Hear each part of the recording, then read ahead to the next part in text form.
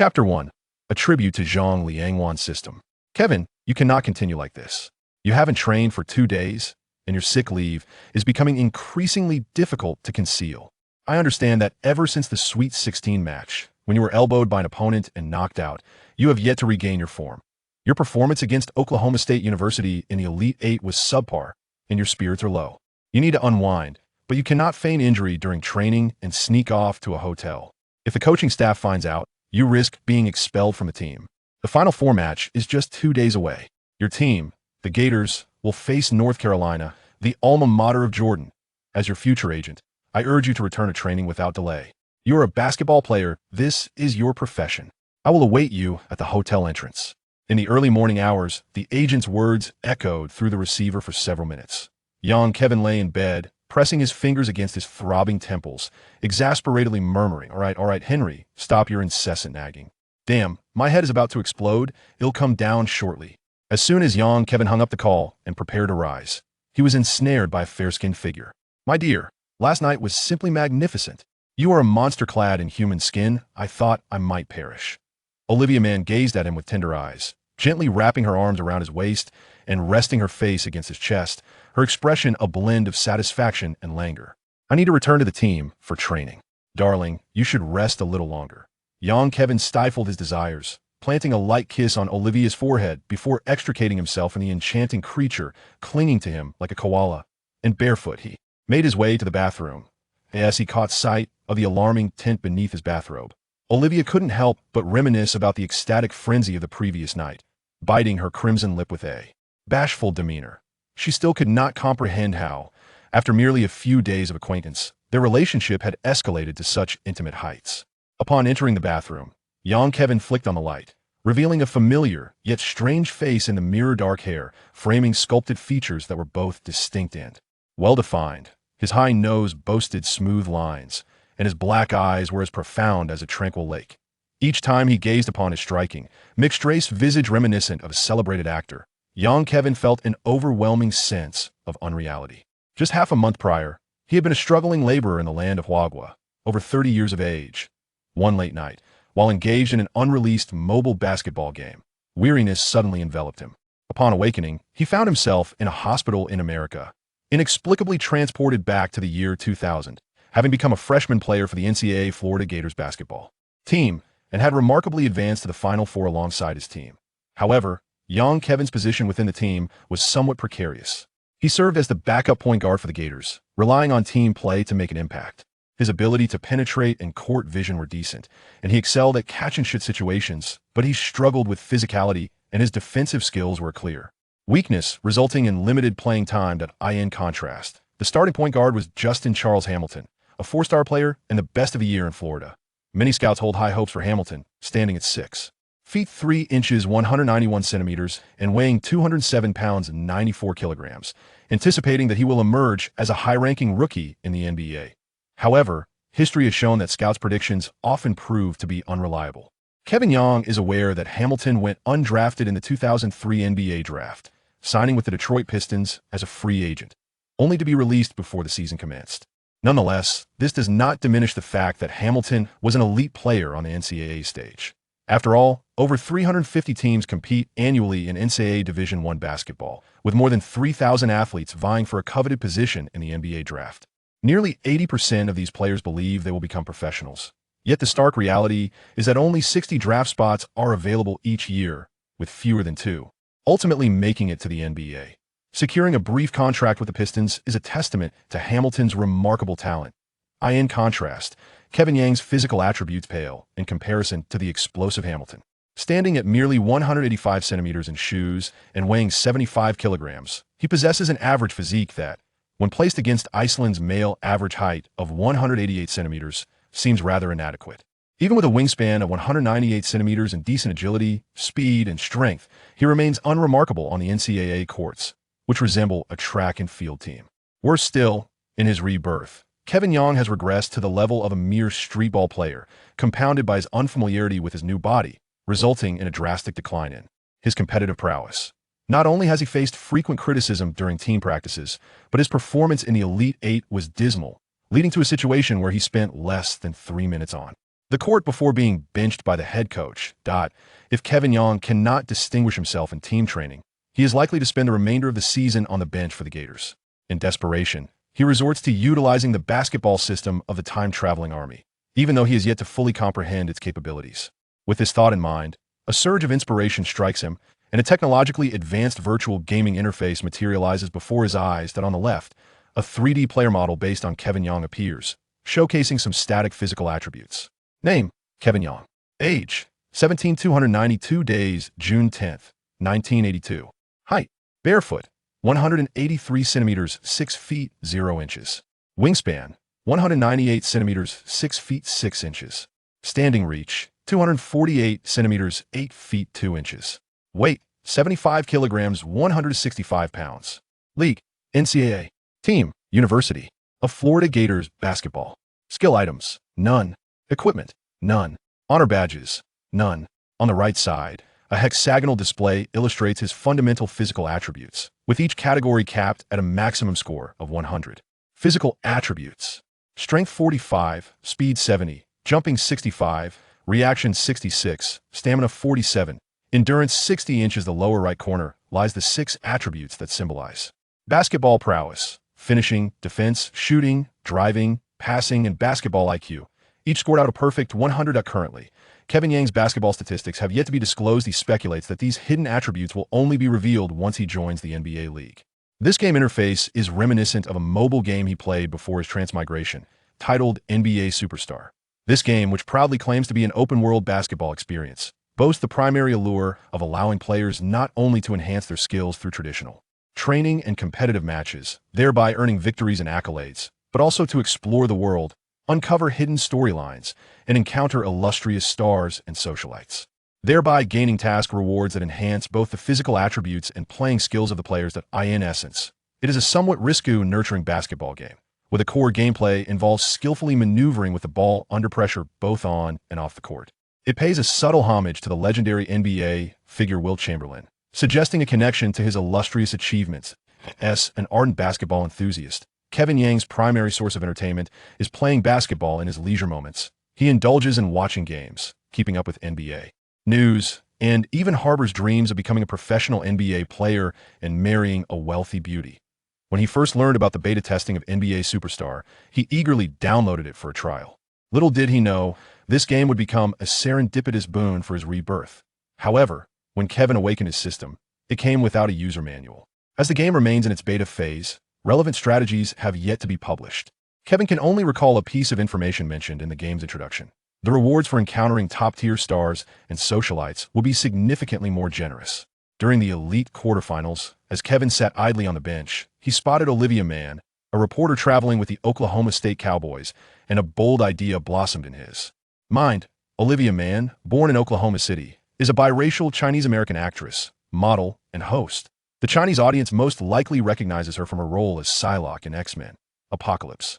This Hollywood starlet, who has captured the hearts of many, ranked second on Maxim's list of the 100 hottest women in the world in 2012. If he were to successfully connect with such a top-tier goddess, it could potentially trigger a system task reward. At that point, Olivia was still an emerging talent, studying journalism at the University of Oklahoma, with a minor in Japanese and dramatic arts. Thus, after the game, Kevin seized the opportunity presented by his player status to get acquainted with Olivia, successfully obtaining her contact information. In the ensuing days, he employed every charm at his disposal to draw closer to her, even feigning an injury during team training to sneak out for dates with Olivia. With his striking physique, charismatic demeanor, and a bottle of allure perfume provided to beta testers that lasted for 24 hours, Kevin successfully captured the heart of this goddess. The achievement of first blood undeniably fulfills a profound psychological need for many men. Particularly, the first blood of a Hollywood goddess instills in young Kaiwen a sense of conquest and a delightful surprise akin to hitting the jackpot. Gazing at the notification bell icon adorned with a red dot in the upper right corner of the system interface, young Kaiwen silently uttered, "Comrade Zhang Liangwan, bestow upon me your blessings." After his silent prayer, young Kaiwen focused his thoughts to open the unread notifications from the bell. "Congratulations, player! You have collected the Platinum Star card Olivia Mann, First Blood. You are rewarded with one chance to spin the Diamond Level Prize wheel. Congratulations, player! You have achieved the Platinum Star card collection milestone. You are rewarded with one chance to spin the Platinum Level Prize wheel. Congratulations, player! You have completed the card collection task for the first time. You are rewarded with 1 chance to spin the silver level prize wheel. Chapter 2, Development Potion. 3 chances to spin the wheel. Upon witnessing the system's prompt for the grand prize wheel, Kaiwen's heart raced with exhilaration. He knew he had made the right bet this time. Adhering to the principle of saving the best for last, Kaiwen decided to first utilize his silver level prize wheel spin. The wheel was adorned with a dazzling array of prizes, featuring a multitude of equipment, items, and basketball skill snow, less than 40 or 50 varieties. Among them were shoes and jerseys that enhanced physical attributes, ordinary star skill packs, all-star level player experience cards, stamina recovery potions, and more. There were even enticing prizes unrelated to basketball, such as potions that improved vocal abilities and a 10th level piano skill pack. With a mere thought, the wheel spun to life, whirling rapidly. 5, 4, 3, 2, 1. As the countdown concluded, the wheel gradually slowed, ultimately coming to a rest on a mid-level basketball experience card. Mid-level basketball experience card G. Upon use, it grants the player 3 years of experience in NBA ordinary star point guard basketball games. Although it was not the star skill pack Kaiwen coveted most, the basketball experience card was highly suitable for him, that he recognized that he was at best a modestly skilled player on the street courts, far removed from the NCAA basketball experience of the original owner. This had been the root cause of his significantly diminished training and competition levels. With this mid-level basketball experience card, not only could he compensate for his lack of experience, but he could also enhance his skills substantially. With this thought in mind, Kaiwen wasted no time and immediately utilized the basketball experience card. In an instant, a surge of warmth flooded his mind, bringing forth a wealth of practical game experiences and insights. Details of playing he had previously overlooked now appeared in a new light, as if a new door to the world of basketball had been opened for him. Indeed, products from a system are of exceptional quality. Kaiwen silently marveled. Once he calmed his exhilaration, he proceeded to utilize his chance on the platinum-level prize wheel. Though the number of prizes on the platinum wheel was reduced, their quality was markedly superior. Similarly, the basketball experience cards of silver grade provide ordinary basketball experience, while the platinum grade directly upgrades to a high-level basketball experience card. After a tense wait of several seconds, the platinum grade wheel of fortune gradually came to a halt, finally pointing to a unique star player item. JR's Neurotic Blade. When your shooting touch is on fire, you'll be able to make miraculous shots like J.R. Smith. The NBA has never lacked players of the neurotic type, but if one were to choose a representative, it would undoubtedly be J.R. Smith, the sharp blade by LeBron's side. This former sixth man of the year displays an audacious style of play, capable of producing superstar performances when in a frenzy, and no matter how the opponent defends, he can score, even making difficult three-pointers while off balance. Kaiwen equipped the JR's Neurotic Blade into his skill item bar, and instantly, a flying knife adorned with JR's emblem appeared in his inventory. With the safety net of JR's Neurotic Blade, Kaiwen could boldly shoot at will in future matches whenever he felt his rhythm, especially during crucial moments he would show no mercy. It was time for the last one. The Diamond Grade Wheel of Fortune appeared distinctly different, featuring only 4 sections, each corresponding to one of the cardinal directions. Each section showcased 5 high-profile prizes. It seemed that one must first spin the wheel, and upon the pointer stopping in a section, select one prize from the 5 within that area. Rogue Fadeaway, Elementary Schooler's Sun Shooting, Butterfly Steps, Dreamlike Footwork, Black Mamba's Heart. Gazing at these skill packages of NBA superstars, Kaiwen felt an overwhelming surge of excitement. Huff, taking a deep breath to calm his exhilaration, he activated the wheel. 5, for 3, 2, 1. The pointer swiftly glided over various prizes before finally settling steadily in the southern region. Butterfly Steps, Wind Child's Passing Control, Lightning Phantom Steps, Melon Kaleidoscope. Kaiwen's gaze flitted among these prizes until it finally fixed on a unique vial of potion.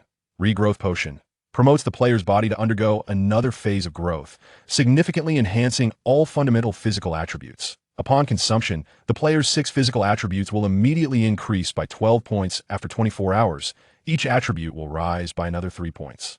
The remaining potency will be absorbed by the body over 3 months, with attribute enhancements ranging from 110, contingent upon the individual's natural talent and training. Diligence. Note: if any single attribute exceeds 85, the effect is halved if it exceeds 90. The effect is 30 if it exceeds 95. The effect is 10, an exquisite treasure. At present, what Kaiwen desperately needed was to enhance his physical abilities. Though he longed for the skill packages of NBA superstars, reason reminded him that the execution of basketball techniques is predicated on physical prowess. Young Kevin's physical attributes, even on the NCAA stage, were unremarkable, and in the NBA, he would surely be taken advantage of. With a resolute determination, young Kevin chose the regrowth potion. Immediately, an icon of a purple potion appeared in his inventory. Young Kaiwen focused his gaze on the icon of the rejuvenation elixir, and with a mere thought, a dialog box instantly materialized. Would you like to use the rejuvenation elixir? Yes. In the next moment, a 3D model of a player, modeled after Young Kaiwen, manifested a vial of elixir in its hand, tilting its head back and consuming it in one swift motion. Immediately, Young Kaiwen felt a surge of warmth rise within his abdomen, coursing through his veins and radiating throughout his body. Wherever it flowed, it was akin to a gentle spring breeze caressing his skin or the comforting embrace of the sun, bestowing upon him an unparalleled sense of euphoria. He closed his eyes, savoring the sensation of this newfound energy as it gracefully meandered through his being, gradually permeating every cell, every recess of his form. He could distinctly perceive his muscles becoming more taut and powerful, his bones growing more resilient and robust, as though his body were gradually expanding and evolving. The warm current meandered for several seconds before finally settling quietly throughout various parts of the body. Young Kaiwen opened his eyes and gazed at the system interface. The basic attributes displayed in a hexagonal format on the upper right had undergone significant changes. Physical attributes: strength, 57, speed, 82, jumping, 77, reaction, 78, constitution, 59, stamina, 72. Observing the revitalized attribute values, Young Kaiwen understood that his physical capabilities had ascended to a remarkable new level. Taking his highest attribute, speed, as an example, he was already at an excellent level on the NCAA stage. Once the second phase of the medication takes effect in 24 hours, his speed attribute will rise to 85, propelling him into the ranks of the elite speedsters within the NCAA. According to Young Kaiwen's calculations, an attribute score of 100 represents the pinnacle of human potential, with a speed attribute of 90 serving as the threshold for professional sprinters, while a score above 95 signifies the caliber of Olympic sprinters in the 100-meter dash. Among Young Kaiwen's various attributes, his lowest scores are in strength and constitution, both of which have yet to reach 60. If he were positioned as a forward or center, he would undoubtedly fall short of the required standards. However, occupying the role of point guard is already quite adequate for him. After all, not everyone can embody the prowess of a powerhouse like Kyle Lowry. Young Kaiwen firmly believes that his return to the team will astonish everyone. However, he wonders if the coaching staff will suspect him of doping when they see him return after 2 days, remarkably stronger than before, and subject him to a drug test. Nevertheless, Young Kaiwen is untroubled. Those familiar with online novels understand that the system is inherently just. It is rare to find a narrative where the protagonist consumes substances provided by the system and fails a drug test. Chapter 3. If you do not act, others will take your place. Upon reviewing the changes in his physical attributes, Young Kaiwen shifted his gaze towards his static talent data, delightfully discovering that there had been alterations. His barefoot height had increased by 2 centimeters, now standing at 185 centimeters, while his wingspan had expanded to 200 centimeters, alongside slight increases in his vertical reach and weight. It appeared that the developmental potion did not merely enhance physical attributes, but genuinely stimulated bodily growth, thereby elevating various aspects of his physical prowess. As Young Kaiwen hastily finished his morning routine and emerged from the bathroom, he noticed that Olivia was peacefully slumbering once again. The previous night's vigorous engagement had indeed taken a toll. With her flowing black hair, Olivia, a striking blend of cultures, possessed commendable physical qualities. Yet she could not withstand the lavish endurance of Young Kaiwen, succumbing after a night of passionate entanglement. It must be said that while Young Kaiwen's original physical attributes were rather unremarkable, he was exceptionally gifted in this particular domain, finding even a mere 3 inches added to his height quite sufficient. He could certainly empathize with the bittersweet joys experienced by those like Ka. After tucking Olivia in, Young Kaiwen leaned down to place a gentle kiss on her forehead, leaving a note inscribed with sweet words beside her pillow before turning to depart without further delay. Although his approach towards Olivia was laden with intention, he was not a heartless individual. Having taken a piece of her heart, he felt a natural obligation to her. However, due to the system's card collection attributes, Young Kaiwen could not help but emulate the charming playboy persona, ultimately declaring that all was in pursuit of his dream of basketball. Kevin Young stepped out of the hotel, where a young man of mixed heritage with brown skin had been waiting for quite some time. His agent, Henry Peters. According to regulations, NCAA athletes are prohibited from monetizing their athletic skills, signing contracts with professional teams, accepting any form of financial sponsorship from professional sports organizations, or entering into agreements with agents. In truth, many promising players have already signed contracts with agents early in their careers, some of which are shrouded in undisclosed illicit transactions. One should not assume that the moon shines particularly bright in America. Beneath its luminous glow, darkness lurks everywhere. Take the NCAA, where Kevin Young finds himself. As a prime example, a significant portion of the most notorious scandals in NCAA history involves illegal recruitment linked to the exchange of benefits, or hiring proxies to complete SAT exams or compose essays for athletes. However, Kevin Young is not embroiled in such issues. As a person of Chinese descent, he possesses commendable academic performance, and his basketball talent has not reached a level that would compel a university to resort to illegal recruitment to secure him. As for Henry Peters, rather than merely being his agent, he is more accurately described as a childhood friend. Kevin Young's father is of Chinese descent, while his mother is of Germanic ancestry. Together, they run a supermarket in San Francisco's Chinatown. Henry, who is 3 years older than Kevin, is a distant relative of Kevin's father. His mother is a relative of Kevin's father, and his father is of African-American descent. However, they separated when Henry was quite young. Raised solely by his mother in Chinatown, Henry and Kevin have been neighbors since childhood, growing up side by side. Perhaps inheriting the athletic genes from his father, Henry has always been a sports prodigy. He became a football star at the University of Florida and participated in the NFL draft 2 years ago. After spending over a season battling on the football field, he was released by his team due to performance issues and injuries, subsequently transitioning into a sports agent with an NCAA agency. As a relative and childhood friend of Henry, Kaiwen naturally enjoyed the advantage of proximity, becoming the foremost target for the latter's entry into the industry. Henry, I apologize for keeping you waiting. Kaiwen and Henry exchanged a fist bump. With a cheerful smile, Henry greeted, Kevin, you finally made it out. Although they were relatives and shared a similar height, their appearances were strikingly different. Kaiwen is an exceptionally handsome figure, resembling a celebrity more than a basketball player. In contrast, Henry, hailing from a rugby background, possesses a robust physique that far surpasses Kaiwen's, and while his appearance may seem somewhat urgent, he is tolerable when not smiling. However, once he breaks into a grin, he exhibits signs reminiscent of an ancestral gorilla, rendering his looks difficult to articulate. Nevertheless, his temperament is amiable, albeit with a tendency to be rather loquacious. Speaking of which, what about that girl? Henry playfully elbowed Kaiwen in the ribs, his face adorned with a cheeky grin. Among men, conversations typically revolve around matters of wealth and women. And of course, basketball. Quite smooth, Kaiwen boasted, mimicking a certain individual. There was no denying it. Achieving a victory over Ling Dai, Jie bestowed upon Kaiwen a sense of satisfaction akin to shattering a rim during an actual game, a feat he has yet to accomplish. Feeling elated, he quickly resolved to return to team practice and regain his form. Observing Kaiwen's smug demeanor, Henry could not help but caution him. I just received some insider information. The coaching staff intends to continue pitting you against Teddy. If he bests you again, your chances of getting playtime in the future will dwindle significantly. Henry, once a celebrated figure on the University of Florida's football team, enjoyed considerable popularity within the collegiate sports community due to his generous nature. Kevin Young, seemingly indifferent, thought to himself, that fellow had better not provoke me. I have already endured his antics twice.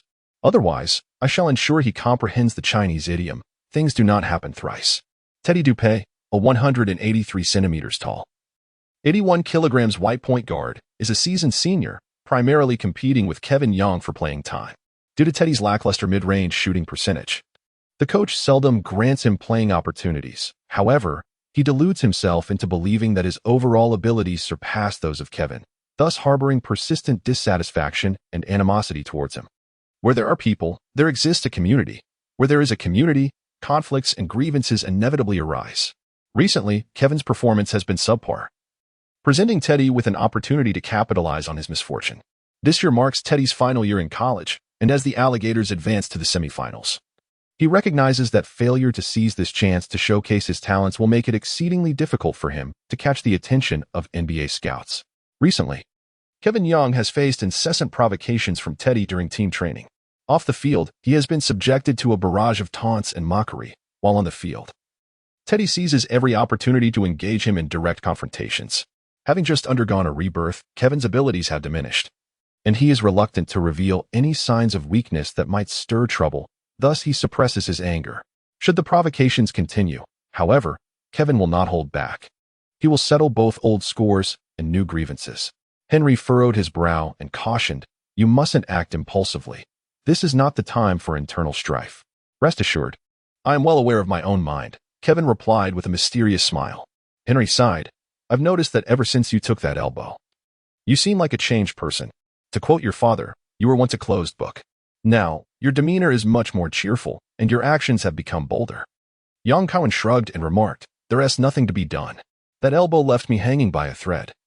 Yet it also made me acutely aware that one must steadfastly adhere to their convictions. If you do not take action, others will take your place, including women. Damn it. Although I yearn to counter your statement, you are indeed correct. Now, let us return and take down that Teddy dog." After Henry finished speaking, he beckoned young Kaiwen to enter the vehicle, and they drove toward the basketball training facility at the University of Florida. The Raptor pickup truck sped along the road, while young Kaiwen closed his eyes, lost in contemplation of the current state of the basketball world. According to the trajectory of historical events, the Lakers of 2000 would meet the Pacers in the finals, with the OK duo triumphing over their opponents 4-2, thus securing the inaugural championship of their purple and gold dynasty. Subsequently, the NBA entered its off-season, with the paramount event being the draft of 2000. The 2000 NBA draft is undeniably a momentous occasion, often regarded as one of the most significant draft years in history. However, for young Kaiwen, who is currently facing a downturn, it presents a fortuitous opportunity. As a breeding ground for talent within the NBA, the NCAA witnessed 4 formidable teams reach the Final Four this year: the University of North Carolina, the University of Florida, Michigan State University, and the University of Wisconsin. Should young Kaiwen seize the opportunity to deliver outstanding performances, he could substantially enhance his draft prospects and attract the attention of scouts from various NBA teams. According to the schedule, this year's NCAA semifinals and finals will be held at the RCA Dome in Indianapolis, Indiana. The semifinals will commence on April 1st, with Florida facing North Carolina, while Michigan is set to clash with Wisconsin. The victors of these 2 semifinal matchups will advance to the championship game, slated for April 3rd, during which NBA games will defer to accommodate the NCAA finals. Currently, the University of Michigan is undoubtedly the frontrunner for the NCAA championship as the top seed. They have garnered considerable attention. The team's point guard, Martin Cliff, swingman Morris Peterson, and Kevin Richardson have all received high praise from major media outlets and basketball experts, who unanimously agree that these 3 players possess NBA-caliber talent. Kevin Young was acutely aware that, should history remain unchanged, Michigan would face Florida in the finals, thus securing the 2nd NCAA championship in the team's history. This realization compelled him to alter the course of history, aiding Florida in vanquishing Michigan. Chapter 4. An uncompromising shadow. Objectively speaking, while the Florida Gators may not possess the formidable strength of Michigan's trio of superstars, they are far from defenseless. The Gators are the champions of the Southeastern Conference, SEC, regular season and rank among the top 3 in the power rankings provided by ESPN. The team's shooting guards, Mike Miller and Donnell Harvey, both exhibit talent worthy of the NBA. Kevin Young recalls that the NBA Rookie of the Year in 2001 was none other than the versatile swingman, Mike Miller. He was the sole freshman to participate in all 82 regular season games during the 2001 season, starting in 62 of those contests, averaging 11.9 points and 4.0 rebounds, with a commendable 3-point shooting percentage of 47. Sharing the court with star players presents both advantages and disadvantages. The presence of these luminaries undeniably draws defensive attention. When they are willing to share the ball, role players can seize excellent shooting opportunities, even finding themselves wide open, thus easily enhancing their statistics.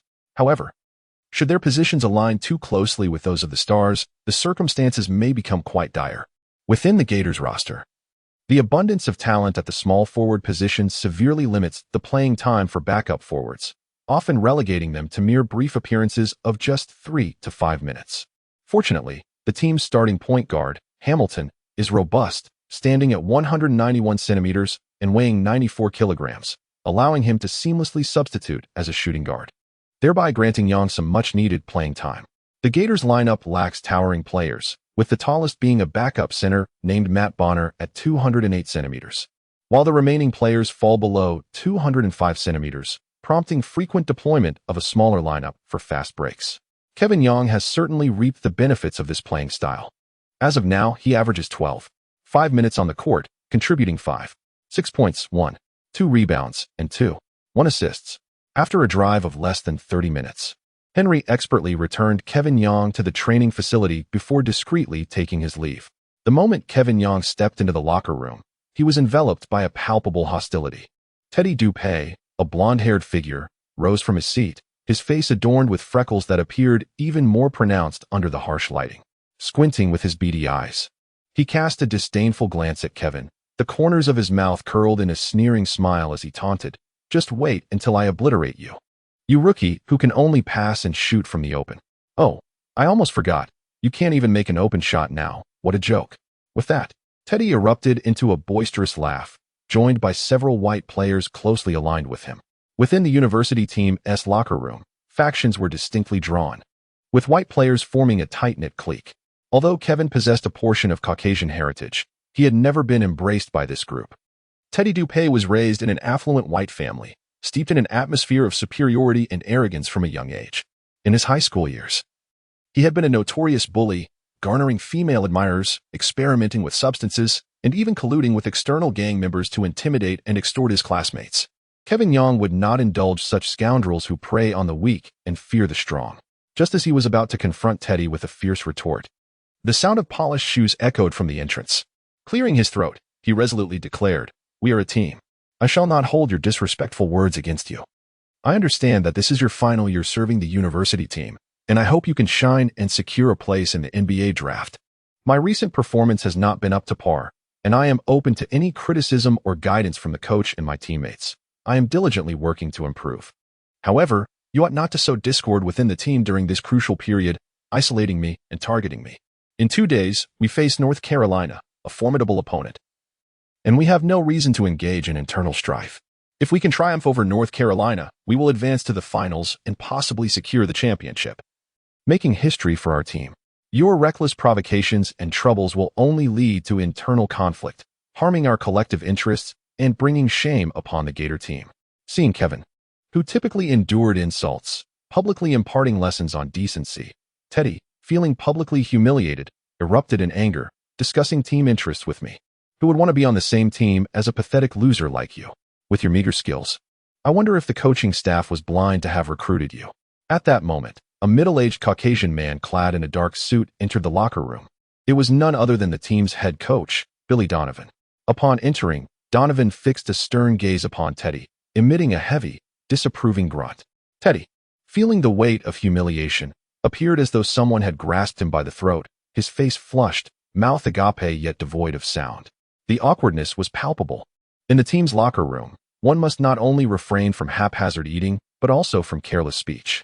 For core players, occasional displays of arrogance and selfishness may be met with some understanding and leniency. However, for peripheral players like Teddy, inciting disputes and causing trouble is tantamount to digging one's own grave. In the NBA, such behavior typically leads to two outcomes, either a reduction in playing time or a trade to another team. No coach wishes to harbor a disruptive element within their ranks, and Teddy's remarks left an exceedingly poor impression on Donovan. As the players gathered, Coach Billy Donovan began the pre-training address. At 44 years of age, Donovan became the youngest head coach in NCAA Division I history at the age of 28, leading the Marshall University basketball team. He commenced his coaching career at the University of Florida in 1996, where the team's performance flourished, reaching the Sweet 16 last year and advancing to the Final Four this year. Kevin Yang was well aware that this was far from the pinnacle of Billy Donovan's coaching career. As a future NCAA luminary, Donovan would lead the Gators to consecutive NCAA championships in 2006 and 2007, and subsequently, the University of Florida would honor him by renaming their home arena to Billy Donovan Court. Even after transitioning to the NBA, Donovan's performance remained commendable, particularly in his ability to unearth and nurture talent. For instance, he adeptly transformed Russell Westbrook from a second-team player into an MVP-caliber athlete. achieving the remarkable feat of averaging a triple-double for 3 consecutive seasons. He also sculpted Shai Gilgeous-Alexander into the future star of the team. Players such as Steven Adams, Enes Kanter, Andre Roberson, Dion Waiters, Jeremy Grant, Terrence Ferguson, Luguentz Dort, and others flourished under Donovan's meticulous guidance, becoming integral components of the squad. His transformation of the troubled Dennis S.C. Charter stands as a prime example of his coaching prowess. Donovan, an academic-style coach skilled in player communication, embraced a relatively free coaching style. However, this did not imply that he could tolerate any actions that undermined the team's cohesion. Teddy's incitement of discord crossed a line for him. As he surveyed the room, Donovan delivered a stern admonition. Remember, our team is a family. Only through unity can our transitions between offense and defense be expedited, and our cooperation deepened.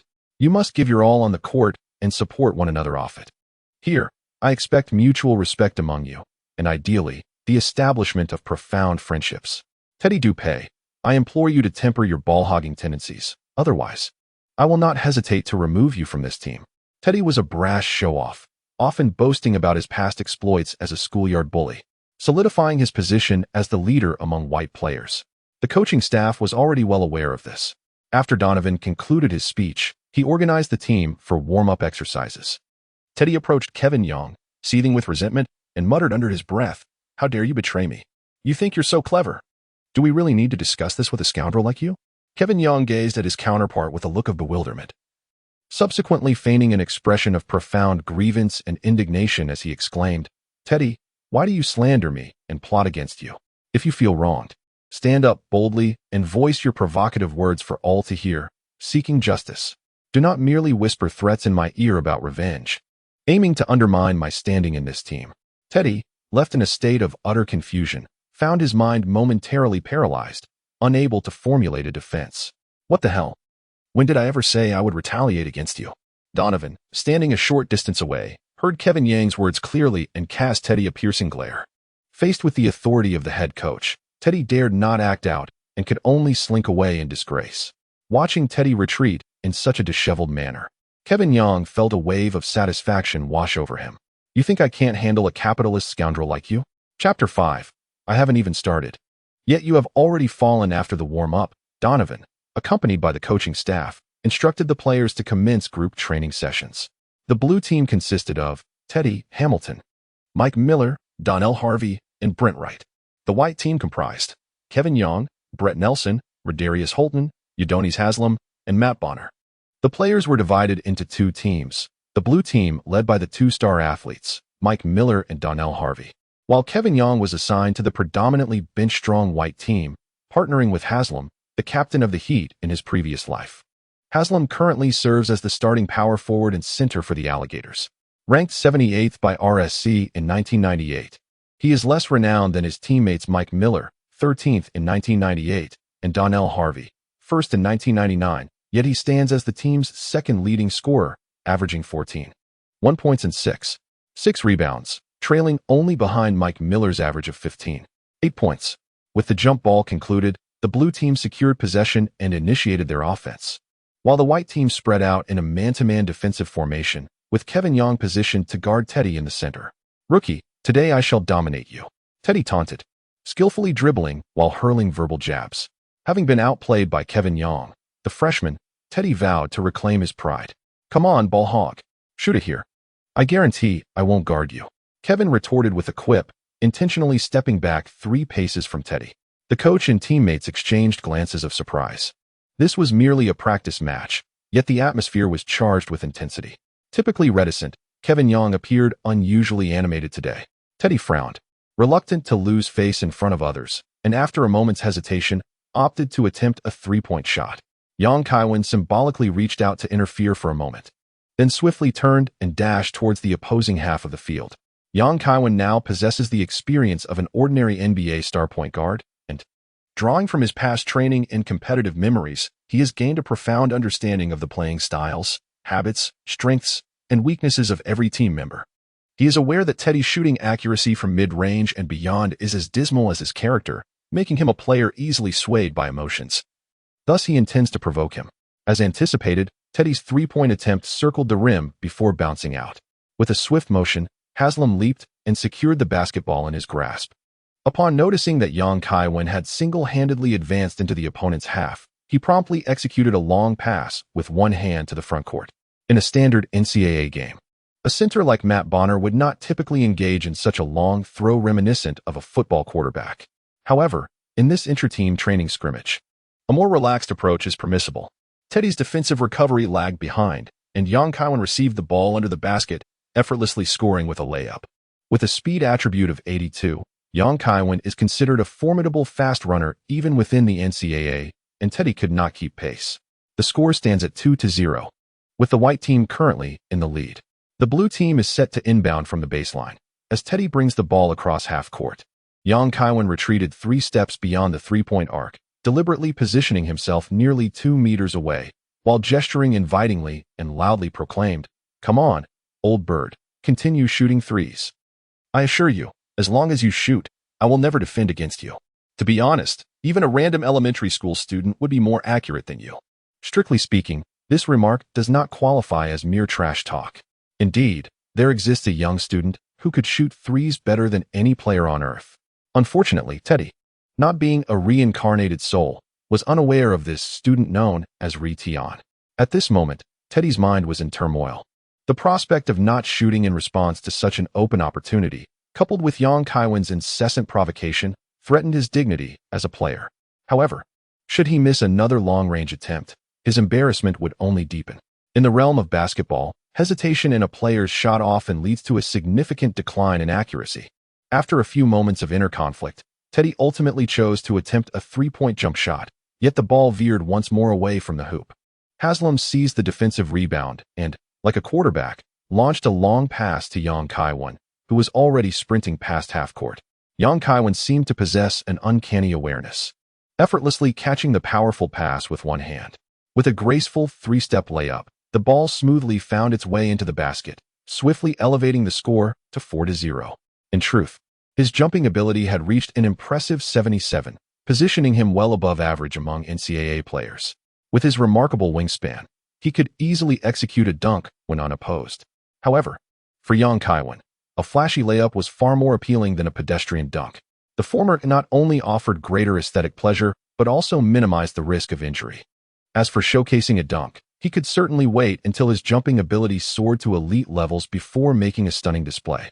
Observing Teddy's delayed defense, Coach Donovan could not help but shake his head. Coach Donovan consistently emphasized the necessity for guards to practice their long-range shooting. Yet Teddy treated this advice as mere background noise. He preferred to exhibit his prowess through drives or mid-range jump shots, emulating his idol, Michael Jordan. Little did Teddy realize that many players lacked the fortune of Jordan's talent, yet were burdened by the same affliction, and he was among the afflicted, suffering considerably. When Teddy dribbled past half-court for the third time, Mike Miller could no longer bear it and reached out for the ball. Having missed 2 consecutive three-point attempts, Teddy hesitated to take another ill-fated shot. As he passed the ball, Kaiwen's taunts followed closely behind. "Old-timer, if I'm not guarding you, what is the point of your pass? I'm genuinely puzzled as to how you made it here. Do you only know how to dribble past half-court?" Kaiwen wielded the formidable S686 shotgun, relentlessly subjecting Teddy to a barrage of trash talk that eroded his composure. Prior to the match, Teddy had provoked boasting about his intent to decisively overpower him. However, the tables had turned. How could the typically arrogant Teddy not feel a surge of anxiety? Coach Donovan, observing from the sidelines, refrained from intervening, recognizing that trash talk is an intrinsic facet of American basketball culture, an art that, when wielded adeptly, can yield remarkable results. More crucially, he noted that after a 2-day injury hiatus, seemed transformed. His speed had notably increased, and his skills appeared to have sharpened. In an attempt to evade Yang's defense, Teddy resorted to off-ball movement, but fueled by frustration and the taunts, he elbowed Yang. In the realm of basketball, such physical encounters with minor infractions are commonplace. As long as the actions are not excessively aggressive, referees typically remain unperturbed. Yet, in the next moment, it appeared as though Yang had been struck by a master of martial arts, emitting a cry of agony as he was propelled sideways, ultimately crashing to the ground and sliding 2 meters before halting. Assistant coach Donnie Jones, who was filling in as referee, immediately blew the whistle, calling a foul on Teddy. Given their previous exchange of barbs, and recalling how Yang had been sidelined by an elbow in the Sweet 16. Jones grew concerned about potential conflict and swiftly halted the game. "I didn't tee foul. He flopped," Teddy exclaimed, his face flushed with indignation as he vehemently sought to vindicate himself. Unfortunately for him, his reputation as a ball hog had already taken root in the minds of those present, leading them to perceive his protests as mere attempts to deflect blame. Seeing the situation escalate, Coach Donovan gestured for Teddy to exit the court. "All right, Teddy, take a seat," he instructed. "Parker, put on a jersey and join the blue team as shooting guard. Hamilton, return to your point guard position." Reluctantly, Teddy trudged toward the sidelines, incessantly justifying his actions. Yet all he received in response was Donovan's exasperated gesture for silence. In just 3 exchanges, Yang had effectively banished the arrogant Teddy from the court, exemplifying the notion that before I even exert myself, you have already fallen. Chapter 6. The Sharpening Stone teammates extended their hands, lifting Yang Kaiwen from the floor. Embracing the ethos of a consummate performer, he gently stretched his limbs, ensuring no significant harm had befallen him before ceasing his act. Trash talk and feigned falls were auxiliary skills he had deftly honed through his intermediate basketball experience. The art of banter could, to a certain extent, compensate for his current deficiencies in defensive capability. Wielded skillfully, it could disrupt the mental equilibrium of opposing players, preventing them from competing with their usual composure and leading to subpar performances. Even if the adversary remained unfazed, it could serve to invigorate his own competitive spirit. This sentiment found validation in the words of the legendary Klay Thompson, one of the iconic Splash Brothers. "Trash talking is always entertaining.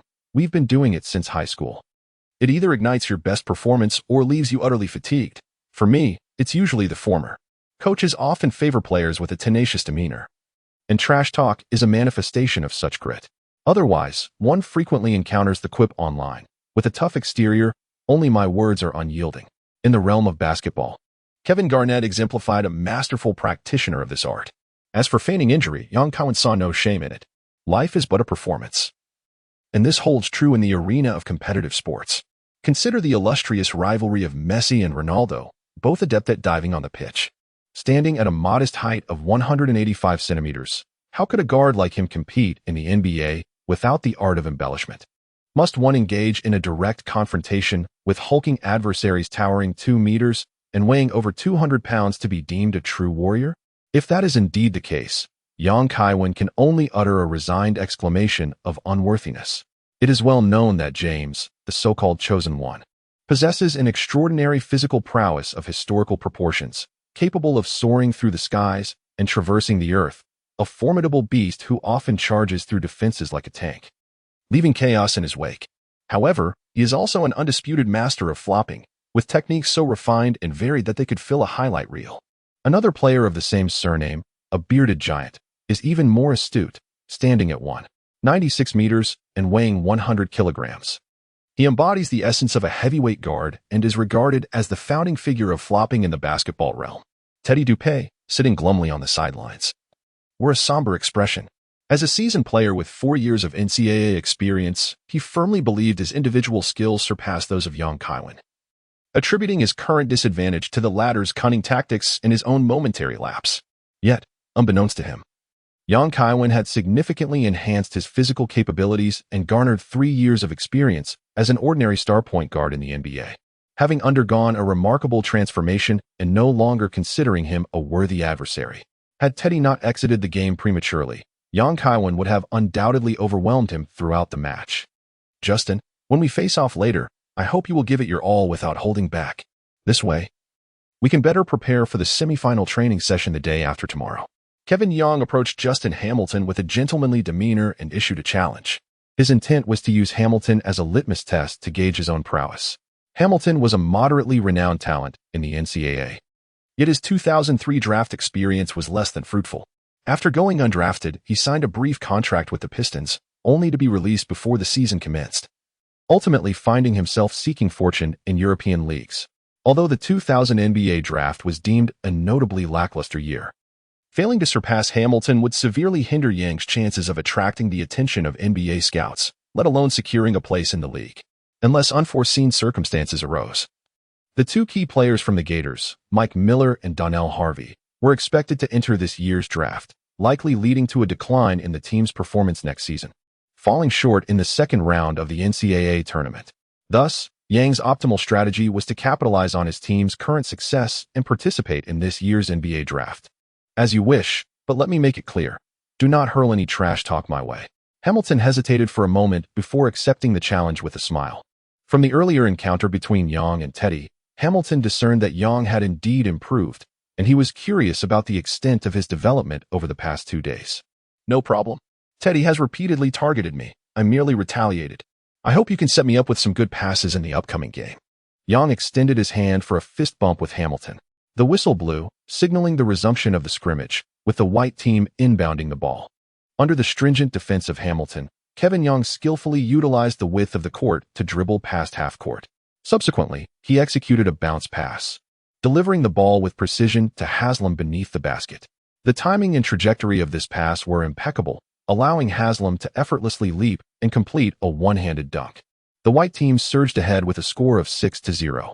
Coach Donovan, situated on the sidelines, applauded Young for his remarkable performance today, particularly lauding the high caliber of his recent pass. The blue team initiated the play, with Hamilton advancing the ball to the front court, where he and power forward Donnell Harvey executed a harmonious pick and roll. In a past life, Donnell Harvey's NBA career had not flourished, leading him to seek fortune in the Chinese CBA, where he showcased commendable rebounding skills.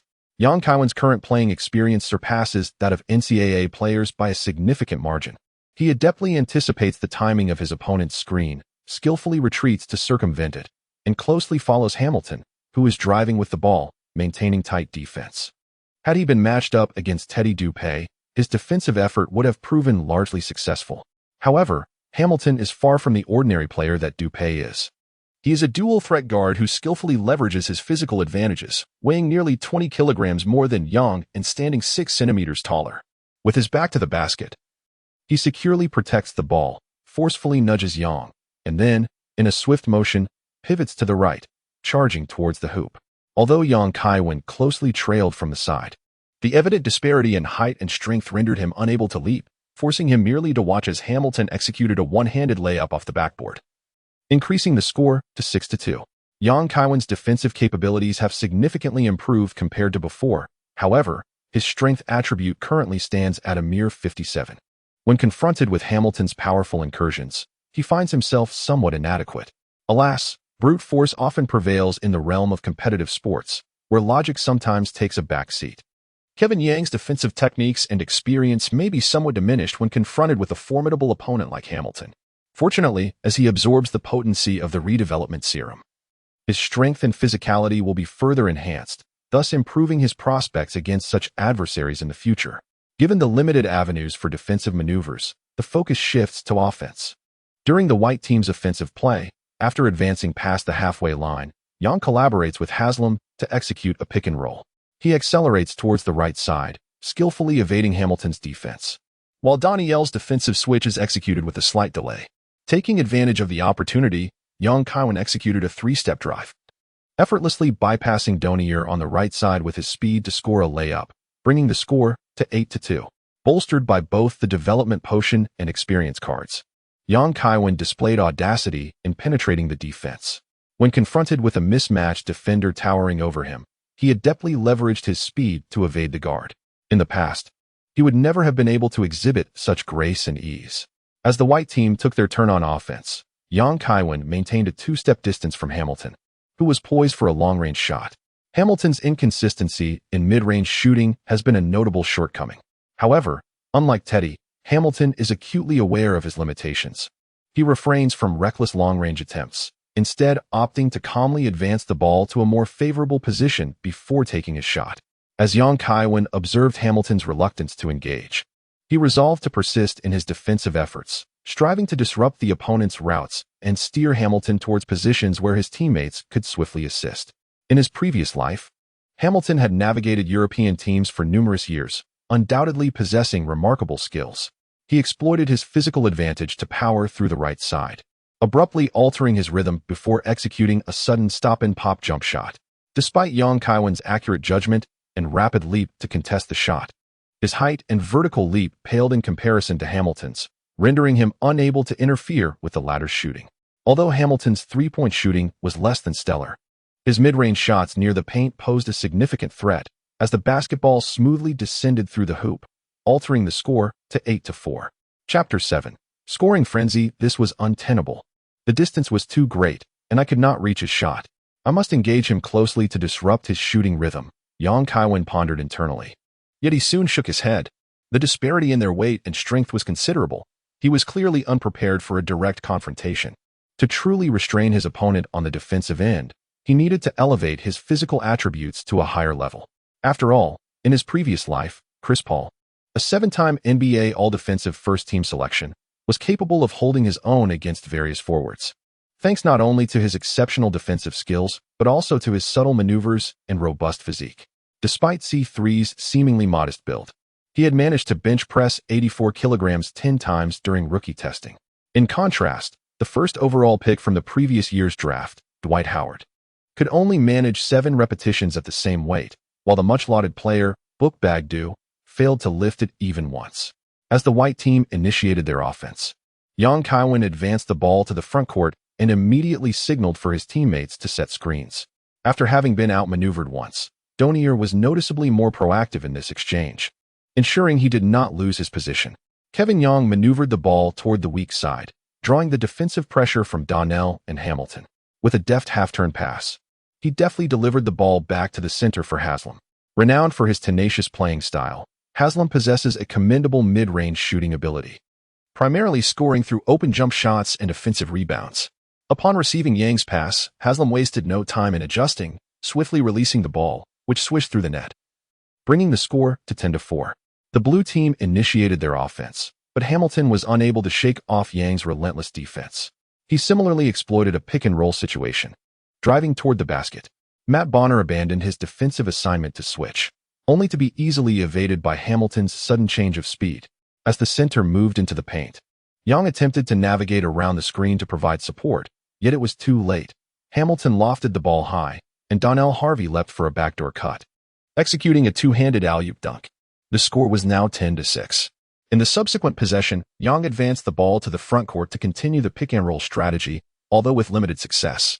Donnell Harvey's footwork was remarkably agile, as he frequently found himself tasked with defending opposing perimeter players during his tenure with the Mavericks.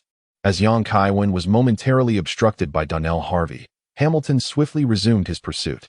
Young Kaiwen made the decision not to pass the ball to Matt Bonner in the center, as Bonner's cutting speed was rather sluggish. Even if the pass were made, Donnell Harvey would likely be able to recover in time. Matt Bonner, merely a backup center, would stand little chance of scoring against the highly sought-after Donnell Harvey. Young Kaiwen swiftly made an adjustment, executing a sudden stop beneath his legs before pivoting with the ball in his left hand. He quickly maneuvered beyond the three-point line, successfully evading the opposing double team. Observing this, Donnell Harvey abandoned the double team and retreated to the paint to defend the basket, allowing young Kaiwen and Hamilton, the two-point guards, to engage in a one-on-one confrontation near the arc. Kevin Young turned to face the hoop, deftly dribbling the ball between his legs to switch it to his right hand. With a subtle lean of his right shoulder, Hamilton stepped forward, attempting to apply close defense. In the next instant, Young, clutching the ball in his right hand, made a swift pivot to the left, successfully evading Hamilton. He halted abruptly just beyond the three-point line at a 45-degree angle, launching a jump shot that swished cleanly through the net. The score was now 13-6. Witnessing this spectacle, Coach Tom Donovan leaped to his feet in excitement, while Teddy, who had always been skeptical, stood in stunned silence. Kevin Yang's performance today was nothing short of extraordinary. His mastery in organization, breakthrough maneuvers, passing, and shooting was so remarkable that one might mistake him for an NBA point guard on a guest appearance. Hamilton, who was on the court opposing him, was equally astonished. This was particularly evident when Young executed his signature crossover move at a crucial moment, a skill he takes immense pride in. The origins of the crossover technique are said to trace back to the legendary streetball icon Richard E. W. Kirkland, who first showcased this move during a street basketball game at Rucker Park. Oscar Robertson also demonstrated the crossover in the NBA during the 1960s. However, it was the illustrious crossover king, Tim Hardaway, who truly popularized this maneuver. The crossover itself is not overly complicated. It essentially involves a dribble between the legs followed by a swift change of direction, culminating in a powerful drive. However, do not be deceived by the multitude of self-proclaimed crossover experts on the street courts. The ability to execute this deceptive skill with finesse is a rarity. Many merely engage in superficial imitation. Like many shorter guards, Yang has a particular affinity for ball handling and dribbling past defenders. The exhilaration that accompanies a well-timed feint, leaving your opponent behind as you glide effortlessly to the basket, is simply unparalleled. Thanks to his experience, Yang has now mastered the essence of numerous breakthrough techniques, showcasing them naturally during matches. As the white team initiated their offense, Hamilton, having been dazzled by Yang, prepared to deliver his own response. Just as Hamilton attempted to execute his own crossover, Yang anticipated his move with precision, leveraging his impressive 200 centimeters wingspan to successfully intercept the basketball. Racing down the court to score with a layup, the score stood at 15-6. Yang Kaiwen has become considerably more seasoned in his defensive skills, and he is no longer intimidated by opponents who rely solely on technical prowess. In the subsequent round, Hamilton displayed a heightened sense of caution. Leveraging a screen set by a teammate, he aggressively drove to the basket, resulting in a foul for Yang Kaiwen. Hamilton executed both free throws flawlessly, narrowing the score to 15-8. As the blue team initiated their offense, Yang Kaiwen confidently brought the ball across half court, gesturing for his teammates to create space. He exuded self-assurance, ready to engage Hamilton in another one-on-one confrontation at the center. This time, I shall not allow you to breach my defenses so easily. Hamilton remained intensely focused on Yang Kaiwen's every movement. In the previous exchange, he had underestimated Yang and was skillfully maneuvered past. This time, he lowered his center of gravity and deliberately maintained a safe distance from his opponent. He sensed that Yang was performing with an almost frenetic energy today. Not only had his skills noticeably improved, but his speed was also markedly quicker, making his breakthroughs exceedingly sharp. After observing his teammates' positioning, Yang Kaiwen initiated the attack, while Hamilton stood ready, fully prepared for the onslaught. After skillfully dribbling between his legs, Kevin Yang transitioned the ball to his right hand. Surprisingly, he did not opt to change direction to the left. Instead, he executed a right-foot step back, creating a two-step distance from Hamilton. He then abruptly halted and launched a three-point shot, adding a slight lean back for effect. Hamilton was caught off guard, but his jump was a fraction too slow, preventing him from effectively contesting the shot. The basketball traced an exquisite arc through the air, ultimately swishing through the net. The score shifted to 18-8. The step back is an exceptionally practical technique in basketball, particularly advantageous for shorter players. The key lies in maintaining possession of the ball without allowing it to touch the ground after the between-the-legs dribble, then pulling up while simultaneously stepping back to create space from the defender. At that moment, the bearded player named James was still in elementary school, and Yang's early execution of this move left Hamilton unprepared. Nice. Coach Donovan on the sidelines applauded Yang's impressive performance. Kevin Yang continuously scored with remarkable precision, igniting Hamilton's competitive spirit. In the subsequent round, Hamilton persisted in his aggressive play, drawing a foul from Yang and stepping to the free throw line, where he flawlessly converted both shots. This contest swiftly transformed into an exhilarating scoring duel between the two guards, each exchanging blows for an intense 10 minutes. On the court, Yang showcased his comprehensive abilities in driving, distributing, and shooting. Not only did he adeptly orchestrate the white team's offense, but he also accumulated a significant number of points. His previously criticized defensive prowess was notably commendable, although he could not fully contain Hamilton's performance. He compelled him to frequently rely on screens and use his physicality to seek scoring opportunities. As time progressed, this high-intensity offensive approach led to a discernible decline in Hamilton's scoring efficiency. During a moment of player rotation, Coach Donovan praised Yang's performance effusively. Chapter 8. Customized tactics from Gu. After the break, Yang returned to the court, not disappointing Donovan as he continued to shine with his stellar performance. As the scrimmage concluded, discussions about Yang filled the arena, with many puzzled by his striking display after a two-day absence, which stood in stark contrast to his previous performances. Though there were no definitive statistics, it was evident to all that Yang had undoubtedly achieved a substantial double-double, becoming the most pivotal player on the white team. Despite the narrow three-point loss, Yang, as a freshman, led his team to a fiercely contested match against the blue team, which boasted two players with NBA prospects. This display truly dazzled many onlookers. Assistant coach Donnie Jones could not help but chuckle, remarking, "Just a few days ago, he played like a pile of rubbish. Yet today he outshone everyone."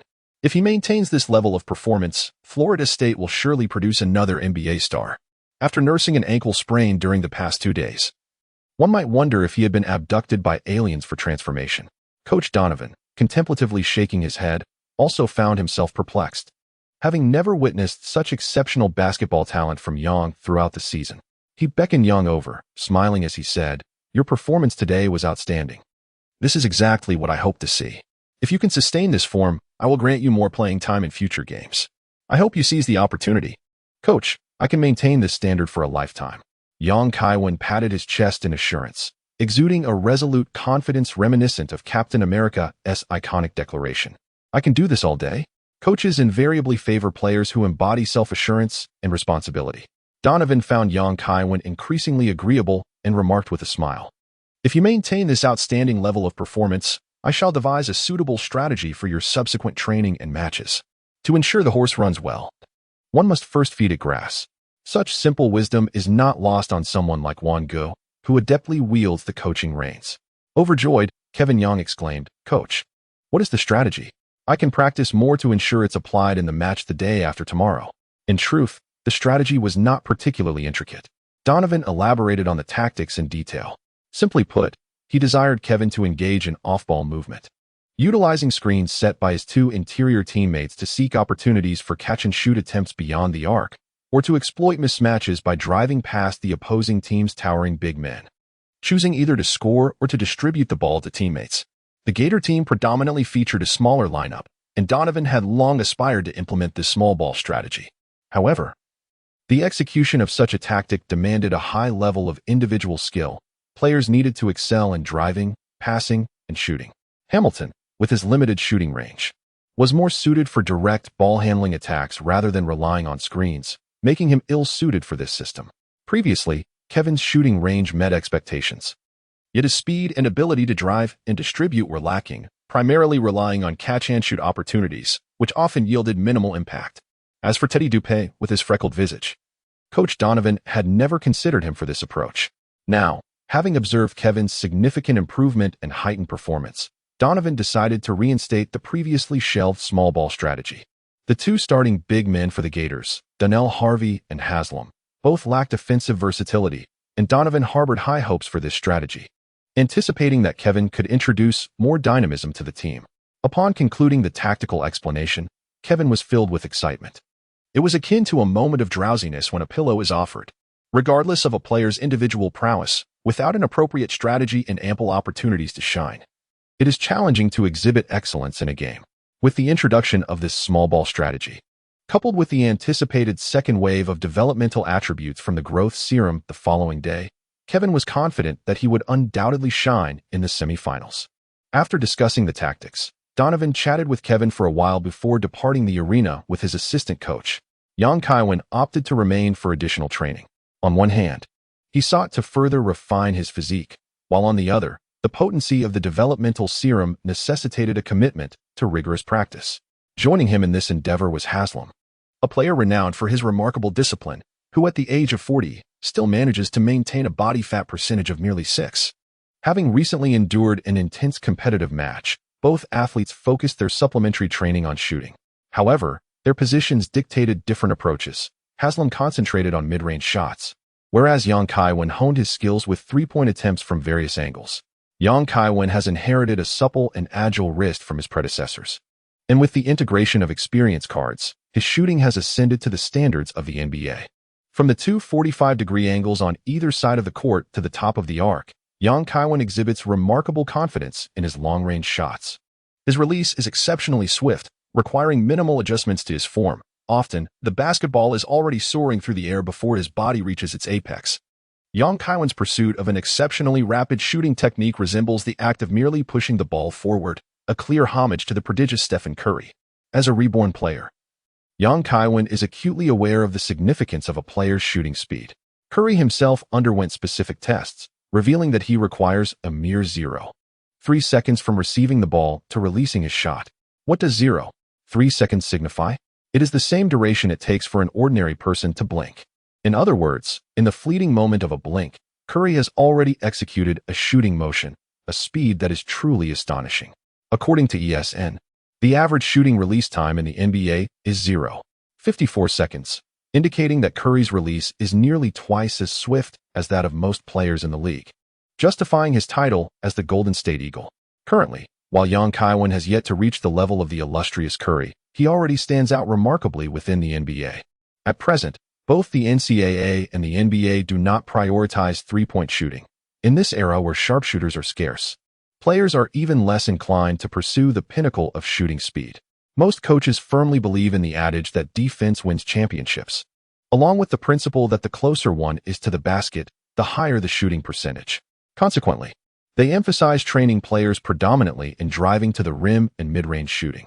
Yang Kaiwen adheres to the principle that in the realm of martial arts, swiftness is invincible. His strikes originate from a relatively low position, relying on speed and precision to achieve victory. Kevin Yang's shooting arc is remarkably high, even exceeding 50 degrees, which enhances the angle at which his shots enter the basket, making it easier to achieve that coveted swish. In no time, he accomplished his goal of making 100 three-pointers from various positions. This fluid, efficient, and precise display of shooting left Haslam momentarily speechless. Kevin, when did your three-point shooting become so exceptional? If you had showcased this level of skill at the beginning of the season, the coach would undoubtedly have placed you in the starting lineup, Haslam remarked, somewhat incredulously. Chapter 9. Objective. MOP. Mastery comes with practice. Your mid-range shooting is quite impressive. With more training, you will surely develop your three-point ability. I believe that in the future, the three-point shot will hold increasing significance on the basketball court. Kevin Yang offered a hint of foresight to the spirit of the Heat from his previous life. However, I play as a post player, and developing a three-point capability may not be of much utility. Haslam scratched the back of his head. Well then, curse the limitations of this era. Yang Kaiwen patiently elaborated. The rise of the three-point shot is undoubtedly a prevailing trend. Firstly, from a tactical perspective in basketball, the three-point shot can significantly expand offensive space, providing a plethora of strategic options on the offensive end. Secondly, from the standpoint of market appeal, basketball has long been perceived as a game for giants. However, not everyone is a towering 2-meter athlete. To captivate a broader audience and encourage the participation of shorter players, the regulations will increasingly favor perimeter shooters, resulting in a higher proportion of three-point attempts. Lastly, as players' skills continue to evolve, their offensive arsenals will also be updated. A big man proficient in long-range shooting possesses immense tactical value. Haslam gazed at Yang Kaiwen as if he were an extraterrestrial, his eyes wide with astonishment. Kevin, you haven't been abducted by aliens for transformation, have you? You seem like a completely different person. Yang Kaiwen jested. There is a saying in China that goes, a scholar should be regarded with new respect after 3 days apart. You have only been away for 2 days. Is it not just 1 day remaining? As he spoke, Haslam, with a serious expression, counted on his fingers to illustrate his point to Yang Kaiwen. My brother, your mathematical prowess must have been exceptional in your youth. Yang Kaiwen found himself in a state of bemusement, resorting to giving a thumbs up to express his respect. Indeed, both teachers and classmates have praised me thus. Haslam wore a smug expression. All right, you've won this round, Has. At that moment, a robust figure strode onto the basketball court, bellowing. Kevin, I've heard that you performed exceptionally well in today's scrimmage, leaving Teddy in utter disarray. And Coach Duomano has been singing your praises.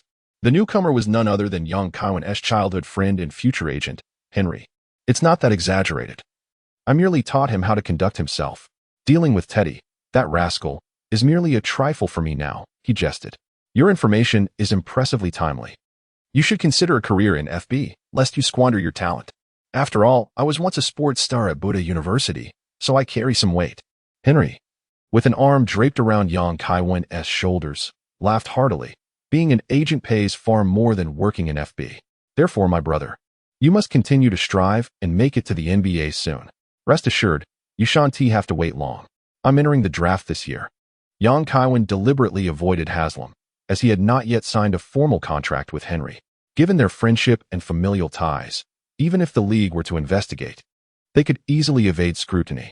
Yang Kaiwen wholeheartedly endorses his childhood friend as his agent. On one hand, their relationship is deeply rooted in trust. On the other hand, Yang Kaiwen is not a sensational star in the NCAA, which makes it challenging to attract prominent agents. Henry possesses an extroverted charm and excels in social interactions. In a previous life, LeBron's esteemed agent, Rich Paul, also began as a mere seller of jerseys before joining the NCAA agency, gradually ascending to become a titan in the industry, representing 30 NBA players with a total salary nearing $400 million. He even married the British pop sensation Adele, epitomizing the quintessential life success story. Young Kaiwen intends to forge a deep partnership with Henry, leveraging his foresight to unearth hidden talent among NBA players and sign promising young stars, nurturing Henry into a formidable NBA agent. In doing so, Young Kaiwen not only maximizes resources, but also wields significant influence off the court.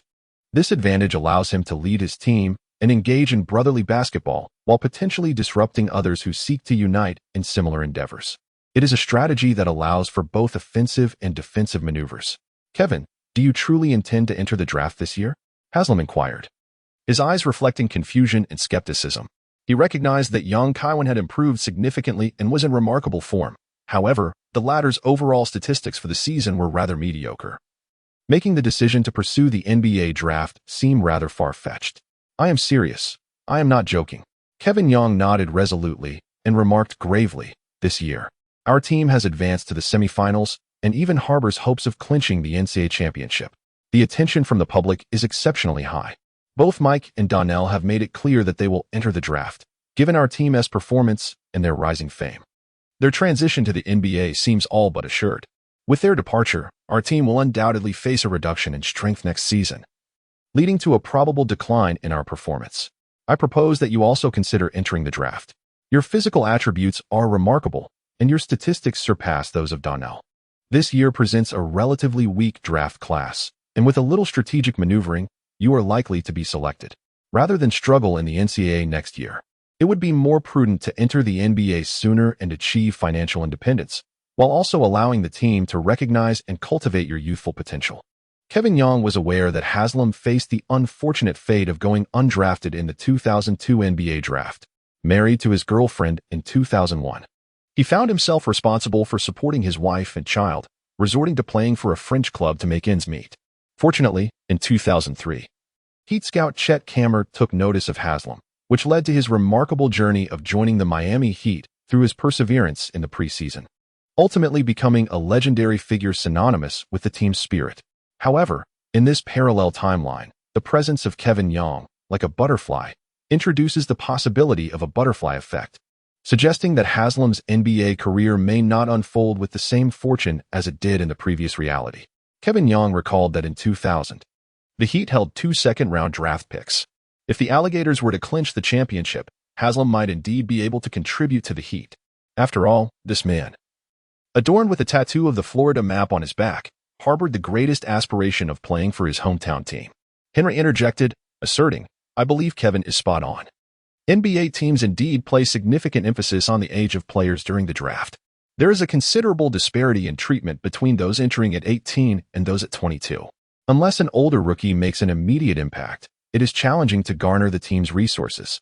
Yet, how many individuals can, like Tim Duncan or Admiral David Robinson, reach their zenith upon entering the league? Haslam hesitated momentarily and replied, regarding the draft, I need to discuss it with my family. Kevin, your statistics this season are not impressive. Are you truly confident in your chances of being selected? Absolutely, no doubt about it. Young Kaiwen gently patted Haslam on the shoulder and earnestly stated, as long as you can provide me with ample screens and convert the passes I deliver to you into assists, I am exceedingly confident that I can secure the most valuable player title in this year's NCAA Final Four. At that point, my previous underwhelming statistics will be of no concern. So, would you be willing to lend me a helping hand? Haslam, without the slightest hesitation, nodded in agreement, saying, absolutely. I will assist you. Haslam is an exceptionally selfless player. In Young Kaiwen's previous life, he dedicated many years to performing the gritty tasks for the Miami Heat.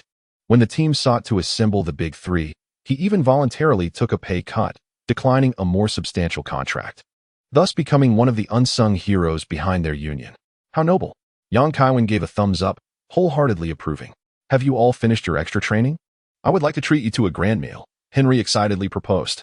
Today, Young Kaiwen's outstanding performance warranted celebration, and Henry also hoped to seize the opportunity to engage more with Haslam, aiming to cultivate him as his second client. Chapter 10. Rising strength Henry generously led young Kaiwen and Haslam to a nearby upscale restaurant, where they indulged in a sumptuous lunch.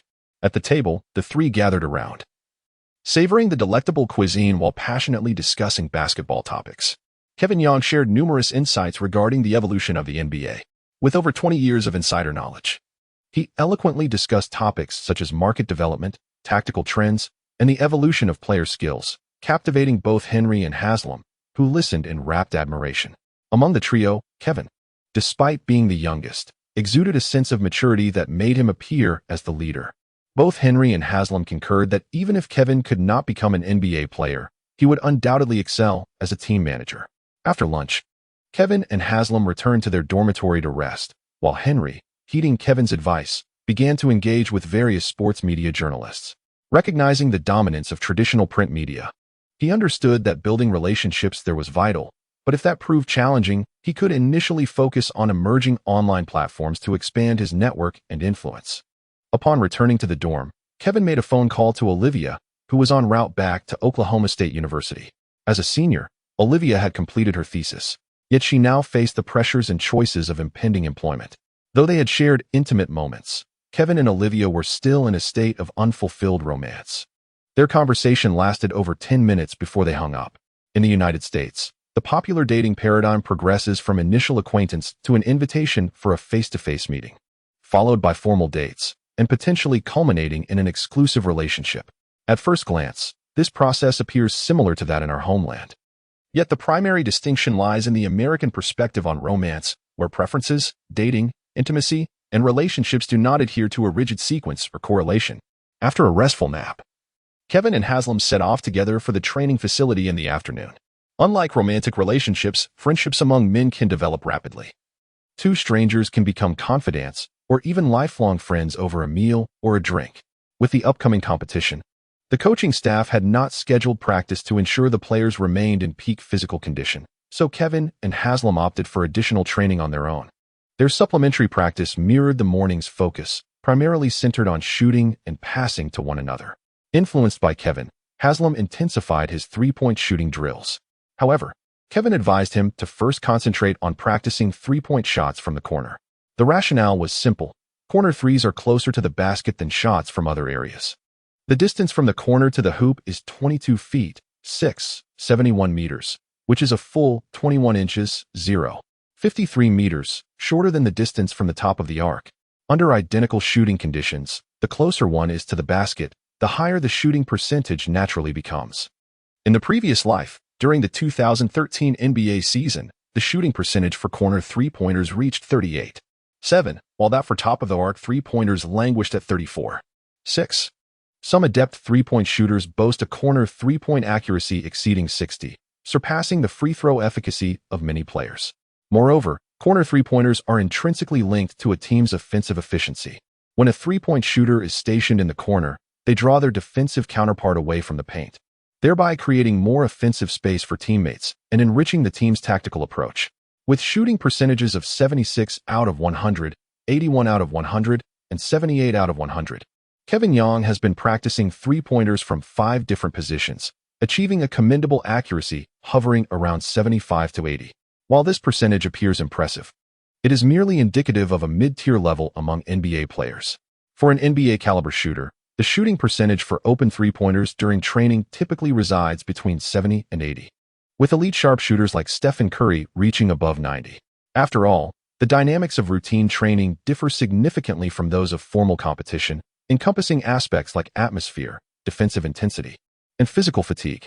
Following his shooting practice, Kevin Young engaged in some fundamental ball handling drills, concluding today's additional training. His current physical attributes stand at 57. Both his stamina and recovery capabilities are insufficient to support his aspirations of becoming a training aficionado. In the early hours of 4 a.m. in Los Angeles, it is not simply a matter of wishing to observe. In reality, Kevin Young finds himself in Florida, a direct distance of 500 kilometers from Los Angeles, making such a desire unattainable. The following day, Kevin Young arrived at the gym early alongside Haslam. After a full 24 hours of the medication's effects, the second round of attribute enhancements from the developmental agent has been realized. On the system interface, his physical attributes hexagon has transformed to strength 60, speed 85, jumping 80, reaction 81, endurance 62, stamina 75. With his physical prowess elevated to a new tier, Kevin Young eagerly anticipated testing his newfound abilities. Even in a brief training session, he could distinctly sense his enhancement. The most immediate manifestation was in his ball handling and drive.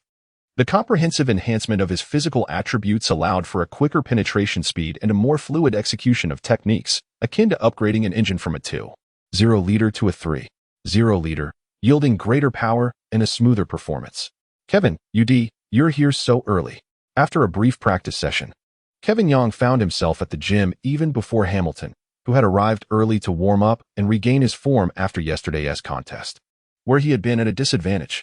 Eager to reclaim victory, Hamilton issued a challenge. Kevin, would you be interested in a one-on-one match? Kevin responded with enthusiasm.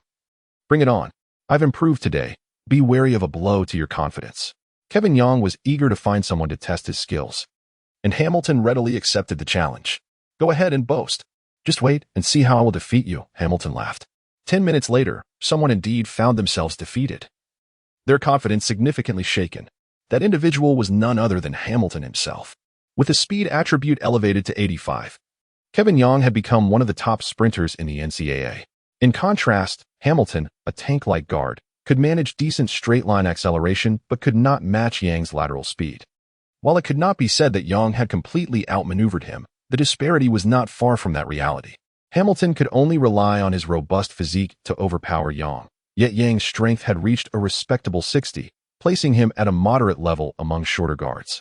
Coupled with defensive skills and subtle techniques acquired through experience, he was able to restrict his opponent effectively. Kevin, have you taken something today? You're even more formidable than yesterday. Hamilton, initially aiming to redeem himself, found himself overwhelmed and slightly disheartened. However, his disappointment quickly dissipated. As teammates arrived and witnessed their one-on-one duel, many felt compelled to challenge Kevin Young, only to face a similar fate, including star teammates Mike and Danielle. In competitive sports, victory and defeat often hinge on a razor-thin margin. Presently, Kevin Young's physical prowess placed him above the median among NBA guards, enhanced by his shooting ability and game experience, making it effortless to dominate teammates still navigating the bronze tier of the NCAA. The basketball court is a realm where prowess reigns supreme. After a series of one-on-one matches, Kevin Young's status within the team soared dramatically. Chapter 11. The starting lineup. During a team training session, Kevin Young once again showcased his astonishing abilities, becoming the center of attention. In a scrimmage, he thoroughly overwhelmed Teddy Dupay. From the outset, Young hit 5 consecutive shots, including 2 3-pointers, amassing 12 points while simultaneously stifling Teddy, who missed all 3 of his attempts and committed 2 turnovers, one being a steal and the other failing to cross half-court within the 8-second limit. Teddy lasted only 3 minutes before the coaching staff benched him. Subsequently, Young faced Hamilton again, who was unable to curtail his impressive performance.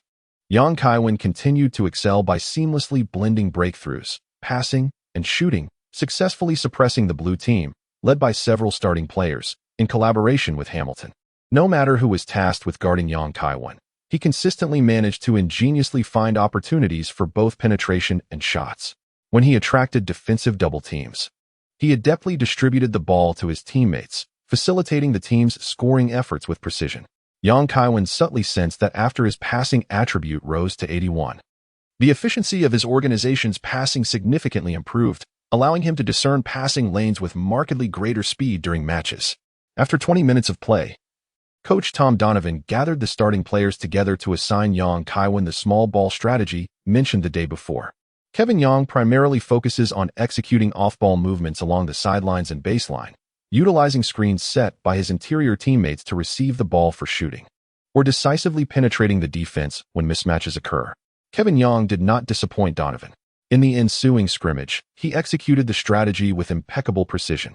When the opposing perimeter defenders displayed even the slightest hesitation in their pursuit, he seized the moment to shoot, showcasing an NBA-level accuracy that was nothing short of spectacular. Even when faced with tight defense, Kevin adeptly leveraged his exceptional ball handling skills to create scoring opportunities for himself or deliver exquisite passes to his teammates. By the end of the training session, he had amassed an astonishing stat line of at least 35 points and 15 rebounds, proving to be an unstoppable force. Even the season one was taken aback, exclaiming, "Kevin, have you been possessed by a deity? I have witnessed players experience rapid skill development before. But your extraordinary progress over the past 2 days is unparalleled. It's as if you have transformed entirely. I struggle to reconcile the player you were with the player you are now. Your improvement is astonishing, and your style of play is completely different. With your physical prowess evidently enhanced by at least 2 tiers. Coach, I was actually abducted by aliens a couple of days ago. They found me handsome and provided me with a serum to enhance my physique, claiming it would make me as strong as Captain America from Marvel." Kevin jested earnestly. "What did you say?" Donovan exclaimed, his eyes wide open as if they might leap from their sockets. Seeing that the head coach took him seriously, Kevin could no longer contain himself and chuckled. "Haha, coach, I was just kidding. April Fool's Day is approaching, and I wanted to get a head start on the fun." "You rascal." Donovan laughed, giving Kevin a light pat on the shoulder. Donovan was not a strict coach and appreciated a good joke from his players. Subsequently, Coach Donovan gathered all the players and announced the tactical arrangements for the semifinals. "In the upcoming semifinal against North Carolina, I have decided to start Kevin. We will employ a dual guard strategy to expedite our offensive rhythm and penetrate their defense. North Carolina excels at zone defense. Thus, we must complete our offensive maneuvers swiftly before their defensive formation is fully established.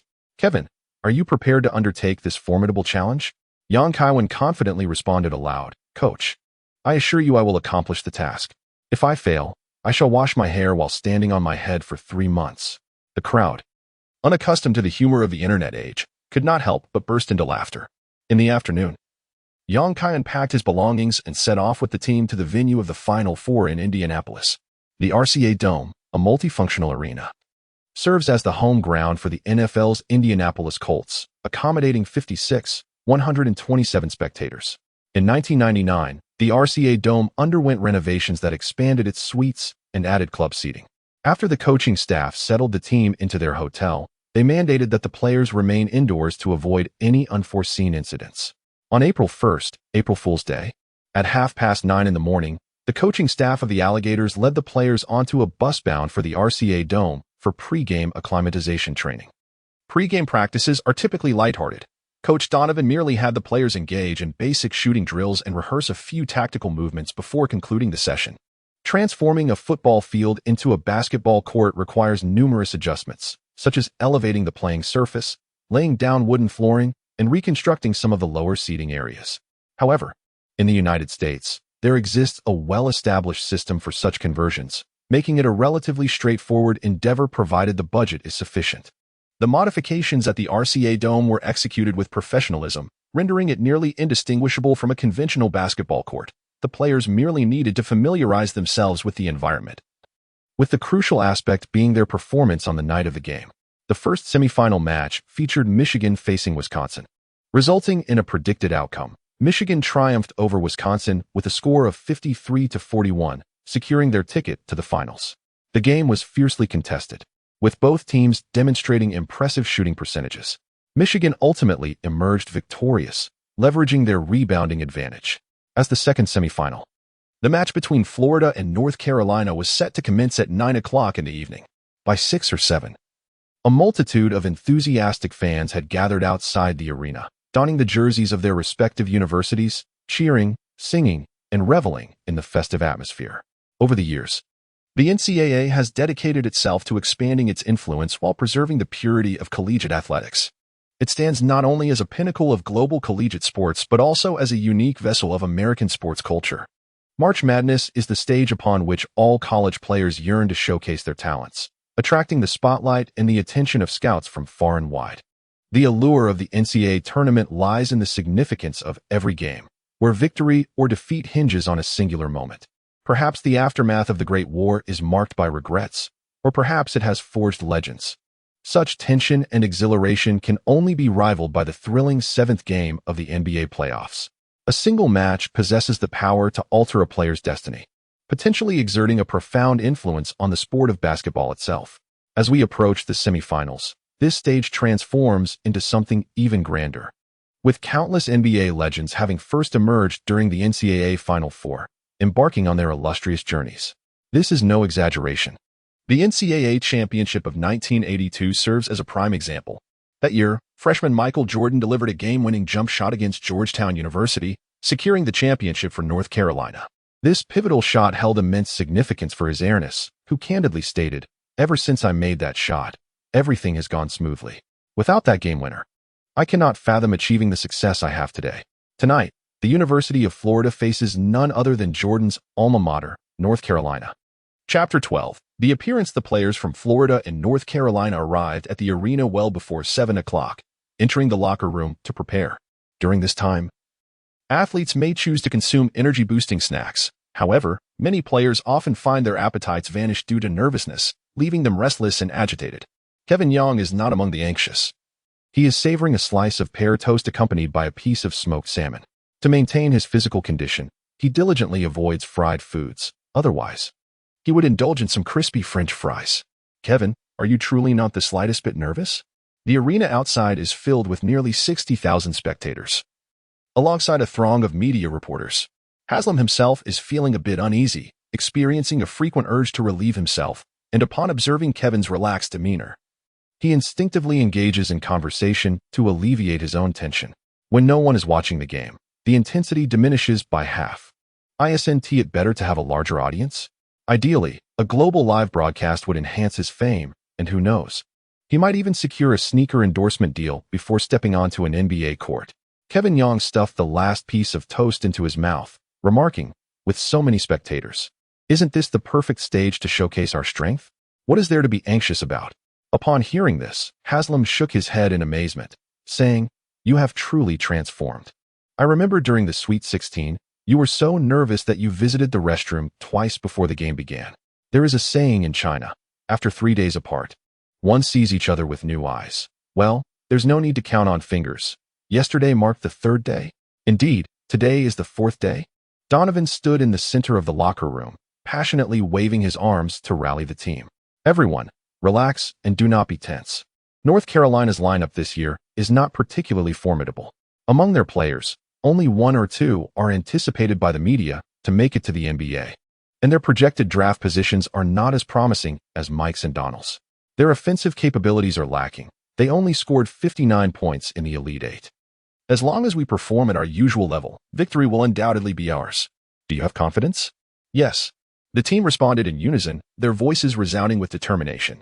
Afterwards, Donovan approached the players individually to ease their nerves, starting with Kevin Young. This match marks Kevin's debut as a starter and is a crucial semifinal. Donovan was concerned that nerves might hinder Kevin's performance. "Kevin, the game is about to begin. How are you feeling?" "Do not worry, as long as you play normally. No one can stop you," Donovan said with a smile, giving Kevin a reassuring pat on the shoulder. Kaiwen shrugged and remarked with a casual smile, "Coach, my only concern at this moment is that our opponents might concede too quickly, leaving me with insufficient playing time. If possible, I wish to play the entire match, as I still possess a wealth of untapped energy during our training sessions." "Haha, you rascal. I eagerly await your splendid performance." Duowanuo sensed immense excitement and confidence emanating from Kaiwen's words. He even felt that the player appeared more composed than himself, the head coach. Athletes who exhibit such a fervent desire to perform and win before a major competition often rise to become the most dazzling stars on the field. Kevin Young exudes such confidence because he is resolute in his belief that his team will undoubtedly triumph. In his previous life, Florida University achieved a remarkable victory of 89-76 against North Carolina, advancing triumphantly to the finals.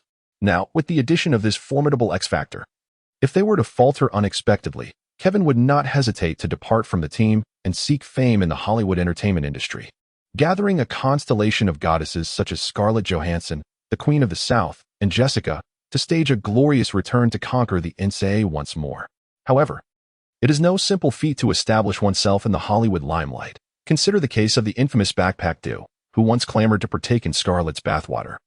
Yet by 2024, after many years have passed, he has yet to fulfill this wish. Meanwhile, the legendary Rodman effortlessly captured the attention of Madonna. Of course, the illustrious P. Diddy, who has had his dalliance with the Queen of Pop, is not to be overlooked. After all, the second man often eclipses the first. The seasoned rogue quips, "I believe I am more deserving." To which Madonna retorts, "No, you are not." Coach Donovan subsequently engaged in discussions with other players, placing particular emphasis on motivating Donnell Harvey. He could discern the nerves of this once-celebrated high school star, a typical demeanor for a freshman. The more time Kevin spends with him, the more Donovan perceives him as mature, far beyond his 18 years. As the moment of the game approaches, the players enter the arena punctually.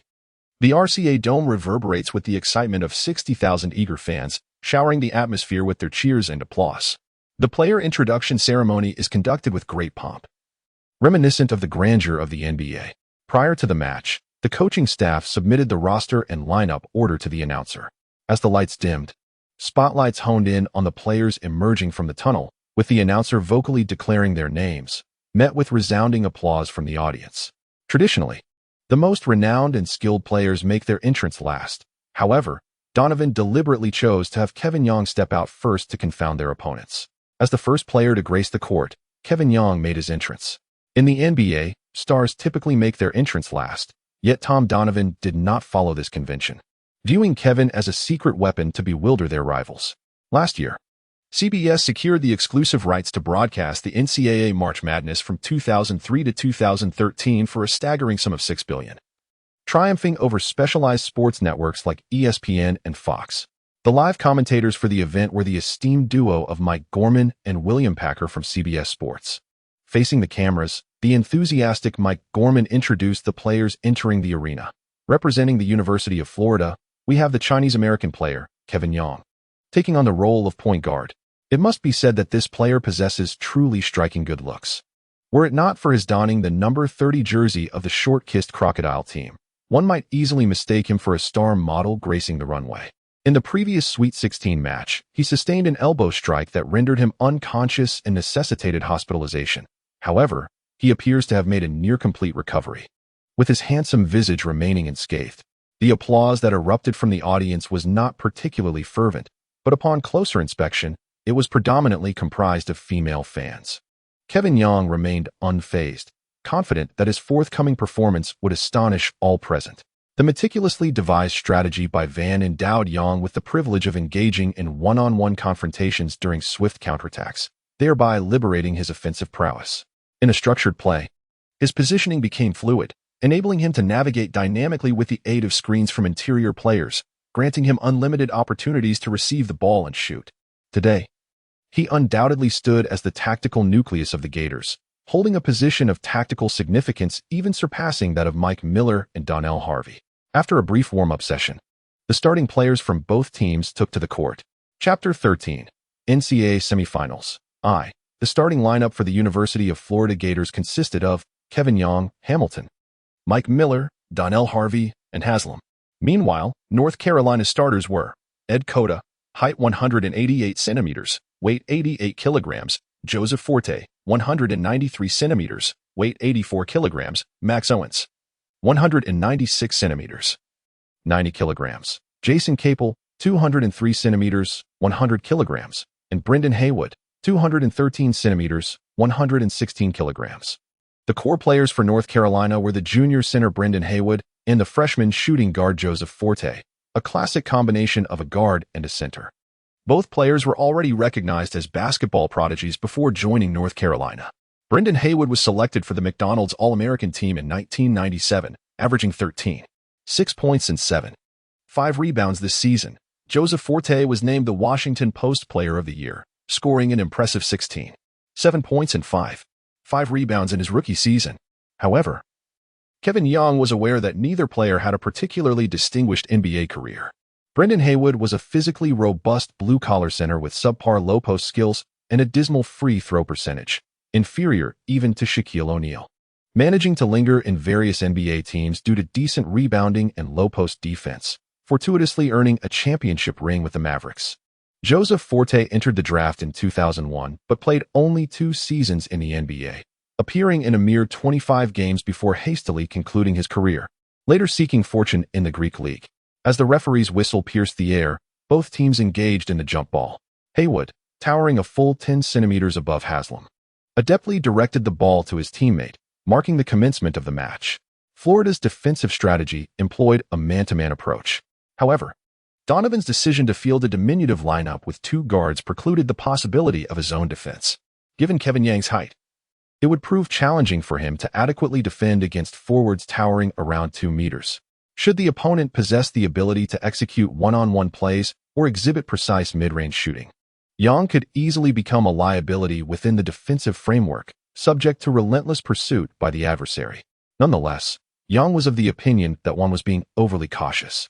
Having reviewed the player's statistics for North Carolina, he noted that starting small forward Max Owens averaged a mere 7.4 points and 1.3 rebounds per game, with a shooting percentage falling below 42, rendering him hardly formidable. In reality, NCAA collegiate athletes remain far from professional players, largely relying on their physical attributes, with few having developed superior shooting skills. Kaiwen Yang, possessing a wealth of competitive experience, harbors confidence in his defensive abilities against opponents, provided they do not possess extraordinary physical prowess as swingmen. This confidence remains steadfast even if they tower over him by a considerable margin. However, North Carolina's point guard, Ed Cota, appears to hold a contrasting opinion. Having perused the player profiles compiled by the North Carolina coaching staff, Cota is acutely aware that Yang is merely a bench player with subpar defensive skills. Standing at 188 centimeters and weighing 86 kilograms, Cota is significantly more robust than the slender Yang, whom he perceives as a defensive liability. He gestures to his teammates to spread out, intending to exploit his individual talents for a one-on-one confrontation down the center. "Hey, rookie, welcome to the NCAA Final Four. Watch how I dismantle you." Cota secretly relishes the prospect of showcasing his skills on such a grand stage. Trash talking? Bring it on. Who is afraid? Every person from the Middle Kingdom has at least a keyboard or two for self-defense, one for work and another for leisure. Veteran, keep talking. And you won't have a chance tomorrow night, but you can certainly enjoy my performance. With your current skill set, the NBA seems a distant dream. Given your linguistic talents, it might be wise to learn a few foreign languages. Perhaps they will serve you well when you graduate and venture abroad to play. Realizing that he cannot match his opponent's verbal sparring, Cota resolves to let his basketball prowess do the talking. Leveraging his strength advantage, he swiftly changes direction while dribbling, attempting to break through from the left side. Young Kaiwen exhibited an extraordinary calmness, accurately discerning Kota's intentions. He pursued with nimble footwork, employing subtle distractions. As Kota dribbled and accelerated to break through, Young Kaiwen shadowed him closely. Kota immediately sensed the pressure and instinctively shielded the basketball with his body, leaning back forcefully against his opponent. Had he been matched against a player of similar stature, Kota would likely have opted to pass. However, Young Kaiwen's height of 185 centimeters, coupled with his somewhat slender physique, proved to be quite deceptive. Thus, Kota resolved to attempt a strong drive. He leaned back against Young Kaiwen, striving to create offensive space while pivoting to his left. Yet, the anticipated scene of his opponent being pushed back did not materialize. Young Kaiwen firmly absorbed the impact, maintaining his close defense. Kota swiftly turned, seeking to evade Young Kaiwen's guard, but Young Kaiwen reacted with remarkable speed, deftly swiping the ball from Kota's grasp with his right hand. In an instant, he surged forward like an arrow released from a bow, effortlessly surpassing Kota in just 2 strides, and raced towards the opposing half with the ball. Kota turned to pursue, but Young Kaiwen's elite NCAA speed left him in a state of frustrated admiration. Kaiwen Yang, with his deft control, surged into the penalty area, leapt gracefully, and effortlessly placed the ball into the basket. The score transformed to 2-0, and the arena erupted with applause and cheers. On the court, commentator Gorman excitedly exclaimed, "Look, what astonishing speed." Number 30, Kaiwen Yang, snatched the ball and executed a swift fast break to score. North Carolina's point guard, Ed Cota, is clearly at a disadvantage, unable to keep pace despite his frantic efforts. His partner, William, chimed in, "Kaiwen Yang, this dashing little point guard, is indeed quite intriguing. Though he possesses a slender physique reminiscent of a model, his strength is remarkable. Just moments ago, even Ed Cota, built like a football player, was unable to overpower him. Truly surprising. Young Kaiwen is capable of withstanding Hamilton, who weighs 94 kilograms, so naturally, defending against Cota is a trivial matter." The match continues, as North Carolina serves from the baseline and Cota advances the ball forward. Young Kaiwen suddenly burst forth like a cheetah from the mid-court, launching an aggressive, close-quarters pursuit. His movements were swift and precise. Upon making contact, he exerted force and collided sharply with his opponent. After intercepting the ball, Kota was contemplating how to initiate a counterattack when the unexpected, intense defensive pressure from Yang caught him off guard. Instinctively, Kota shielded the ball with his back, taking a step back and shifting right, aiming to exploit the width of the court to evade Yang's defense. However, at that pivotal moment of his maneuver, the referee's whistle pierced the air. Kota anticipated a foul call against Yang, only to be surprised by the referee's ruling of a backcourt violation.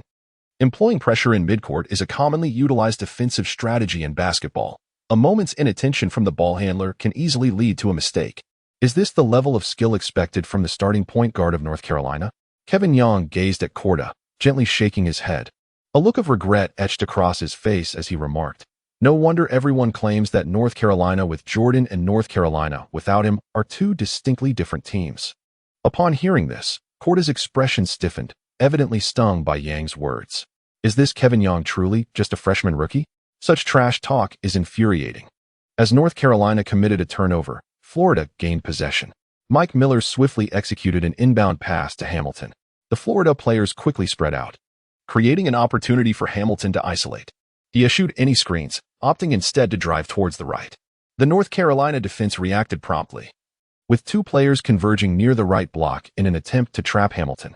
Swift on his feet, Hamilton evaded the trap and quickly passed the ball to the center. Chapter 14, NCAA Semifinals, Part 2. North Carolina is a time-honored powerhouse in the NCAA, known for its rapid defensive rotations. Haslam received the ball, but faced with North Carolina's tight defense, he could not find a shooting opportunity. Consequently, Haslam stepped back 2 paces, drawing the defender out, and seamlessly passed to Miller on the left. Upon receiving the ball, Miller too encountered North Carolina's double team. In response to Florida's smaller lineup, North Carolina employed a 2-1-2 zone defense. This formation stationed one player near the three-point line in a central position, with 2 defending the edges of the mid-range area in the paint, while the remaining 2 stood ready on either side of the interior for rebounds. The advantage of this setup lies in its ability to exert pressure on outside shooters and limit opponents' attempts through double teaming. Should an adversary attempt to penetrate or cut through the lane, North Carolina's players could swiftly collapse, forming a blockade to secure the paint. However, this defensive strategy is not without its vulnerabilities, particularly in the high post and corner positions, where effective double teaming becomes challenging. To achieve victory in this match, North Carolina's head coach, Bill Guthridge, invested considerable effort into devising defensive tactics. The NCAA allows a single offensive possession time of 35 seconds. The Florida players patiently passed the ball several times, failing to uncover a suitable shooting opportunity until Haslam passed it to the perimeter. He had promised to assist Kevin Yang in securing victory, prioritizing passes to him, provided it did not jeopardize the team's interests. Kevin Yang utilized Donnell Harvey's off-ball screen to maneuver to the right corner at a 45-degree angle, confidently receiving the ball and raising it in a poised 3-point shooting stance. Kota attempted to navigate around the screen to apply pressure, yet Kevin had no intention of shooting. Instead, he took a significant step with his right foot, deftly changing direction to break through to the right. Due to the momentum from his pursuit, Kota was unable to shift laterally in time and was easily surpassed by Kevin's swift movement. Kevin Yang executed a sudden stop at the horn position, a maneuver that drew the North Carolina center Haywood for support. He swiftly delivered the ball to Haslam, who was positioned in the center, where a vast expanse of space awaited.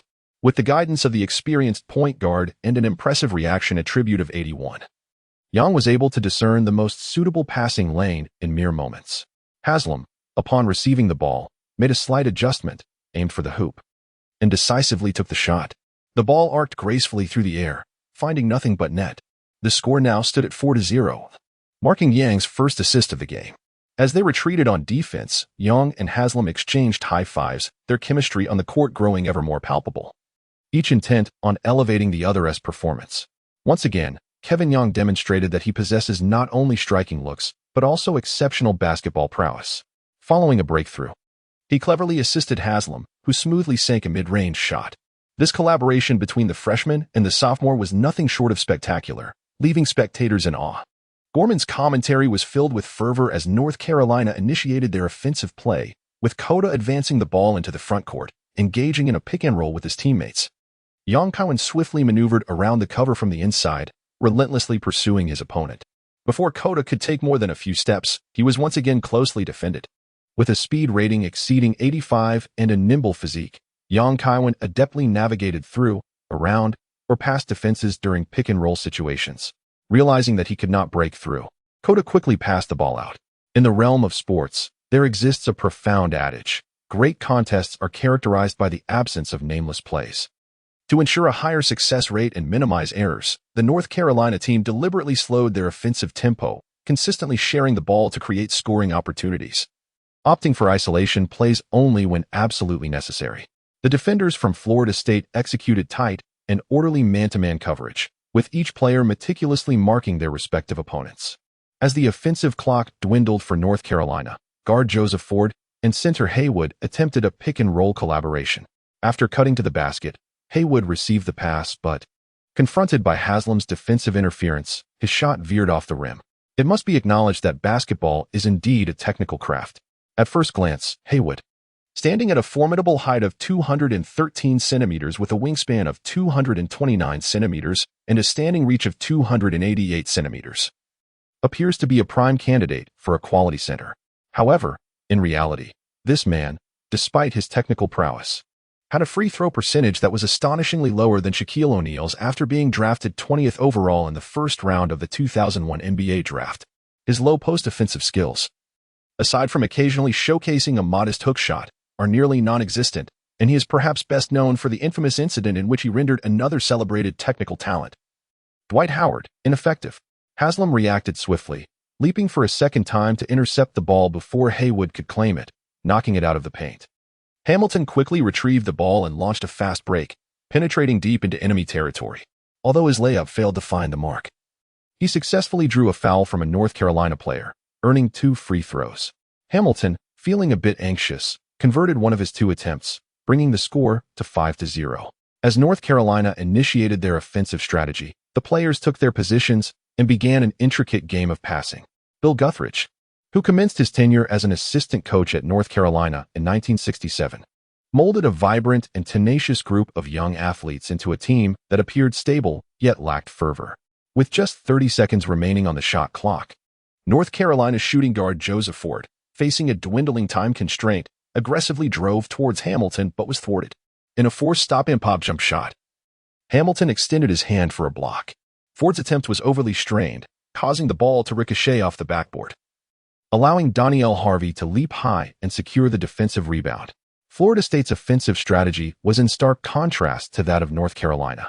Coach Donovan urged his players to exploit opportunities for fast breaks, maximizing the speed advantage of their dual guards. Danielle Harvey swiftly passed the ball to Kaiwen, initiating a fast break that created a 3-on-2 situation in the front court. Upon receiving the ball, Kevin Young swiftly maneuvered past his defender, drawing attention before passing to Haslam. Haslam, with the ball in hand, penetrated the center, and upon noticing a North Carolina player closing in for the defense, refrained from making a hasty shot. Instead, he decisively passed the ball to Kevin Young, who lay in wait at the right side 45-degree arc. During practice, Haslam was well aware of Yang's remarkable accuracy from beyond the three-point line.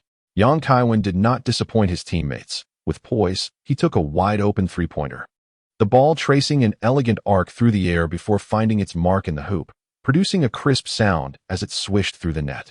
The score advanced to 8-0, with Kaiwen contributing 5 points.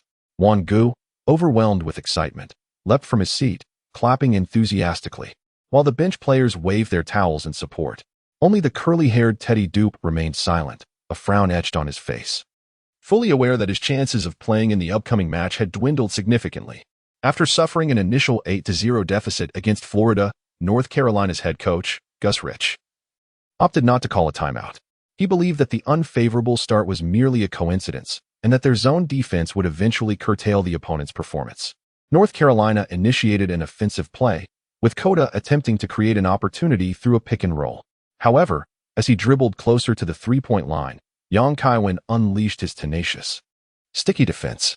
Kota maneuvered left and right but found himself unable to shake off Kaiwen, ultimately forcing a turnaround shot that was skewed by the pressure, resulting in a blocked attempt that veered off course. Though Florida's starting frontcourt players were slightly undersized, they were relentless in their pursuit of rebounds. Haslam effectively boxed out Haywood, allowing Danielle Harvey to secure the defensive rebound and swiftly passed the ball to young Kaiwen. Florida's counterattack came as a surprise, catching North Carolina's zone defense off guard. After Kevin Young executed a move, he delivered a one-handed long pass, with both power and angle perfectly calibrated, accurately sending the ball into the hands of Mike Miller, who had cut into the paint. With no defenders in sight, Mike Miller seized the opportunity to leap, soaring into the air, and with a single hand, he dunked the ball into the hoop. The score instantly shifted to 10-0, marking Kevin Young's second assist of the day. The offensive prowess of Florida Atlantic University surged forth like a torrent, igniting the fervor of the entire arena as thunderous applause and cheers resonated throughout. North Carolina's head coach, Guthridge, could no longer remain seated and promptly called for a timeout. Chapter 15, NCAA Semifinals, Part 3. The unfolding situation had completely deviated from Coach Guthridge's pre-game expectations. Originally, he had meticulously devised a strategy focused on closely monitoring the sharp penetrations of Florida Atlantic's point guard, Hamilton, and the mid to long-range shooting of Mike Miller. However, he never anticipated that the offensive linchpin for Florida Atlantic would turn out to be the previously benched point guard, Kevin Young. His incisive drives, deft passes, precise three-point shooting, and seasoned defense. Was this young man merely an ordinary substitute player? How could his performance today resemble that of a star guard from an NBA team, excelling in every aspect and delivering lethal strikes? On the other hand, Coach Donovan did not even pick up the tactical board. Instead, he vocally encouraged his players. We must continue to solidify our defense, implementing man-to-man tactics to ensure we do not lose our positions. We will conduct tight assistance around the paint, while adopting individual defense in other areas. During offense, once the opposing zone defense is established, our interior players should focus on setting high screens for Kevin. Kevin, while you drive, be mindful of your teammates for any mismatches or open opportunities, and be ready to pass for assists. After succinctly emphasizing the tactical points, Coach Donovan turned his gaze towards Mike Miller and Danielle Harvey, stating firmly, "Mike and Harvey, you are the core of this team, and that is clear to everyone. North Carolina excels in zone defense, and we need to exploit quick passing and movement to dismantle their defense." Kevin's ability to penetrate and distribute the ball, as well as his shooting skills, have been evident over these past few days. We have already established a significant lead. As long as we stand united, we will surely triumph and advance to the finals. Miller and Harvey exchanged a glance, responding in unison, "Understood, Coach." Both had already decided to enter this year's NBA draft, naturally hoping for more opportunities to showcase their talents. However, they were acutely aware that winning was paramount for the team. They were not the type of players with extraordinary gifts or dazzling flair. Their prospects in the draft were largely contingent upon the team's overall performance.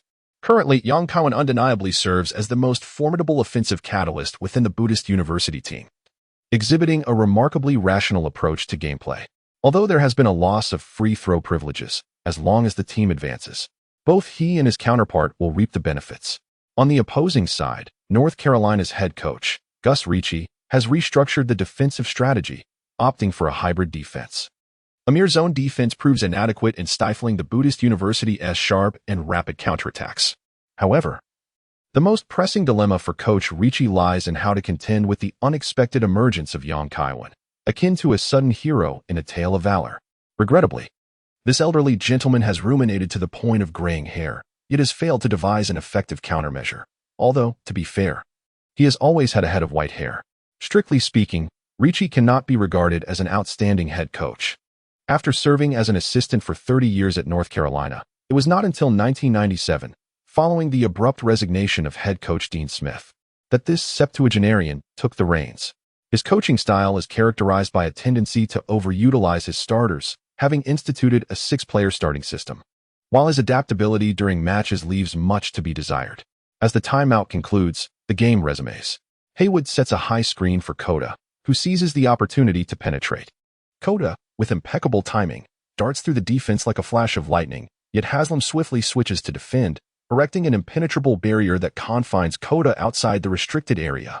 Upon witnessing the unfolding situation, young Kaiwen swiftly approached like a cheetah, and together they formed an impenetrable encirclement, their arms flailing to obstruct Coda from discovering any opportunity to pass to his teammates in the paint.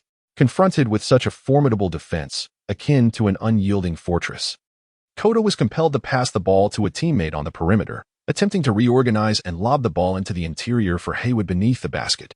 Haslam swiftly returned to his defensive position, denying North Carolina any chance to capitalize.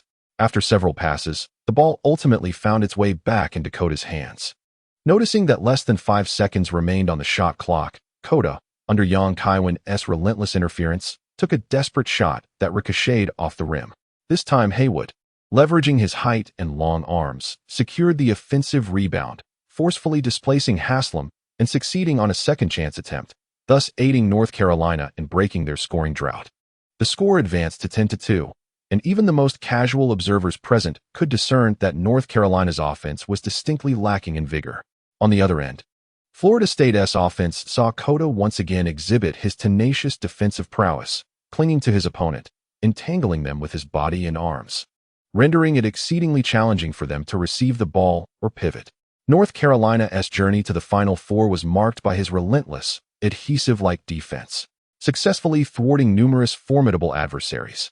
Kaiwen remained composed, skillfully navigating the court through agile off-ball movements to seek opportunities for receiving the ball while simultaneously wearing down Koda's stamina. His competitive experience far surpasses that of the typical NCAA collegiate athlete, making it nearly impossible to prevent a player of Koda's caliber from making a play.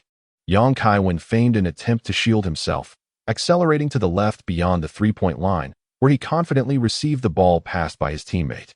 Confronted by Koda's close pursuit, Kaiwen skillfully dribbled between his legs, deftly transitioning the ball to his right hand. With a subtle lean of his right shoulder, he abruptly shifted to the left, successfully breaching Koda's defense. Kaiwen's explosive power and agility are currently among the elite in the entire NCAA. During one-on-one encounters, he effortlessly outmaneuvered Hamilton. Koda instinctively attempted a lateral movement to keep pace with Kaiwen, but the inertia of his body caused him to lose his balance, resulting in him landing squarely on the floor. Kaiwen cast a fleeting glance at Koda, who had been knocked to the ground, and executed a sudden jump shot from beyond the arc. While the ball soared through the air, Kaiwen feigned concern by bending down and extending his hand towards Koda, pretending to assist him in rising. Yet, he could not resist uttering a stream of taunts. "I thought your appearance was unremarkable, but I expected your skills to be decent. Who would have guessed you were so feeble?" At that moment, the basketball traced a graceful arc before decisively swishing through the net. The score stood at 13-2, marking Kaiwen's 8th point of the match. Kaiwen's taunts instantly shattered Koda's composure. "My appearance isn't that impressive? Well, I concede that you surpass me in looks, but what does that have to do with our game?" Infuriated and embarrassed, Koda swatted Kaiwen's hand away and grimly pulled himself up from the floor. After Kevin Yang's dazzling three-point jump shot, executed without even a glance at the hoop, he bent down to assist his fallen opponent, showcasing a performance that was nothing short of electrifying, exquisite, and audacious. Over 60,000 spectators in the RCA Dome erupted in a cacophony of cheers, as if their enthusiasm might lift the very dome itself. Commentator Gorman exclaimed in astonishment, "Goodness! It's Kevin Young again. We have just witnessed a historically significant moment on the NCAA stage, a scene destined to be replayed for years to come." After faking out his adversary and sinking a three-pointer, he astonishingly did not even glance at the basket, extending his hand to help his opponent up instead. Such confidence and grace. What was he doing? Rather than hastily taking his shot, it seemed as though he was reflecting on his opponent's journey. "I declare, from this moment forth, I am his devoted fan." His partner, William, echoed this sentiment, saying, "Kevin Yang's performance since the beginning has been nothing short of breathtaking. It is hard to fathom that he was once a mere substitute on the team. This basket has surely cast a long shadow over Ed Koda's mind. However, I must add, Ed, while you may be the victim here, your dismissal of Kevin Yang's offered hand was indeed a breach of gentlemanly conduct. Damn it, you know I am the victim," Koda thought to himself, as a flood of frustration surged within him upon hearing William's words. Yet, his ordeal was far from over. As Koda advanced the ball up the court, Young deliberately took 3 steps back, standing tall and elegantly gesturing with his right hand, inquiring, "How's your ankle? Care for an answer ball? I promise I won't defend you." Chapter 16, NCAA Semifinals. End. Kaiwen's audacious provocation of his adversary stems from his awareness, gleaned through the coaching staff's compilation of player data, that Koda's playing style bears a striking resemblance to that of Teddy Dupay. Both players primarily excel in scoring drives and exhibit a lack of proficiency in three-point shooting, with Korda averaging less than one three-point attempt per game this season and a shooting percentage below 25. In the context of routine practice, Korda might have successfully converted such an open three-point attempt. Regrettably, he had just been embarrassed in front of 60,000 spectators, having been faked out and reduced to a mere backdrop for his opponent's ostentatious three-point display, leaving him in a state of considerable agitation. Provoked by young Kaiwen, Korda's frustration surged, compelling him to impulsively launch a shot from the top of the arc. Although Korda's shooting form was reasonably sound and his trajectory was true, his disrupted mental state led to a miscalculation in force, causing the basketball to ricochet off the backboard and into the waiting arms of Haslam. Young Kaiwen received a pass from his teammate, preparing to initiate an offensive move from the backcourt. Korda failed to convert the three-point shot, causing his composure to falter. In a moment of impatience during defense, he recklessly attempted a gamble on a steal. Kevin Yang's provocation of Korda was merely a strategic underestimation of his opponent, aimed at disrupting the latter's competitive mindset. Yet tactically, he placed significant emphasis on his adversary. Upon witnessing Korda's aggressive advance, Yang swiftly executed a seamless behind-the-back dribble with his left hand, transitioning to his right, successfully maneuvering past his opponent and accelerating forward with determination. Korda's gamble for a steal proved futile, prompting him to abruptly halt and attempt to impede Yang's fast break with a foul. Unfortunately, he misjudged Yang's speed. His outstretched arm failed to grasp the fabric of Yang's jersey. With a numerical advantage, Yang surged past half-court and, as he approached the basket for a three-step layup, drew the attention of North Carolina's defenders, deftly distributing the ball to the right corner. Mike Miller had already positioned himself in this familiar territory, and upon receiving the pass, he launched a wide-open three-pointer, effortlessly converting it into points. Truly, he is an exceptional marksman, boasting a remarkable three-point shooting percentage of 47% throughout his NBA career. And this open shot was executed with unwavering precision. With this three-pointer, the score shifted to 16-2, extending Florida's lead to 14 points. While Yang recorded his third assist of the match, on the sidelines, commentator William could not help but remark, "I initially believed that the semifinal between Florida and North Carolina would be a closely contested affair. However, the opening has turned out to be decidedly one-sided. North Carolina's head coach must devise a strategy quickly, or else the path to the finals will undoubtedly belong to their rivals." Meanwhile, Gorman analyzed, trailing by 14 points. There remains a substantial opportunity for a comeback for a team known for its offensive prowess. Yet, North Carolina is traditionally recognized for its solid defense. Turning the tide will not be easy. We could observe North Carolina's coach, Guthridge, on the sidelines, visibly anxious and likely contemplating personnel adjustments specifically to counter Florida's number 30, Kevin Young. He had already amassed 8 points and 3 assists, with nearly all of Florida's scoring linked to his contributions. The offensive strategy of North Carolina continues to unfold as a grueling battle for possession. After nearly 30 seconds of intricate passing, the basketball finally found its way to center Haywood beneath the rim, standing a good half a head taller than his two shorter counterparts from Florida. Haywood's physical dominance led the North Carolina team to believe he would be their key asset against Florida's offense. Unfortunately, the outcome was contrary to expectations. Haywood, relying on his rough low-post skills, attempted to score against Haslam, but was once again thwarted by the rim's rejection. Seizing the opportunity for a counterattack, Kevin Young utilized his teammate's screens in the middle of the court, breaking through to draw defensive attention before passing to an open teammate on the right. Hamilton, positioned just inside the three-point line, received the ball and took a shot, only for it to rim out. North Carolina secured the defensive rebound and initiated their offensive strategy once more. This time, rather than forcing the play inside, their leading scorer, Joseph Fort, utilized a screen from his teammate to shake off Hamilton's tight defense, executing a quick mid-range jumper that netted 2 points. The score narrowed to 16-4, reducing the deficit to 12 points.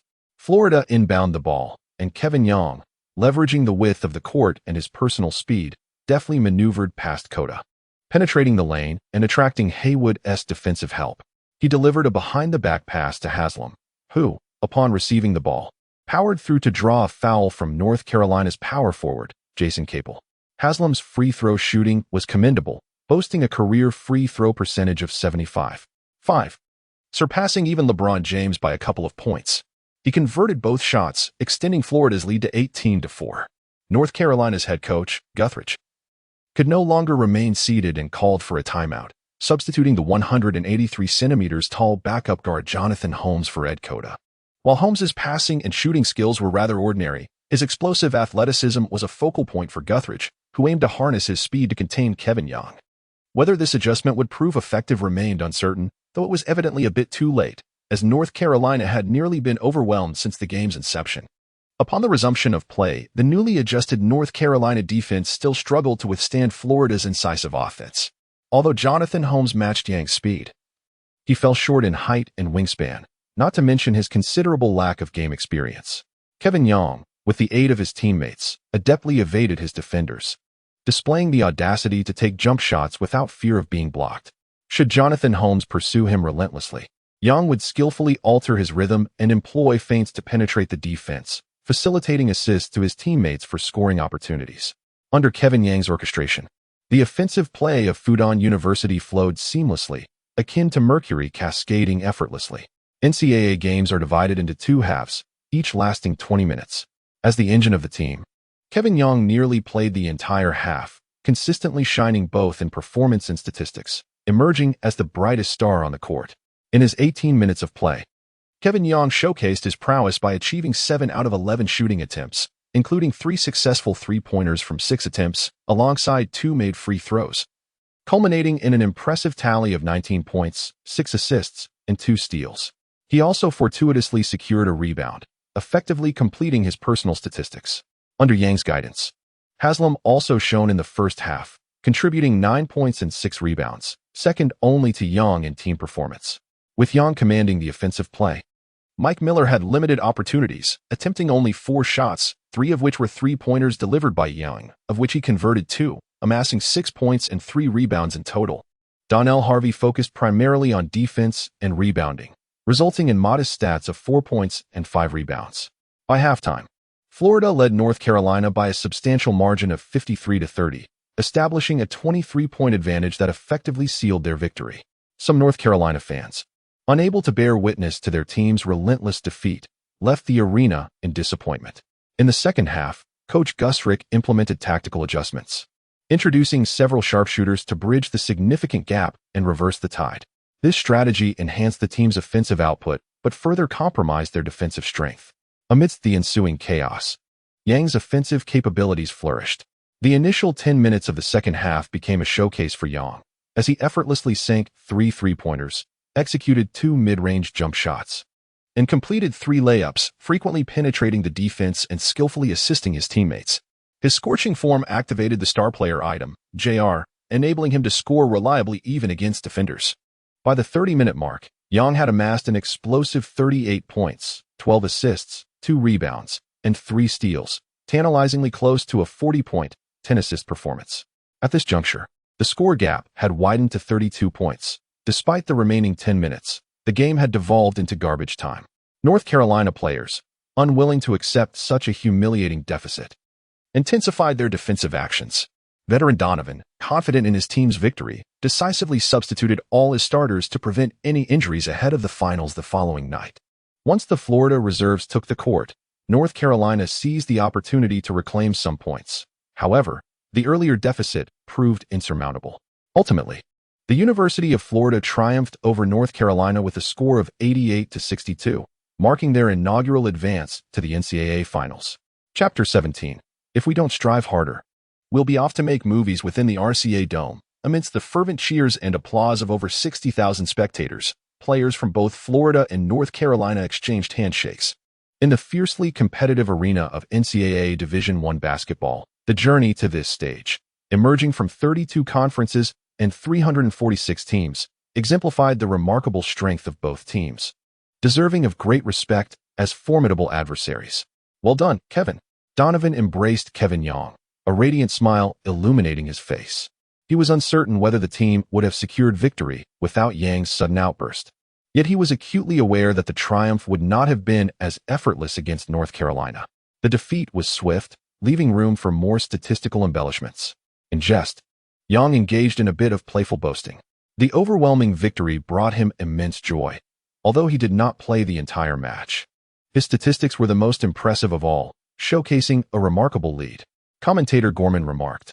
Congratulations to the young men from the University of Florida for making history and successfully advancing to the finals. They have embraced this honor, and their performance tonight was exceptional. Particularly that of number 30, Kaiwen Young. He is the primary architect of Florida's advancement, scoring 39 points with 12 assists, delivering a spectacular personal showcase in the NCAA semifinals. His partner, William, lauded Yang's performance. Kaiwen Yang's display in this game was unparalleled, completely overshadowing those touted for the draft. I believe he is the true cornerstone of the University of Florida. While his stature may not be imposing, his defensive prowess is formidable. He fearlessly engages in physical confrontations with opponents and effectively contains them. Offensively, his passing vision is expansive, his drives are incisive, and his shooting is precise, showcasing a well-rounded and exceptional skill set. It is hard to fathom that he was once an unheralded bench player. I firmly believe he possesses the capability to play in the NBA. After a moment of celebration, the Florida team and coaching staff returned to the locker room. Kaiwen Young did not hasten to take a shower. Instead, he seized the opportunity, while his teammates were distracted, to seek a private audience with Coach Donovan. He aimed to advocate for increased playing time and ball possession in the upcoming match, aspiring to achieve the prestigious title of Most Outstanding Player, MOP, in the Final Four. The pursuit of financial gain and career advancement is the wisdom of those who labor. The NCAA championship, commencing in the frenzy of March Madness, is a do-or-die affair. The MOP award is typically bestowed upon the player who exhibits exceptional performance in the finals, akin to the NBA Finals MVP. Although earning the MOP in the NCAA does not guarantee immediate favor from the NBA, history has shown that there are players who, despite receiving the MOP, have gone undrafted. However, securing the MOP undoubtedly enhances visibility, which is precisely what Kaiwen Young, currently lacking attention from scouts, desperately requires. Coach, for the final match the day after tomorrow, I hope you can allocate me more playing time and ball possession. I assure you that I will perform even better than in this game, leading the team to victory. Kaiwen Young spoke candidly, articulating his desires directly. Donovan paused momentarily before lowering his voice. Kevin, I fully comprehend your eagerness. However, this season, the core of our team has been Mike and Harvey. They have played crucial roles in our journey thus far. Moreover, they are set to participate in the upcoming draft this summer, and their performance in the finals will significantly influence their draft prospects. Donovan's response was anticipated by Kevin, as both Mike Miller and Donnell Harvey had long expressed their intentions to enter this year's draft. As the head coach, Donovan, in gratitude for their contributions to the team, would inevitably provide them with special consideration, ensuring they have a splendid finale to their collegiate careers. Young Kaiwen declared earnestly, Coach, at the conclusion of this season, I intend to enter the NBA draft. To enhance my draft prospects, I must garner more accolades and attention. Securing victory in the semifinals is imperative. The cornerstone of Michigan is Martin Kreef, and I am confident in my ability to outplay him and lead our team to triumph. This year, the senior Martin Kreef stands as the undeniable linchpin of Michigan State University.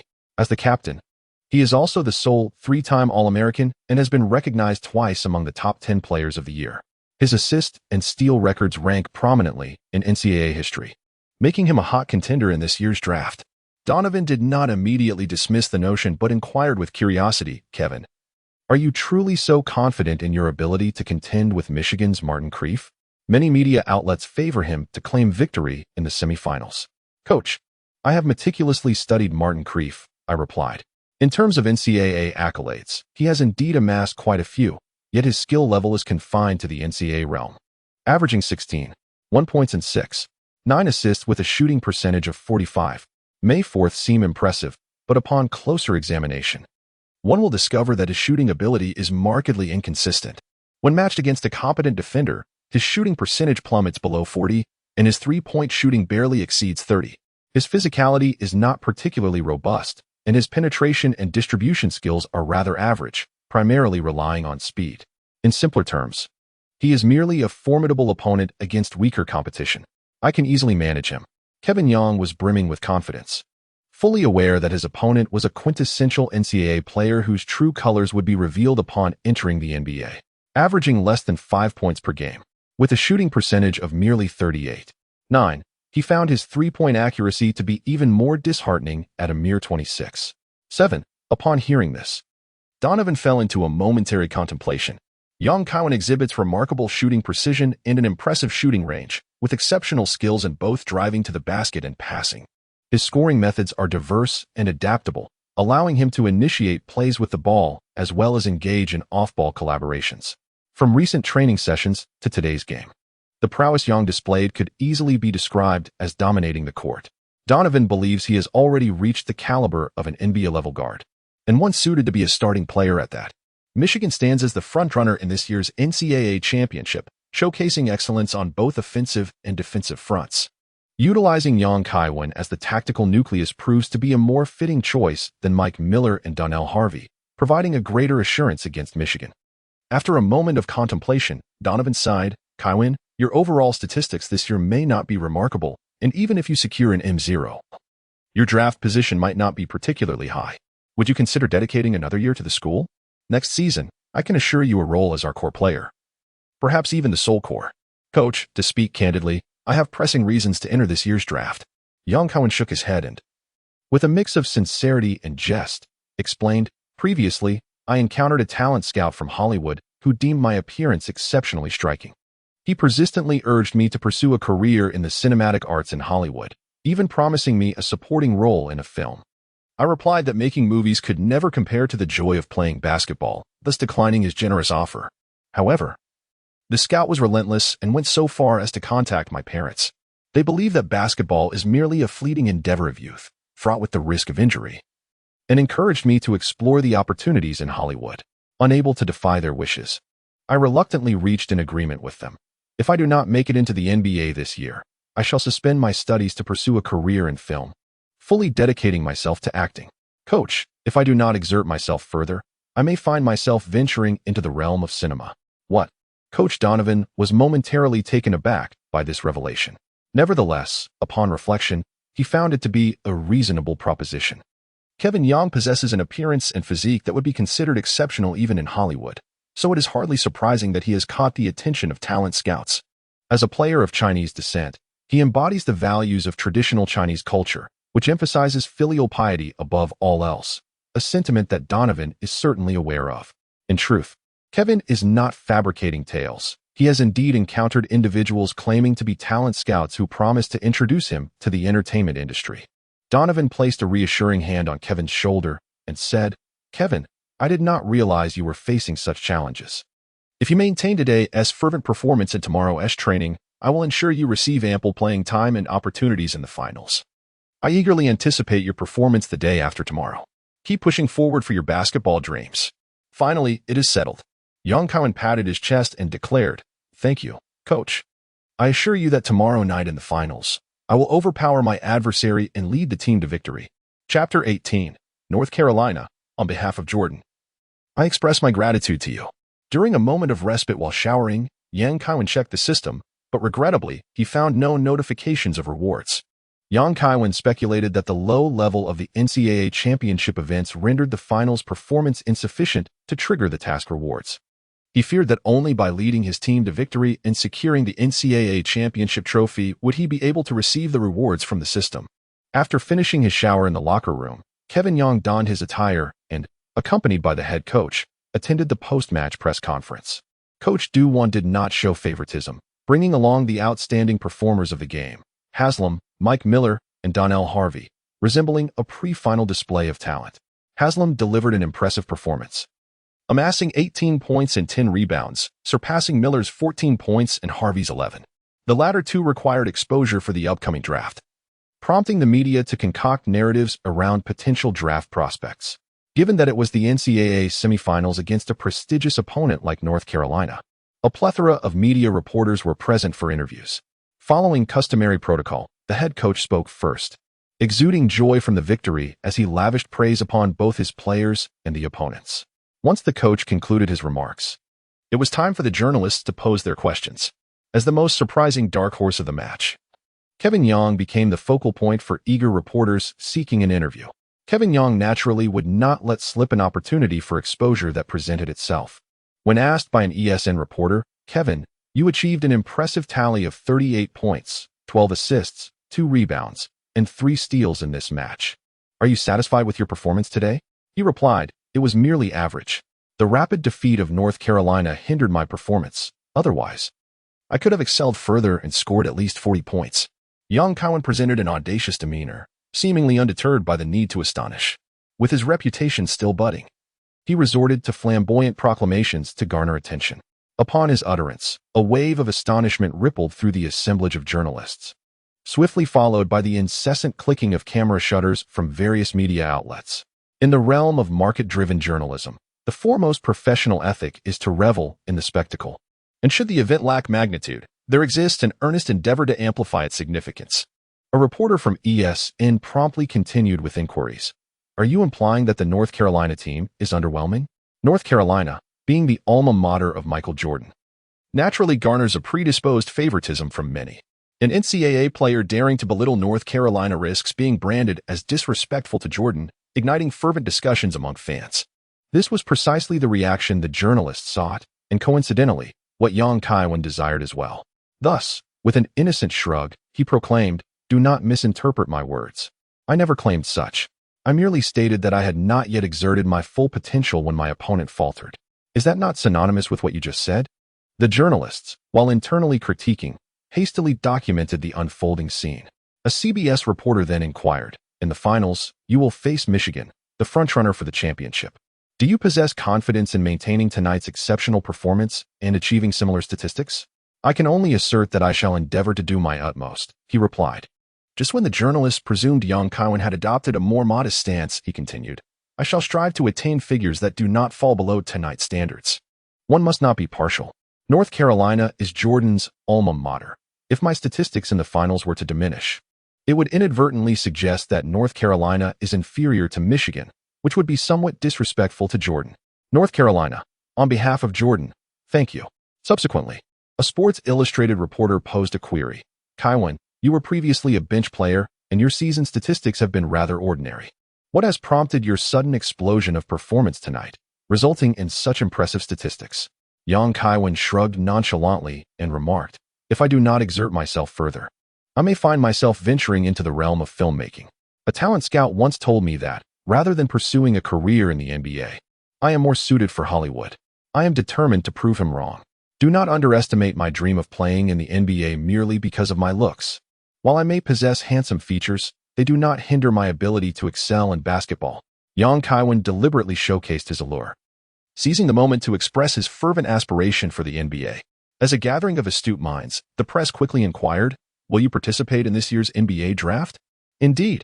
I have applied for this year's NBA draft and firmly believe in my capabilities to enter the league," Young Kaiwen proclaimed, articulating his most fervent sentiment at the press conference. The event lasted nearly 20 minutes, after which the journalists departed, thoroughly satisfied. In contrast to the lackluster remarks of the head coach and other players, Young Kaiwen's concise responses unveiled the topics the reporters yearned to explore. Many journalists expressed hope for Young Kaiwen to grace the NBA courts, as his presence would alleviate their struggles in uncovering newsworthy angles. Following the conclusion of the press conference, Young Kaiwen returned to the hotel with his team to rest. As he collapsed onto his bed, his phone rang with a call from his parents. Since his rebirth, Young Kaiwen had not communicated much with them. The original personality was rather introverted, and his parents had not perceived any issue.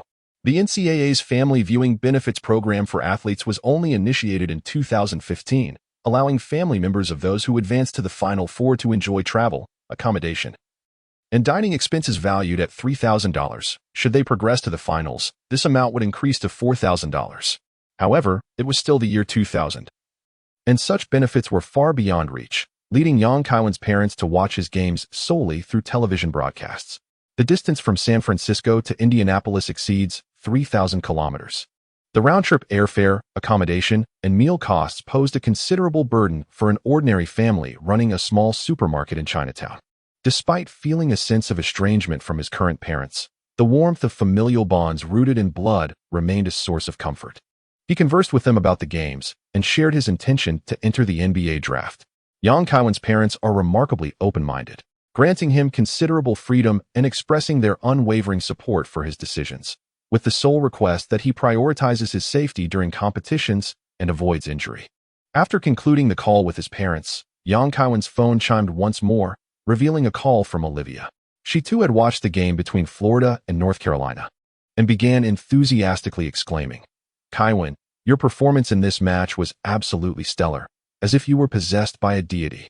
The contrast with your previous game against Oklahoma State University is simply astronomical.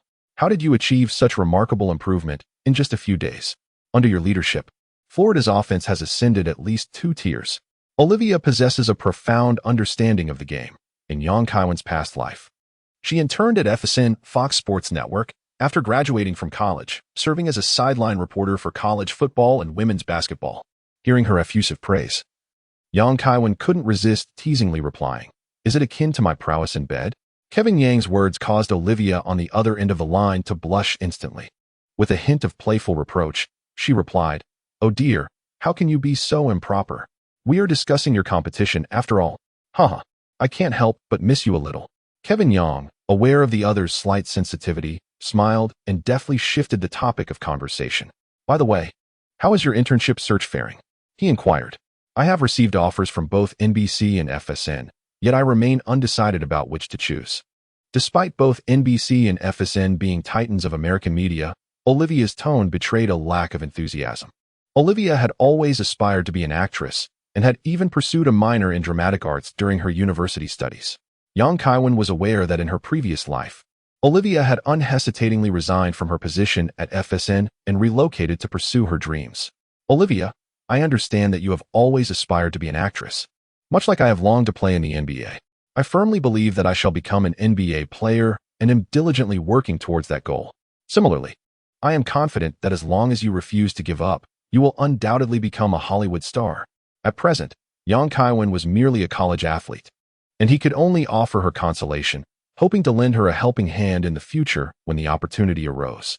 Feeling the warmth of young Kaiwen's concern and support, Olivia blew him a kiss through the phone. "Thank you, Kevin."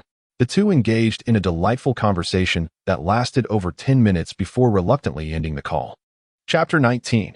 Interviews and documentary plans. The following day, various media outlets reported on the results of the NCAA semifinals and speculated on the forthcoming championship game.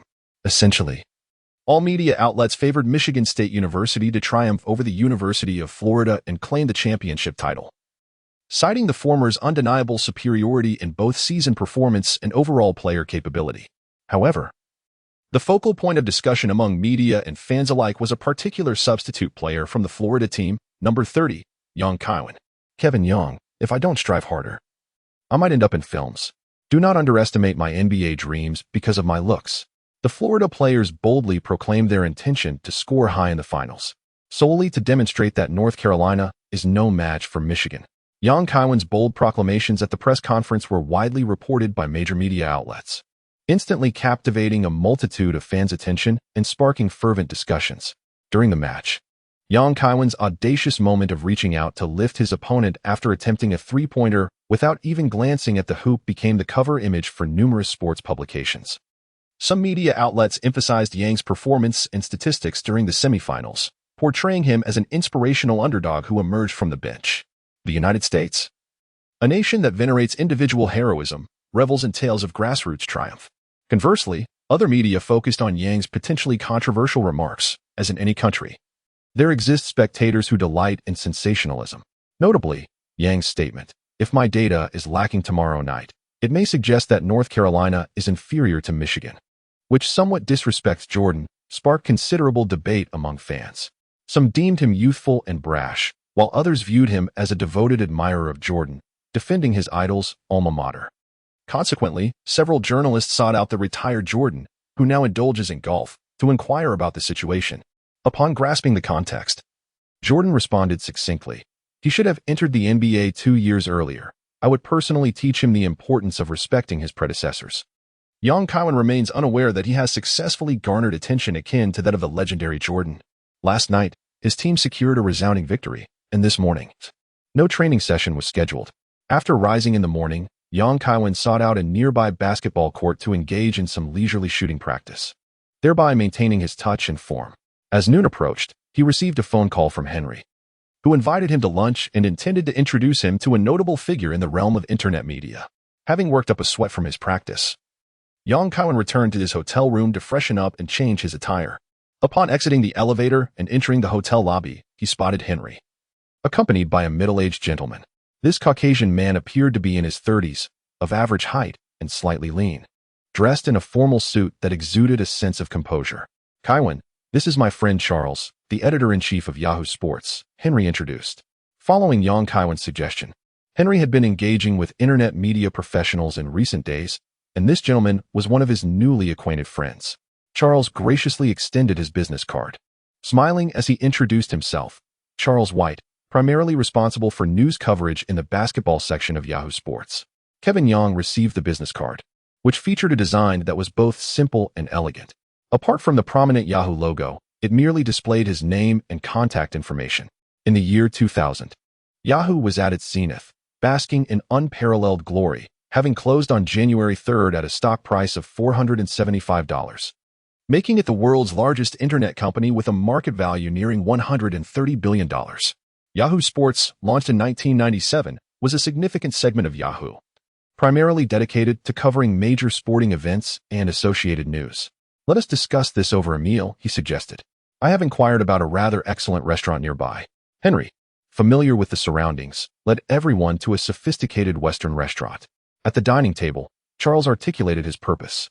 Since its inception, Yahoo Sports had aspired to expand its business landscape, aggressively recruiting talent in a bid to compete head-on with traditional sports print media. Charles had transitioned from ESPN to Yahoo Sports at the end of last year, yet before he could fully showcase his capabilities, the internet economic bubble of 2000 struck. In the wake of the internet bubble's impact, Yahoo's market capitalization plummeted from its peak earlier that January, with its stock price now barely surpassing $100, resulting in a staggering one-quarter reduction in its valuation. Against this backdrop, Yahoo Sports was compelled to implement cost-cutting measures while initiating layoffs. To safeguard their positions, editors and reporters from various sports divisions sought ways to achieve tangible results swiftly. Kevin, your remarkable performance in last night's game was truly breathtaking. I have high hopes that you will flourish in the NBA. If possible, I would like to arrange a time for an exclusive interview with you. Additionally, I am applying for funding from the company to produce a documentary about you. I am confident that if you lead the team to victory over Michigan tonight, the funding will be secured. Charles conveyed his thoughts to Kevin Young. Having recently joined Yahoo Sports, Charles found himself with fewer resources compared to his colleagues. And with impending layoffs, the veteran editors had already claimed most of the company's assets. Much like the NCAA championship, the coverage of the top-seeded Michigan team was monopolized by a trusted confidant of the supervisor, leaving others barred from involvement. Now, with the University of Florida advancing to the finals, 30th-string player Kevin Young had risen to prominence, his vibrant personality and graceful demeanor propelling him into the spotlight overnight. Charles immediately reached out to the newly acquainted Henry for assistance in facilitating the interview. The interview is not an issue. As for tonight's game, you need not worry. The championship belongs solely to the University of Florida. With such a promising opportunity for exposure presented, Kevin Young naturally welcomed it. All right, thank you. Though aware that rejection was unlikely, Charles felt a wave of relief wash over him upon hearing Kevin's agreement. After all, his future hinged on this. Without carving out an alternative path to success, his supervisor would undoubtedly prefer to retain his loyal confidants, even at the expense of dismissing someone more capable. Cheers. The three individuals clinked their glasses together. Henry and Charles savored red wine, while young Kaiwen opted for plain water. With a foundation of collaborative intent established, the meal fostered a closer rapport among them, allowing for a more casual discourse. Charles, sipping his wine, lamented, "Do you realize? This current internet bubble is an unprecedented catastrophe. We at Yahoo are relatively fortunate. According to the latest survey, 71 of internet companies are operating at a loss, and many lack sufficient cash flow to sustain themselves for even 12 months. Even a giant like Amazon can only maintain its cash flow for 10 months. Presently, numerous investors in internet companies are eager to cash out. Recently, DG sought to sell us a 20% stake in a Chinese internet firm. Our investment department investigated that company and discovered they merely replicated CQ's chat tool, and they have yet to turn a profit. Consequently, we promptly declined. A classmate of mine at DG has been urging me to facilitate a meeting with our Yahoo investment colleagues privately. DG? A chat tool mimicking CQ? Yang Kaiwen was immediately reminded of a story from his previous life in the realm of internet investment. Chapter 20. Earning money is merely a hobby. Basketball is my true love. In his past life, During the early 21st century's internet slump, South Africa's MH Group acquired a 45.5% stake in Tencent from entities such as PCCW, DG, and Little Ma, thus becoming Tencent's largest single shareholder and creating an investment legend. However, Yang Kaiwen did not anticipate that DG had intentions to sell its 20% stake in Tencent so early on. This thought prompted a surge of excitement within him.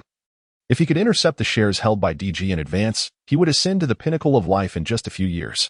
As this notion flashed through his mind, Yang Kaiwen promptly inquired of Charles. "Charles, how well do you know that classmate of yours who works at DG?" Without hesitation, Charles replied, "Oh, he was my high school roommate, and we share quite a strong bond." "Why do you ask? Are you interested in that Chinese internet company?" "Kevin, I must caution you. Investing in the internet sector at this time is not a prudent decision." Yang Kaiwen shrugged and said, "I am indeed interested, but one must have the means to invest. I would like you to keep an eye on the developments regarding the sale of shares in this Chinese internet company, DG. If the internet market rebounds in the future, and I achieve remarkable statistics in the NBA, securing a multi-million endorsement deal, we may have an opportunity to collaborate." Charles immediately responded, "No problem, leave this matter to me."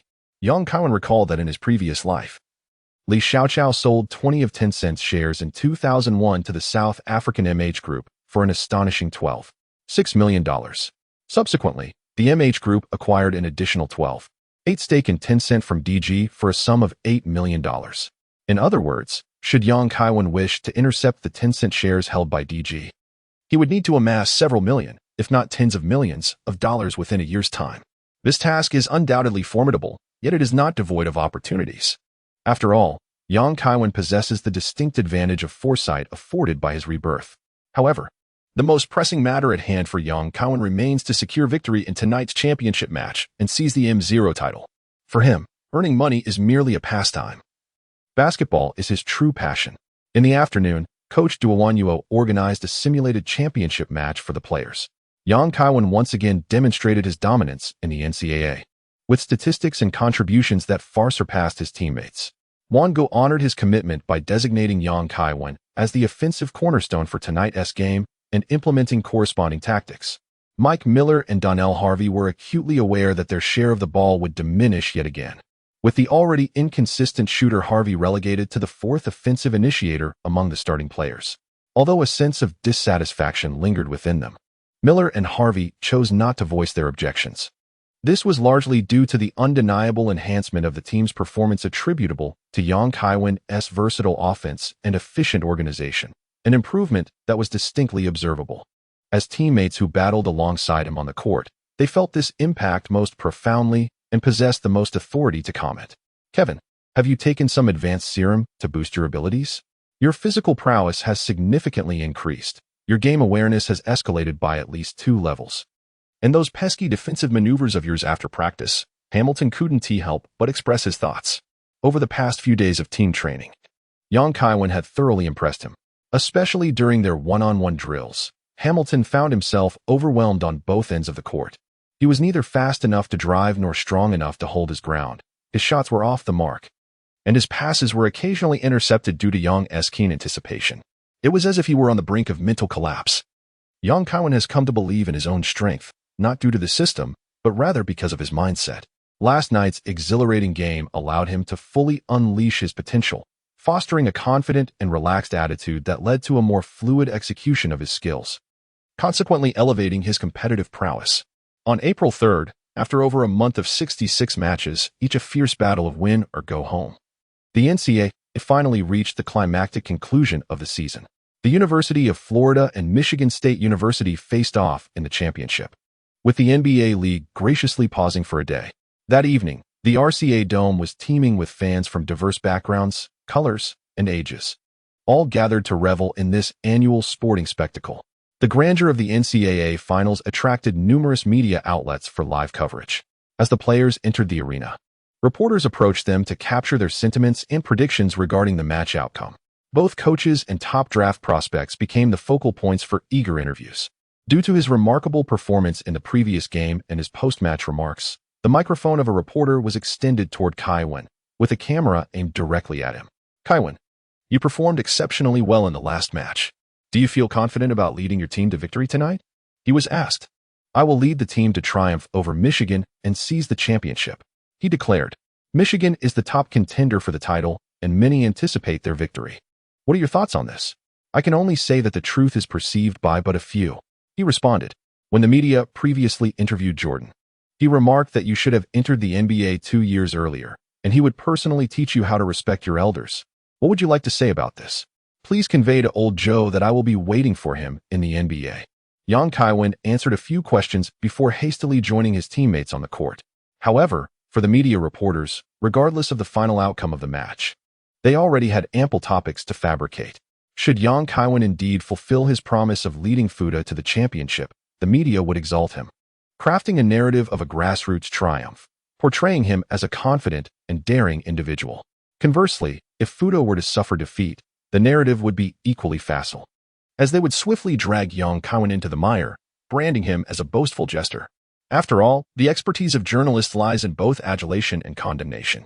CBS, possessing exclusive broadcasting rights for the NCAA, is well versed in such matters. Upon witnessing a sideline reporter interviewing Young Kaiwen, the director promptly cut to the live footage. Consequently, viewers tuned into the match could hear Young Kaiwen's resolute responses with clarity. Some fans, previously unfamiliar with him, or even unaware of his existence, instantly remembered the charismatic and outspoken number 30 player from Fuda. After entering the locker room, Kevin Young donned his headphones, immersing himself in music and closing his eyes to cultivate tranquility. This was his preferred method of pre-game relaxation, a rather mainstream approach to unwinding. Where there exists a mainstream, there inevitably arises a counterculture. Within the NBA, numerous peculiar pre-game rituals abound. Paul engages in listening to the Bible, embodying his namesake. Russell insists on inducing nausea prior to the game. The Zen-like Thompson has a penchant for perusing newspapers before matches, and the whimsical Embiid delights in watching animated shows. Before long, Coach Donovan made his entrance into the locker room. He began by reiterating the tactical arrangements for the evening, followed by a brief yet powerful address to uplift the team's spirits. Having reached the finals, he had already conveyed all necessary messages. Now, it was merely a matter of the players executing their performance on the court. As the time to take the stage drew near, the atmosphere in the locker room began to intensify. The players spontaneously gathered, engaging in discussions about screens, positioning, and the timing of their passing combinations. Chapter 21, NCAA Finals, Part 1. At 9 p.m., the NCAA Finals pitted Florida against Michigan, commencing punctually. The arena was brimming with spectators, including many fans who had traveled great distances by plane solely to support their alma mater. Simultaneously, scouts from various NBA teams flocked in, employing their discerning eyes to unearth emerging basketball stars.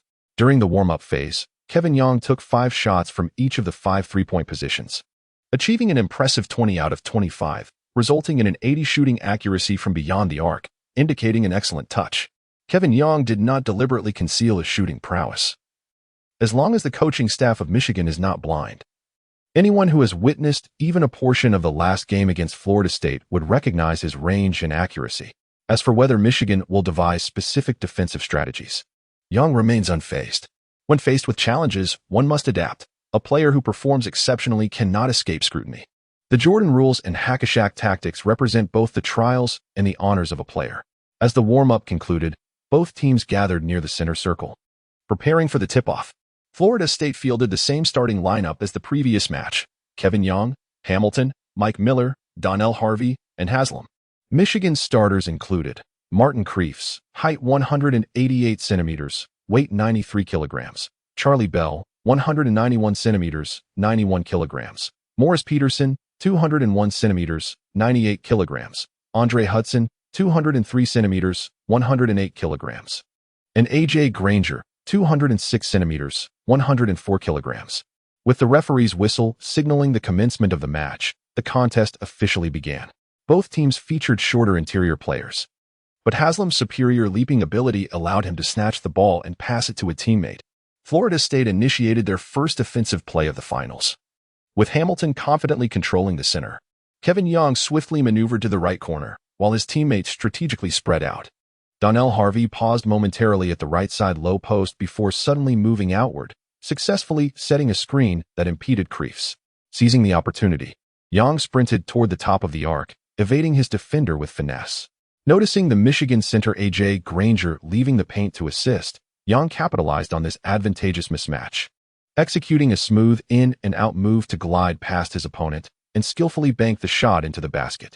With the score at 2-0, Kevin Yang secured the initial points for Florida State. Announcer Gorman exclaimed with enthusiasm, "What a remarkable display of skill." Once again, it is the on-fire Kevin Yang who opens the scoring for Florida State. This diminutive number 30 guard has showcased outstanding athleticism since entering the semifinals. His partner, William, calmly remarked, "Indeed, Kevin Yang's offensive performance is noteworthy. However, the game has just begun. We hope he can maintain this fiery momentum."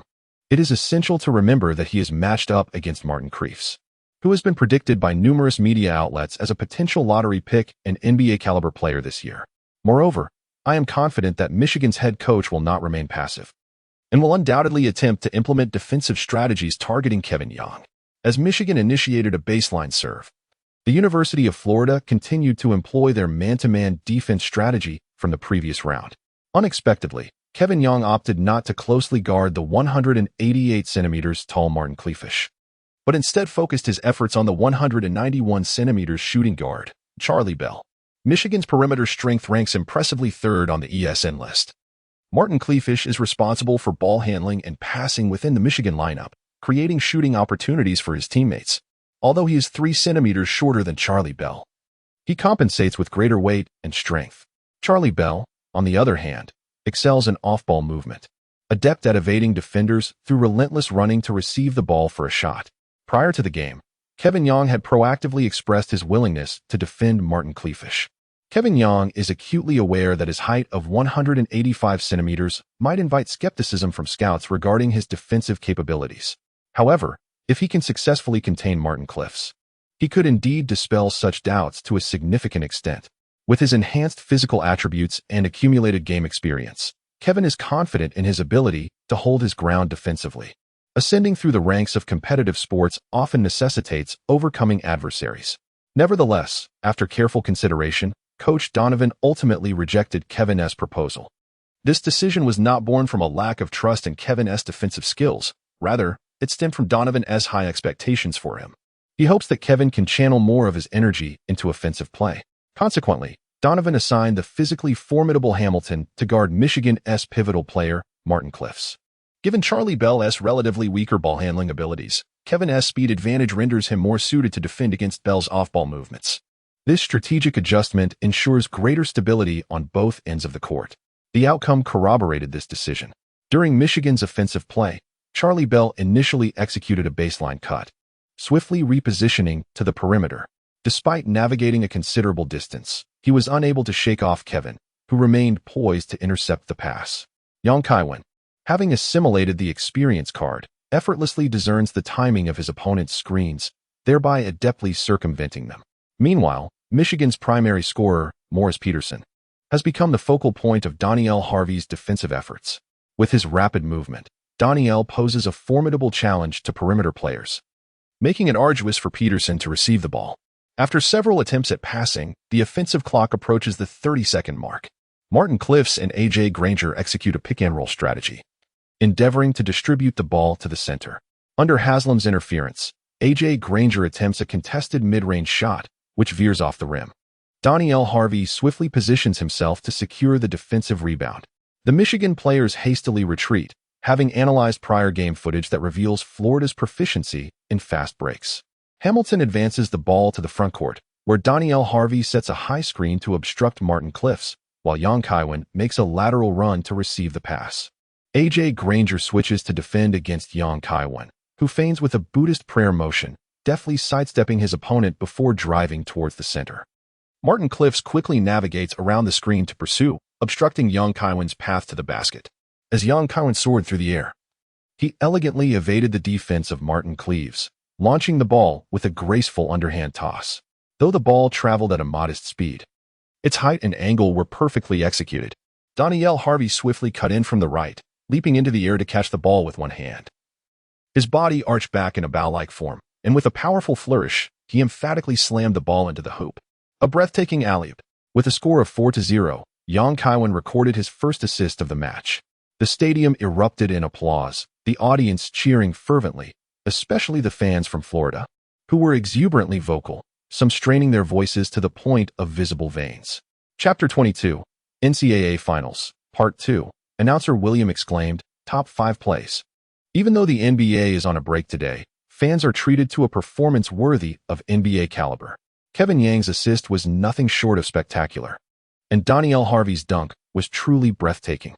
This alley-oop coordination would undoubtedly make the highlight reel in the NBA. Kevin Yang's timing for the pass was impeccable.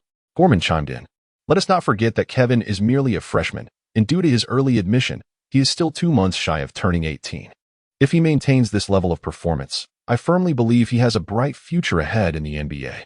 Michigan launched their offense, and Charlie Bell, having failed to shake off Kaiwen in the previous possession, resorted to his signature off-ball maneuver, executing a sudden stop-and-go outside the three-point line. Typically, Charlie Bell would sprint towards the arc, feigning a request for the ball, yet his teammates seldom pass it to him unless he is significantly open. Once he reached the three-point line, he would abruptly halt and pivot, utilizing his nimble physique and agile footwork to turn swiftly. He would then accelerate towards the basket, at which point his teammates would quickly pass him the ball, allowing him to leap seamlessly into a 3-step layup, making him difficult to defend against. However, this time, Charlie Bell's strategy faltered. As he pivoted beyond the three-point line, he noticed that Kaiwen, who had previously been closely guarding him, was not in hot pursuit. Unbeknownst to him, Kaiwen had studied game footage and realized that Charlie Bell typically employed the stop-and-go tactic 4 to 5 times per game, thus he remained vigilant. Observing that Charlie Bell had successfully created an opening, Martin Cleese promptly passed the basketball to him. Upon receiving the ball, Charlie Bell found Kaiwen maintaining a 2-step distance, prepared to defend against a drive rather than a shot. Kevin Young recalled that Charlie Bell entered the NBA as an undrafted player. Although he boasted a career three-point shooting percentage of 36.1, his attempts were rather infrequent, averaging only 3.2 shots per game. The crux of the matter lay in his inconsistency. During his tenure with the Bucks, he faced sharp criticism from the media for his dismal shooting performance, which set a record for the worst in NBA history. Just how poor was Charlie Bell's performance at that time? Over the course of 8 games, he logged a total of 176 minutes, averaging 22 minutes per game, with a shooting record of 5 out of 39, resulting in a mere 12.8 shooting accuracy. His three-point shooting was even more alarming, with just 1 out of 19 attempts, yielding an astonishingly low 5.3 success rate. This particular game was a highly anticipated event, a pinnacle clash that NCAA players dream of. If Charlie Bell hesitated to shoot, even when left open, it would severely tarnish his prospects in the upcoming NBA draft. Taking a deep breath, Charlie Bell aimed for the basket and launched a three-point jump shot, while Kevin Young swiftly leaped to interfere. The basketball spun in the air several times before bouncing off the rim, and Haslam adeptly secured the defensive rebound, promptly passing the ball to Kevin Young. Kaiwen immediately launched a fast break, with Charlie Bell exerting himself to apply pressure in the midcourt. Confronted with Bell's relentless pursuit, Young suddenly lowered his center of gravity, executing a deft crossover dribble to transfer the ball to his left hand, while simultaneously propelling himself to the left with a powerful push off his right foot. As his right foot touched the ground, he swiftly adjusted his balance once more, performing a fluid change of direction with his body, pushing off with his left foot to break towards the right. In the face of the oncoming defense, Young abruptly sank his body, executing another crossover dribble to switch the ball to his left hand, and then rapidly pushed off with his right foot to break left again. As his right foot landed, he lowered his center of gravity significantly, seamlessly transitioning into another change of direction, this time pushing off with his left foot to break to the right. This maneuver, reminiscent of the Windy City Rose's unrelenting change of pace, showcased Kaiwen's exceptional breakthrough skills and speed. Caught off guard, Charlie Bell could only watch in astonishment as Kaiwen swept past him like a gust of wind, striding purposefully towards the front court. As Kevin Young raced down the right side of the court, he suddenly halted just before the three-point line and launched a jump shot. His training had endowed him with an impressive shooting accuracy of over 80 from this range, instilling confidence in his attempt. Even if he were to miss, his teammates would be poised to secure the offensive rebound. Florida's smaller lineup held a distinct advantage in defensive fast breaks and long rebounds, with both Danielle Harvey and Haslam being adept in these situations. In this pressure-free shooting environment, Yang's three-point attempt found its mark, swishing through the net with a crisp sound. The score advanced to 7-0, further widening the gap between the two teams, while Yang tallied his 5th point. As Michigan initiated their offense, Yang swiftly moved to double-team Martin Kreef, deflecting the ball out of bounds and causing a dead ball situation. Michigan's coach, Tom Izzo, was compelled to call a timeout less than 2 minutes into the game. Prior to the match, Izzo had emphasized the necessity for his team to closely monitor Danielle Harvey and Mike Miller. He presumed that Yang was merely a sporadic contributor off the bench, believing that the real threats on the offensive end were the highly touted Miller and Harvey. Unfortunately for him, he was mistaken. Kevin Yang is not only the offensive linchpin for the Florida team in this match, but Coach Donovan has also tailored strategies specifically for him. It is hard to believe that a bench player could suddenly transform and become the team's cornerstone within just a few days. Faced with this unforeseen development, Coach Tom Izzo found it imperative to adjust the defensive strategy, deploying the 203 centimeters tall Andre Hartson to guard against the pick and roll initiated by Yang, thereby limiting Donnell Harvey's high screens. However, this adjustment came with its drawbacks, as A.J. Granger had to match up directly with Haslam. While Haslam's ball-handling skills are modest, he possesses an exceptional mid-range shot. If he is allowed to shoot from the perimeter, A.J. Granger, with his relatively slow footwork and lacking Hartson's support, would find himself at a significant disadvantage. Nevertheless, Coach Tom Izzo could not afford any leniency. Even if Haslam were granted some space to operate, he could not relent in his defensive efforts against Yang. A foreboding sense welled up within Izzo, as Yang's demonstrated prowess had eclipsed that of Mike Miller and Donnell Harvey. On the sidelines of Florida's court, Coach Donovan was in high spirits. He began by praising his starting players before reiterating that the main strategy would remain unchanged. Continuing to center the offense around Yang, Hamilton was tasked with bringing the ball past half-court, primarily executing pick-and-roll plays, and if that faltered, resorting to isolation plays. As the whistle blew, both teams returned to the court, and the match resumed. Michigan initiated their offensive play, with Martin Cleaves bringing the ball up and passing it to the team's leading scorer, Maurice Peterson. As Peterson dribbled toward the center, he keenly observed his teammates' movements.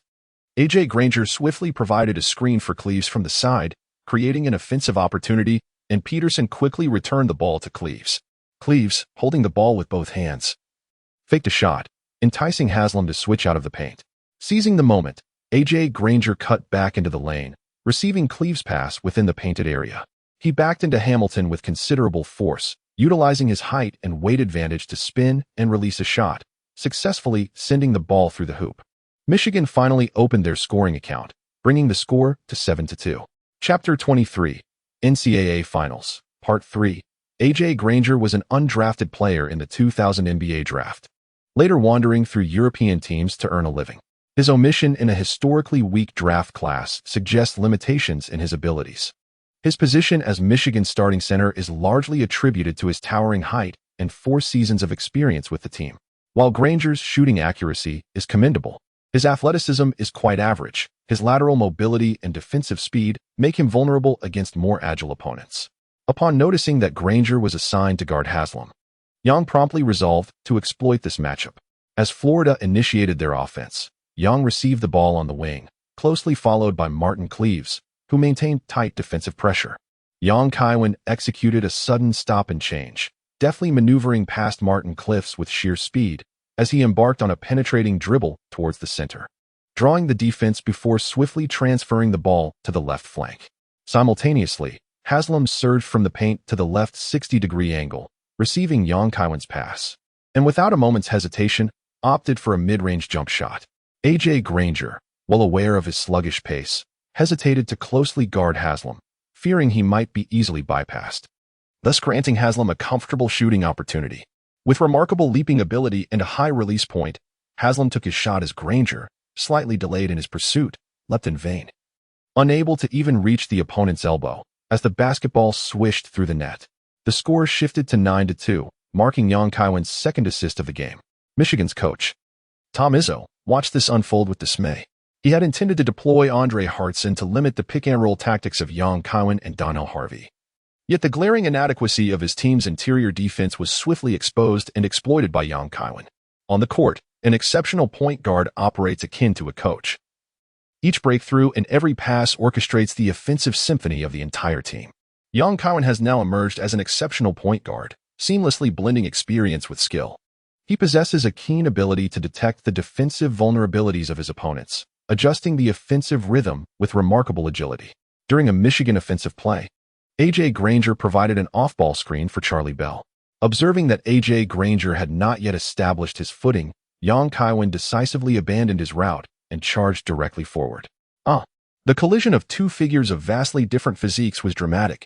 Kaiwen let out a shout as he was instantly toppled by the force of the impact, landing on the hardwood floor. Meanwhile, the referee's whistle pierced the air, ruling an illegal screen against Michigan. According to basketball regulations, when a screen-setting player makes contact with a defender while still in motion, such a screen is deemed a foul. The players from Florida quickly gathered around, but Kaiwen shook his head, signaling that he was unhurt. He grasped the hand of a teammate and rose to his feet.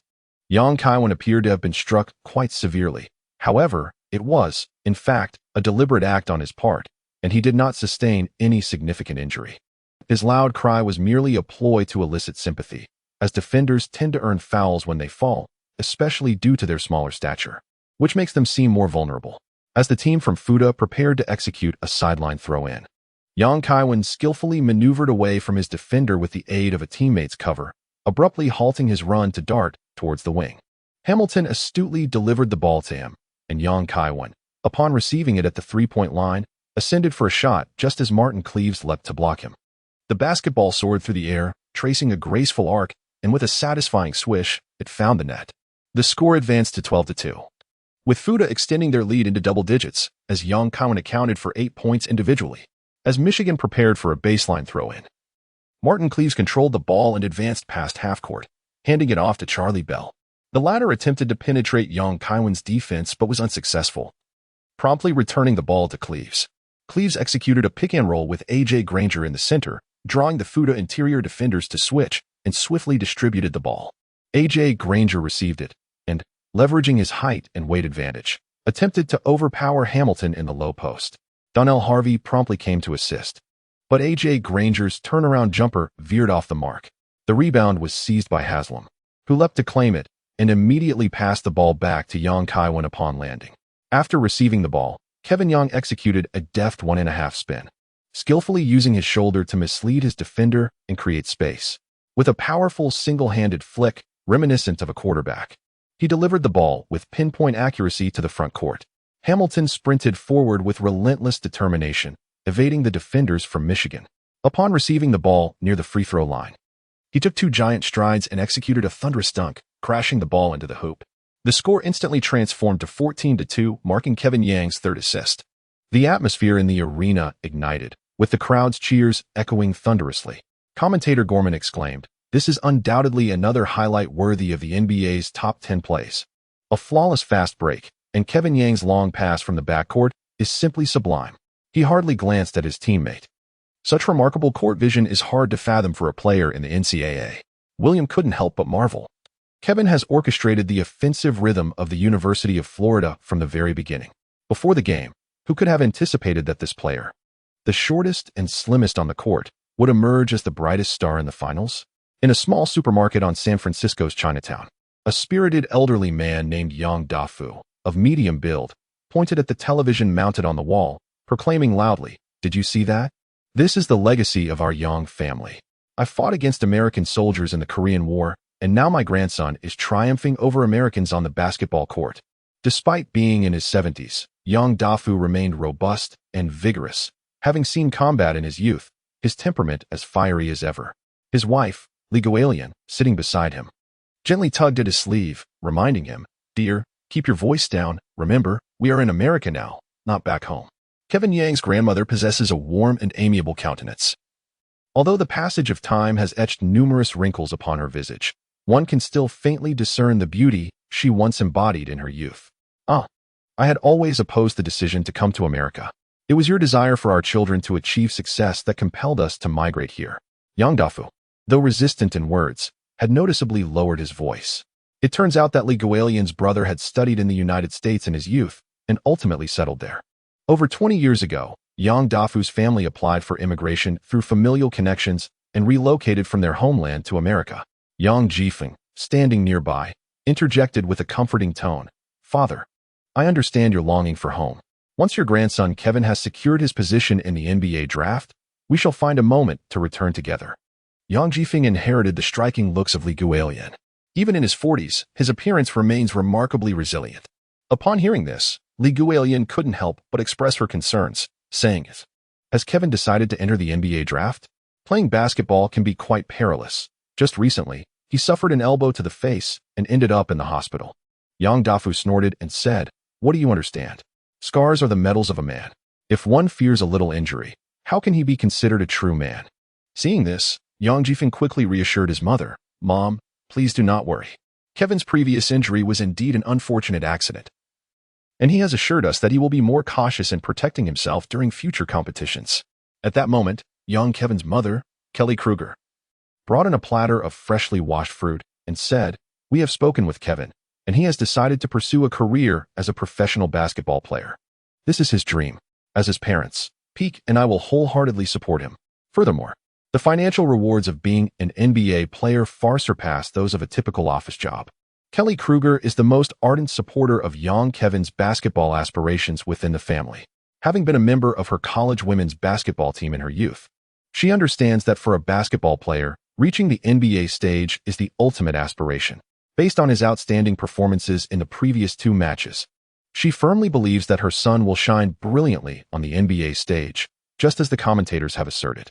In the subsequent games, young Kevin did not disappoint his family's expectations. The captivating performance of Kevin Yang has just commenced, transforming this seemingly unpromising final into an unequivocal massacre. Under Yang's orchestration, the Florida team rendered Michigan's defense utterly helpless, while their offense struggled to find any rhythm. Chapter 24, NCAA Finals, Part 4, in Michigan's half-court offense. As the shot clock dwindled, Morris Peterson substituted in Donnell Harvey for a more aggressive defense. He turned and attempted a jump shot, but the ball veered off the rim. Haslam deflected the ball out of the paint, and Hamilton, quick to react, seized the opportunity.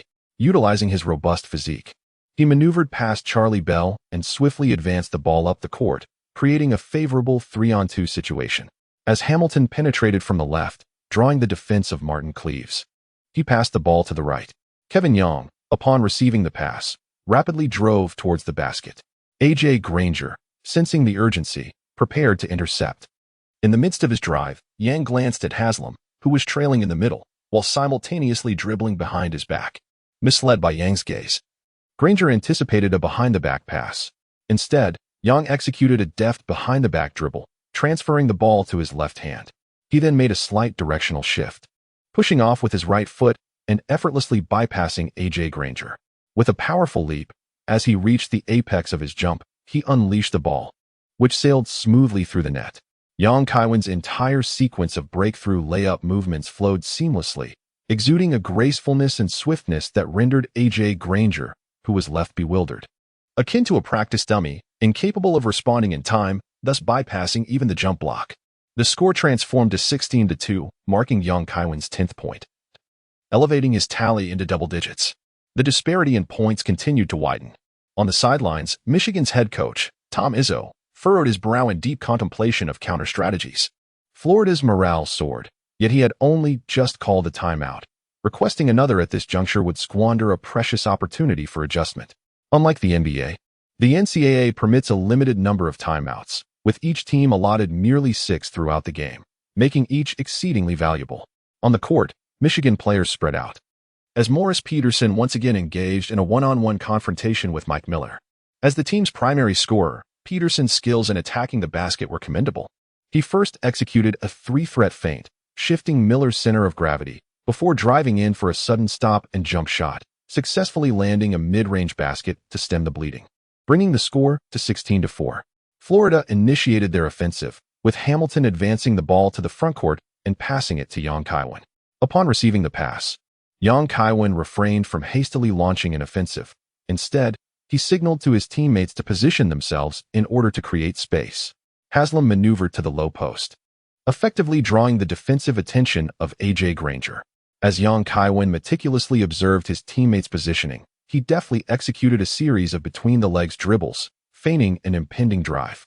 Suddenly, with a swift retreat on his right foot, he positioned himself at a 45-degree angle on the wing and launched a 3-point jump shot in the direction of Martin Cliffs. Aware that he could not match Yang's speed, Martin refrained from applying close pressure, wary of Yang's potential to penetrate the defense. Kevin Yang keenly observed the defensive tendencies of Martin Cleves, employing a step-back technique to create distance before striking with a sudden shot. Cleves, caught off guard, was unable to leap in time for a block and could only watch as the basketball swished through the net. The score now stood at 19-4. With Yang achieving his 13th point of the game, his shooting touched scorching hot. The sensation of scoring with such ease was utterly exhilarating. As he retreated on defense, Yang exuberantly spread his arms wide, mimicking a referee's three-point signal while extending his thumb, index finger, and middle finger, like a jet soaring low across the court.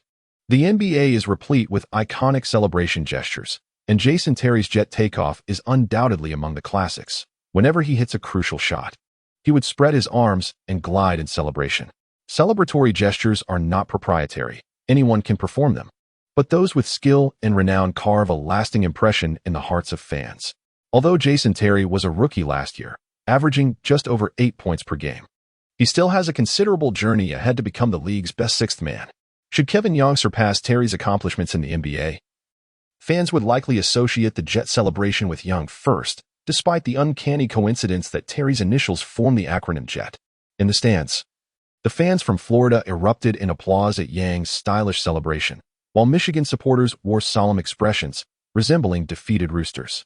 Martin Cleves, stung by Yang's performance, attempted to retaliate by challenging Hamilton with a mid-court isolation, stopping abruptly to take a three-point jumper, a bid for an answer ball.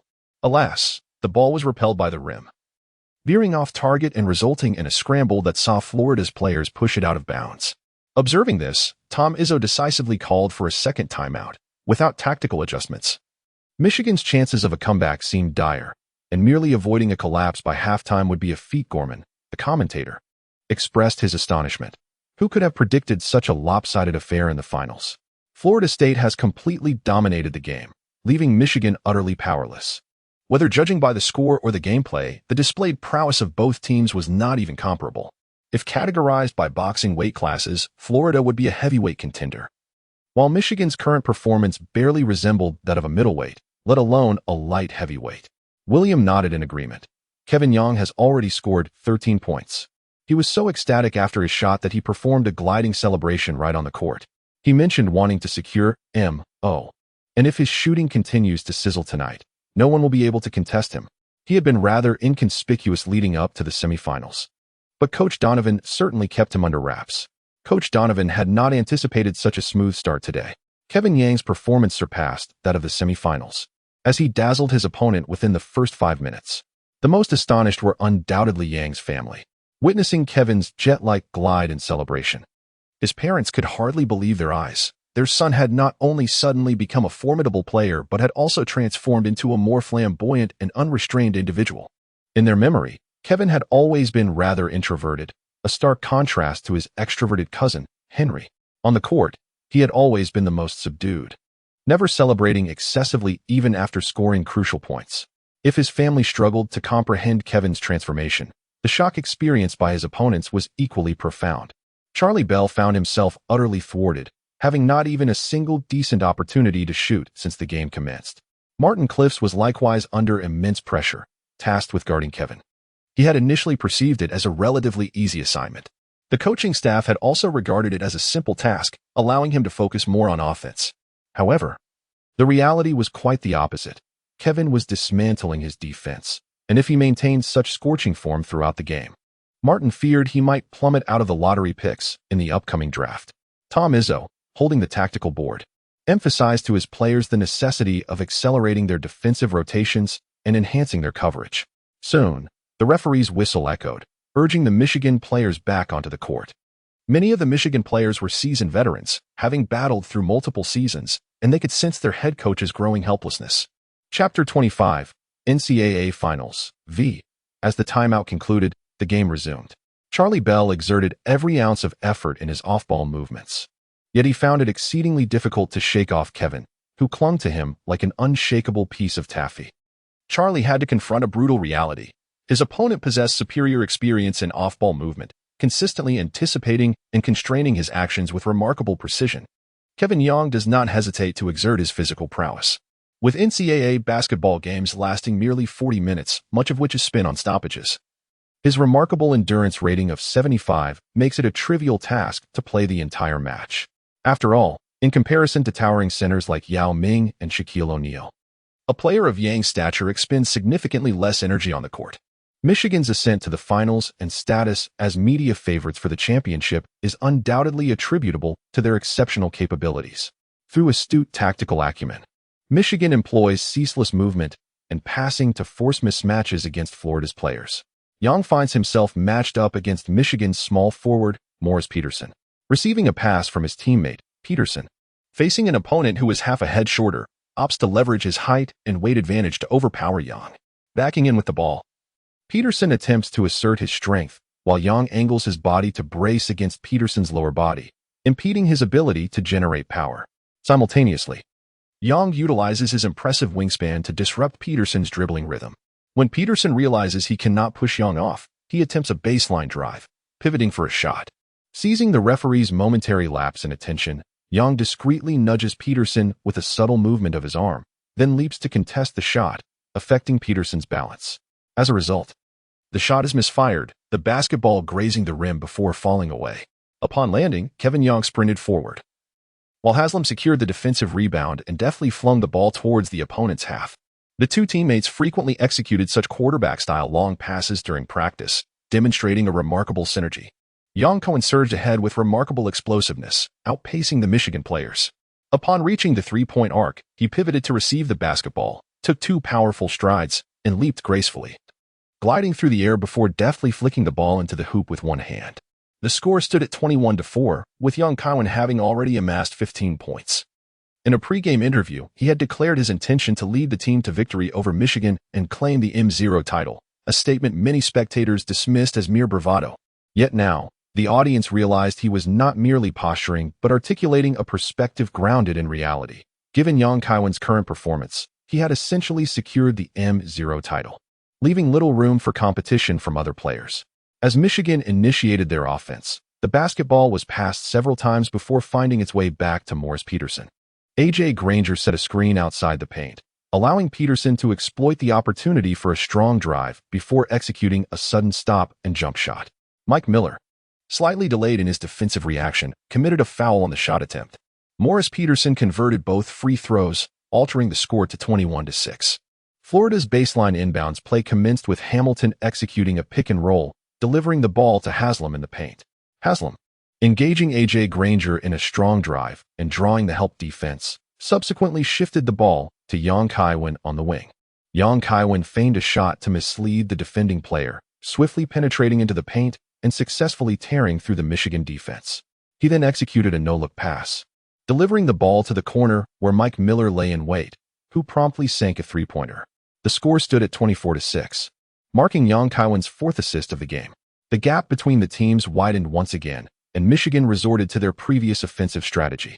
Peterson, utilizing a teammate's screen, aggressively went for a turnaround jumper over Mike Miller, but the ball ricocheted off the rim. At the moment A.J. Granger prepared to shoot, Yang Kaiwen darted in from behind like lightning, leaping with all his might to execute a stunning block that thwarted Granger's attempt. The ball flew far afield, allowing Granger to secure the offensive rebound. He crouched low, raising the ball high above his head, feigning a shot that deceived Haslam. Just as Granger was about to jump for his shot, Yang Kaiwen swiftly closed in from behind, leaping forcefully to firmly press his hand on the ball, delivering a resounding rejection. Unaware of Yang Kaiwen's stealthy approach, A.J. Granger was caught off guard and had the ball cleanly swatted away. Losing his balance and landing squarely on the floor, Haslam picked up the ball, cradling it closely. The referee, having witnessed the entire sequence, refrained from blowing the whistle, signaling instead that it was a clean block. The enormous screen above the arena replayed this spectacular denial, eliciting a roar of approval from the fans in attendance. As the shortest point guard on the court, Kevin Yang managed to block the towering A.J. Granger, a feat not easily accomplished. On the sidelines, Michigan's head coach Tom Izzo stood with his hands on his hips, visibly agitated, perhaps lamenting the referee's decisions or expressing dissatisfaction with his players' performance. Observing this scene, Gorman couldn't resist a jest. Although he was too far away to hear Tom Izzo's words, he would wager $1 that at that moment, The Michigan coach's foremost desire was to subject Kevin Young to a drug test, speculating whether his sudden prowess stemmed from some Wakandan heart-shaped herb concoction or super soldier serum. William chimed in, stating, "I cannot ascertain whether Kevin Young has consumed any Marvel Heroes elixir, but his physical capabilities are undeniably more formidable than his slender frame would suggest." In the previous play, the 201 centimeters, 98 kilograms Morris Peterson attempted to back Kevin Young down, but failed to push him aside, which speaks volumes. Hamilton dribbled the ball into the front court, opting not to pass this time, instead challenging Charlie Bell one-on-one. With his team leading by a considerable margin, Hamilton sought to showcase his skills, and a missed shot would pose little consequence. Dribbling under his legs from the left corner, Hamilton feigned a drive before abruptly stopping for a turnaround jumper. Charlie Bell leaped to interfere, causing the ball to veer off course, and A.J. Granger snatched the rebound. The audience, comprising fervent fans of Florida, sighed collectively as the ball failed to find the net, having anticipated that the shot would be taken by Kevin Young. High-scoring performances are not only cherished by players, but also captivate the fans. As Michigan initiated their offense, Martin Cleaves and Andre Hudson executed a pick-and-roll, only to have their path blocked by Donnell Harvey. Harvey's swift defensive switches exemplify the greatest advantage of shorter post players. While they may struggle against powerful, tall forwards in the post, they excel at defending against pick-and-roll situations without fear of mismatches. As last year's top high school player, Donnell Harvey's rebounding and physicality rival those of Haslam, and his mobility surpasses Haslam's, ensuring he can effectively guard smaller guards. With Martin Cleaves unable to penetrate, he passed to Peterson on the perimeter, who found himself closely guarded by Miller, unable to take a shot. Observing this, Charlie Bell moved to set a screen at the top of the key. Switch. Miller was momentarily impeded, but he promptly exchanged defensive duties with Kevin Young, recalling how he had previously been outmaneuvered, allowing Peterson to score. As Michigan players repositioned, Peterson prepared for another isolation attempt against Kevin Young near the elbow. Young Kaiwen pressed his thigh against his opponent's lower body, making it difficult for Peterson to exert force. After a couple of attempts to push through, he was unable to break free and, relying on his height advantage, forcefully executed a turnaround jump shot. Young Kaiwen anticipated his opponent's shooting rhythm, leaping promptly to block the shot. Under the pressure, Peterson instinctively elevated the arc of his release, resulting in a short miss as the ball struck the front of the rim and veered off. Haslam secured the defensive rebound. Chapter 26, NCAA Finals, Part 6. Michigan's coach, Tom Izzo, stood on the sidelines, his expression one of deep dismay, teetering on the brink of despondency. With a height disparity of 203 centimeters versus 185 centimeters, such a mismatch should have been easily surmountable. Yet, Young Kaiwen steadfastly maintained his defensive position, once again thwarting Peterson's attempt. Florida State initiated their offense, with the players swiftly spreading the floor. Haslam advanced to a high position to set a screen for Young Kaiwen, while Martin Cliff and Charlie Bell converged rapidly, forming a perimeter trap around Young Kaiwen. Young Kaiwen's touch was extraordinarily hot, prompting Tom Izzo to refrain from allowing him to engage in one-on-one play, instead orchestrating a double-team defense from the sidelines. The double team is a prevalent defensive strategy employed primarily to curtail the performance of prolific scorers on the opposing team. Under the pressure of two defenders, even the most formidable players will see a significant decline in their scoring efficiency, while simultaneously disrupting the offensive rhythm of the rival team. Typically, such defensive attention is reserved for star players. Regardless of a superstar's individual prowess, the optimal strategy to counter a double team remains the swift distribution of the ball. The strength of one individual can never truly rival that of a cohesive team, and the efficiency of a one-on-two scenario cannot surpass that of an open shot. When the opponent implements a double-team defense, it indicates that at least one teammate remains unguarded. Thus, if the player being double-teamed swiftly passes the ball, his ally can seize the opportunity for an open shot. In the face of the double team, Young Kaiwen calmly dribbled backward, creating space between himself and the defenders, all while observing his opponent's movements. He then adeptly utilized the width of the court to execute a lateral dribble, swiftly passing to the wing where Donnell Harvey awaited. Upon receiving the ball, Harvey penetrated toward the center, drawing A.J. Granger out of the paint before promptly relocating the ball to Haslam within the key. Peterson hurried back to the paint to provide defensive support against Haslam. Although both players were of similar height and weight, Haslam possessed a strength advantage. Nonetheless, he opted against a forceful attack, instead distributing the ball to the right corner where Mike Miller stood ready. The Michigan defense had descended into chaos, and Miller's open three-point jump shot swished through the net. The score now stood at 27-6. Gorman remarked that the team coordination displayed by the University of Florida was nothing short of perfection, with the margin widening to 21 points. Such a deficit, even in the NBA, is exceedingly challenging to overcome. The average offensive possession in the NCAA hovers around 60, while in the NBA it exceeds 90. A difference of 30 possessions. The 21-point gap rendered Michigan's chances of a comeback virtually insurmountable. William further analyzed that Michigan's predicament stemmed from their inability to effectively limit Kevin Yang's performance. His scoring prowess was remarkable. Not only was he precise in his shooting, but he also exhibited the capability to penetrate with the ball and remain composed even when faced with a double team, quickly delivering the ball to teammates in better positions. His performance today could only be described as dominant. Although the commentators openly acknowledged Michigan's dire circumstances, head coach Tom Izzo refused to surrender. Seizing an opportunity during a dead ball, he made a personnel adjustment. Charlie Bell exited the game, replaced by the towering freshman, number 23, Jason Richardson, who stood at 198 centimeters and weighed 99 kilograms. Richardson was a physically imposing guard, a veritable tank endowed with explosive athleticism. His muscular build rendered him a match for any small forward, and his leaping ability was particularly alarming, as he possessed both rapid lift and impressive height, with rim-rattling dunks being a fundamental aspect of his repertoire.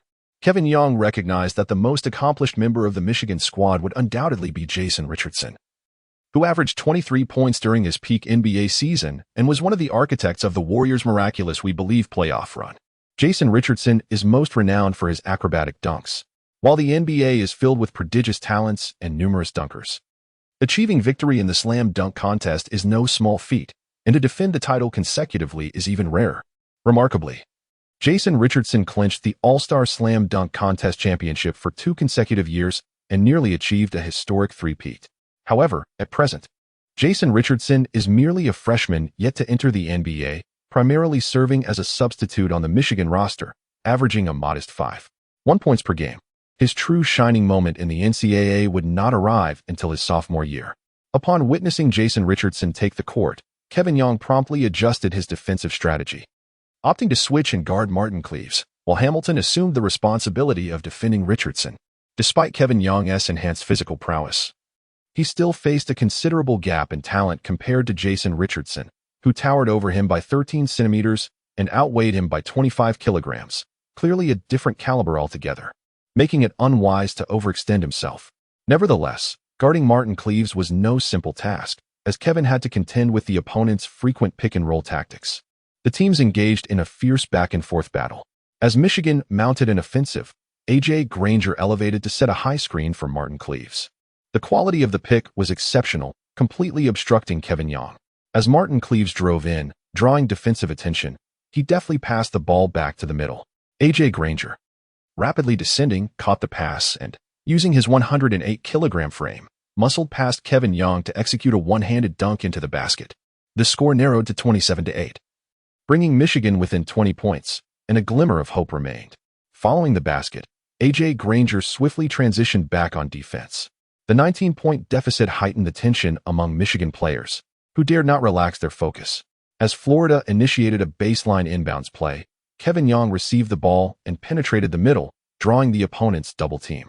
With a back-to-the-basket bounce pass, he delivered the ball into the paint, where Haslam cut to the basket to receive it and leaped up, preparing to respond with a two-handed slam. A.J. Granger leaped to contest the shot, exhibiting a clear pulling motion that severely disrupted Haslam, forced to push the ball in midair. Haslam's attempt ricocheted off the rim, much to the dismay of the audience as it slipped away. However, the referee had already signaled a foul, calling A.J. Granger for a hand violation, granting Haslam 2 free throws. A.J. Granger's footwork was evidently lagging behind Haslam's, prompting Coach Tom Izzo to make another adjustment, substituting the underperforming Granger for junior blue-collar center Mike Chappell. While this change fortified the defense, it inevitably weakened Michigan's offensive capabilities. Haslam's free throw shooting was reliable, converting both attempts and raising the score to 29-8. A mixed defense ensued. Coach Donovan vociferously directed from the sidelines, urging the team to alter their defensive strategy. Michigan initiated a structured offensive, while Florida swiftly transitioned to a hybrid defensive mode.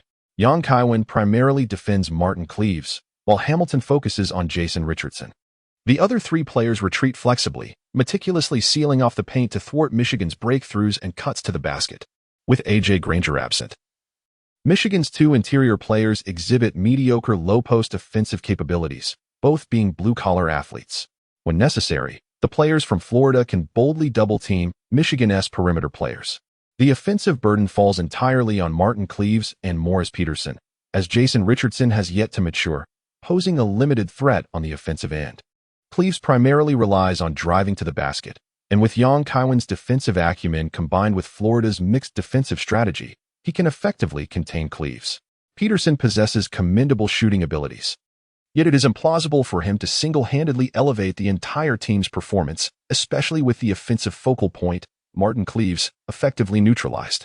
Michigan's repeated passing and movement fail to exploit any defensive lapses from Florida, and with less than 10 seconds remaining on the shot clock, the ball reaches Peterson. As Michigan's leading scorer, Peterson shoulders the burden of the critical play, isolating against Mike Miller and executing a pull-up jumper from the elbow. The shot, hindered by Miller's defense, veers off the mark. Both players are touted as top prospects in the current draft, sharing a similar style as three-point shooting small forwards. Although Miller's accuracy garners slightly more acclaim, Donnell Harvey secures the defensive rebound and swiftly dishes the ball to Kaiwen. Kaiwen swiftly advanced from the right side to the forefront, skillfully evading Peterson's interception with a graceful turn. He surged to the arc's apex, and without waiting for his teammates' support, he abruptly took a jump shot, launching a three-pointer in the face of Cliffs. Cliffs, who was primarily tasked with guarding Kaiwen's drive, had lowered his center of gravity significantly, positioning himself slightly behind and unable to contest the shot in time. Kaiwen propelled his team to a significant lead, earning the privilege to take daring shots. Even if he missed, it would bear little consequence. Today, his shooting touch was exceptionally fiery, as the system interface illuminated the icon of JR's erratic blade. The basketball descended in an almost perfect parabolic arc of nearly 60 degrees, swishing through the net with a satisfying sound. With a score of 32-8, Kaiwen secured his 18th point. Kevin Young exuberantly spread his arms, once again performing his glider celebration as the deafening cheers of the crowd filled his ears.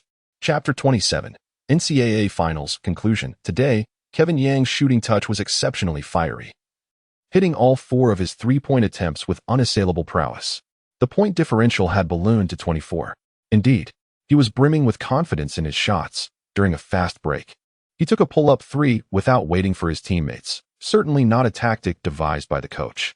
He dared to shoot, and he could score. His style of play mirrored the uniqueness of his interview remarks. In a half-court setting, his approach was rational and seasoned. During fast breaks, he transformed into a bold and audacious player. Gorman and his partner exchanged thoughts in the commentary booth, noting that the current popularity of analytics had yet to take hold. Therefore, Kevin Young's penchant for quick three-point shots was rather rare on the court, with Young's audacious three-pointers sinking through the net. Both Michigan's players and fans felt as if struck by an arrow to the heart, their fighting spirit deflating significantly.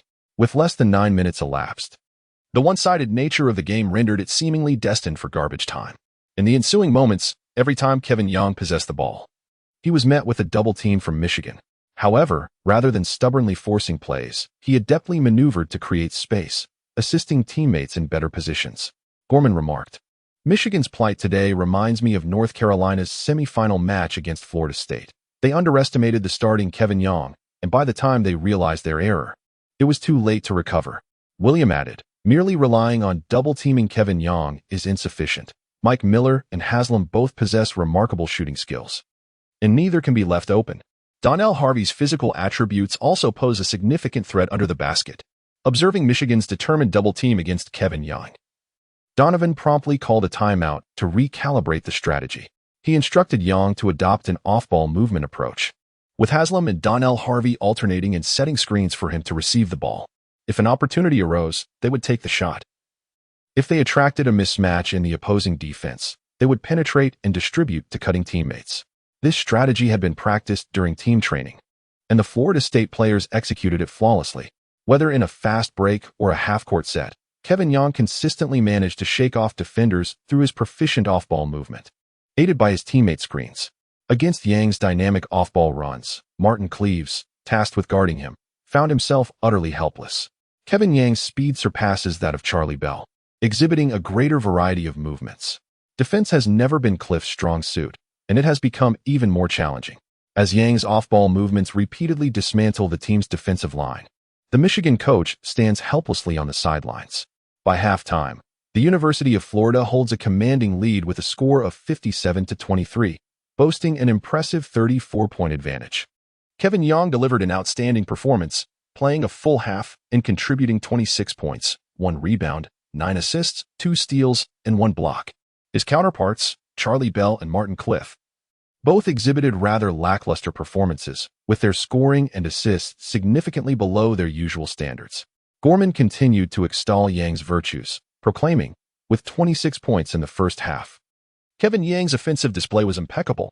Furthermore, his defensive prowess was equally surprising. Despite standing at only 185 centimeters, he showcased remarkable tenacity and resilience. He adeptly sought physical confrontations, demonstrating a keen sense of timing to draw fouls against taller opponents rather than engaging in mindless clashes. Apart from a foul drawn from A.J. Granger's off-ball screen, he also earned a charge for an offensive foul. These defensive contributions, however, were not directly reflected in the statistics. As the first half drew to a close, A.J. Granger and Peterson executed a pick-and-roll. After setting a screen, Granger rolled to receive the ball, but Young accurately anticipated the trajectory, releasing Martin Cliff in the middle and positioning himself defensively. He was subsequently knocked to the ground by Granger, resulting in the referee calling an offensive foul against the Michigan team. Young Kaiwen increasingly found the experience card to be invaluable. On the NCAA stage, he possessed a distinct advantage derived from his wealth of experience. As the second half commenced, Michigan unexpectedly altered their offensive strategy, with Jason Richardson and Peterson frequently executing high pick-and-roll plays. Both players boasted a commendable three-point shooting ability, and any momentary lapse in the defensive switches by Mike Miller and Hamilton resulted in open jump shots. Mike Miller, unable to match the speed of Jason Richardson, conceded 2 consecutive three-pointers, allowing Michigan to narrow the deficit to 28 points, demonstrating remarkable resilience. However, under Young Kaiwen's orchestration, Florida State swiftly regained control of the game, with multiple players contributing to the scoring, once again extending the lead to over 30 points. Michigan's defensive efforts against Young Kaiwen remained ineffective. Neither Martin Cliff nor Charlie Bell could provide satisfactory defensive results, as both were outmatched in speed and experience by Young Kaiwen, while the performances of the other backup guards were even more disheartening. Today, Young Kaiwen refrained from unleashing his usual banter, primarily because Michigan fell behind significantly right from the start, rendering any trash-talking strategy ineffective. The players he faced lacked the confidence to provoke him, leaving little room for him to retaliate. Instead, he channeled his excitement into celebratory gestures each time he sank a three-pointer.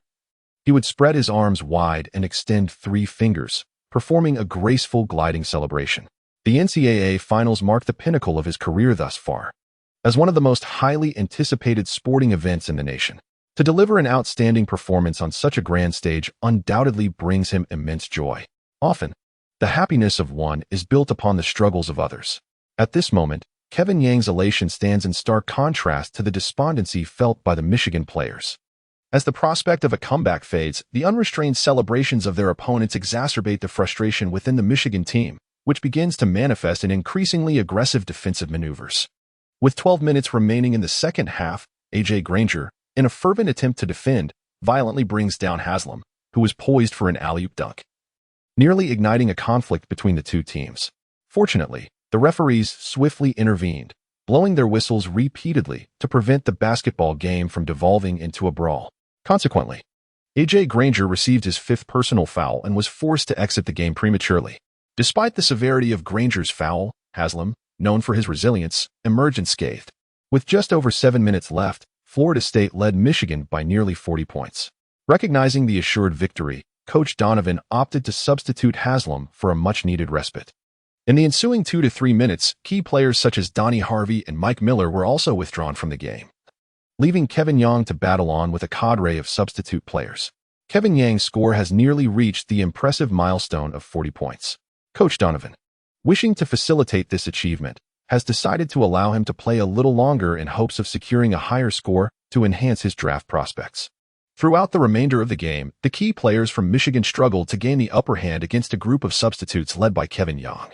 Kaiwen, alongside the substitute players, engaged in an exhilarating offensive showdown against Michigan. Through seamless pick-and-roll collaborations with his teammates, he consistently racked up points. In a mere span of 4 to 5 minutes, he single-handedly scored 8 points and delivered 4 assists.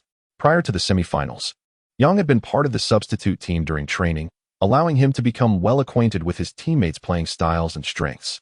This familiarity enabled him to effortlessly orchestrate the team's dynamics on the court, fostering remarkable synergy. The referee's whistle echoed, signaling the conclusion of the game. Florida Gulf Coast triumphed with a resounding victory of 105-64 over Michigan, marking their inaugural advancement to the finals and ultimately securing the NCAA championship title. Kaiwen played nearly the entire game, achieving an impressive record of 26 attempts with 17 successful shots, including 8 out of 15 from beyond the arc, and flawlessly converting all 4 free throw attempts. He amassed a staggering 46 points, along with 3 rebounds, 16 assists, 1 steal, and 1 block, culminating in the remarkable achievement of 45-15. Kaiwen exhibited an extraordinary performance this evening, igniting JR's competitive spirit with an astonishing shooting touch that reached a scorching peak. His overall shooting percentage soared above 65, while his three-point accuracy reached an impressive 53, effortlessly sinking shots even against defensive players. Chapter 28. MOP of the semifinals. As the final buzzer sounded, the eager players from the University of Florida rushed onto the court, erupting in jubilant cheers, leaping and celebrating with an array of flamboyant gestures that dazzled the spectators. The coaching staff, exhibiting a touch of restraint, embraced one another and raised their arms in triumph, only to be soon overwhelmed by the players in a collective frenzy of celebration. Congratulations to the University of Florida for making history by reaching the NCAA finals for the first time and ultimately claiming the championship, solidifying their status as one of the nation's elite collegiate teams. As the announcer exuberantly conveyed their achievement, countless streamers cascaded down from the RCA Dome, enveloping the Florida players and coaching staff in a vibrant display of festivity. In stark contrast, the Michigan players trudged off the court, heads hung low. After exchanging handshakes with their Florida counterparts, they returned to the locker room, grappling with the disheartening reality of their defeat after being heavily favored by the media. The expansive RCA Dome had transformed into a jubilant celebration hub for the Gators. Some crafty Florida players, armed with scissors acquired from unknown sources, climbed ladders to snip a piece of the net as a keepsake. This inspired others to follow suit, with the game ball becoming the most coveted memento, joyfully cradled by Haslam. As the foremost architect of Florida's championship victory, Kaiwen found himself surrounded by reporters eager to conduct interviews. A sideline reporter from CBS seized the opportunity to pose the first question. The NCAA, a semifinal scoring record of 58 points, was set in 1965 by Bill Bradley of Princeton against Wichita State. And for 35 years, no player surpassed 45 points in a semifinal. Today, you scored 46 points, marking the 3rd highest in semifinal history. Could you share your thoughts at this moment? Kaiwen exclaimed with excitement.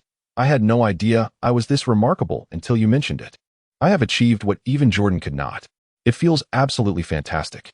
Despite his overwhelming exhilaration, Kaiwen cleverly seized the opportunity to draw a parallel with the legendary Michael Jordan, thereby amplifying his own narrative. The reporter from ESN was astute, promptly inquiring. Jordan's highest scoring record in the NCAA championship stands at 39 points, which is below your 46 points tonight. Do you consider yourself superior to Jordan? Kaiwen, undeterred by the reporter's attempts to incite him, calmly stated, in terms of the highest score record, I believe it is indeed so. However, I am aware that Old Joe would certainly disagree. But that is of no consequence. If Old Joe feels unsatisfied, he can always return to compete in the NCAA. Upon hearing this, the reporters were elated, as they favored players who possessed a distinct personality and were unafraid to speak their minds. Kaiwen's response was exceptionally suitable for further media coverage. Whether deemed confident or arrogant, it was bound to attract attention and intrigue.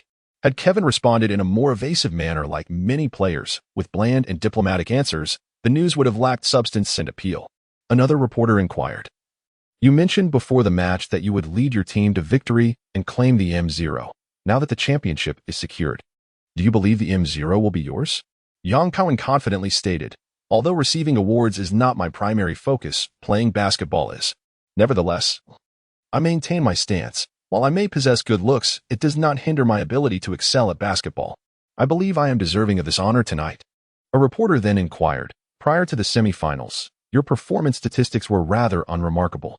How did you manage to evolve from an ordinary role player into the core of the team in such a short span of time? Could you share any insights from your training?" Kaiwen pondered for a moment and replied, "Nothing particularly special. I simply practiced dribbling with both hands against tight defense." Kaiwen vowed that he spoke the truth, yet the journalists regarded him with skepticism, believing he was merely jesting. The award stage was swiftly erected, and Kaiwen, donning the champion's cap he had prepared in advance, joined his teammates in surrounding head coach Donovan as they ascended the stage to receive their accolades. Before the championship trophy was awarded, the host addressed the audience, proclaiming the results of the Final Four MVP selection. The 2000 NCAA Men's Basketball Championship Final Four MVP is none other than Kevin Vung of the Florida Gators. The RCA Dome erupted with thunderous applause and cheers. This outcome was anticipated. Kaiwen had delivered an astonishing performance with 38 points and 12 assists in the semifinals, followed by 46 points and 16 assists in the finals, averaging an impressive 42 points and 14 assists throughout the Final Four. Such staggering statistics left no room for dispute regarding his MVP selection, and his teammates wholeheartedly acknowledged his prowess. They understood all too well that had it not been for Kaiwen's extraordinary display, Florida's victory over Michigan would have been uncertain, let alone his MVP accolade. Kaiwen received the M0 trophy and stepped forward to share his acceptance speech. With his remarkable good looks and a confident, sunny smile, he exuded the charisma of a sports star. First and foremost, I must emphasize that whether it is the team's championship or my acquisition of the M0, it is a collective achievement. The M0 trophy from the semifinals is merely a representation of our team's efforts. I am but a representative in this moment. I would like to express my heartfelt gratitude to my coaches and teammates, as well as to my family and friends. It is because of you that I have the opportunity to stand here and lift this trophy. Furthermore, I wish to address those talent scouts who may envy my looks. I apologize for disappointing you, but I am destined for the NBA. Lastly, allow me a moment of bravado. I want to encourage my teammates and opponents in the NCAA to keep striving. The future belongs to you. Brothers, we shall meet on the NBA stage. As Kevin Yang's witty and humorous speech concluded, the RCA Dome erupted with thunderous applause. The United States is a nation that highly venerates individual heroism. Thus, players who exude confidence and a vibrant personality are readily embraced by the public. In the commentary booth, seasoned commentators Gorman and William were utterly delighted by Yang's quips, unable to contain their laughter.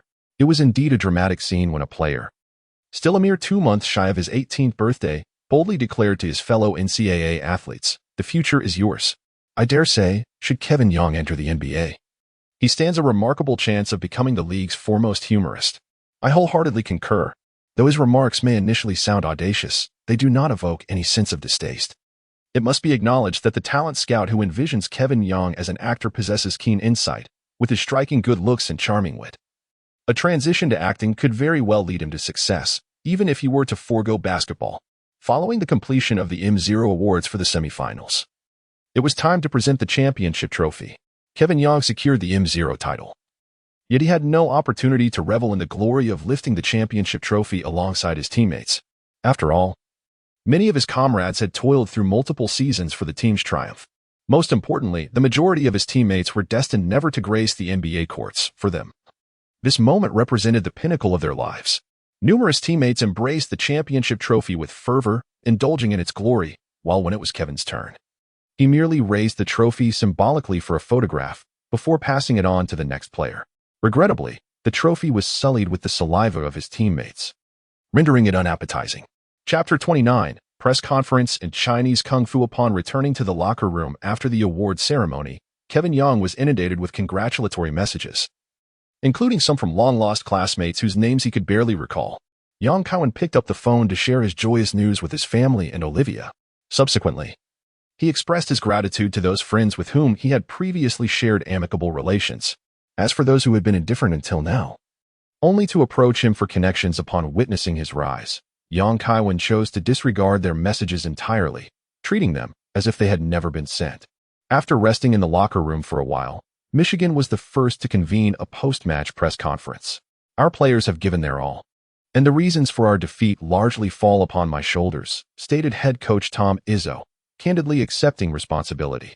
He remarked, "We performed quite poorly tonight, and this stems from my inadequate preparations prior to the game. I had anticipated that the University of Florida would primarily focus their offense around Mike Miller and Donnell Harvey." Severely underestimating Kevin Yang's prowess, he is indeed Florida's secret weapon. Not only does he possess exceptional scoring ability, but he also orchestrates Florida's offense and has shown commendable performance on the defensive end.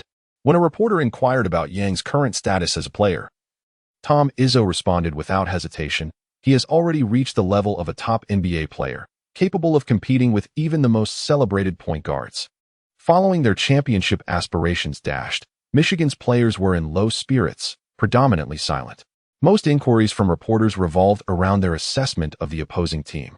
It was only during the interviews with Martin Cleaves and Morris Peterson that the topic of the draft was broached. Both had publicly declared their intention to enter this year's NBA draft, yet after such a crushing defeat, their spirits had been significantly dampened. They simply stated that they would prepare earnestly for the selection process, hoping to be chosen by their desired teams. In contrast, the post-match press conference for Florida was considerably more grandiose, with Coach Donovan accompanied by the team's core players. In high spirits following their victory, Donovan succinctly summarized the match before lavishing praise upon his disciples, showering them with an abundance of commendatory remarks. Young Kaiwen is undoubtedly the brightest star on tonight's stage, his performance far surpassing the others. The reporters first sought the opinions of those around him. Coach Donovan exaggeratedly raised his hands in a gesture of helplessness, stating, "Many assumed that I intentionally kept him under wraps before the semifinals to catch our opponents off guard, but that is not the case. I still cannot comprehend how he has suddenly become so formidable. Just days before the semifinals, he twisted his ankle during training, and since recovering, he has undergone a remarkable transformation. At one point, I even wondered if he had been bitten by a radioactive spider like Spider-Man. It was only later that I realized he remains within the realm of normalcy, which put my mind at ease. Otherwise, if the SHIELD were to come looking for someone, I would have no idea where to find such an exceptional guard to replace him." The other three players nodded in agreement. Haslam further divulged, "We have privately discussed among ourselves that Kevin, being of Chinese descent, might have mastered Chinese martial arts. There exists a mysterious form of martial arts in China known as Nigong, akin to the type practiced by the superhero Iron Fist in Kunlun. Kevin must have recently opened his meridians, resulting in a significant surge in his internal energy." Kevin Young gazed incredulously at his teammates. "My friends, I truly apologize for putting you in such a difficult position. I never anticipated your insatiable thirst for knowledge would lead to discussions of Chinese martial arts, internal strength, in the meridians." Chinese martial arts have gained considerable popularity in the United States, with numerous NBA stars being aficionados. It is well known that Kareem Abdul-Jabbar is a disciple of Bruce Lee, while Kobe Bryant was an ardent admirer of him. Shaquille O'Neal even visited the Shaolin Temple during his tour in China. The reporters were equally intrigued and promptly sought confirmation from Kevin Young, adhering to the principle of truthfulness. He clarified, "While I have a profound appreciation for Chinese culture and am indeed a martial arts enthusiast, I must set the record straight. I am not a master of the martial arts, nor do I possess any internal strength. Otherwise, I fear that opposing players might feign injury, claiming that I harmed them with my internal power, leading the referees to assign me a technical foul." Regarding the sudden enhancement of his skills, he could only assert that consistent practice and honing of his techniques were essential. If the opportunity arose, he would work on countering aggressive defenses. Lacking such opportunities, he would focus on refining his ball-handling abilities. Subsequently, Kevin Young and three other players were questioned about their prospects in the upcoming draft. With the NCAA championship title in hand, Mike Miller and Donnell Harvey exuded confidence, asserting that they would indeed be selected and likely at a favorable position. Haslam's response, however, was somewhat ambiguous. While the team's championship victory would undoubtedly bolster his resume for this year's draft, he harbored concerns over his performance this season, fearing it might hinder his chances of being chosen. Young Kaiwen is undoubtedly the most self-assured among the crowd, bolstered by a strong system. With unwavering confidence, he declared, "I am aware that even if I attain M0, there will be those who question my extraordinary performance, doubt my height, criticize my defensive capabilities, and assert that I am unfit for the NBA. However, it matters not. Every formidable individual faces skepticism before their rise. Even Michael Jordan experienced the sting of being cut from his high school team. Yet, the truly strong never shy away from scrutiny. I shall obliterate these doubts in the NBA. As the press conference concluded, young Kaiwen departed the arena aboard the team bus. While major news outlets eagerly vied to report on the NCAA finals, young Kai has become the focal point of major media outlets due to his dominant performances and flamboyant remarks. His name frequently graces the pages of newspapers, while numerous fans have taken to the internet to upload compilations of his basketball highlights. His signature three-point celebration has also begun to capture the public's admiration. Kevin Yang's exposure stands unparalleled among all participating players. Except for a rare few envious souls, the general consensus among fans is that his accolade of M0 is well-deserved. With many optimistic about his prospects of entering the NBA, they perceive Yang as a formidable offensive threat, excelling in aspects such as breakthrough speed, passing organization, and shooting finesse. His only notable drawback lies in his relatively diminutive height, which renders him vulnerable on the defensive end. However, during the semifinals, he did not falter in his defensive performance. Nevertheless, with supporters come detractors. Some so-called basketball experts, observing Yang's meteoric rise and flamboyant demeanor, hastily emerged to extinguish the enthusiasm. They assert that his commendable performance in the semifinals is attributable to the lesser physical intensity of NCAA competition, particularly criticizing the Michigan players for their inadequate defensive pressure. They enumerate various examples to argue that Yang, standing at 185 centimeters and weighing a slender 75 kilograms, is utterly unfit to withstand the physical confrontations typical of the NBA, where the average player height exceeds 2 meters. Chapter 30. NCAA Championship Rewards. In response to these disparaging remarks, Yang remains unfazed, well aware that these basketball pundits are hardly more reliable than the self-proclaimed experts back home. Regrettably, the current NBA draft training camp features relatively simplistic evaluations, with the three-point shooting test not scheduled until 2014, which fails to fully showcase Yang's capabilities. Meanwhile, some high-profile draft prospects, fearing a lackluster performance might adversely affect their draft stock, or simply seeking to maintain an air of mystery, decline to participate in workouts, akin to the future LeBron James. It is rather unfortunate that the NBA Draft Combine, initiated in 1987, will not be mandatory until 2024. Those who refuse to attend will forfeit their eligibility. Otherwise, a series of genuine 5-on-5 scrimmages would unmistakably reveal the truth about the players, allowing Yang to vindicate himself against the basketball experts. History is replete with instances of rookies whose draft positions dramatically shifted post-combine. Numerous media outlets frequently predict player trajectories based on workout performances. For instance, DeAndre Jordan, lauded for his physical attributes comparable to Dwight Howard, was invited to the coveted green room but performed poorly at the combine, resulting in a drop to the second round, earning him the title of the most unfortunate green room occupant in history. In contrast, Jimmy Butler's outstanding performance at the combine led to his selection by the Chicago Bulls, despite prior skepticism about his draft prospects, with scouts deeming his ceiling to be that of a role player. However, with some time still remaining before the NBA Draft Combine, invitations are typically issued around May or June. At present, Yang's primary concern is the rewards he will receive for leading the University of Florida to victory. As the bus returned to the hotel, Yang eagerly rushed to his room to check the system notifications. To his delight, he found a red dot on the bell icon in the upper right corner of the system interface. Young Kaiwen activated the notification bell with his thoughts, unveiling the unread messages. Congratulations, player. You have secured the NCAA championship title. You are rewarded with one opportunity to spin the platinum-level lottery wheel. Congratulations, player. You have led your team to victory, etching a historic achievement for the University of Florida basketball team. You are rewarded with one opportunity to spin the bronze-level lottery wheel. Congratulations, player. You have reached the NCAA Final Four. You are rewarded with one opportunity to spin the gold-level lottery wheel. 3 chances to spin the lottery wheel await you. Young Kaiwen was taken aback by the generosity of the system. Initially, he believed that securing the championship and achieving M0 would yield 2 commendable rewards. He never anticipated that making history for the Buddha University team would trigger an additional task reward, although it was merely a chance to participate in a bronze-level lottery. Even the smallest morsel holds value. Drawing from his prior experience with the spinning wheel, Young Kaiwen approached this opportunity with a calm demeanor.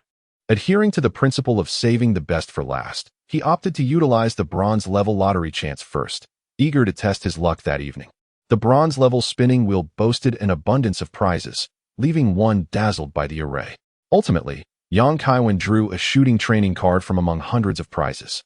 Beginner Shooting Training Card. Layup. The system provides guidance based on the player's shooting actions, timing, and force during training across multiple dimensions. The card allows for up to 500 shooting prompts, but does not take effect in official matches. Fortune smiled upon him as he secured a valuable item. Kevin Young joyfully tucked away the fundamental shooting training card. The jump shot is an indispensable scoring skill for guards when a guard penetrates near the paint. Facing a defender significantly taller than themselves, the jump shot serves as an exceptionally effective method of release. Legendary NBA guards are renowned for their exquisite jump shots, such as the Lightning Flash Wade, the Rose of Chicago, and the Golden State's Young Prodigy, among others. Notably, the French maestro Tony Parker is regarded as a master in the realm of jump shots. After securing an initial victory, Kevin Young continued to utilize his lottery opportunities, this time spinning the golden grand wheel. Moments later, the wheel gradually came to a halt, the pointer resting upon a unique vial of elixir.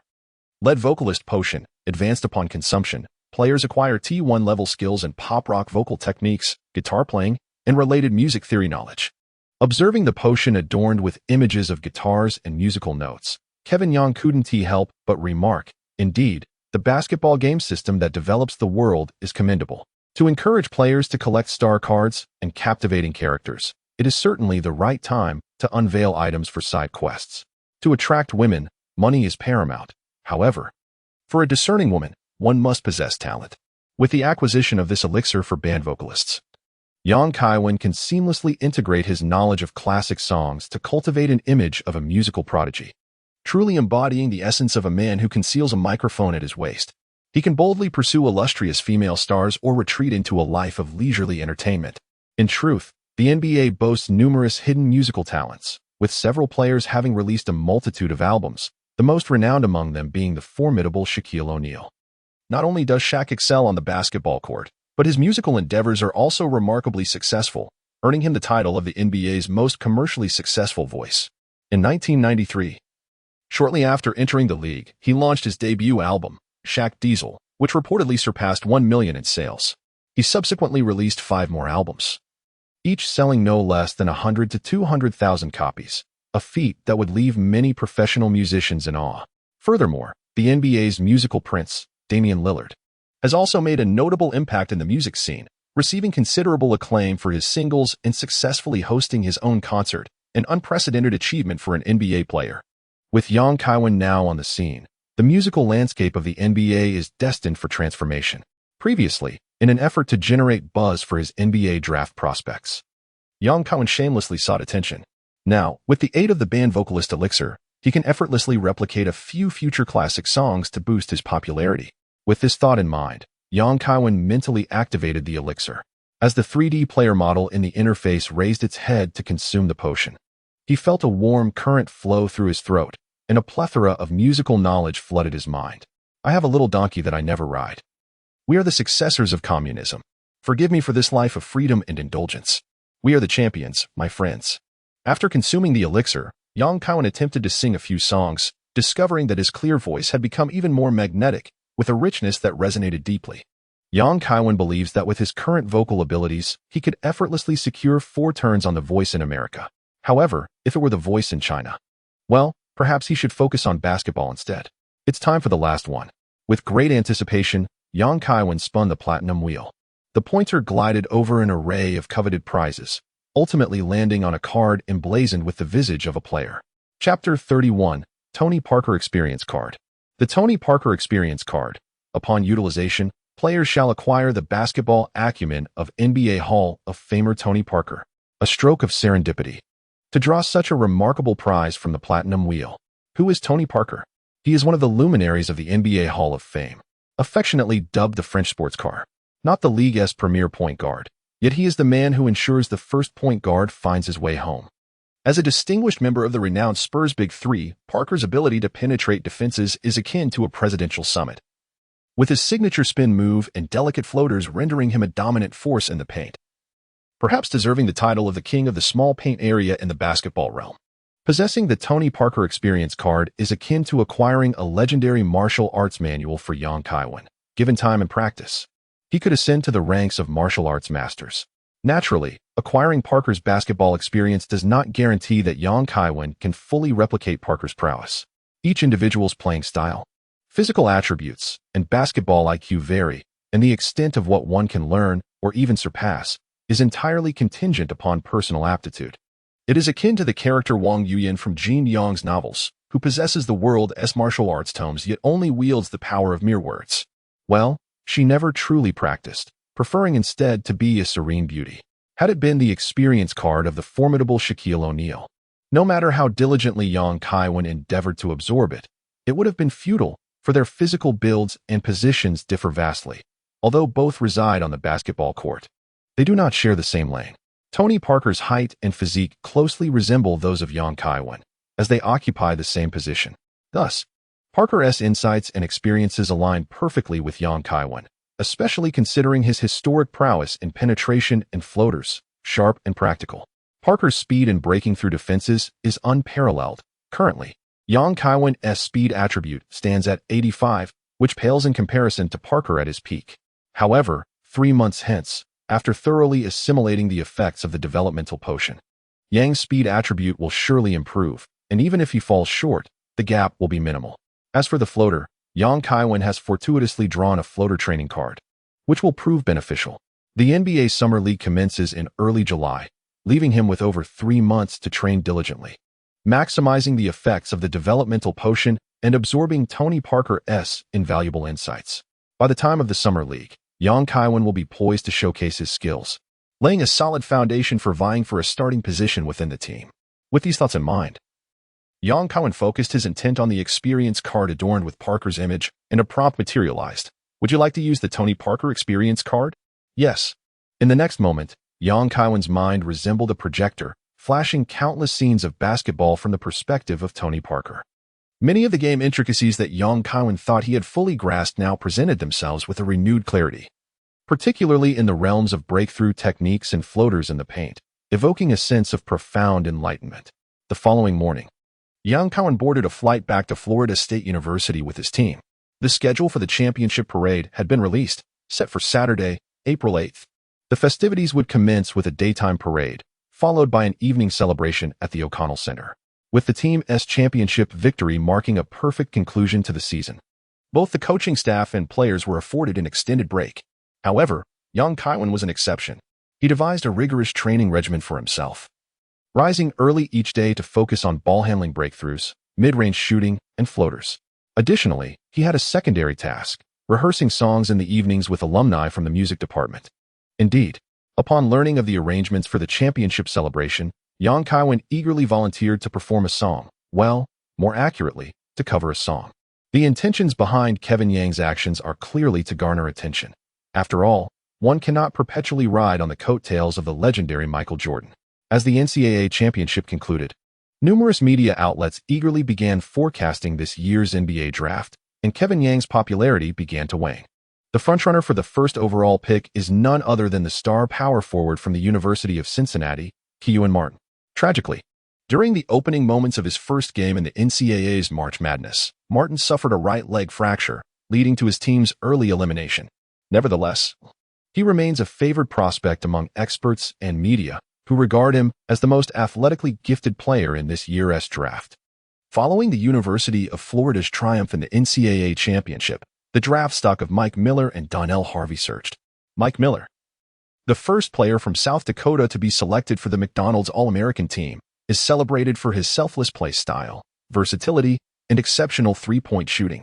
Experts predict he will undoubtedly be a top 5 pick, with a strong possibility of contending for a position in the top 3.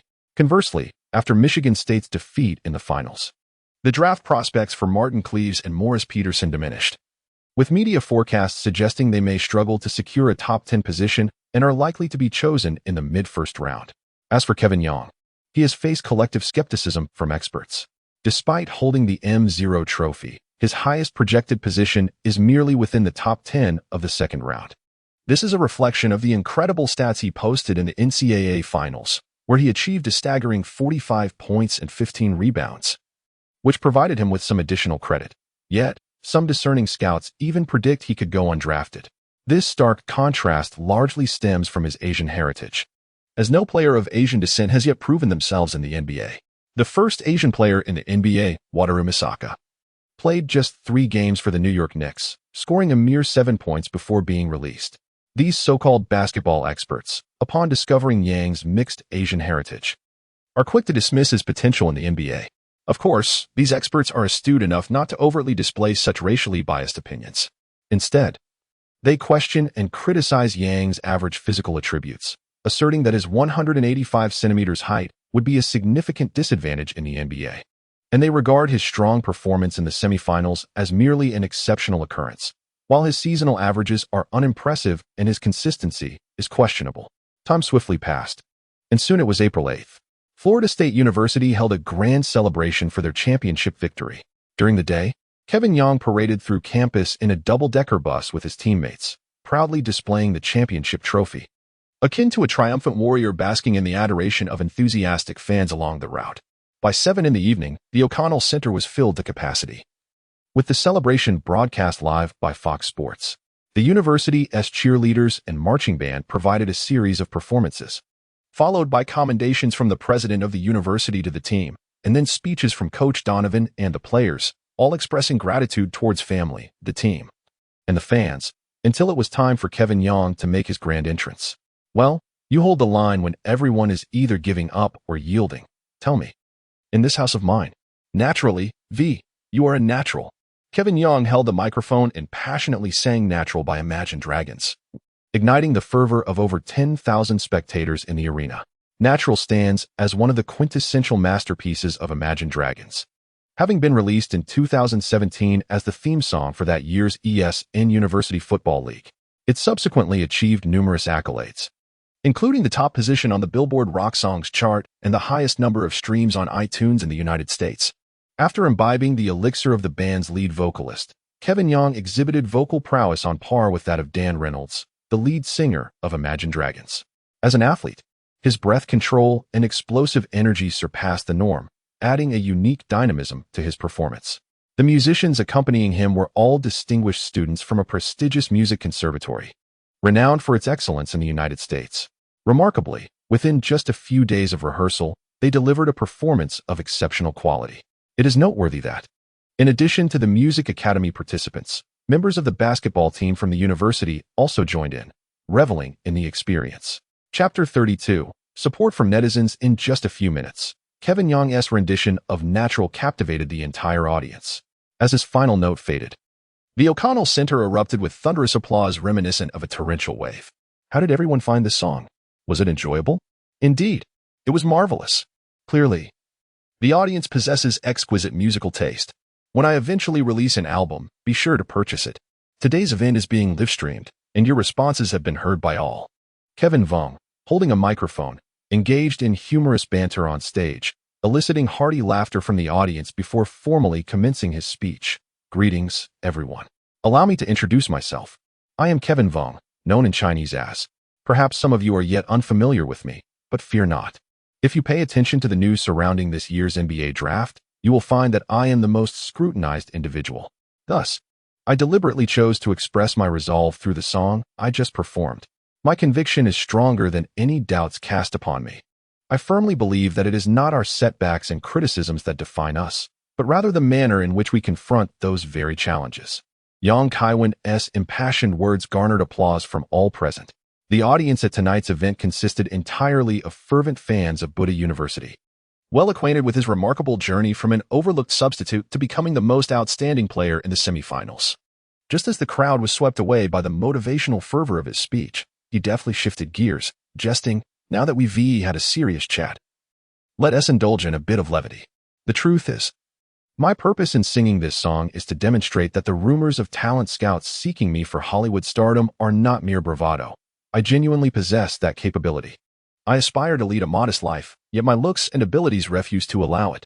With a shrug and an expression of mock resignation, Yang Kaiwen elicited a wave of laughter from the audience, who, still unaccustomed to the barrage of internet humor, found amusement in his words. As the laughter subsided, Yang Kaiwen asserted with confidence, "Lastly, Let me address those who doubt me. Listen closely. Once I enter the NBA, not only will I prove my worth by silencing you with my performance, but I will also compose songs to extend my well wishes. The following day, buoyed by the success of Natural, Buddha University's championship celebration gained considerable traction. If Kaiwen's ascent in the NCAA semifinals marked his rise to fame, then last night's performance solidified it. Many fans, having witnessed the championship celebration on television, took to the internet to discuss Kaiwen's song Natural, expressing their admiration for its captivating melody. In a nation as developed as the United States, where internet penetration reached 43 by the year 2000, even those who previously paid little attention to basketball found themselves drawn in after watching the Natural video, eager to learn more about Kaiwen. Kevin Yang's speech on stage has ignited considerable attention, prompting many netizens to rally in his defense. Driven by a sense of loyalty, several ardent fans have meticulously edited videos showcasing Yang's matchups against Martin Cliffes and others during the semifinals, accompanied by comparative analyses. Offensively, Yang outshines his opponents in speed, penetration, playmaking, and shooting. Defensively, Cliffes and his counterparts have failed to score more than 6 points while facing Yang, with a shooting percentage below 30. The only metrics showing improvement are turnovers and fouls. Following the release of these videos, netizens began to question the validity of the so-called basketball experts, asserting that those who doubted Yang's physical prowess must be visually impaired. No one in the semifinals matched his speed, and no opponents could withstand his presence. Yang nearly brought Cliffes to tears, yet predictions still placed him lower than his rivals. Amusingly, some claimed that Yang would not make it to the NBA, suggesting a lack of vision paired with a lapse in judgment. The overwhelming support from netizens has attracted even more attention, leading certain television media outlets to seize the opportunity by inviting renowned players and coaches for discussions to boost their ratings. In contrast to the so-called basketball analysts, these genuine industry professionals are deemed far more credible, with a consensus that Yang is at least worthy of a first-round selection. As for his ultimate ranking, that hinges on how much teams are willing to gamble. Predictions for the draft do not even place him among the lottery picks, yet his popularity is unparalleled, a phenomenon unprecedented in past drafts. This peculiar situation has drawn the attention of NBA Commissioner David Stern, who has begun to take note of his teenage prodigy. Not yet 18. On April 10th, Charles White, editor of Yahoo's basketball section, took the opportunity to conduct an exclusive interview with Yang early in the day. The questions primarily revolved around the NCAA championship, the draft, and the song Natural, to which Yang responded thoughtfully. Charles inquired, after winning the NCAA championship, "Have you considered staying for another year to defend your title?" Kaiwen: "I had not contemplated this. The NCAA serves as a launchpad into the NBA, and I have already secured my ticket. Such opportunities should be reserved for a greater number of young players." Charles: If my memory serves me right, you are merely 2 months shy of turning 18, making you the youngest starting player among all collegiate teams. Do you not worry that others might misconstrue your words as self-aggrandizement?" Kaiwen: "It's all right. People are either pretending to be something they are not or traversing the path of pretense. The only distinction lies in whether they succeed in their facade." Charles: "Which NBA team do you aspire to serve?" Kaiwen: "Possessing the strength to contend for the championship." Charles: "In this year's NBA draft, what position do you anticipate yourself being selected?" Kaiwen: "I am uncertain about this year. However, a decade from now, in a reevaluation of the 2000 draft, I am certain that I will be the top pick." At the time, the concept of draft reevaluation had not yet emerged. Upon hearing Yang's words, Charles secretly rejoiced, knowing that this exclusive interview had already produced a noteworthy highlight. Charles then shifted the conversation to music. "Your performance of Natural at the championship celebration at Florida University received widespread acclaim. Many professionals believe you possess remarkable musical talent and have even suggested that you pursue a career in the music industry. What are your thoughts on this?" Kaiwen: "I am profoundly grateful for the recognition bestowed upon Natural by the public. However, I must extend my sincerest apologies, for music is merely a passion of mine, whereas basketball remains my truest love. Nevertheless, I shall endeavor to seize opportunities to compose melodious songs to share with my fans, particularly during significant moments such as the team's championship victory, which calls for universal celebration." Having undergone the trials of internet marketing, Kaiwen possesses a keen understanding of the art of scarcity marketing. In the ensuing interview, Charles inquired about Kaiwen's assessment of his teammates. Kaiwen generously expressed his admiration for his teammates, particularly praising Haslam and Mike Miller. Both have been pivotal pieces in the championship puzzle, whether in the NACC or the NBA. Udoni's tenacious playing style and Mike's prowess in three-point shooting will undeniably play a significant role in the team's success. Kaiwen is not merely boasting. In their previous lives, their accomplishments in the NBA warrant such commendation. At this point in the exclusive interview, Charles was already quite content. However, when the conversation shifted to the NBA playoffs, Kaiwen astonished him once more with a remarkable statement. Kevin Young directly reveals the champion of this year's NBA. In the finals, I foresee a clash between the Lakers and the Pacers. The Lakers have already secured the top position in the regular season, while the Pacers are likely to dominate the Eastern Conference standings.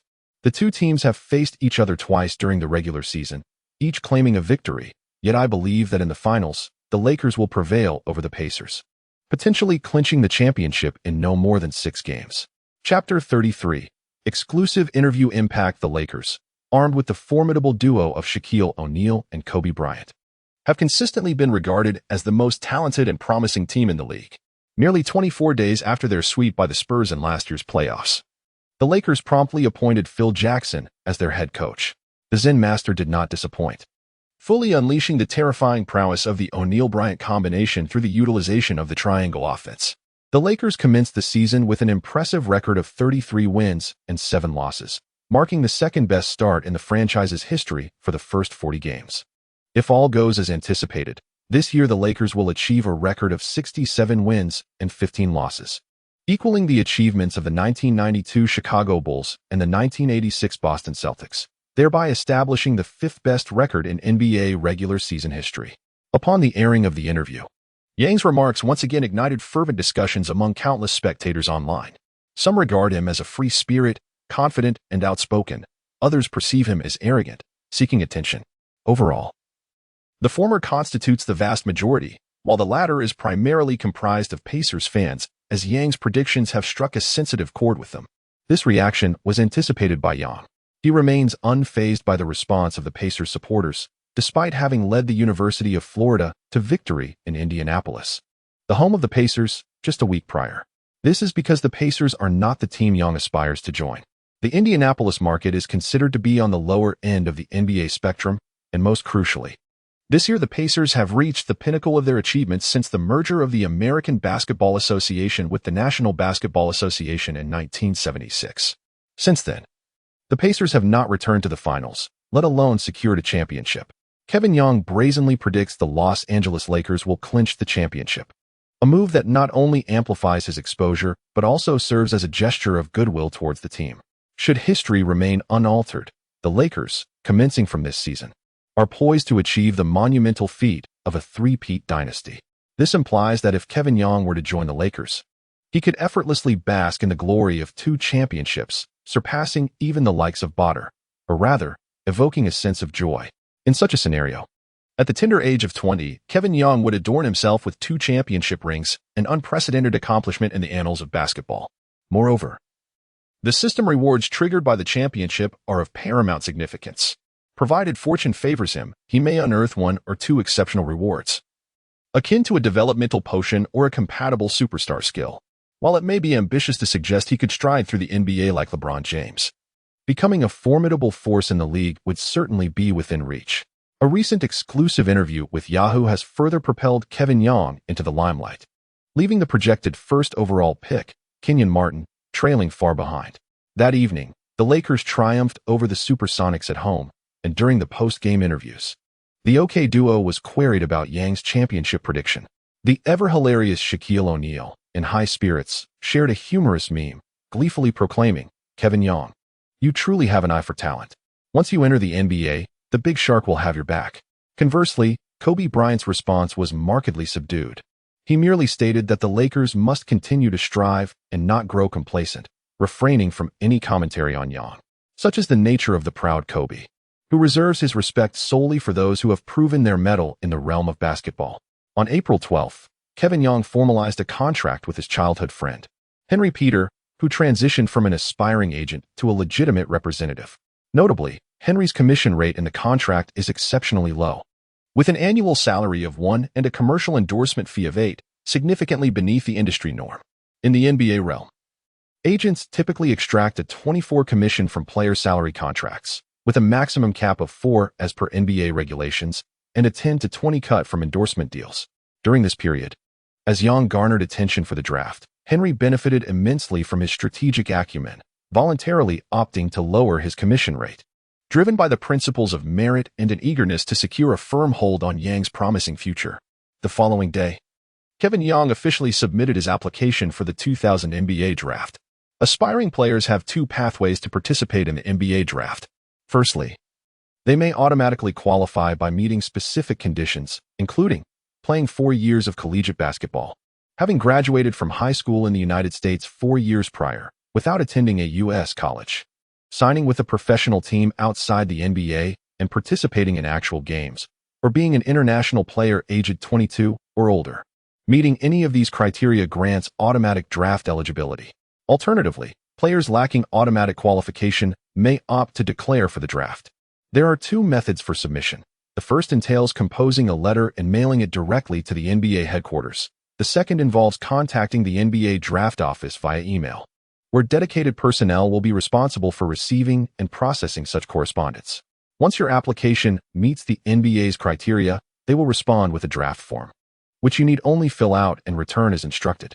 The NBA raised the draft age to 19 in 2006, and the record for the youngest draftee on draft day is held by Jermaine O'Neal at 17 years and 261 days, followed closely by Kobe Bryant at 17 years and 312 days. This record remained unbroken until 2005, when it was eclipsed by Andrew Bynum at 17 years and 249 days. The upcoming NBA draft is scheduled to take place on June 28, 2000, at the Target Center in Minneapolis. Should all go well, Kevin Yang will become the 3rd youngest rookie in NBA history at the age of 18 years and 18 days. Notably, Udonis Haslem, inspired by Kevin Yang, has also registered for this year's NBA draft. Moreover, Haslem has signed a contract with agent Henry Peter, becoming the 2nd official client under his representation.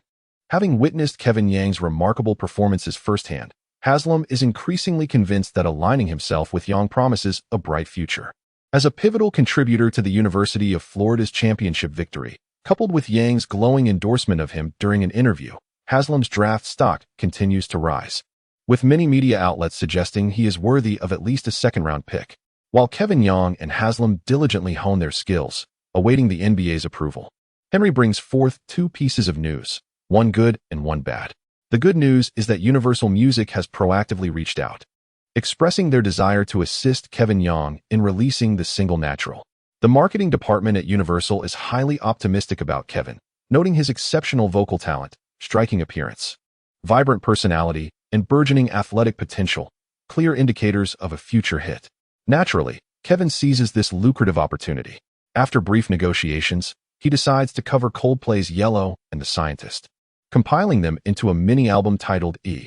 With Kevin handling all the songwriting and composition, and the quality of the songs being top-notch, Henry successfully negotiates a 22% royalty share for Kevin with Universal.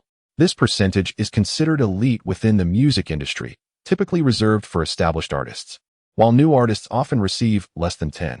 Thus, Kevin finds himself balancing his time between practicing basketball during the day and recording music at night.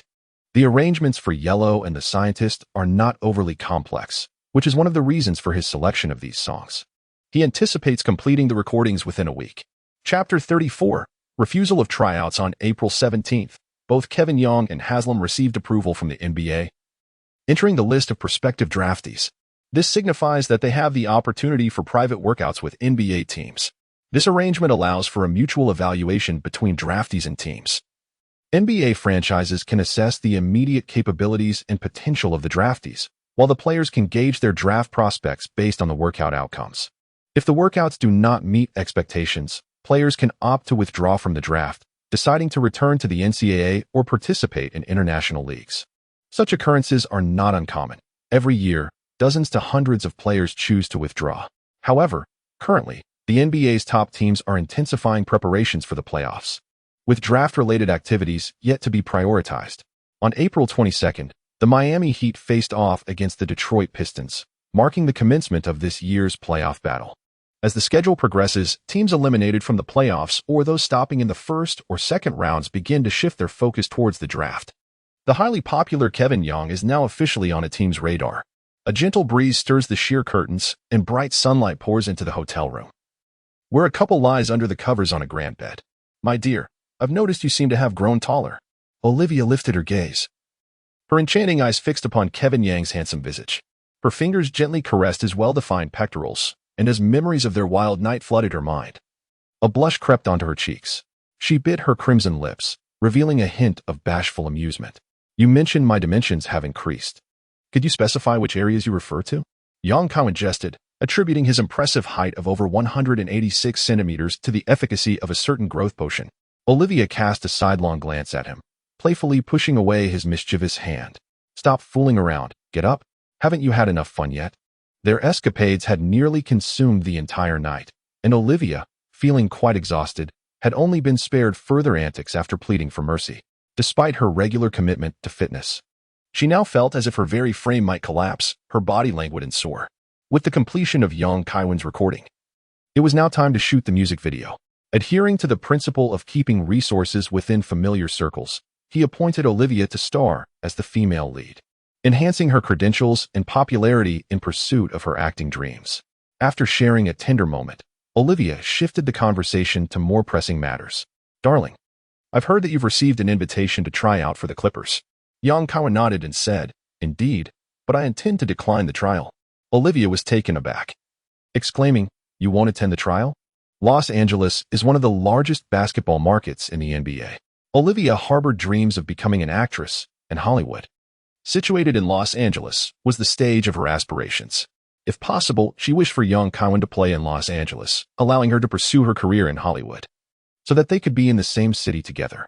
Kaiwen Young gently caressed Olivia's hair and elucidated, "Los Angeles is a fine city. Yet the Clippers are far from being a commendable team. They are indeed a pit, and one of considerable depth. I am not yet at the age of retirement.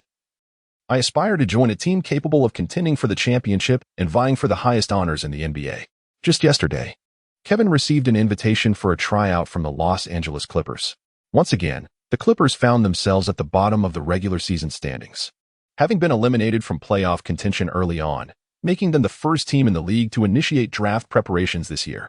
Elgin Baylor, after reviewing the profiles of this year's draft candidates, curated a list and prompted the team to extend tryout invitations, prominently featuring Kaiwen's name.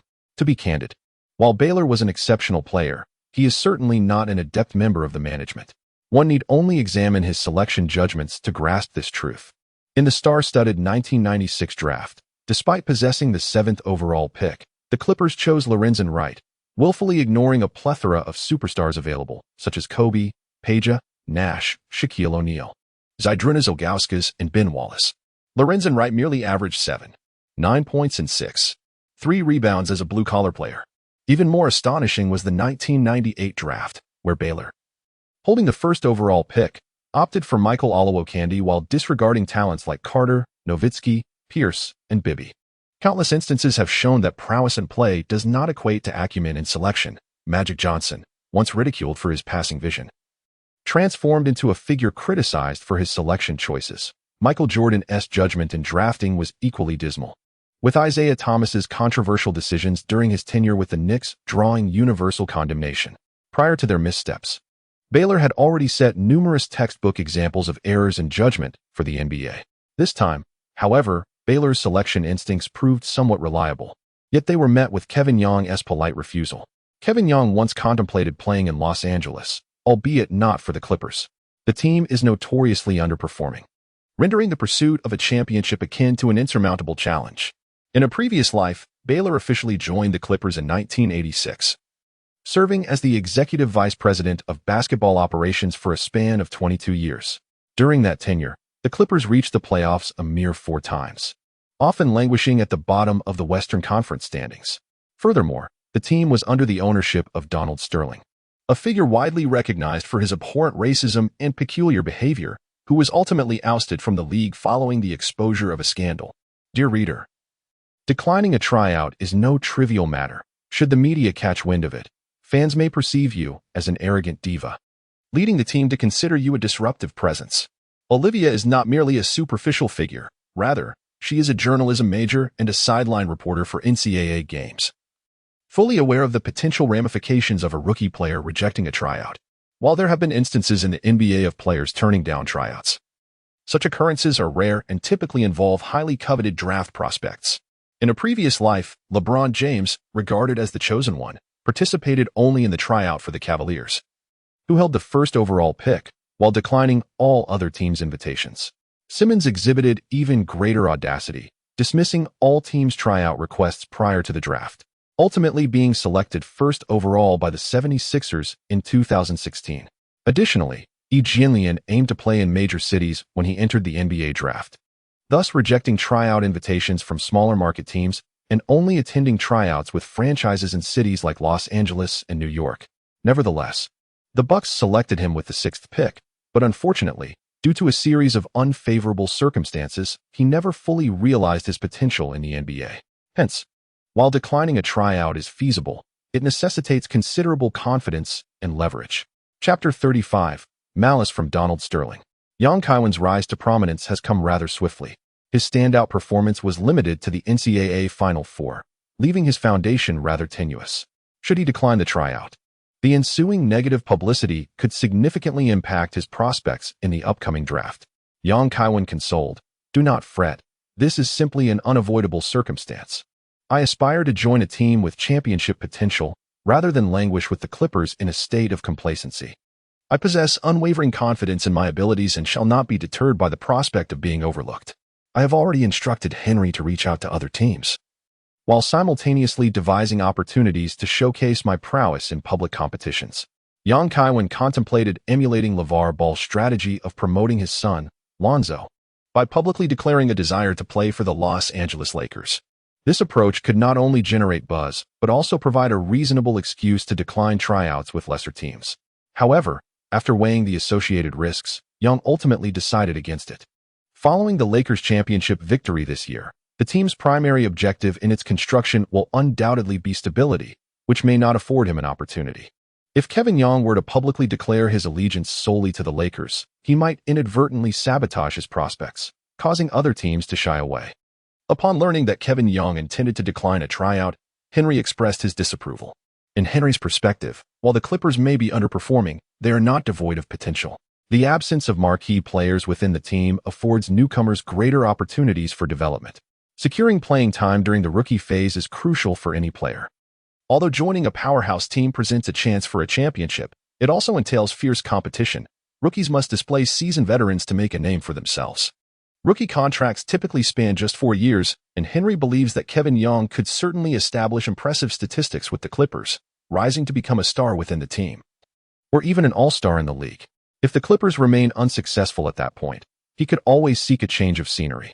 After all, Kevin Young is still quite young. In 4 years, he will merely be 22. And even Michael Jordan had to endure until the age of 28 before claiming his first championship. Young Kaiwen recognized the validity of Henry's words. However, his situation was unique, necessitating a championship to trigger the system's rewards and enhance his capabilities. To squander the system's advantages would be an affront to justice. Thus, Young Kaiwen sought a team that not only possessed championship potential, but also offered ample opportunity for participation. After unsuccessful persuasion, Henry reluctantly declined the Clippers' invitation for a trial, as per Young Kaiwen's request. The following day, upon receiving Henry's response, the Clippers were incensed, specifically, the team's owner, Donald Sterling, who felt utterly slighted and was consumed by rage.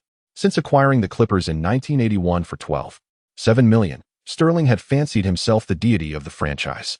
Although the team had yet to secure a championship, it afforded him the liberty to act with impunity. He could arbitrarily refuse to pay fans their winnings from lucky shots. Even if it were a mere $1,000, he could insist that the head coach personally wrap players' injuries to cut costs. He could brazenly bring women into the locker room, flaunting his authority by exclaiming, "Look at these beautiful black bodies," with the demeanor of a slave owner. Now, a barely qualifying NCAA rookie dared to decline a trial. And to boot, he was of mixed heritage. Who had granted him such audacity? Enraged, Sterling called Baylor Elgin, leaked the news that yellow-skinned clown rejected the Clippers' trial invitation. I want our PR team to amplify this incident and tarnish his reputation. I shall make this motherfucker understand how foolish it is to offend my team. Baylor advised. Donald, I believe it is unnecessary to make a mountain out of a molehill. He is merely a young man yet to turn 18. Participating in the draft is already a significant challenge. We need not target an ordinary player, as it serves no benefit to the team. Sterling scoffed. Precisely because he is an ordinary player, I am even more incensed. The team offered him a trial out of respect. What right does he have to refuse? This kid is far too arrogant. Doesn't he fancy himself a singer? I shall grant him that. I intend to transform this M0 into a troublesome player and see if any team still desires him. If no team wants him, he can obediently return to his singing career. Perhaps I shall even benevolently purchase his album to support his musical endeavors.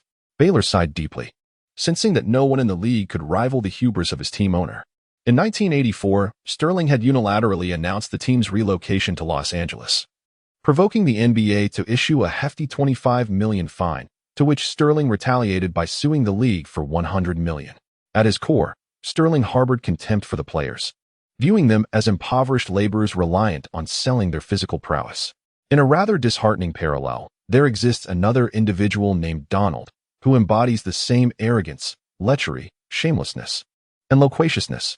Although Baylor does not condone Sterling's actions, as a member of the team, he feels compelled to execute the directives issued by the owner. Consequently, Baylor reluctantly instructed the team's public relations team to inform the media of Kevin Yang's refusal to attend the trial. As the adage goes, good news seldom travels far, while bad news spreads like wildfire. The media thrives on sensationalism and controversy, with Kevin Yang recently basking in the limelight. The revelation of his unsavory conduct presented an irresistible opportunity for the media to fan the flames. Thus, editors across various sports outlets, in their quest to concoct a sensational story and capture public attention, embellish their narratives, portraying Kevin Yang as an insufferably arrogant individual, even going so far as to fabricate tales of him claiming to have bested the likes of Michael Jordan and Magic Johnson. In no time, the news became a cacophony. The sole media outlet refraining from denouncing Kevin Yang was Yahoo Sports. Following a previous collaborative interview, editor Charles had cultivated a certain camaraderie with Yang. Despite the mounting pressure, Charles published a supportive article for Yang, asserting that the trial was a mutual agreement between parties, with the team possessing the right to select candidates and players retaining the right to decline. In his article, Charles included Yang's original statement regarding his refusal to attend the trial. I do not share the same values as Donald Sterling. I have more pressing matters to attend to than trying out for his team. What could possibly be more important for a rookie player than participating in a trial? How does a trial relate to the owner's values? At this juncture, the recording scandal had yet to surface, and Sterling had not yet faced repercussions. While fans harbored disdain for Sterling, their outrage had not reached a boiling point. The media swiftly condemned Kevin Yang as evasive and attention-seeking. Some bewildered fans joined the online chorus, accusing him of unprofessionalism. Upon observing the media frenzy, Henry immediately contacted Kevin Yang, expressing his concerns. Brother, have you seen the news about yourself online? The situation appears to be rather precarious. Kaiwen calmly remarked, always think positively. Previously, I went to great lengths to boost my popularity, and now it seems I can elevate my profile for free. Perhaps I will even attract the attention of journalists seeking to interview me again. Henry, feeling embarrassed, responded. The Clippers' official website has issued a statement condemning you as arrogant and disrespectful. This could adversely affect your image as a player. Kevin Yang responded casually, stating, in the NBA, prowess reigns supreme. Exceptional skill is the true essence of the game. The Clippers do not suit me. They are a franchise seemingly cursed, one that remains ensnared in misfortune for decades. Choosing the right team is of paramount importance to me. As for player image, I cannot control the perceptions of others.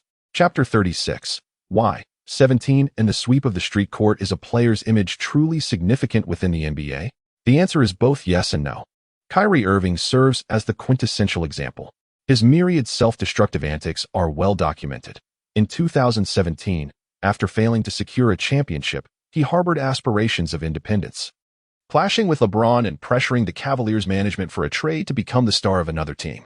Subsequently, he embarked on a series of bewildering behaviors, burning incense for exorcism, fasting during Ramadan, kneeling in prayer, proclaiming flat earth theories, and mysteriously disappearing, which solidified his reputation as a problematic player in the eyes of both teams and fans alike.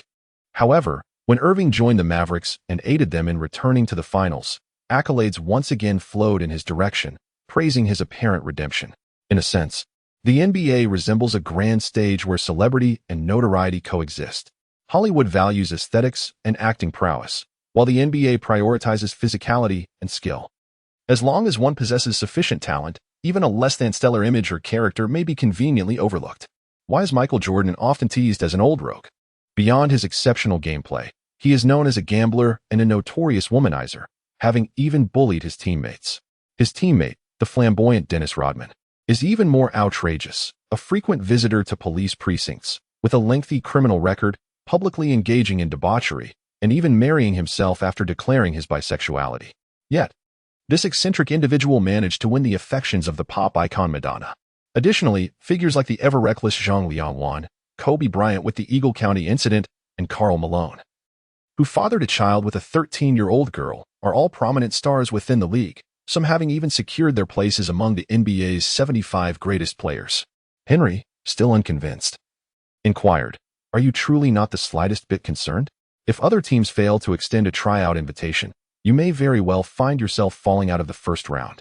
Kevin Young confidently stated, "Do not believe that not being selected in the first round signifies the end, even as an undrafted player.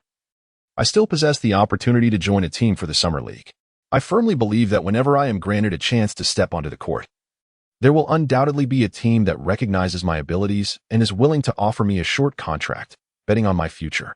Despite his recent endeavors in recording and filming music videos, his dedication to basketball training has not waned. Through the system panel, he clearly observes advancements in his physical attributes. Apart from a slight deceleration in the enhancement of his already impressive speed, the other 5 metrics have shown remarkable improvement. With the experience card of Parker, his skills in driving and floaters have also reached new heights. This is the very foundation of Kevin Young's unwavering composure. Amidst the storm of public scrutiny regarding his refusal to participate in tryouts, it was not the owner of the Clippers, Sterling, who was most pleased, but rather Universal Music Group. The record label hastened the production of Kevin Young's mini-album, eager to seize the momentum of his rising popularity. On May 5th, Kevin Young's EV-17 was officially released for sale. Lacking inspiration for a title, he emulated Adele's approach to album naming. The 3 standout tracks, Natural, Yellow, and The Scientist, captivated audiences. Previously, those who criticized Kevin Young for prioritizing music over tryouts were left utterly bewildered. Indeed, for most players, nothing is more important than a tryout. Yet, Kevin Young is an exception. He can sing and release albums. Fans who once accused him of lacking dedication began to change their tune, acknowledging the brilliance of his songs and deeming his refusal to try out understandable, albeit as a one-time occurrence. If the quality of the music is assured, perhaps he could afford to skip a few more tryouts without consequence. Some music fans, indifferent to basketball, even urged Kevin Young to consider transitioning from a part-time to a full-time musician, arguing that music is far more enjoyable than basketball, devoid of injury concerns and the pressures of competition. Meanwhile, Kevin Young initiated a unique promotional campaign for his album, hosting events at Venice Beach Court in Los Angeles, Rucker Park in New York, and Dickman Park in New York. The event was straightforward. Kevin led his team to challenge local streetball legends, performed 3 songs from V-17 for fans post-game, and transformed the album signing session into a shooting challenge, where attendees could receive a signed copy of his album for successfully making a shot. Additionally, Kevin publicly pledged to allocate a portion of the personal earnings from the V-17 album to establish a charitable foundation aimed at providing nutrition, education, and social services for children. This idea stemmed from Kevin Young's desire for a public opportunity to showcase his basketball prowess. Although the level of street ball may differ from professional leagues, attentive spectators can still discern his skills in driving, passing, and shooting. As for the charitable foundation, it is merely a customary initiative. Many celebrities and affluent individuals engage in such practices, as they not only provide tax benefits but also help in establishing a persona and fortifying their public image. Universal Music expressed unwavering support for the concept proposed by Kaiwen. This promotional endeavor boasts low operational costs and a uniquely innovative format, indicating considerable potential for success. Without delving into the anticipated album sales, it is evident that the live audience will be substantial, garnering significant media attention. In the subsequent week, young Kaiwen, accompanied by Haslam, dominated the street ball courts with remarkable prowess. The process could aptly be described as a one-sided affair. There exists a saying, do not use your hobbies to challenge someone else's livelihood. The disparity between street ball players and professional athletes is substantial, as exemplified by Rafer Alston. Widely recognized as the king of street ball, Alston entered the NBA in 1998, and even after 3 seasons, he remains a benchwarmer for the Milwaukee Bucks, averaging fewer than 3 points per game. In truth, even during his tenure with the Raptors and Rockets, when he finally started, he still found himself overshadowed by a multitude of guards in the league. In a previous life, Kevin Durant, in 2011, graced the Rucker Park courts before transforming into the formidable Slim Reaper, scoring an astounding 66 points and dominating the game. Similarly, Kobe Bryant made an appearance at Rucker Park in 2002, effortlessly amassing 15 points, 7 rebounds, and 7 assists in the first half. However, the game was prematurely concluded due to inclement weather. Young Kaiwen approached the game with a determination to showcase his prowess, and as a result, he did not hold back in his performance on the court. With statistics of 50 points, 7 rebounds, and 18 assists, 59 points, 4 rebounds, and 10 assists, and 54 points, 5 rebounds, and 15 assists, his contributions across 3 basketball fields were nothing short of extravagant. In these open courts, where defense is often overlooked, Yang's offensive capabilities were allowed to flourish unrestrained. His repertoire included penetrating passes, layups, delicate floaters, sudden jump shots, turnarounds, and step-back three-pointers, masterfully executed and met with rapturous applause from the spectators. Haslam's performance was equally commendable, frequently delivering spectacular blocks and complementing Yang's explosive output with his own precise mid-range shooting, averaging nearly 30 points per game over 3 matches. Together, they accounted for nearly all of their team's scoring, relentlessly dominating their opponents.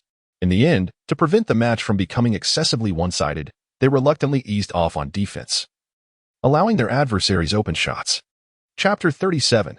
Rookie Physical Test. Kevin Yang's dominant performance on the basketball court has led Charles to assert on Yahoo Sports that he is the strongest collegiate athlete.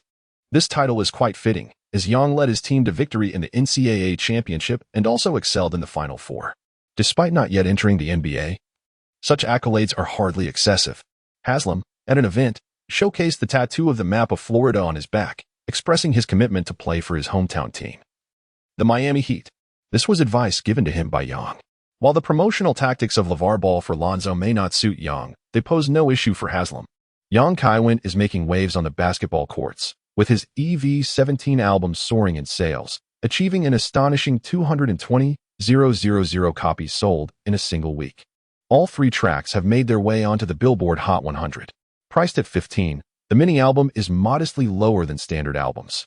Yet the first week's sales have amassed an impressive 3 million, a feat remarkable for a newcomer, especially one who is also balancing other commitments, capturing the attention of the entire American music scene.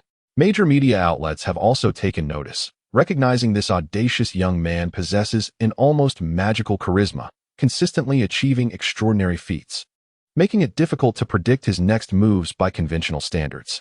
With the album's success, Yang's family and friends are elated, showering him with congratulations. Compared to before, he remains remarkably composed. The album's success was well within his expectations. Once promotional activities concluded, he returned to his immersive basketball training. The release of V17 is merely a means to enhance his popularity and earn a little extra pocket money, with his ultimate ambition firmly set on joining the NBA. Indeed, the phenomenal success of V17, coupled with Young Kaiwen's dominant performances across major street ball courts in America, has prompted scouts from various teams to reassess this promising player.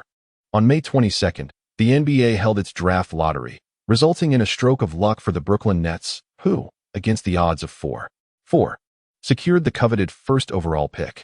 The second pick went to the Memphis Grizzlies, situated far away in Vancouver, while the rival Los Angeles Clippers, who have had a tumultuous history, landed the third pick. Historically plagued with poor performance, the Clippers have often been characterized by misfortune. This year, however, acquiring the third pick could be seen as a remarkable achievement. It is noteworthy that in 1987, the Clippers languished with a dismal record of 12 wins and 70 losses, marking the second worst record in league history at that time. all in hopes of securing the first overall pick to select Admiral David Robinson. Ultimately, the Spurs, with a record of 28 wins, claimed the top pick, while the Suns, with 36 wins, obtained the second, and the Nets, with 24 wins, seized the third. The Clippers were left with only the fourth pick, a clear indication of their unfortunate luck. 3 days after the conclusion of the NBA draft lottery, it was time for the Rookie Combine, a highly significant event for all teams. Expert scouts meticulously evaluate each rookie's performance, assigning scores and developing corresponding player templates. Despite the polished nature of annual draft reports, filled with multidimensional analyses and reference models, the essence boils down to 3 fundamental aspects. First, physical talent. Second, historical data. And third, lineage. Physical talent is the primary criterion for team selection, as it determines potential, akin to Newton's first law, which is difficult to defy in the realm of sports. While skills can be honed and strength can be developed, the prime period for enhancing speed and jumping ability typically occurs before the age of 20, making further improvements challenging. Instances like Russell Westbrook's evolution post-NBA are exceedingly rare. As for physical attributes such as height, wingspan, and hand size, even the most skilled trainers cannot compensate for deficiencies in these areas. Historical data, on the other hand, refers to past performance records, which are straightforward to comprehend. The remarkable historical performance data signifies that it has withstood the scrutiny of practical combat. This is akin to declaring a certain basketball star as a transcendent figure. The first elements to be presented are undoubtedly their historical accolades and statistics. One cannot simply label a player averaging fewer than 10 points per game as extraordinary, can they? What? His name is Dennis Rodman? Well, that changes things. Ultimately, the lineage of a player plays a crucial role. The collegiate background of a player and the basketball system they have been educated in profoundly influence their playing style. For instance, swingmen emerging from North Carolina typically possess a solid foundation in post-up techniques, while that individual known as Zion serves as a counterexample. Centers hailing from Georgetown exhibit a robust playing style, essentially embodying the archetype of toughness. Meanwhile, the University of Connecticut is renowned for producing cold-blooded guards, whose shots are lethal. Regarding lineage, it pertains to ethnicity. In the predominantly African-American NBA, white players often face discrimination, let alone those of Asian descent. Anyone familiar with the experiences of Yao Ming and Jeremy Lin understands the arduous journey for individuals of Asian descent to earn respect. This is also the driving force behind Kevin Yang's relentless pursuit of popularity, striving for NBA teams and scouts to acknowledge his presence rather than overlook him. On May 24th, Kevin Yang and Haslam traveled together, arriving a day early at a hotel near the designated NBA rookie evaluation site.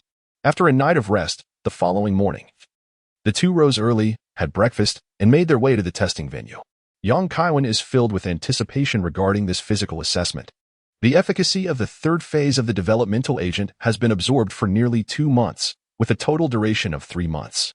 Through relentless effort during this period, Young Kaiwen has witnessed remarkable improvements in various physical attributes: strength, 64, speed, 87, agility, 84, reflexes, 85, constitution, 67, and endurance, 80. Although the speed attribute has surpassed 85, resulting in a diminished effect with only a 2-point increase, all other attributes have risen by more than 4 points, with the most significant gains observed in constitution and endurance. Young Kaiwen is eager to ascertain how his current physical attributes reflect in his fitness test results. The fitness assessment for the year 2000 is not particularly complicated, however. There are numerous rookie players undergoing the evaluation. Under the organization of the staff, Young Kaiwen dedicated half a day to finally complete the assessment. The first results to emerge are the static talent data. Kevin Young stands barefoot at a height of 186.5 centimeters and weighs 79 kilograms. When shot, his height reaches 189 centimeters. His wingspan measures an impressive 203 centimeters, while his standing reach extends to 252 centimeters. These remarkable figures in wingspan and standing reach are truly noteworthy, surpassing many guards who are just over 190 centimeters tall. Following this are the statistics reflecting his dynamic athleticism. Kevin Yang's performance and speed is remarkably exceptional, with a lane agility time of 10.58 seconds and a sprint time of 3.6 seconds over a distance of 22.86 meters, placing him among the top 3 in this year's physical assessments. His jumping ability is commendable as well, achieving a standing vertical leap of 81 centimeters and a maximum vertical jump of 92 centimeters, which, while not elite, certainly positions him within the upper echelon of athletes. The only relatively mediocre statistic is his bench press of 185 pounds, where he managed to push only 5 repetitions despite exerting considerable effort. While this may fall short of expectations, it remains a notable achievement compared to Du Xiaoshui, who, in a past iteration, failed to complete a single repetition of the 185-pound bench press, a dismal record immortalized on the official NBA rookie assessment page, firmly establishing his place on the wall of shame associated with physical evaluations. Kevin Yang's outstanding physical fitness data, combined with his burgeoning reputation, immediately captured the attention of numerous teams.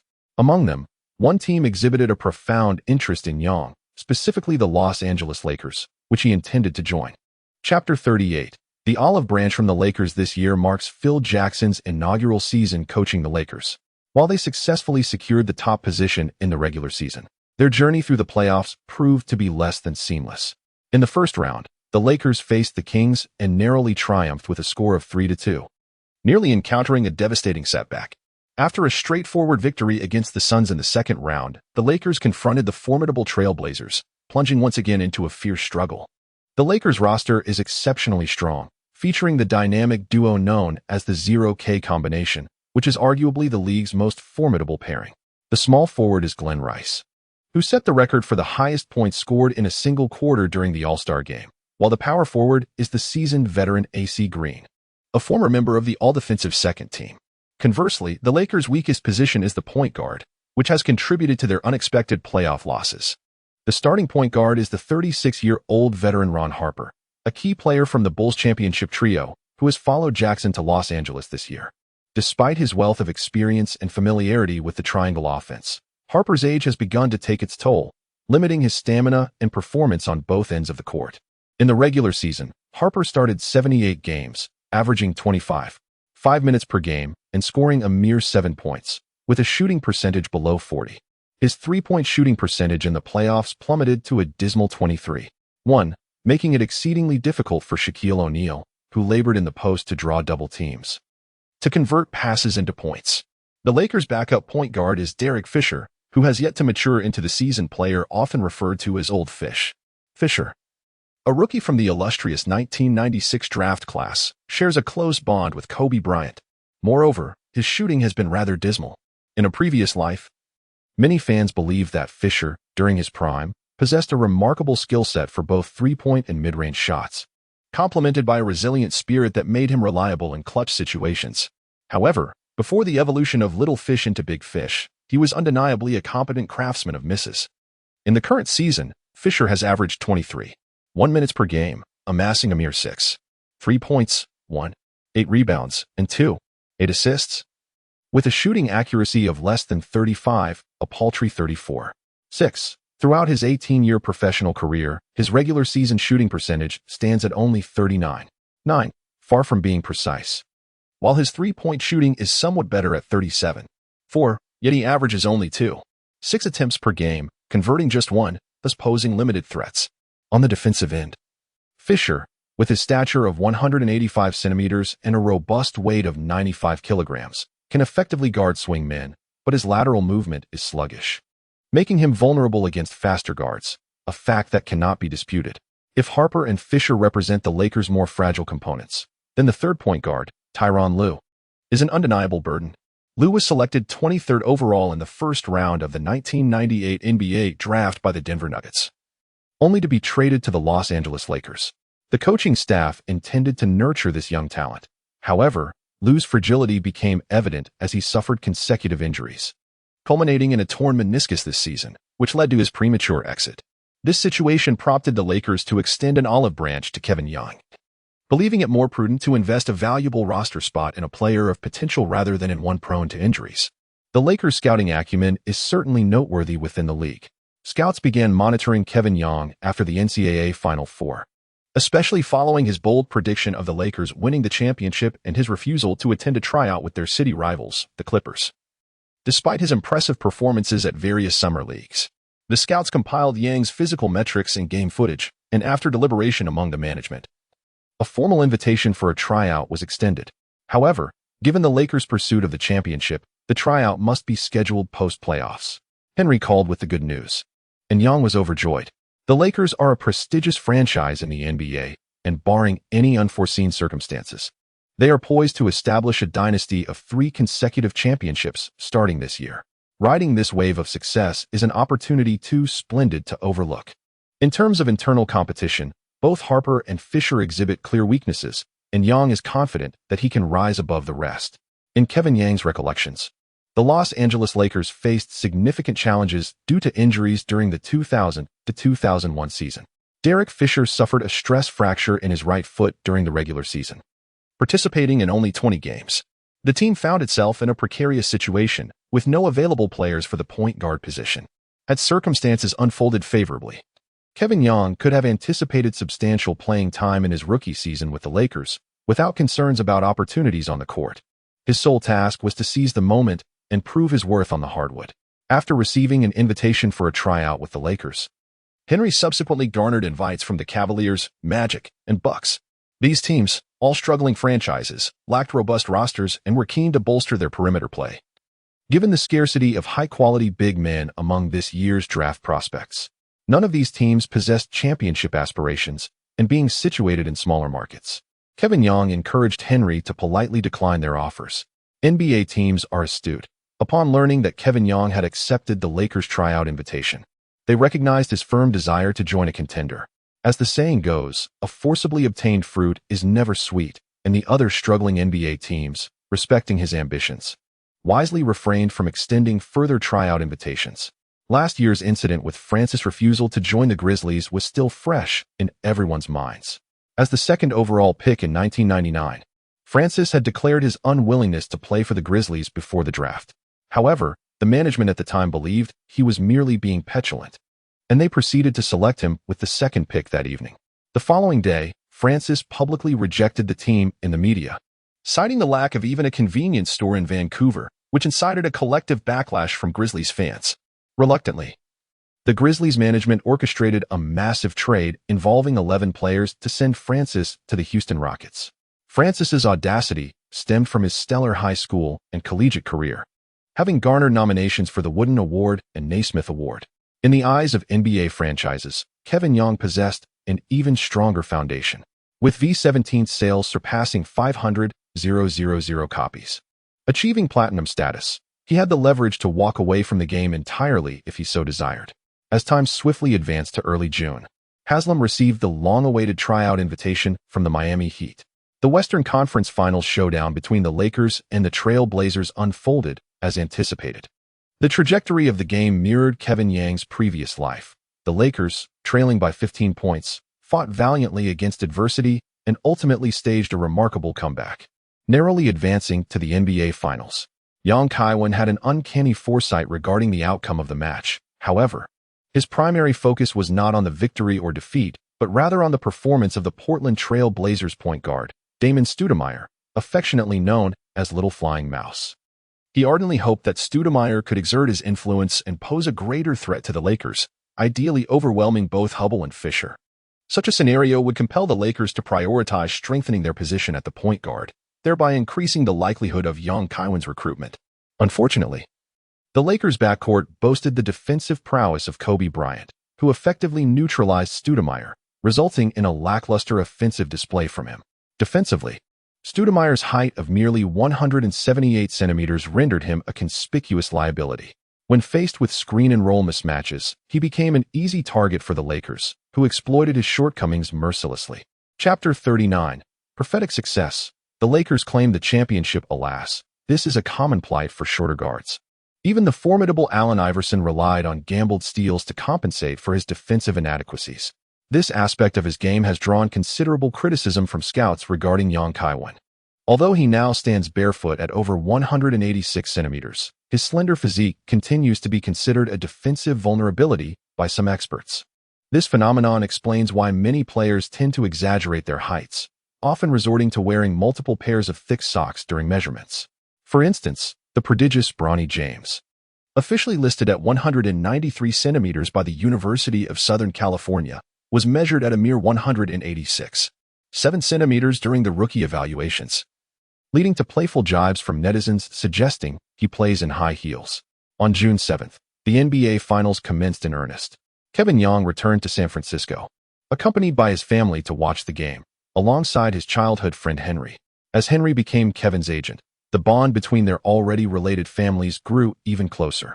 In the first game of the finals, the Lakers triumphed over the Pacers with a commanding score of 104-87, opening the door to victory for the entire series. While the game itself lacked suspense, Henry was visibly tense. The Lakers possessed only one first-round draft pick this year, having traded away their second-round pick long ago. As long as the Lakers did not commit to selecting Kevin Young, Henry felt a tumult of anxiety within. Thus, he secretly hoped for the Lakers to falter in the finals, specifically wishing for the underperformance of their point guard to hinder the team's championship aspirations. This, he believed, would significantly enhance Kevin's chances of being selected. Whether it was due to Henry's fervent wishes or not, the Lakers' perimeter players collectively struggled in this match. Kobe Bryant played for 38 minutes, scoring only 14 points, along with 3 rebounds and 5 assists, while Derek Fisher contributed a mere 5 points. Only Hubble maintained a steady performance, netting 12 points. The Pacers effectively contained the Lakers' outside shooting, yet their interior defense was dismantled by a formidable force. Shaquille O'Neal played for 44 minutes, making 21 of 31 attempts, amassing a staggering 43 points and grabbing 19 rebounds, including 6 offensive rebounds, while also assisting teammates 4 times and blocking 3 shots from opponents. This season, Shaquille had transformed from a young shark into a great white, proving to be the league's most formidable low-post weapon, delivering devastating dunks with unanswerable ferocity. Conversely, the Pacers' star player, Reggie Miller, faltered in his duel with Kobe, managing only a meager 7 points. The standout for the Pacers was veteran point guard Mark Jackson, who at 35 years old, shot 6 of 8 overall, including 2 of 3 from three-point range and 4 of 5 from the free throw line, scoring 18 points along with 5 rebounds and 7 assists, achieving an astounding true shooting percentage of 88.2. In light of the contrasting performances, Lakers fans began to realize that their point guard might need reinforcement.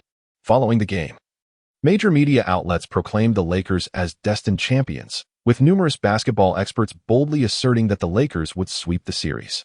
Yet, amidst the media's overconfidence, unforeseen complications arose. In the second game of the finals, with just over 3 minutes remaining in the first quarter, Kobe sustained an injury after being intentionally tripped by Jalen Rose while landing from a jump shot. Despite Kobe's absence, the Lakers, buoyed by Shaquille's divine performance, still secured the victory. The Great White played for 46 minutes, shooting 11 of 18, setting an NBA record with 39 free throw attempts in a single game, scoring 40 points with 24 rebounds, 4 assists, and 4 blocks. The Pacers' interior defense crumbled, with 2 players fouling out and another accumulating 5 fouls. Yet they could not contain Shaquille's relentless dominance in the paint. However, basketball is ultimately a team sport, and Kobe's injury significantly altered the trajectory of the series. On June 11th, in the third game of the finals, coach Phil Jackson denied Kobe's request to play through his injury, and the Lakers lost to the Pacers on their home court. On June 14th, in the fourth game, Kobe, still nursing his injury, insisted on participating, and Coach Jackson, fearing the Pacers would level the series, reluctantly consented. Ultimately, the dynamic duo scored 64 points combined, with Kobe, after Shaquille fouled out, single-handedly driving the game into overtime and clinching victory for the Lakers, putting them 1 win away from the championship. In this match, Shaquille scored 36 points with 21 rebounds, while Kobe contributed 28 points and 5 assists. They also delivered a classic NBA moment when Shaquille carried the injured Kobe off the court. In the subsequent 2 finals games, Kobe continued to play through his injury, embodying the Mamba mentality to the fullest. Although his performance suffered due to his foot injury, he still managed to contribute 26 points, 10 rebounds, and 4 assists in Game 6 on June 19th. Meanwhile, the unstoppable force that was Shaquille dominated the series, scoring 35 points and 11 rebounds in Game 5, followed by 41 points and 12 rebounds in Game 6. Ultimately, the Lakers triumphed 4-2 over the Pacers, lifting the Larry O'Brien Championship trophy on their home court. Shaquille averaged 38 points, 16, 7 rebounds, and 2.7 blocks per game, with a shooting percentage of 61.1, rightfully earning the Finals MVP title. In the annals of NBA history, Shaquille's terrifying performance in this series stands as a monumental achievement, second only to Michael Jordan's remarkable contributions of 41 points, 5 rebounds, and 3 assists in the 1993 Finals. The Lakers' championship was well-deserved, and media coverage abounded with accolades.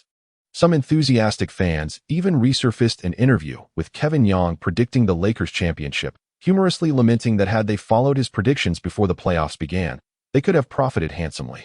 Many Lakers fans began to regard Kevin Young as a harbinger of good fortune, leaving messages on the team's official website recommending that he be selected in the draft to fortify the point guard position. These sentiments resonated with the Lakers management. The day after the Lakers secured the championship, General Manager Mitch Kupchak met with Coach Phil Jackson to discuss draft prospects and tryouts. The Lakers' championship parade was set for 4 days later, lasting 3 days, followed closely by the approaching NBA draft, necessitating prompt arrangements for the selection process. When do you plan to schedule that Chinese-American rookie named Kevin Young for a tryout? I have reviewed his game footage and physical assessment data, and I perceive significant potential for development. He is certainly superior to Tyronn Lue. Mitch Kupchak has recently taken office with the Lakers, eager to achieve notable accomplishments. Having just secured the championship, the Lakers are unlikely to make any substantial moves this year. However, a player like Tyronn Lue, who merely benefits from good fortune, can certainly be dismissed. Lue's salary is modest at $810,000, which is negligible for the financially robust Lakers. The crux of the matter lies in the fact that he occupies a valuable roster spot. The NBA stipulates that a team may sign formal contracts with a maximum of 15 players, and each slot is crucial for the Lakers' pursuit of a repeat championship next year. The tryout is scheduled for the day after tomorrow. He is indeed a promising candidate. Had he not declined to audition for smaller teams, coupled with his Chinese heritage, his draft stock would likely be considerably higher. Our first-round pick at the end of the round will probably not suffice to secure him, Coach Jackson remarked. This year is a lean draft year, with few players of promise, and Kevin Young is among the select few who have caught Jackson's eye. Chapter 40. Lakers tryout. I received word that the Spurs seem interested in having Young come for a tryout, though Greg hasn't made a definitive decision yet, Kupchak noted. The Spurs? Jackson was somewhat taken aback, but upon reflection, he found it plausible. It is well known that Spurs head coach Greg Popovich, with his military background, has little patience for unruly players. A quintessential example is when Popovich traded the 4-time rebounding champion Dennis Rodman to the Bulls for a mere pittance. Conventionally, one would assume that Kevin Young, having declined a tryout with the Clippers and branded as a troublemaker by the media for his forays into music and youthful exuberance, would not align with Popovich's preferences. However, the Spurs are currently in dire straits at the point guard position, with a dearth of viable options. Their starting point guard, the young Avery Johnson, averages 11.2 points and 6 assists per game, showcasing solid skills in driving and passing, yet lacking in shooting range, rarely attempting three-pointers, and boasting an abysmal shooting percentage. Most critically, Johnson is already 35 years old. For a smaller point guard reliant on driving, his performance will likely decline rapidly with age. The other 2 point guards in the Spurs rotation are a 37-year-old Terry Porter and a 35-year-old Steve Kerr. Unless the Spurs infuse fresh talent this upcoming season, relying on these aging veterans will surely lead to a futile pursuit of the championship. Coach Jackson discerned the intricacies of the situation and, with a calm smile, remarked, "The Spurs' predicament is inconsequential. They have already traded their first-round draft pick to the Bulls and only possess a second-round pick. Moreover, I believe that unless there are no better alternatives, Kevin Young would be reluctant to play in San Antonio. Though young and impetuous, Young possesses a remarkable sense of self. He is undoubtedly aware that playing under Greg necessitates a temperance of his personality, abstaining from seeking the limelight and adhering to discipline. In stark contrast, our Lakers enjoy a far greater degree of freedom. The vibrant allure of Los Angeles poses a challenge for the youth to resist." Upon hearing this, Kupchak nodded in deep agreement. When juxtaposed with the Spurs, the Lakers have a distinct advantage in recruiting players, whether considering the city, roster, or management. The only concern that crossed Kupchak's mind regarding the Lakers was the issue of salary cap. This season, the team's total salary reached an impressive $55.02 million, ranking third in the league and exceeding the salary cap by a significant $34 million. With the anticipated salary increases for O'Neal and Kobe next season, the total is expected to approach $60 million. As the general manager, Kupchak must be astute in his recruitment strategies to demonstrate his capabilities. However, Kevin Young, as a rookie, holds minimal influence on the broader financial landscape. Henry received the notification for Young's tryout with the Lakers and arrived in Los Angeles a day early, securing accommodation at a hotel near the Lakers training facility. The following morning, Young rose punctually and engaged in some routine training at a nearby outdoor court to ensure he was in prime condition. In the afternoon, Young and Henry arrived at the training facility 10 minutes early, where they encountered the coaching staff and trainers. It was evident that the Lakers held Young in high regard, as the coaching team was led by the esteemed Phil Jackson, who bears a striking resemblance to the iconic Colonel Sanders.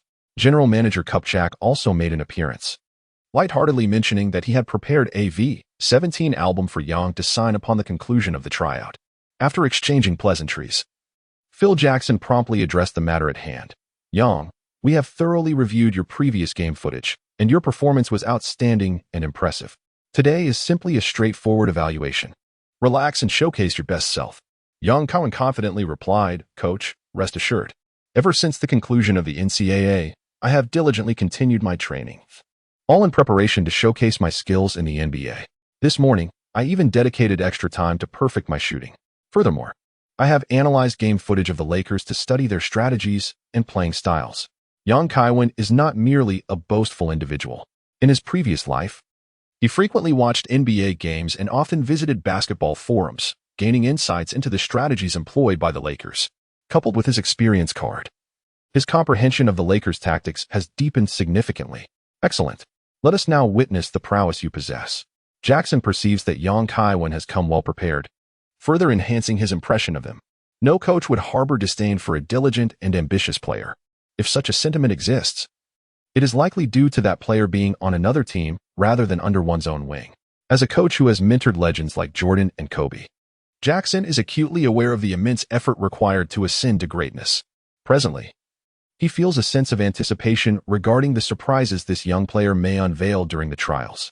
The Lakers have meticulously organized a series of physical assessment tasks, which Young Kaiwen completes one by one with the assistance of the staff. The first step involves the most fundamental static and dynamic body tests. It is now late June, nearly a month since Young Kaiwen last participated in the league's rookie physical evaluations. The effects of the third stage of the growth agent are about to be fully absorbed by his body. Young Kaiwen has made significant advancements in his physical attributes: strength 65, speed 87, 5, vertical leap 85, reaction time 85, 5, physique 68, and endurance 81. He now stands at a bare height of 187 centimeters, nearly reaching 190 centimeters with shoes, boasts a wingspan of nearly 204 centimeters, and has achieved a standing reach of 253 centimeters. In the 3-second zone, he recorded remarkable times of 10:49 seconds for the 4-point movement test and 3:01 seconds for the 34 sprints. His jumping metrics are equally impressive, with a vertical leap of 83 centimeters from a standstill and a maximum vertical jump of 95 centimeters, bringing him closer to the realm of elite jumpers. In actual gameplay, Young Kaiwen can effortlessly execute one-handed gliding dunks or double-handed folded dunks during fast breaks. However, with his physique attribute still below 70, he prioritizes a grounded style of play to mitigate the risk of injury. Regarding the 185-pound bench press test, Young Kaiwen surpassed his previous performance by completing 6 repetitions, just shy of becoming a 7-time champion. Young Kaiwen's physical assessment data astounded Coach Jackson. The physical fitness report of Kevin Young is truly astonishing. A horizontal comparison with the rookie measurements of Rose from the Windy City in 2008 reveals this vividly. Young Kaiwen and Ross possess comparable heights and wingspans, with the former even having a slight advantage. Young Kaiwen's performance in the 3-second zone, showcasing 4-point movement and 34 sprinting sessions, surpasses Ross's times of 11:69 seconds and 3:5 seconds by a slight margin, albeit with a somewhat inferior vertical leap and bench press. The most crucial aspect is that within a month, there has been a remarkable enhancement in both dynamic and static tests. Coach Jackson is convinced that the newly turned 18-year-old Young Kaiwen possesses immense physical potential. However, Young Kaiwen's surprises extend far beyond mere physical prowess. During subsequent shooting evaluations, with the assistance of his trainer, Young Kaiwen commenced his display. He excelled in catch-and-shoot jumpers from various points beyond the three-point line, as well as mid-range catch-and-shoot attempts. In Chapter 41, The Lakers' Commitment, young Kaiwen achieved an astonishing 85 out of 100 in the three-point shooting test, exhibiting remarkable precision from the 45-degree angles on both sides, with only 2 or 3 misses. Such a shooting percentage distinctly places him leagues ahead of the Lakers' backup point guards, Fisher and Tyronn Lue. Following the conclusion of the NCAA, young Kaiwen has focused intensely on refining his three-point shooting, driving skills, and floaters. He understands that the NBA is gradually progressing into an era dominated by small ball, where three-point shooting will emerge as a primary scoring method, elevating its tactical significance. During his rigorous practice of three-point shooting, young Kaiwen not only focused on enhancing his accuracy, but also intentionally sought to quicken his release speed. As for mid-range shots and post-up plays, he did not deliberately practice them. This was partly due to the adage that one should not bite off more than one can chew, and partly because his current physique and role were not conducive to such techniques. However, should the system bestow upon him some miraculous elixir that allows him to grow taller, the situation would be entirely different. After all, the visually captivating mid-range fadeaway jump shot is something that few can resist. If anyone does, it is merely because he has yet to attain the requisite charm and precision. Kevin Yang's current playing style, characterized by breakthroughs and three-point shooting, aligns remarkably well with the Los Angeles Lakers. Within the Lakers roster, Shaquille O'Neal dominates the paint, while Kobe Bryant primarily relies on mid-range shots, with other perimeter players tasked with shooting threes to create ample offensive space for both O'Neal and Bryant. During a 3v3 scrimmage with his trainers, Young displayed exceptional ball handling and offensive prowess. His incisive drives, complemented by deft fakes and step-backs, consistently enabled him to create shooting opportunities for himself. When faced with double teams, he adeptly distributed the ball, assisting his teammates effectively. Defensively, Yang's performance was somewhat mediocre, yet still above par. His agile footwork allowed him to apply tight on-ball pressure and actively engage in physical confrontations to disrupt his opponent's rhythm. However, he struggled against taller and more physically imposing adversaries. Coach Jackson chose to overlook this defensive shortcoming, acknowledging that the difficulty in contesting shots is a common challenge faced by shorter players. Before the tryout concluded, Jackson discreetly stepped aside to call General Manager Kupchak. "Mitch, we've unearthed a gem. Young exceeds our expectations. We must secure him. He possesses the capabilities of a lottery pick. If only he were taller than 6 feet 3 inches, 190 centimeters, and not of Asian descent, I believe some teams would be willing to gamble a top 5 pick on his potential. All right, I will set aside my current tasks and come over now." After Kupchak hung up the phone, he took a deep breath, realizing that the original draft strategy would require a significant revision. The player had excelled during the tryouts, which naturally elevated his draft stock. A higher position in the draft signifies a more lucrative salary. The financial disparity between being selected in the first round versus the second round is substantial. No one would turn down a higher salary, except for Mr. Ma, who openly claims indifference to monetary matters, though he does not play. Although Kevin Young did not participate in tryouts with other teams, this did not grant the Lakers the liberty to make arbitrary offers. This year, the Lakers struggled through the playoffs, with the point guard position proving to be a weak link. But the issues at the power forward position were even more pronounced in the finals. Veteran forward AC Green was clearly running on empty. His performance over 6 finals games yielded scores of 4, 4, 4, 5, 7, and 6, these figures representing points, not rebounds, averaging merely 5 points per game in the finals. It was evident that Green could not keep pace with the Lakers' quest for a championship repeat next season. The Lakers had set their sights on Stanford's tenacious Mark Madsen. Standing at 206 centimeters and weighing 111 kilograms, Madsen's offensive repertoire may be limited, primarily relying on second-chance opportunities and scrappy plays. But his rugged style and willingness to do the dirty work had led many teams to believe he could become a competent blue-collar player, worthy of a first-round pick. With only one first-round selection at their disposal this year, how to maneuver that pick was a pressing question. 10 minutes later, Kupchak returned to the training facility. At that moment, Kevin Yang's tryout was nearing its conclusion. Under the watchful eye of the trainers, he played with ease, scoring as if it were an effortless endeavor. After exchanging pleasantries with Henry and Young, Kupchak directly conveyed the current situation of the Lakers to them. "Your performance has been exceptional. But this summer we must utilize our first-round pick to fortify the weak power forward position. This is our primary objective in this year's draft, and I hope you understand. Thus, we need to explore trades to acquire a draft pick to select you. Currently, I cannot guarantee what kind of pick we might secure, but I assure you I will strive for a higher selection." Upon hearing this, Kevin Young furrowed his brow slightly. It was undeniable that the Lakers needed to address their most glaring deficiency at the power forward position. However, having already secured the championship this year, the OK duo would only grow stronger next season. Other teams would be reluctant to trade their draft picks to the Lakers, effectively bolstering their rivals. And significant resistance was to be expected. Henry then inquired, "When will the Lakers be able to confirm the acquisition of a draft pick?"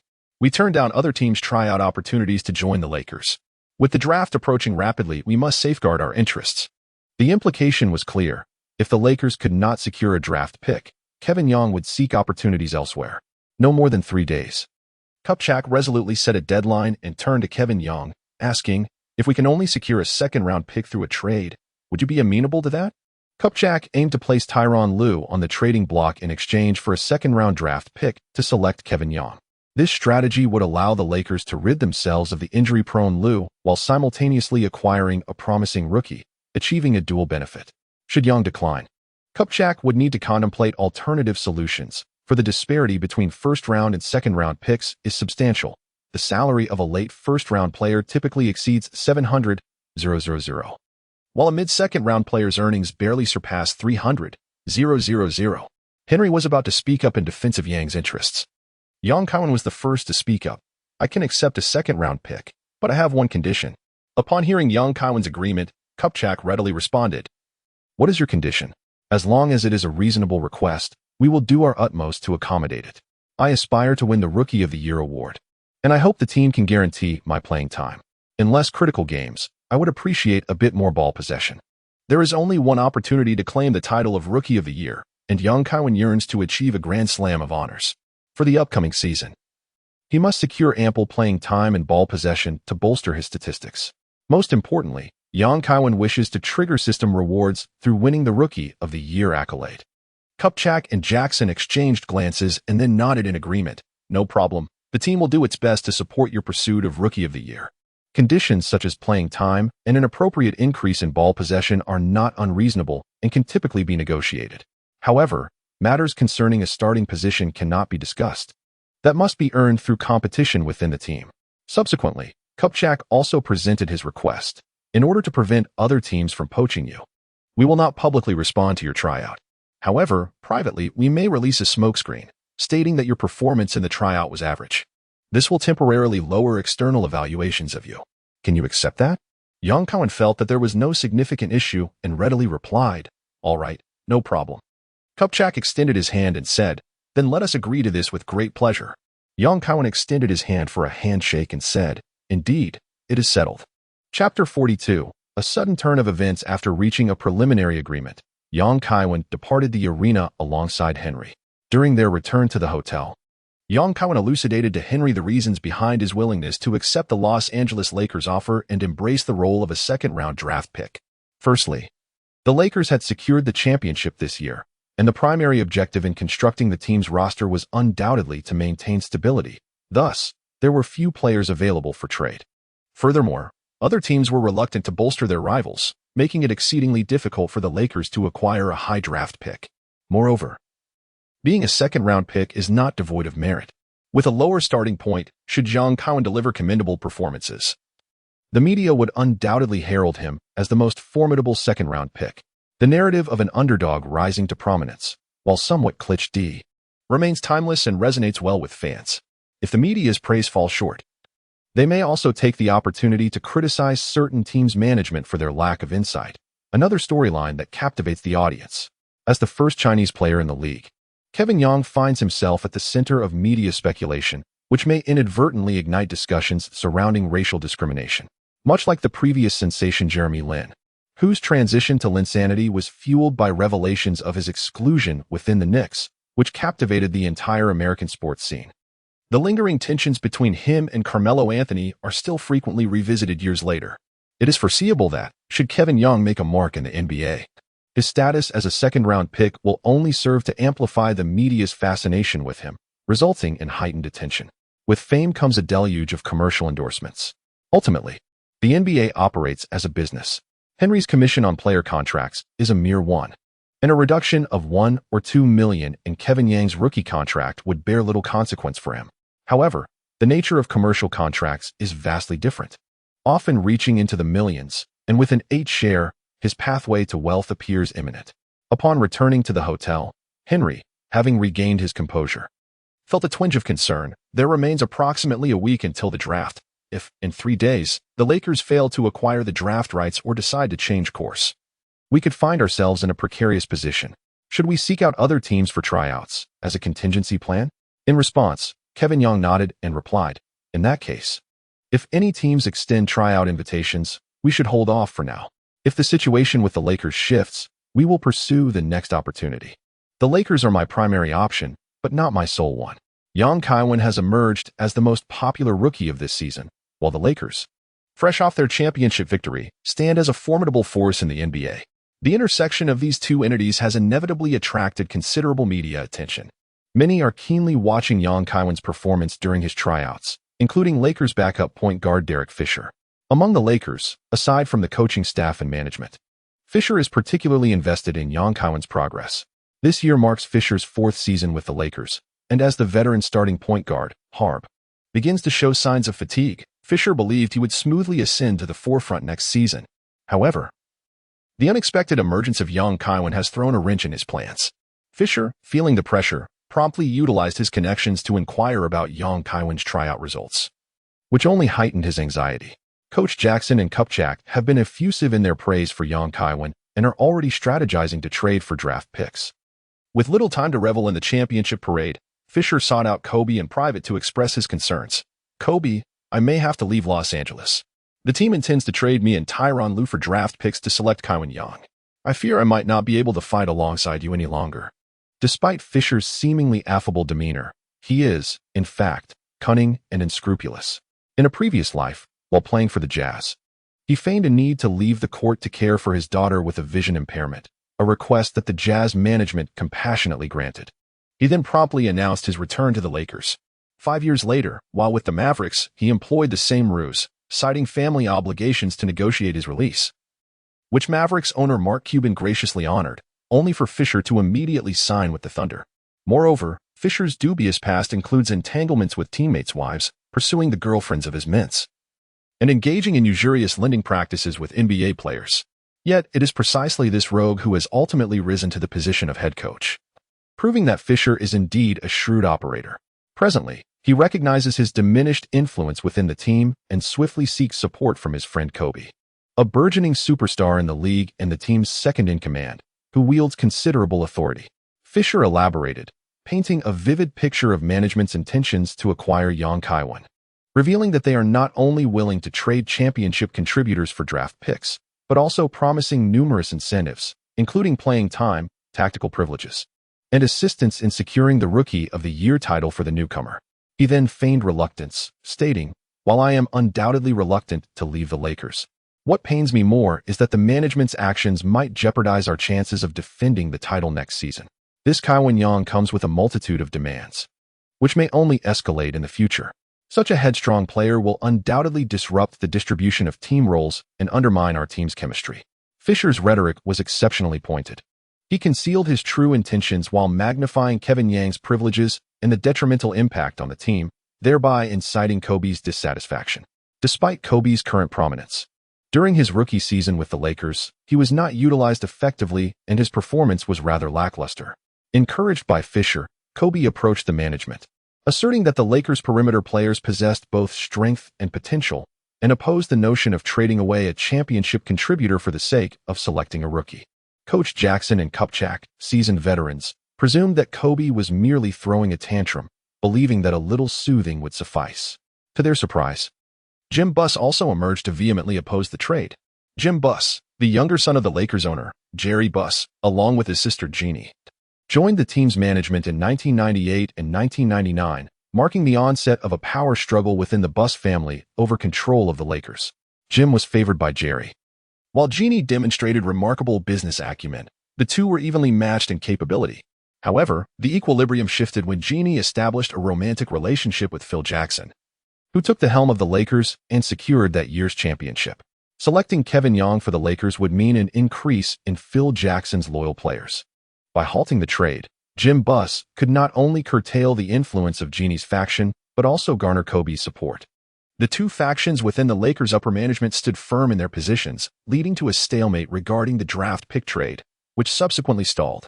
Sensing the precariousness of the situation, General Manager Kupchak sought counsel from the Lakers' esteemed patriarch, Jerry Buss.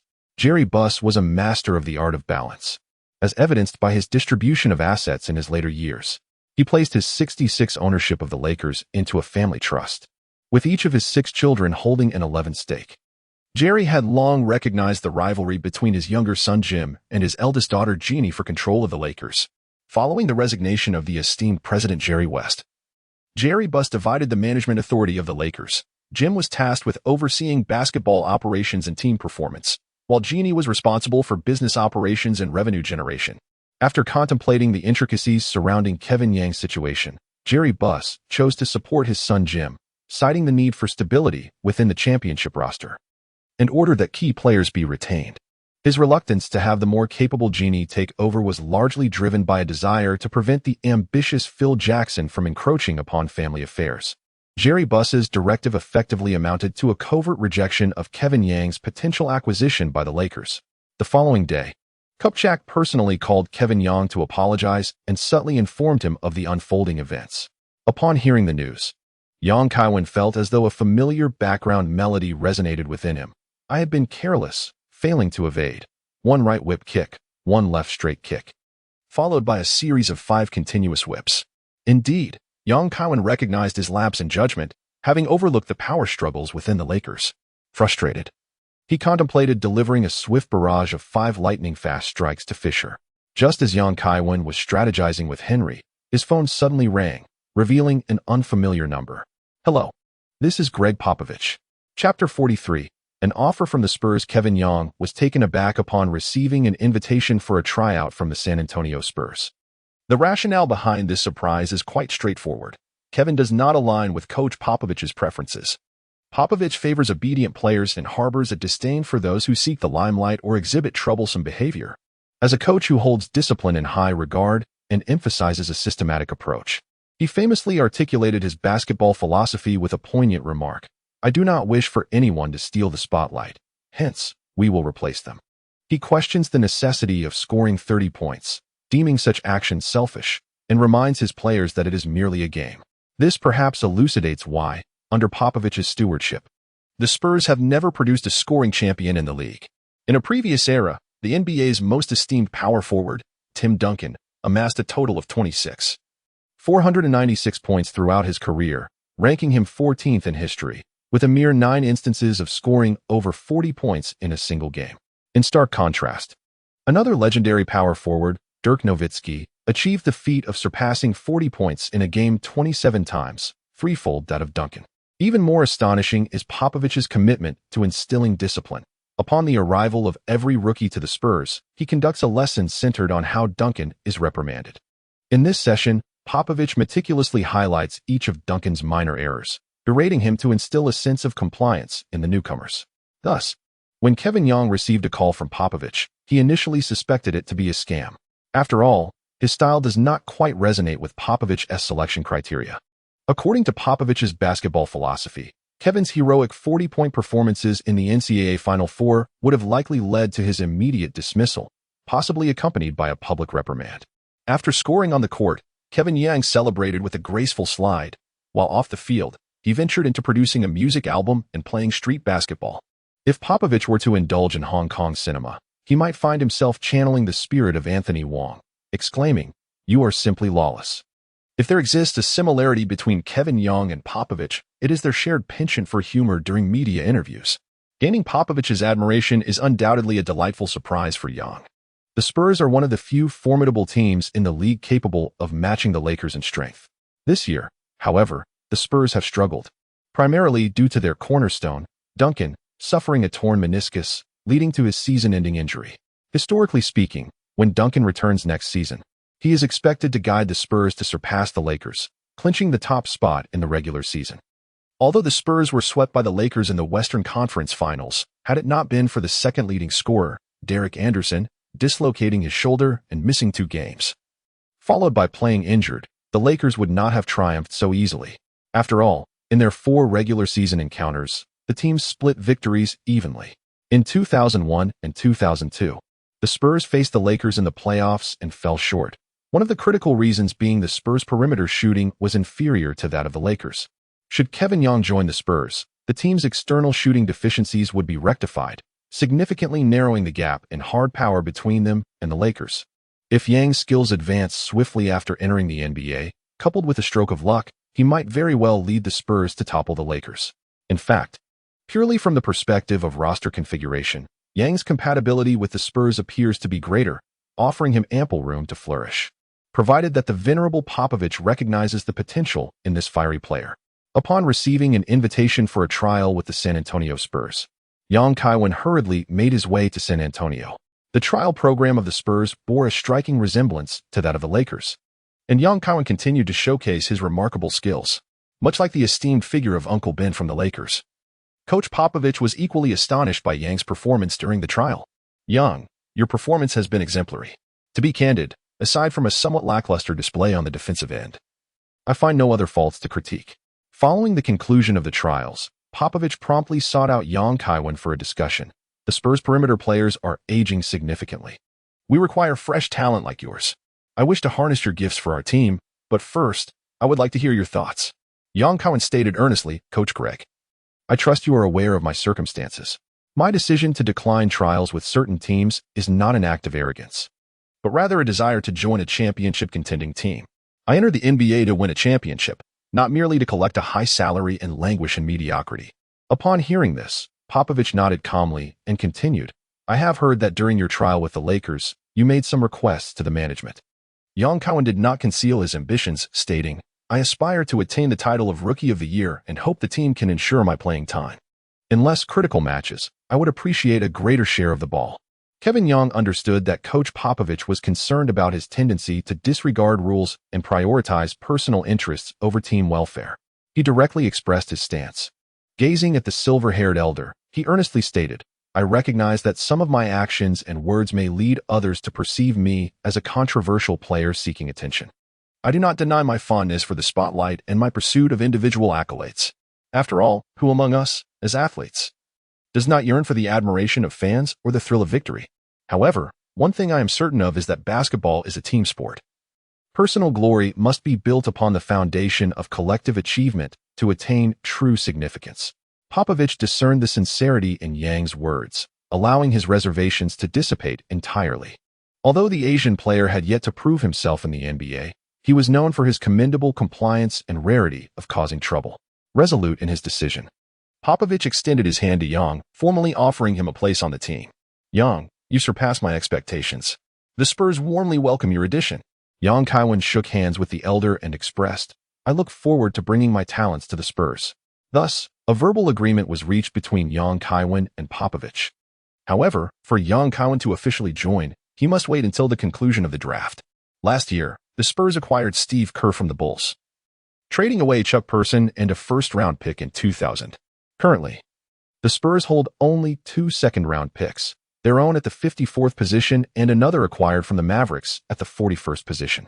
Popovich intends to trade away the 54th pick, adding some extra assets to secure a mid-first-round selection. He believes that selecting Kaiwen with a second-round pick is not a sound strategy, as there is a risk of other teams intercepting him, which would place them in a disadvantageous position. Furthermore, he deems it essential to guard against the Lakers.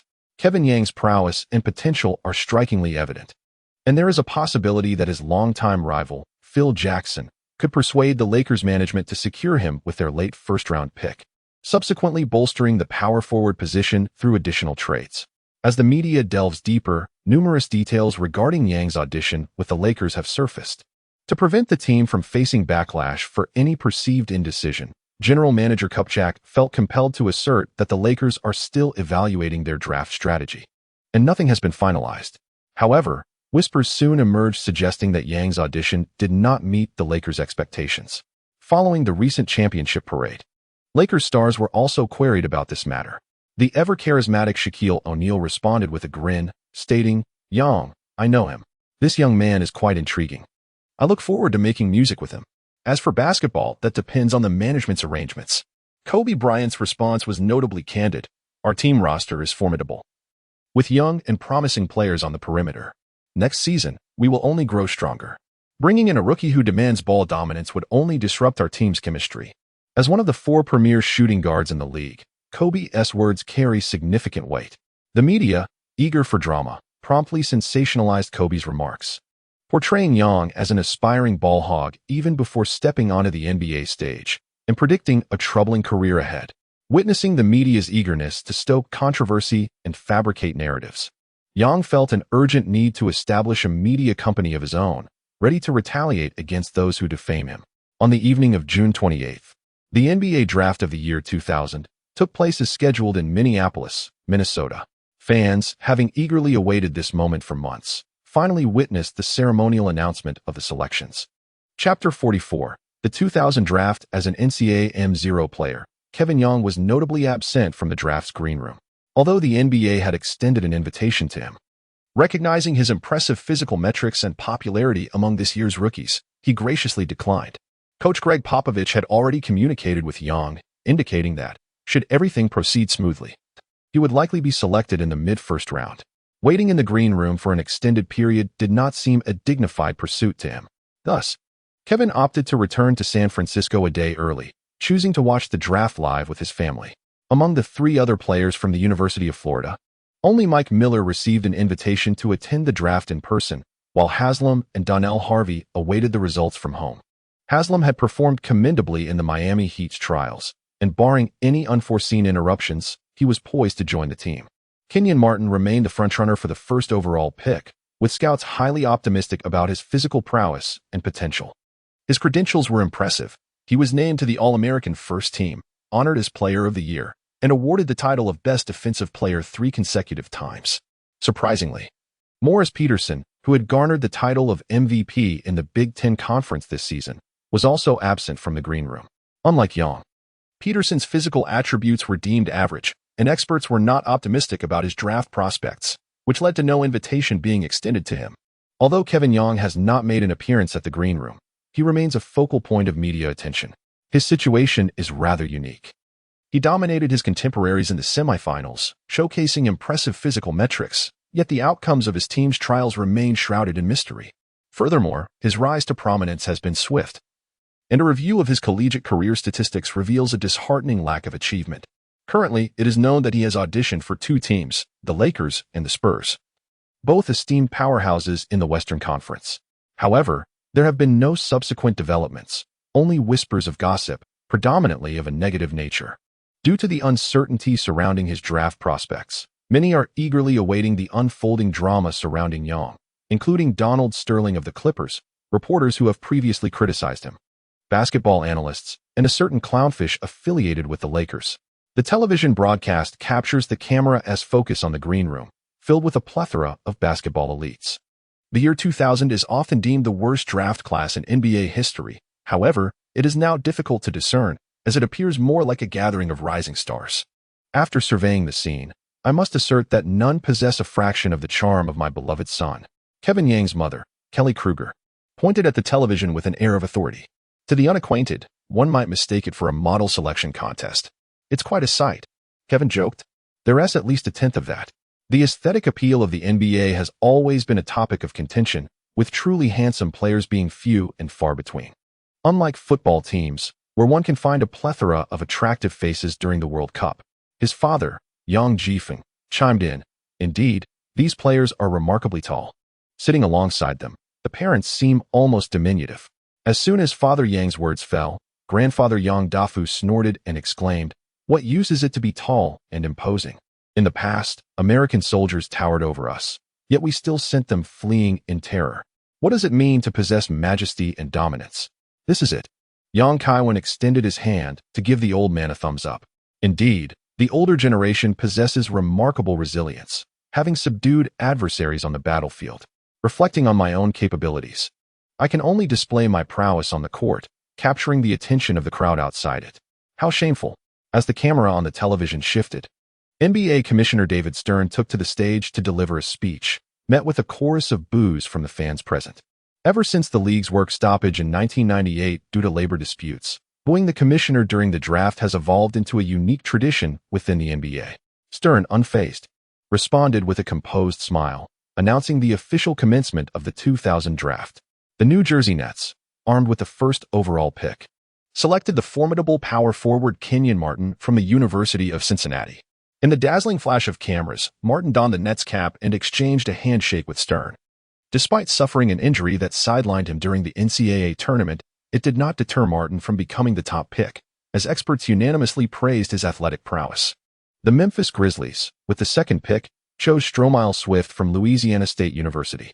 Although the team exited early in the Sweet 16, Swift's exceptional physical attributes impressed them. Standing at 208 centimeters and weighing 100 kilograms, he possessed remarkable leaping ability, showcased in highlight reels, though his basketball IQ and practical play left much to be desired. The Clippers, as in the past, selected Darius Miles with the third pick. Miles, standing 206 centimeters tall and weighing 107 kilograms, entered the NBA draft directly after high school. In his final year of high school, he averaged 1 points, 12. For rebounds, 3. For assists, 2. For steals, and 4. 2 blocks per game. He was among the first to be heralded as the next Kevin Garnett, setting a precedent for subsequent players of the same moniker who failed to thrive. In truth, while Miles possessed impressive physical attributes, his effort on the court was often lackluster, and he had yet to master Garnett's tenacious jump shot, exhibiting only average shooting skills. Nonetheless, this did not prevent Darius Miles from becoming a figure with a compelling narrative. In a previous life, he starred alongside Black Widow and Captain America in a film, engaging in a scheme to cheat on a test, and later, he found himself embroiled in a scandal involving the NBA's health and welfare program, resulting in his arrest for embezzling $4 million. The Chicago Bulls, with the fourth pick, selected the tattoo king, Marcus Fizer. This individual harbored a penchant for tattoos, boasting over 30 ink designs on his body, surpassing even Allen Iverson, who had just over 20. With the fifth pick, the Orlando Magic chose Mike Miller, the first of the Florida Gators to be selected this year. Miller stood out as the best three-point shooter in the draft, exhibiting an unselfish playing style, high basketball IQ, and notable passing ability, showcasing exceptional readiness for immediate impact. In an exclusive interview, Kaiwen praised him as the missing piece of the championship puzzle, a sentiment that is now widely shared by both the team and the media. The Hawks selected DeMar Johnson with the sixth overall pick. Standing at 206 centimeters and weighing 91 kilograms, this versatile forward possesses a scouting report reminiscent of the legendary Peja Stojakovic, a prodigy whose career was marred by injuries. If he can evade the tragic fate that befell him in a previous life, he may well achieve remarkable success in the NBA. Kaiwen discovered that his participation in this year's NBA draft seemingly did not create a significant ripple effect. The draft trajectory closely mirrored that of the past, devoid of any unexpected twists. Soon, it was time for the 17th pick, and the Seattle Supersonics selected Desmond Mason.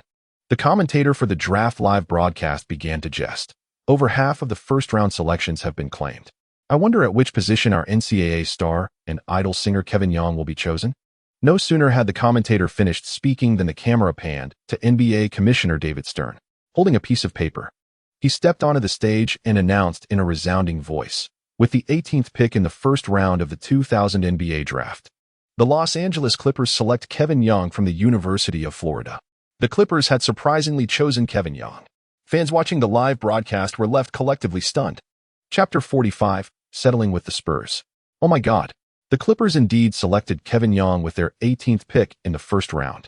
Our NBA commissioner signaled with a knowing glance that the Clippers had indeed chosen Young. This was undoubtedly the most unexpected and dramatic moment of the day. The sudden turn of events left the live commentators in a state of confusion. Kevin Young declined the opportunity to try out for the Clippers, and the uproar surrounding his decision remains vivid in everyone's memory. Thus, one wonders whether the Clippers are now attempting to abduct Young, waiting for the right price, or if both parties have since reconciled and are poised for collaboration. Alternatively, could it be that this entire scenario was merely a smokescreen orchestrated by the Clippers, with both sides having already recognized their mutual admiration? Amidst the public's bewilderment and rampant speculation, a trade announcement emerged. The Spurs acquired Kevin Young from the Clippers, trading a second-round pick at number 54 along with cash. Suddenly, clarity dawned upon all. The mastermind behind the scenes was none other than Coach Popovich. One cannot help but commend the Spurs for their exceptional discretion. Even Young himself was merely informed by the Spurs that he would be selected in the middle of the first round, remaining blissfully unaware of the intricate workings behind the scenes. Kevin Young did not anticipate that the recipient of Popovich's trade would be the Clippers. Upon learning of Yang's transfer to the Spurs, media reporters immediately sensed the potential for a sensational news story. The Spurs hold Kevin Young in high regard. Yet rumors have surfaced regarding his trial with the Lakers not meeting expectations. The juxtaposition of these two developments is indeed intriguing. The dust has settled on Kaiwen's draft, and his family breathes a sigh of relief, filled with excitement. Particularly, his grandmother, Kaiwen, harbors concerns, aware of her grandson's past grievances with the Clippers. She fears that remaining with the Clippers might lead to unfavorable treatment. At this moment, Coach Popovich calls Kaiwen, cheerfully stating, "Young, as agreed. I have selected you for the Spurs, and I eagerly anticipate your talent flourishing in San Antonio." Popovich too feels a weight lifted, as the Spurs' perimeter had been alarmingly feeble. The roster featured aging, slow, and shorter players, such as the semi-retired Avery Johnson, Steve Kerr, and Terry Porter, averaging a daunting 36 years in age. Even the somewhat younger 32-year-old Sean Elliott, who underwent a kidney transplant last year, has seen his capabilities plummet. This context elucidates why. During the 2001 Western Conference Finals in a previous life, the Spurs' perimeter was dismantled by Kobe after Derek Anderson's injury, with even Fisher scoring an impressive 28 points in Game 4. Should Kaiwen successfully develop in the upcoming season, it would significantly alleviate the Spurs' urgent need for perimeter strength. Kaiwen exclaimed, "Thank you, Coach. I can hardly contain my excitement to head to San Antonio and train alongside my teammates, striving to integrate into the team as soon as possible." Popovich replied, "Rest assured, you won't have to wait long. By July 6th, you must arrive in San Antonio to join the team for the Salt Lake City Summer League. We anticipate that you will showcase your skills and demonstrate your potential. I will ensure that the coaching staff provides you with the detailed schedule in advance." Kaiwen proclaimed with clarity, "Rest assured, I shall participate in the competition as scheduled and exert my utmost effort." The draft event had yet to conclude, and after a brief exchange of pleasantries, the two ended their conversation. Noticing his family's attentive gazes upon him, Kaiwen elaborated, "Coach Popovich called to inform me that I will be competing in the Summer League. Barring any unforeseen circumstances, upon the conclusion of the Summer League, I shall sign a contract with the Spurs. Once in San Antonio, I will seek a suitable residence. Spending a bit more for safety is of no concern. I won't rush to send my earnings home. As a newcomer, I intend to purchase gifts for the team to foster good relations." Kaiwen gently advised him.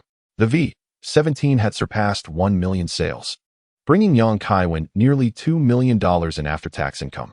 Initially, he contemplated sending his family $500,000, reserving the remainder for daily expenses and investments. However, his family persistently declined, asserting they could manage their own needs.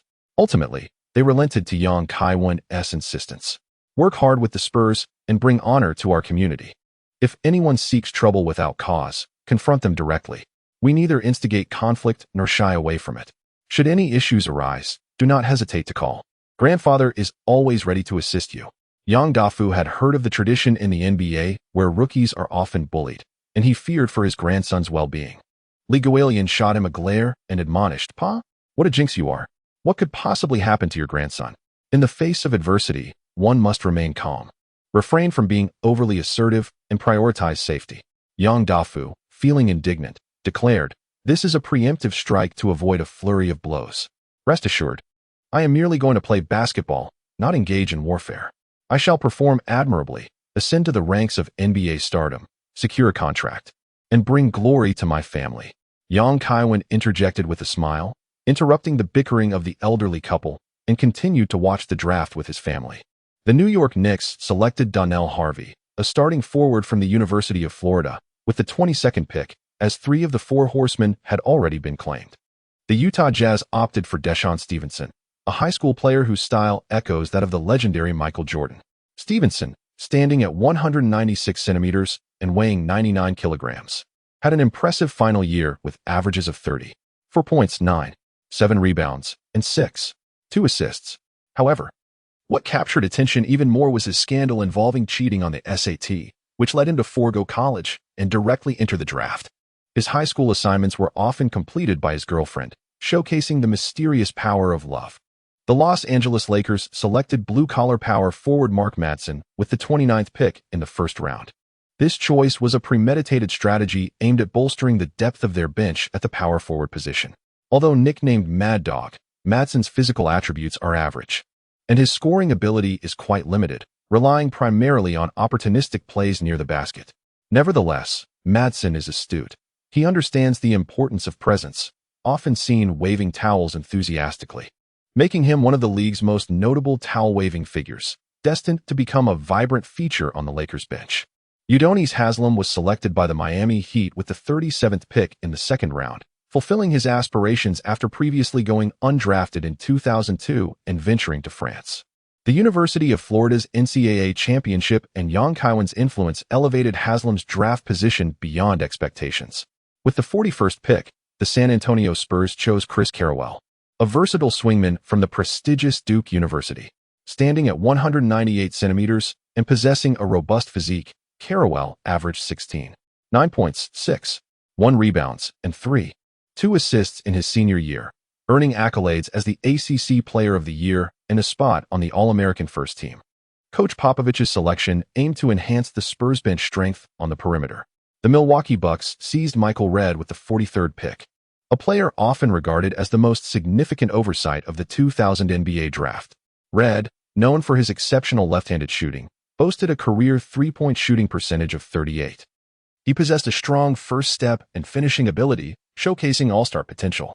In retrospective analyses of the 2000 draft, Redd frequently emerges as a top pick, embodying the quintessential underdog story of a second-round draft pick achieving great success.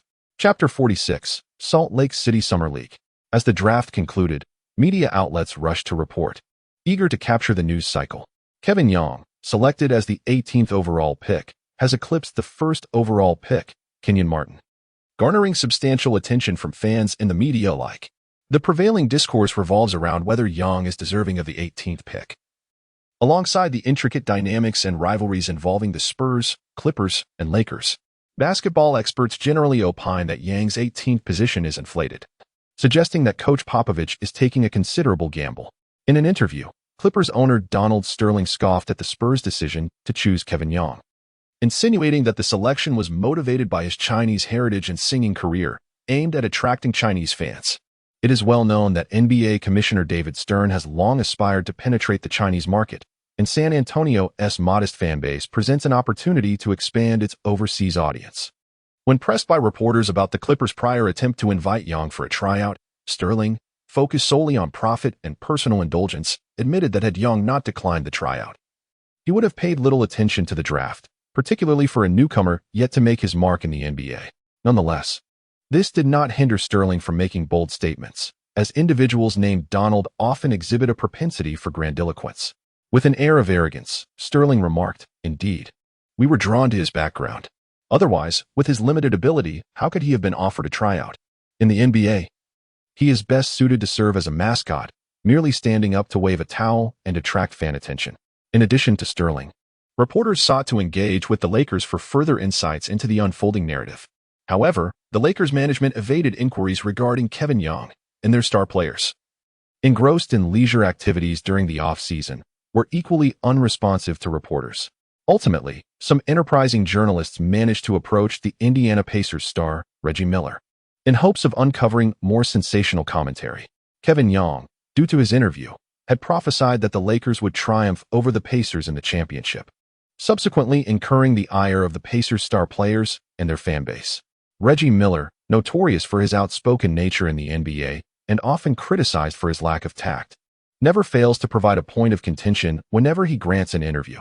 True to form, when confronted with inquiries from reporters, Miller unleashed his scornful retorts. "With that slender physique, if he were in my era, he wouldn't even make it past the first round, let alone the second." Although I harbor doubts about his ability to establish himself in the NBA, I eagerly anticipate his appearance in the upcoming season against the Spurs, where I shall personally dismantle him. Miller's remarks were published by the media, earning him the support of the Pacers fans. Some more fervent supporters even speculated that the Pacers' failure to secure the championship was due to Yang's prophetic curse. Such a peculiar rationale for blame is truly astonishing. In contrast to the disdain expressed by Sterling and Miller, rookie players exhibit a more cautious demeanor when asked about Kevin Young during interviews. This is particularly true for those who have faced him in competition, as they are wary of speaking out of turn. Michigan's Martin Cleafish, the 14th pick this year and a former vanquished opponent of Young, was reminded of his psychological scars inflicted during the NCAA finals when questioned about his higher draft position compared to Young. Cleafish calmly stated, "I believe Kevin Young is underestimated. While he may be somewhat undersized, his offensive prowess is extraordinarily formidable, far exceeding that of a typical college player. I suspect that we won't have to wait until the new season. He will silence these doubts during the summer league." Many Chinese fans online are rallying in support of Kevin Young. They believe that the skepticism surrounding him stems from deeply rooted racial discrimination. Had he been a black or white player, his physical metrics and outstanding performance in the semifinals would undoubtedly have secured him a position within the top 5 picks, rather than merely the 18th. However, due to his Chinese heritage, even after achieving averages of 42 points and 14 assists per game during the semifinals, he is often dismissed as merely fortunate. This reflects a harsh reality. Racial bias in American sports remains profoundly entrenched, and little has changed even since 2010.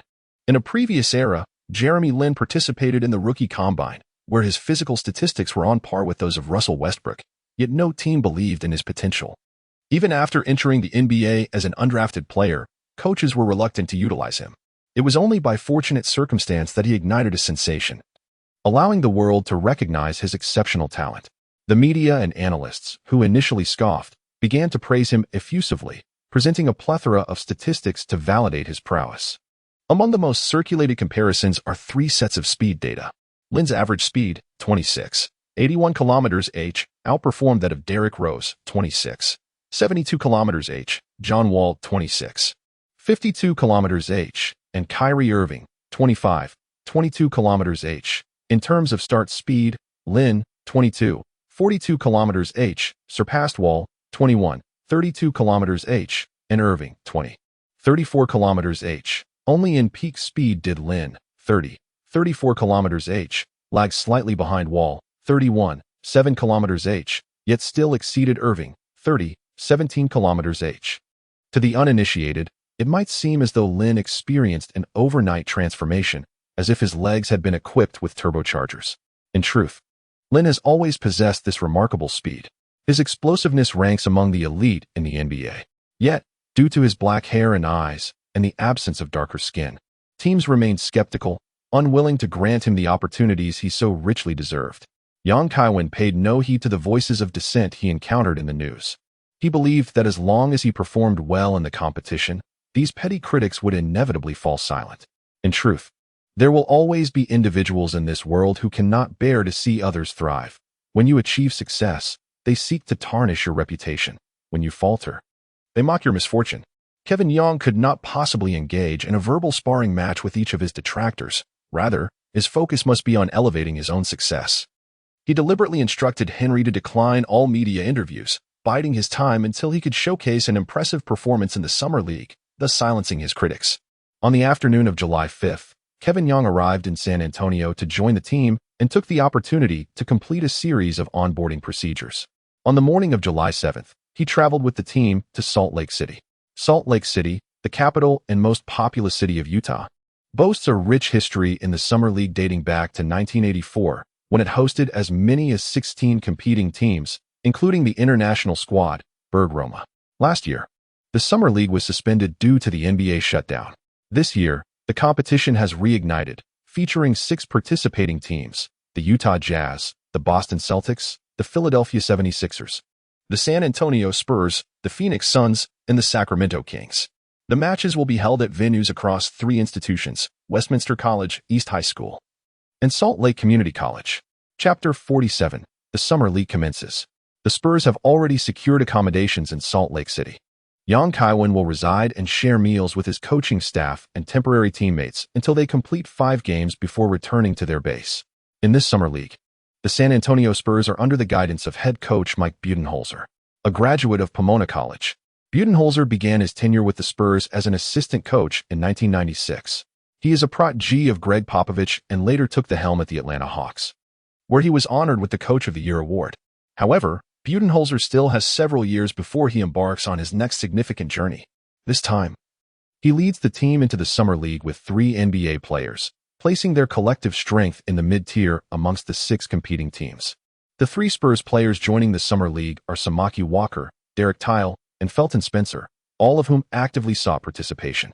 Samaki Walker, a rookie from the illustrious 1996 NBA draft class, was selected 9th overall, surpassing even Kobe Bryant. Standing at 206 centimeters, he is a formidable presence on the boards.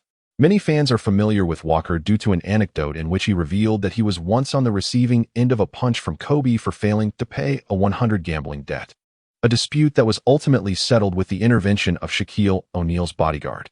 In the summer of 1999, Walker chose to sign a 2-year contract with the Spurs, forsaking a renewal with the Dallas Mavericks to play under the legendary David Robinson. Last season, he played 71 games off the bench, averaging 13.8 minutes per game, contributing 5.1 points and 3.8 rebounds, embodying the role of a reliable blue-collar player. With his contract expiring next year, Walker is eager to showcase his abilities to secure both playing time and a new contract. Derek Tile, a backup shooting guard for the Spurs, was drafted in the 2nd round in 1998 and participated in only 8 games last season. If he fails to showcase his talents during the Summer League, it is highly likely that he will be unceremoniously cut from the Spurs. Felton Spencer, a 32-year-old veteran standing at 213 centimeters and weighing 132 kilograms, plays the center position. Last year, he signed a 1-year short contract with the Spurs, serving as a backup in 26 regular season games, averaging merely 6 minutes on the court with a meager 1.9 points and 1.5 rebounds per game. Currently, Spencer's contract with the Spurs has expired, and he must strive during the Summer League to secure another minimum salary contract. Aside from the aforementioned 3 NBA players, the remainder of the Spurs roster comprises this year's rookies or undrafted players. Among them, Kevin Young has left a particularly strong impression. One is Chris Carrawell, selected by the Spurs with the 41st pick, a versatile swingman. Carrawell stands 198 centimeters tall and weighs 100 kilograms. He ranks 27th on Duke University's all-time scoring list with 455 points, while also averaging 0.8 blocks per game, placing him 14th in the blocking standings, demonstrating considerable prowess on both ends of the court. The other is undrafted player Corey Hightower, a small forward measuring 203 centimeters and weighing 102 kilograms. In his freshman year, Hightower was awarded the NCAA Championship MVP, and in his sophomore year, he was named to the NCAA All-American First Team. Had it not been for Kevin Young, the Spurs would have utilized their 54th pick on him this year. Upon arriving at the team, Kevin Young proactively engaged in conversations with his teammates to foster mutual understanding, thereby enhancing their synergy during matches. However, not everyone shared this enlightened mindset. Undrafted player Corey Hayter not only regarded Young with contempt, but also made disparaging remarks, asserting that one should not presume superiority merely because they were a first-round pick. The NBA is a realm that values skill over superficial talents like singing. In the face of such provocation, Young remained remarkably composed, eschewing futile verbal disputes and choosing to walk away. It was evident that Hayter harbored resentment over his undrafted status, unjustly attributing his misfortune to Young. This line of reasoning mirrors the sentiments of some Americans who lament that Chinese individuals have usurped their jobs. When confronting such unreasonable individuals, mere words cannot counter their irrational tirades. The most effective response is to let actions speak volumes. Assistant coach Budenholzer had already briefed Young in advance. During the Summer League in Salt Lake City, the Spurs intended to center their offensive strategies around him, urging him to prepare adequately. It was audacious for the undrafted Hayter, positioned as a small forward, to openly challenge him. It was akin to courting disaster. Since the opponent was intent on self-sabotage, Young resolved to oblige him. During the game, he would deliberately refrain from passing the ball to Hayter. In contrast, the 3 NBA players participating with the Spurs demonstrated significantly more acumen. They had established networks within the team and were aware that the coaching staff held Young in high regard, keen on cultivating collaborative relationships. As a result, Young seamlessly integrated with his temporary teammates. The night before the team's departure to Salt Lake City, Young specifically sought out an upscale restaurant, inviting 3 NBA teammates along with rookie Chris Callaway to dine together. During the meal, Yang took the initiative to inquire about his teammates' strengths, engaging in discussions about tactical coordination and promising that he would deliver timely passes whenever opportunities arose. Given that summer league teams are often hastily assembled, players typically lack sufficient cohesion, compelling coaches to implement basic strategies initially. The effectiveness of the team's collaboration during matches largely hinges on the point guard's ability to orchestrate. Everyone was willing to extend Yang the courtesy of cooperation, readily affirming their commitment to adhere to the tactical plan without deviation. Coach Budenholzer was somewhat taken aback to see this quintet unite, as they were precisely the key players under scrutiny for the Spurs in this league. All listed among his designated starters. Kevin Yang, the youngest member of this hastily assembled Spurs team, exhibits an extraordinary maturity, navigating the complexities of the game with both sophistication and vigor. Assistant coach Budenholzer has observed how, in such a short span, Yang has managed to unify his teammates, leading to heightened expectations for his performance on the court. On the morning of July 8th, the Spurs held a brief pregame practice, gearing up for their evening clash against the Utah Jazz. By 8 p.m., the Westminster College basketball arena was teeming with spectators, with even the aisles filled to capacity. Since the conclusion of the draft, Yang's visibility has remained remarkably high. His dual identity as both a singer and athlete, coupled with his striking looks and talent, has drawn a considerable crowd of fans eager to witness the match. The referee's whistle pierced the air, signaling the players to take the court. The much-anticipated debut of Kevin Yang with the Spurs commenced as the starting lineup was announced. Kevin Yang, Derek Thial, Chris Carrawell, Samaki Walker, and Felton Spencer. The Jazz's starting five included Jacques Vaughn, Deshaun Stevenson, Quincy Lewis, Kaniel Dickens, and Greg Ostertag. The Jazz roster, too, comprised this year's NBA rookies, undrafted talents, and marginal players with limited game time. This reflects the typical assembly model of summer league teams, where the level of competition pales in comparison to the NBA preseason set to commence in October. Yet, the intensity of competition here rivals, and at times surpasses, that of the regular NBA season, as nearly all players grapple with the existential challenge of securing a place in the league, necessitating relentless effort to earn a minimum salary contract. Only a select few who distinguish themselves in the summer league attract the attention of NBA teams, and their numbers are exceedingly scarce. With a sharp whistle, the referee elevated the basketball high into the air. The Utah Jazz's towering center, Greg Ostertag, standing at an impressive 2.18 meters, was the first to tip the ball to a teammate, initiating the Jazz's offensive play. Chapter 48, the Summer League Opening Match, Part 1. Point guard Jacques Vaughn dribbled past the half-court line, with his teammates swiftly spreading out to assume their positions. After feigning a drive from the wing, Vaughn lofted the ball to the low post where Ostertag awaited. Nicknamed the Big Bear, Ostertag, towering at 2.18 meters and weighing over 127 kilograms, was selected by the Utah Jazz as the 28th pick in the first round of the 1995 draft. He epitomized the phenomenon of high-paying yet underperforming players in the league, having once commanded an annual salary nearing $9 million, while averaging a mere 4.6 points and 5.5 rebounds throughout his career. His skills were rudimentary, lacking shooting range, and offensively, he relied solely on scoring under the basket. Defensively, he was relatively soft in confrontation, failing to project the intimidating presence his physique suggested. Ostertag's lucrative contract was largely a consequence of Shaquille O'Neal's dominance. In an era where teams sought to mitigate the impact of the diesel within their paint, bulky blue-collar centers like Ostertag garnered unprecedented attention. Every NBA franchise equipped itself with a dedicated defensive center to counter O'Neal. Despite Ostertag's imposing stature, he lacked explosive athleticism. After receiving the ball in the low post, he attempted to back down Phil Spencer, who stood at 2.13 meters and weighed 120 kilograms. To his dismay, Ostertag found himself unable to displace his opponent and was compelled to pass the ball to a perimeter teammate. Quincy Lewis, the Jazz's swingman, received the ball and, noticing the dwindling shot clock, opted to take on Chris Carrawell in a one-on-one. Lewis, a first-round draft pick at 19th overall in 1999, had participated in 74 games last season, averaging 12 minutes per outing, with a mere 3.8 points and 1.5 rebounds at a shooting percentage of just 37.2. After a season of development, Lewis believed he could easily handle this year's 41st pick, Carrawell. He executed a behind-the-back dribble, feigning a strong drive, then attempted a fall-away jump shot. However, the basketball veered off course, influenced by Kaiwen's defense, allowing Samaki Walker to secure the defensive rebound. As the Spurs initiated their offense, Kevin Young brought the ball up court, closely guarded by Jazz point guard Jacques Vaughn. Vaughn, selected as the 27th pick in the first round of the 1997 NBA draft, stood at 185 meters and weighed 86 kilograms. Over the past 3 seasons, despite appearing in more than 100 games, he averaged less than 8 minutes on the floor, accumulating only 3 points and 4 assists. Having conducted extensive preparation, Vaughn identified Young as the most formidable guard among the 5 teams in the Salt Lake City Summer League, noting his speed, penetrating ability, and shooting range. Vaughn remained vigilant, closely observing Yang's dribbling movements, lowering his center of gravity to thwart any potential drives.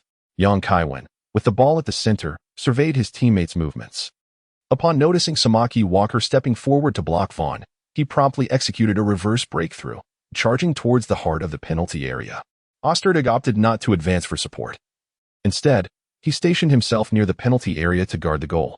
Upon witnessing the situation, Kaiwen refrained from forcefully driving towards the basket.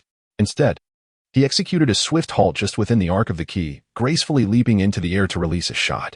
The orange sphere spun elegantly through the air, tracing a lofty parabolic arc before finding its destined place within the hoop. The score instantaneously transformed to 2-0. Kaiwen does not possess a preference for long-range jump shots. However, when presented with an opportune shooting chance, he does not hesitate to take a shot. When faced with a big man who does not switch on defense, a guard can easily find an open opportunity for a mid-range jumper after a pick-and-roll. As the Jazz's offense unfolds, Vaughn advances the ball into the front court. He attempts to utilize a step-back dribble to penetrate, yet Kaiwen remains unfazed by the feigned movements and instead capitalizes on his speed and wingspan advantage to entangle Vaughn. Drawing from Parker's experience, Kaiwen has developed a commendable immunity to typical fakes. Realizing he cannot shake off Kaiwen, Vaughn passes the ball to a teammate on the wing. After several exchanges, the ball is lobbed back to the low post for Ostertag. The Jazz players firmly believe that the 27-year-old Ostertag holds both height and age advantages over the 32-year-old Felton Spencer. Bam! Bam! Ostertag relentlessly powers through with consecutive back-to-the-basket moves, then forcefully pivots and drives along the baseline, leveraging his considerable height and bulk to prevent Spencer from leaping to contest the shot.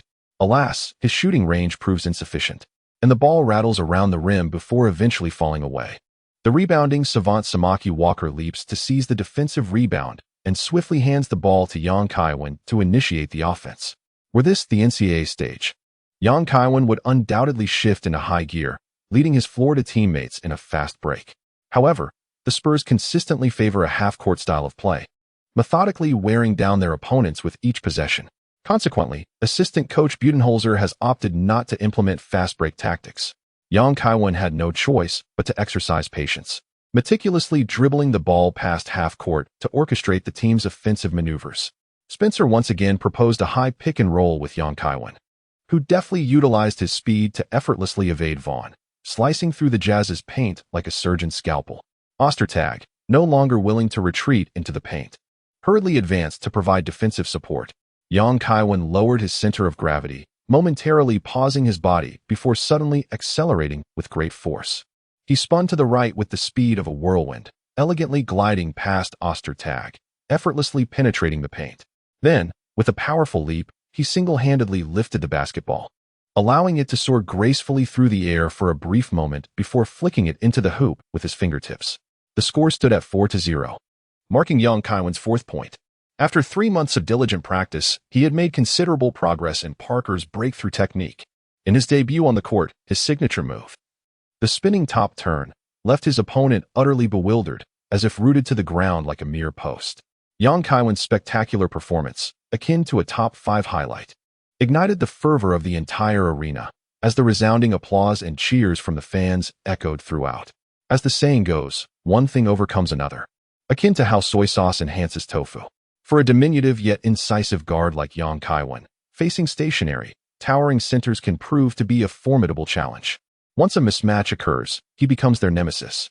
Even the formidable Shaquille O'Neal, when confronted with a pick-and-roll that forces him to switch onto Allen Iverson, finds himself at a loss.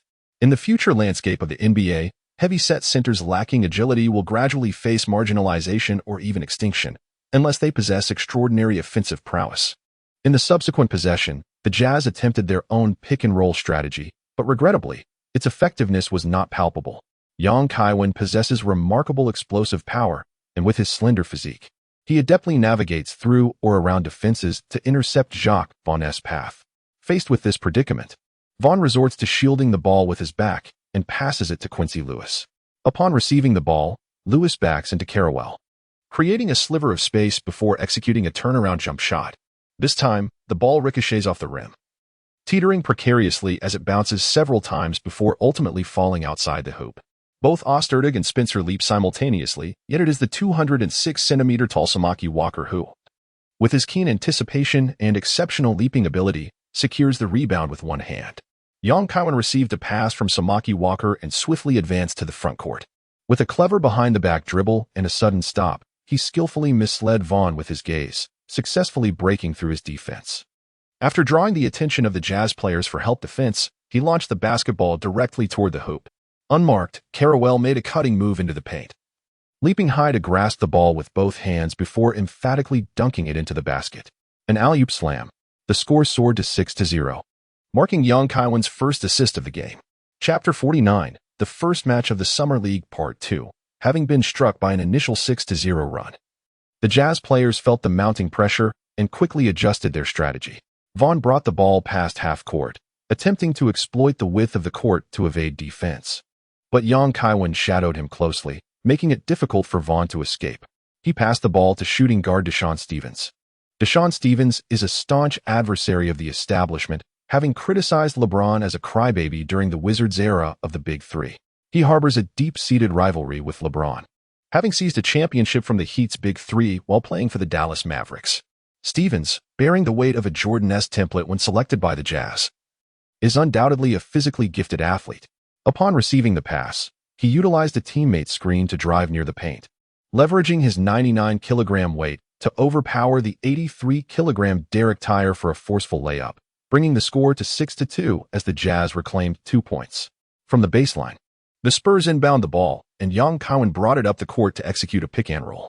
He skillfully maneuvered laterally to tear through the opposing defense, drawing the Jazz's interior defenders to the right side at a 45-degree angle. As Jacques Vaughn approached to double-team him, Young Kaiwen delivered a discreet bounce pass back to the middle. Derek Tyre received the pass in an open position and took a mid-range jump shot that swished through the net. The score shifted to 8-2, with Young Kaiwen providing his second assist. During the transition back on defense, Tyre exuberantly high-fived Young Kaiwen in celebration. In the previous play, Tyre had been overpowered by an opponent, but this time, Young Kaiwen's assist allowed him to respond with a score against the Jazz. Such heartfelt and harmonious teamwork is undoubtedly appreciated by all. As the Jazz initiated their offense, Vaughn brought the ball past half-court and set up for a half-court battle. After several passes, the ball found its way to Kenyon Dickens. Kenyon Dickens was the Jazz's 50th overall pick this year, standing at 203 centimeters and weighing 98 kilograms. With modest college averages of 9, 3 points and 5, 7 rebounds. If he fails to make a significant impression during the Summer League, his basketball career may lead him to play in European leagues for financial gain. Eager to prove himself, Dickens attempted to back down Samaki Walker with his unrefined low-post footwork, forcing a turnaround jumper. However, the ball veered off the rim due to Walker's significant interference. Spencer secured position and grabbed the defensive rebound, sidestepping to hand the ball to Young Kaiwen. As Young Kaiwen dribbled the ball into the front court, he awaited his teammates to create space before executing a pick-and-roll strategy. Spencer moved to the high post, and Young Kaiwen made a decisive step to the left, glancing towards the center. The Jazz players, anticipating a pass to the cutting Spencer, instinctively positioned themselves defensively. Little did they know, this was merely a ruse from Young Kaiwen. He deftly passed the ball to the right corner instead. Meanwhile, Samaki Walker set a screen for Derek Tyre near the baseline, successfully blocking the trailing defender, allowing Tyre to glide from the left side to receive the ball on the right. With a swift motion, Tyre released a wide-open mid-range jumper, once again securing 2 points. Such opportunities, akin to a practice drill, posed no challenge for a guard competing in the NBA. The score shifted to 10-2, marking Young Kaiwen's third assist. The referee's whistle pierced the air as the Jazz called for a timeout. Pressed into submission by their opponents from the outset, the Jazz's assistant coach wore a grim expression. They, too, required commendable results to validate their roles. Like the players, they must seize every opportunity to showcase their coaching prowess, lest their path to permanence remain elusive. Your recent performance was utterly disgraceful. Not a single fan purchases an NBA ticket to witness such abysmal play. If you aspire to remain in the NBA, you must give your all. The assistant coach berated the players, urging them to enhance their teamwork on offense and to exert greater effort on defense. In contrast, the atmosphere surrounding the Spurs was remarkably relaxed. Assistant coach Budenholzer praised every player who took the court, particularly showering young Kaiwen with accolades. As the timeout concluded, the game resumed. The Jazz exhibited signs of improvement on both ends of the court. However, the dynamics remained heavily skewed in favor of the Spurs. Kevin Young orchestrated a pick-and-roll strategy with the San Antonio Spurs, focusing on exploiting the vulnerabilities of the Utah Jazz's center, Ostertag. Should Ostertag venture out of the paint to switch defenses, Young would penetrate with the ball, drawing the Jazz's defenders into a double team, swiftly passing to the cutting Felton Spencer in the middle. Conversely, if Ostertag opted to remain stationed in the paint, the situation was even more advantageous for Young. He would use a screen to shake off his defender, advancing just a step or two inside the three-point line before executing a sudden stop-and-pop jump shot. Ostertag's sluggish footwork rendered him ineffective, creating a conspicuous weakness on the defensive end against a guard like Young, who excelled in pick-and-roll situations and possessed a refined shooting touch. Witnessing Ostertag being toyed with repeatedly, the Jazz's assistant coach could no longer remain passive, making a substitution decision just 6 minutes into the game. The towering 218 centimeters center managed only 1 basket from 4 attempts, contributing a mere 2 points, with his most notable achievement being 2 defensive rebounds. The Jazz replaced him with an obscure, undersized undrafted center, yet the issues in the paint only worsened. Power forward Kanye Dickens's performance was equally lackluster. Eager to make an impression, he attempted to go one-on-one against Samaki Walker but ended with a dismal 3 attempts and no points to show for it.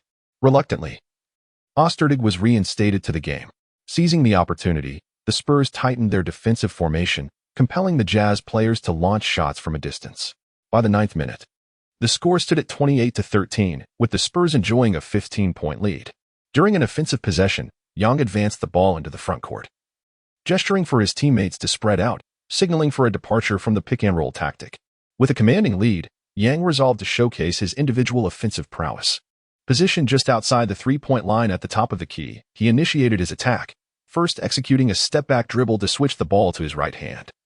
Then subtly dropping his right shoulder, deftly pushing the ball to the left to change direction. Jacques Vaughn, quick to react, shifted his body to contest the drive. However, he was acutely aware that his speed paled in comparison to Young's, causing him to maintain a cautious distance, wary of being easily outmaneuvered. Upon witnessing this, Young Kaiwen did not rely on sheer speed to overpower his opponent. Instead, he took a step with the ball and abruptly altered his strategy. Retreating with his right foot to execute a pull-up jump shot from beyond the arc, Young Kai skillfully created a 2-step distance from his defender with a retreating step, his shooting motion slightly leaning back. Such a release is challenging to contest, even for a forward who stands just over 2 meters tall, let alone for the 185 centimeters tall Jacques Vaughn. Jacques Vaughn hurriedly took a step forward to leap for the block, but despite his utmost effort to extend his arms, he could barely reach Young Kai's elbow. Over the past 3 months, aside from practicing his drives and floaters, Young Kai dedicated the remainder of his time to honing his three-point shooting skills. The basketball soared through the air, tracing a high parabolic arc before swishing through the net, 31-13. Young Kai scored his 12th point of the game, achieving double digits. As he retreated on defense, he exuberantly spread his arms wide, performing a gliding celebration, while the roaring cheers of the fans filled his ears. The players of the Jazz looked somewhat disheartened. Although Salt Lake City was their home ground, the crowd seemed to have collectively turned against them. Chapter 50, the first game of the Summer League, Part 3. Young Kaiwen's remarkable performance has placed significant pressure on the players of the Jazz. Vaughn, unwilling to allow his opponent to bask in the limelight, resolved to deliver a response with an answer ball. Dribbling past half court, Vaughn initiated his attack from the top of the key, engaging in a one-on-one confrontation with Young Kaiwen. With a deft behind-the-back dribble, he executed a sudden stop, then feigned to the left to mislead his opponent before swiftly cutting to the right to penetrate the defense. Young Kaiwen possesses unwavering confidence in his speed. deliberately leaving a step of defensive space as a buffer, swiftly shifting his center of gravity to closely keep pace. Vaughn, realizing he could not shake off Kaiwen, attempted to leverage his weight advantage of 86 kilograms, using sheer strength to force his way past his opponent and execute a breakthrough.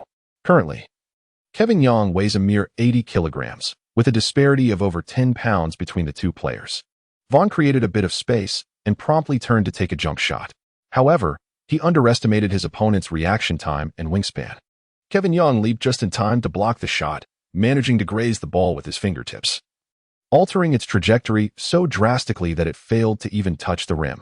The Spurs successfully secured the rebound and swiftly initiated a counterattack. Kevin Young dribbled the ball forward with remarkable speed, once again challenging Vaughn in the center. With the ball in his right hand, he feigned a breakthrough, advancing to the left before swiftly pulling the basketball back to the right. Simultaneously, he propelled himself off his left foot, launching his body into a rapid rightward advance. Vaughn, momentarily deceived, hastily shifted his weight and moved laterally to keep pace. However, Young unexpectedly executed a swift crossover dribble beneath his legs with his right hand, changing direction once more and accelerating at full speed, effortlessly surpassing Jacques Vaughn in a single stride. Kaiwen possesses a remarkable speed attribute of 87.5, undeniably ranking him among the elite sprinters in the NBA, fully capable of leveraging his velocity to outmaneuver opponents. After integrating the experience card of Parker, his penetration skills exhibit a flair reminiscent of the French speedster, showcasing practicality and efficiency in his technical maneuvers, with excellent control over pace and rhythm. Kevin Young swiftly penetrated the penalty area. In the face of Kaniel Dickens' defensive effort, he feigned a pass to the left side to Samaki Walker, executing a deft fake before elegantly tossing the ball with a single-handed shot, successfully scoring. With a score of 33-13, Young secured his 14th point of the match, extending the gap between the two teams to 20 points. After just 10 minutes into the game, even the most casual spectators could discern the stark disparity in skill between the two point guards. The assistant coach of the Jazz was compelled to make personnel adjustments, substituting in a backup point guard. However, despite the backup's height of 190 centimeters and slightly superior athleticism, his offensive capabilities were lacking. As the first quarter concluded, the Spurs led the Jazz by 21 points, with a score of 36-15. Under Yang's orchestration, the Spurs flourished offensively, overwhelming the Jazz with a barrage of scoring. Kaiwen played the entirety of the first quarter, successfully making 7 out of 10 shots, including 2 out of 4 from beyond the arc. He also converted 1 free throw, amassing a total of 17 points, while contributing 7 assists. Kaiwen achieved an impressive tally of 17 points and 7 rebounds in a single quarter, leaving both the coaching staff and players of the Jazz feeling misled by certain prior media reports. Who, pray tell, are those misguided individuals who claimed that Kaiwen's draft position was inflated and that he was unfit for the NBA, destined merely to be a team mascot? Have you ever witnessed an NBA mascot capable of posting 17 points and 7 rebounds in a quarter while also drawing double teams? While it is true that the intensity of the Summer League may not match that of the regular NBA season, one must ponder how many starting point guards would dare to assert that they could achieve such statistics. As Kevin Young descended from the court, his teammates approached him with smiles, exchanging fist bumps in celebration. Notably, the starting players who had dined with him reaped commendable statistics, thanks to Yang's remarkable play. In stark contrast, Corey Hayter, who had previously spoken disparagingly of Young, now sat silently in a corner, his expression one of evident discomfort. During the first quarter, Hayter had been on the court for 3 minutes as a substitute. Throughout this time, Young either dominated the ball himself or assisted the interior players, deliberately neglecting to pass to him even once. Despite Hayter's lack of insight, it was painfully clear that Young was intentionally targeting him. Yet, what could he do about it? Kaiwen is not merely a point guard. He is the linchpin of the team, showcasing a commanding performance on the court. Should Hightower dare to voice criticism at such a pivotal moment, assistant coach Budenholzer would undoubtedly intervene swiftly, ensuring his silence, potentially denying him further opportunities to play. In the second quarter, Coach Budenholzer opted for a full rotation of substitutes to assess a broader array of players. Corey Hightower, believing this was his moment to shine, resolved to pass less and shoot more, eager to demonstrate his offensive prowess. However, aspirations often clash with reality. Hightower overestimated his own abilities while underestimating the caliber of his opponents. It is essential to recognize that all players participating in the Summer League have been meticulously filtered by NBA teams, showcasing a level of talent that significantly surpasses that of the NCAA. Hightower, an elite NCAA player, possesses decent driving skills, yet his shooting has long been a vulnerability. When faced with physicality, his attempts often clang off the rim. As Hightower repeatedly forced shots, the other substitutes could only watch helplessly as he squandered opportunity after opportunity. With limited chances to showcase their talents, the substitutes were understandably disheartened by the antics of a lone wolf.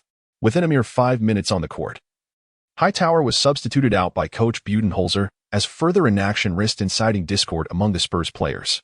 In this brief span, Hightower attempted 7 shots, managing to convert just 1. While his statistics in rebounding and assists remained non-existent, his performance was so fitting for a role in an undercover narrative that it was a pity he wasn't cast as a super spy. Hightower's underwhelming display inadvertently aided the Jazz in launching a 14-4 scoring surge, narrowing the gap between the teams to 11 points. As he exited the game, not a single teammate approached him for a congratulatory high five, creating an atmosphere of palpable awkwardness. Some unsporting Spurs fans even jeered at Hightower. As the second quarter reached the 6-minute mark, the starting players for the Spurs returned to the court, immediately stifling the offensive momentum of the Jazz. On the court, Kaiwen poses a formidable threat to his opponents, whether executing pick-and-roll plays with his teammates or engaging in one-on-one confrontations. His impact is substantial. Under Kaiwen's orchestration, the Spurs thrive, while the Jazz are left in disarray. Apart from the 32-year-old Spencer, whose performance is hindered by average stamina and defensive footwork, the defensive efforts of Kaiwen and the other 4 starters are commendable. The Jazz fail to establish any semblance of cohesive team play, resorting instead to simplistic passes and cuts, lacking the ability to create opportunities and opting for isolated plays. As the second quarter concludes, the Spurs lead the Jazz by a score of 58-35, extending their advantage to over 20 points once more. In the second quarter, Kaiwen played for 6 minutes, achieving 4 out of 6 shots, including 1 out of 2 from beyond the arc, accumulating 9 points along with 4 assists. When combined with his first quarter statistics, Kaiwen amassed an impressive total of 26 points and 11 assists by halftime, establishing himself as the most dazzling star on the court. In Chapter 51, the Summer League debut, the Jazz refrained from allowing their first-round rookie, Deshaun Stevenson, to take the floor in the second half. The Jazz is optimistic about Stevenson's potential and plans to sign him to a rookie contract following the conclusion of the Summer League. The assistant coach expressed concerns that keeping Stevenson on the court might lead to a loss of confidence due to the Spurs' relentless pressure. The NBA has many players who experience a rise and fall in their careers, with some losing their competitive edge after being excessively overwhelmed, leading to a rapid decline in their performance. A prime example is Christian Laettner, the man who edged out Shaquille O'Neal for a spot on the Dream Team. Analysts have noted that after his rookie season, Laettner's performance plummeted, not only due to the limits of his physical talents, but also because he was repeatedly battered by formidable centers like Alonzo Mourning, which shattered his confidence and led him to give up. Similarly, there is Kwame Brown, the infamous draft bust who failed to realize his potential. His shortcomings stemmed not only from his physical limitations but also from Michael Jordan's harsh treatment during Brown's rookie season, which left him disheartened and devoid of confidence. The Jazz assistant coach aims to protect the still-developing Stevenson, while players like Jacque Vaughn, a third-year NBA athlete, do not enjoy the same leniency. Vaughn has been matched up against Kaiwen and, even before the game concluded, appeared to be losing his composure under pressure. His teammates were also lackluster in their defensive efforts. Each player participating in the Summer League harbors personal ambitions to showcase stellar statistics, and no one is inclined to exert energy on the more arduous tasks. The Summer League serves as both a gateway to the NBA and a report card for players aspiring to overseas leagues. As the pinnacle of basketball leagues, the NBA sees only a select few players reach its apex each year. While the majority of elite players face the prospect of transitioning to international leagues in search of opportunities, European teams closely monitor player performances during the Summer League. And without the support of teammates and defensive efforts, Vaughn finds himself ill-equipped to contend with Kaiwen. Despite his seemingly slender physique at 80 kilograms, Kevin Young possesses impressive strength and physical attributes, maintaining values around 65. His ability to engage in physical confrontations is commendable, complemented by his exceptional ball-handling skills and remarkable speed and penetration, along with a superb shooting ability. When Vaughn applies close defensive pressure, he finds it exceedingly easy for Yang to break through. Conversely, if Vaughn maintains a distance, Yang adeptly retreats for a jump shot. Even when teammates attempt to assist with double teaming, it proves ineffective. Yang is astute enough to attract defenders and promptly deliver the ball, eschewing ill-advised shots amidst pressure. Vaughn regards Yang as the most formidable rookie guard of the new year, believing that lottery pick guards facing Yang are likely to be overwhelmed. Those who claim Yang's draft position is inflated are merely speaking nonsense. His prowess firmly positions him as a strong contender for the top pick, with a guaranteed finish within the top 3. In stark contrast to Vaughn's frustration, Yang is in high spirits. Following the conclusion of the NCAA season, he has primarily engaged in informal games at the 3 major basketball parks, having yet to participate in any high-caliber official matches. After diligently honing his skills for over 3 months, Yang eagerly anticipates showcasing his training achievements in the Summer League. Young Kaiwen's enthusiasm grew with each passing moment. As he flawlessly assumed the role of the team's offensive linchpin, his breakthroughs were swifter and more fluid than they had been 3 months prior, occasionally showcasing a mesmerizing spin move followed by a graceful one-handed floater. Yet, what left the fans most captivated was his three-point shooting. Encountering an opponent shorter than himself was a rare delight for young Kaiwen, as he seized the opportunity to exploit his height and wingspan. In an era where three-point shooting is not the predominant scoring method, his audacious choice to launch long-range shots whenever possible rendered him a unique figure amidst the current trends. With 5 minutes remaining in the fourth quarter, Young Kaiwen executed a stunning step-back three-pointer, propelling his score to an impressive 42 points. Observing that the Spurs had established a lead of over 35 points, assistant coach Budenholzer decisively substituted all the starting players, allowing the bench to take the court. Vaughn, feeling as if he had been granted a reprieve, eagerly joined the Jazz's starting players, seizing the remaining 5 minutes of garbage time to pad their statistics and salvage some dignity. As the final buzzer echoed, the scoreboard settled at 108-79. Thanks to the substantial lead established by Young Kaiwen and the starting lineup, the Spurs secured a resounding victory over the Jazz by 28 points, marking a triumphant beginning to the Summer League. Young Kaiwen appeared for a total of 35 minutes, executing 16 successful shots out of 26 attempts, including 6 out of 13 from beyond the arc, and converting 4 out of 5 free throws, amassing an impressive 42 points, along with 3 rebounds, 16 assists, and 2 steals, boasting a shooting percentage exceeding 60%, with a remarkable three-point shooting rate of 46. The only blemish on his performance was the 3 turnovers, 2 of which occurred when Young, in a moment of exuberance, attempted an alley-oop with his teammates but failed to execute. Despite the unsuccessful alley-oop, the spectators reveled in the excitement, offering resounding applause. All 4 of Young's starting teammates also scored in double figures, with Walker contributing 16 points and 11 rebounds, Spencer adding 12 points and 8 rebounds, Callaway with 11 points and 4 rebounds, and Derek Tile chipping in 14 points and 2 assists. As the game concluded, several starting players eagerly approached Young for embraces and celebrations, marking their inaugural formal collaboration on the court, exhibiting remarkable synergy and thoroughly enjoying the game. Meanwhile, Corey Hightower sat despondently on the sidelines, having played only 8 minutes and scoring a mere 2 points, as he was relegated to the bench throughout the second half. The Jazz players similarly displayed a lack of enthusiasm, as the crushing defeat in their first match led many young players to begin worrying about their futures. Post-game, media reporters conducted sideline interviews with the players. As the rising star and most popular rookie, Young Kaiwen was soon surrounded by a circle of reporters after the match, where he was also named the best player of the game. In response to the journalists' inquiries, Young Kaiwen delivered measured and composed answers, expressing his joy over the victory in his debut and showering praises upon his teammates. Young Kaiwen has already amassed a significant following, possessing the reserved confidence that eliminates the need for him to utter startling words merely to attract attention. Moreover, maintaining a degree of modesty can help him evade the pitfalls of media adulation. Those who frequently speak arrogantly do not possess individuality. Rather, they exhibit a certain affliction. When journalists failed to extract sensational remarks from Young Kaiwen, they swiftly turned their attention to other players. When asked to evaluate Young, the responses from both sets of players were remarkably consistent.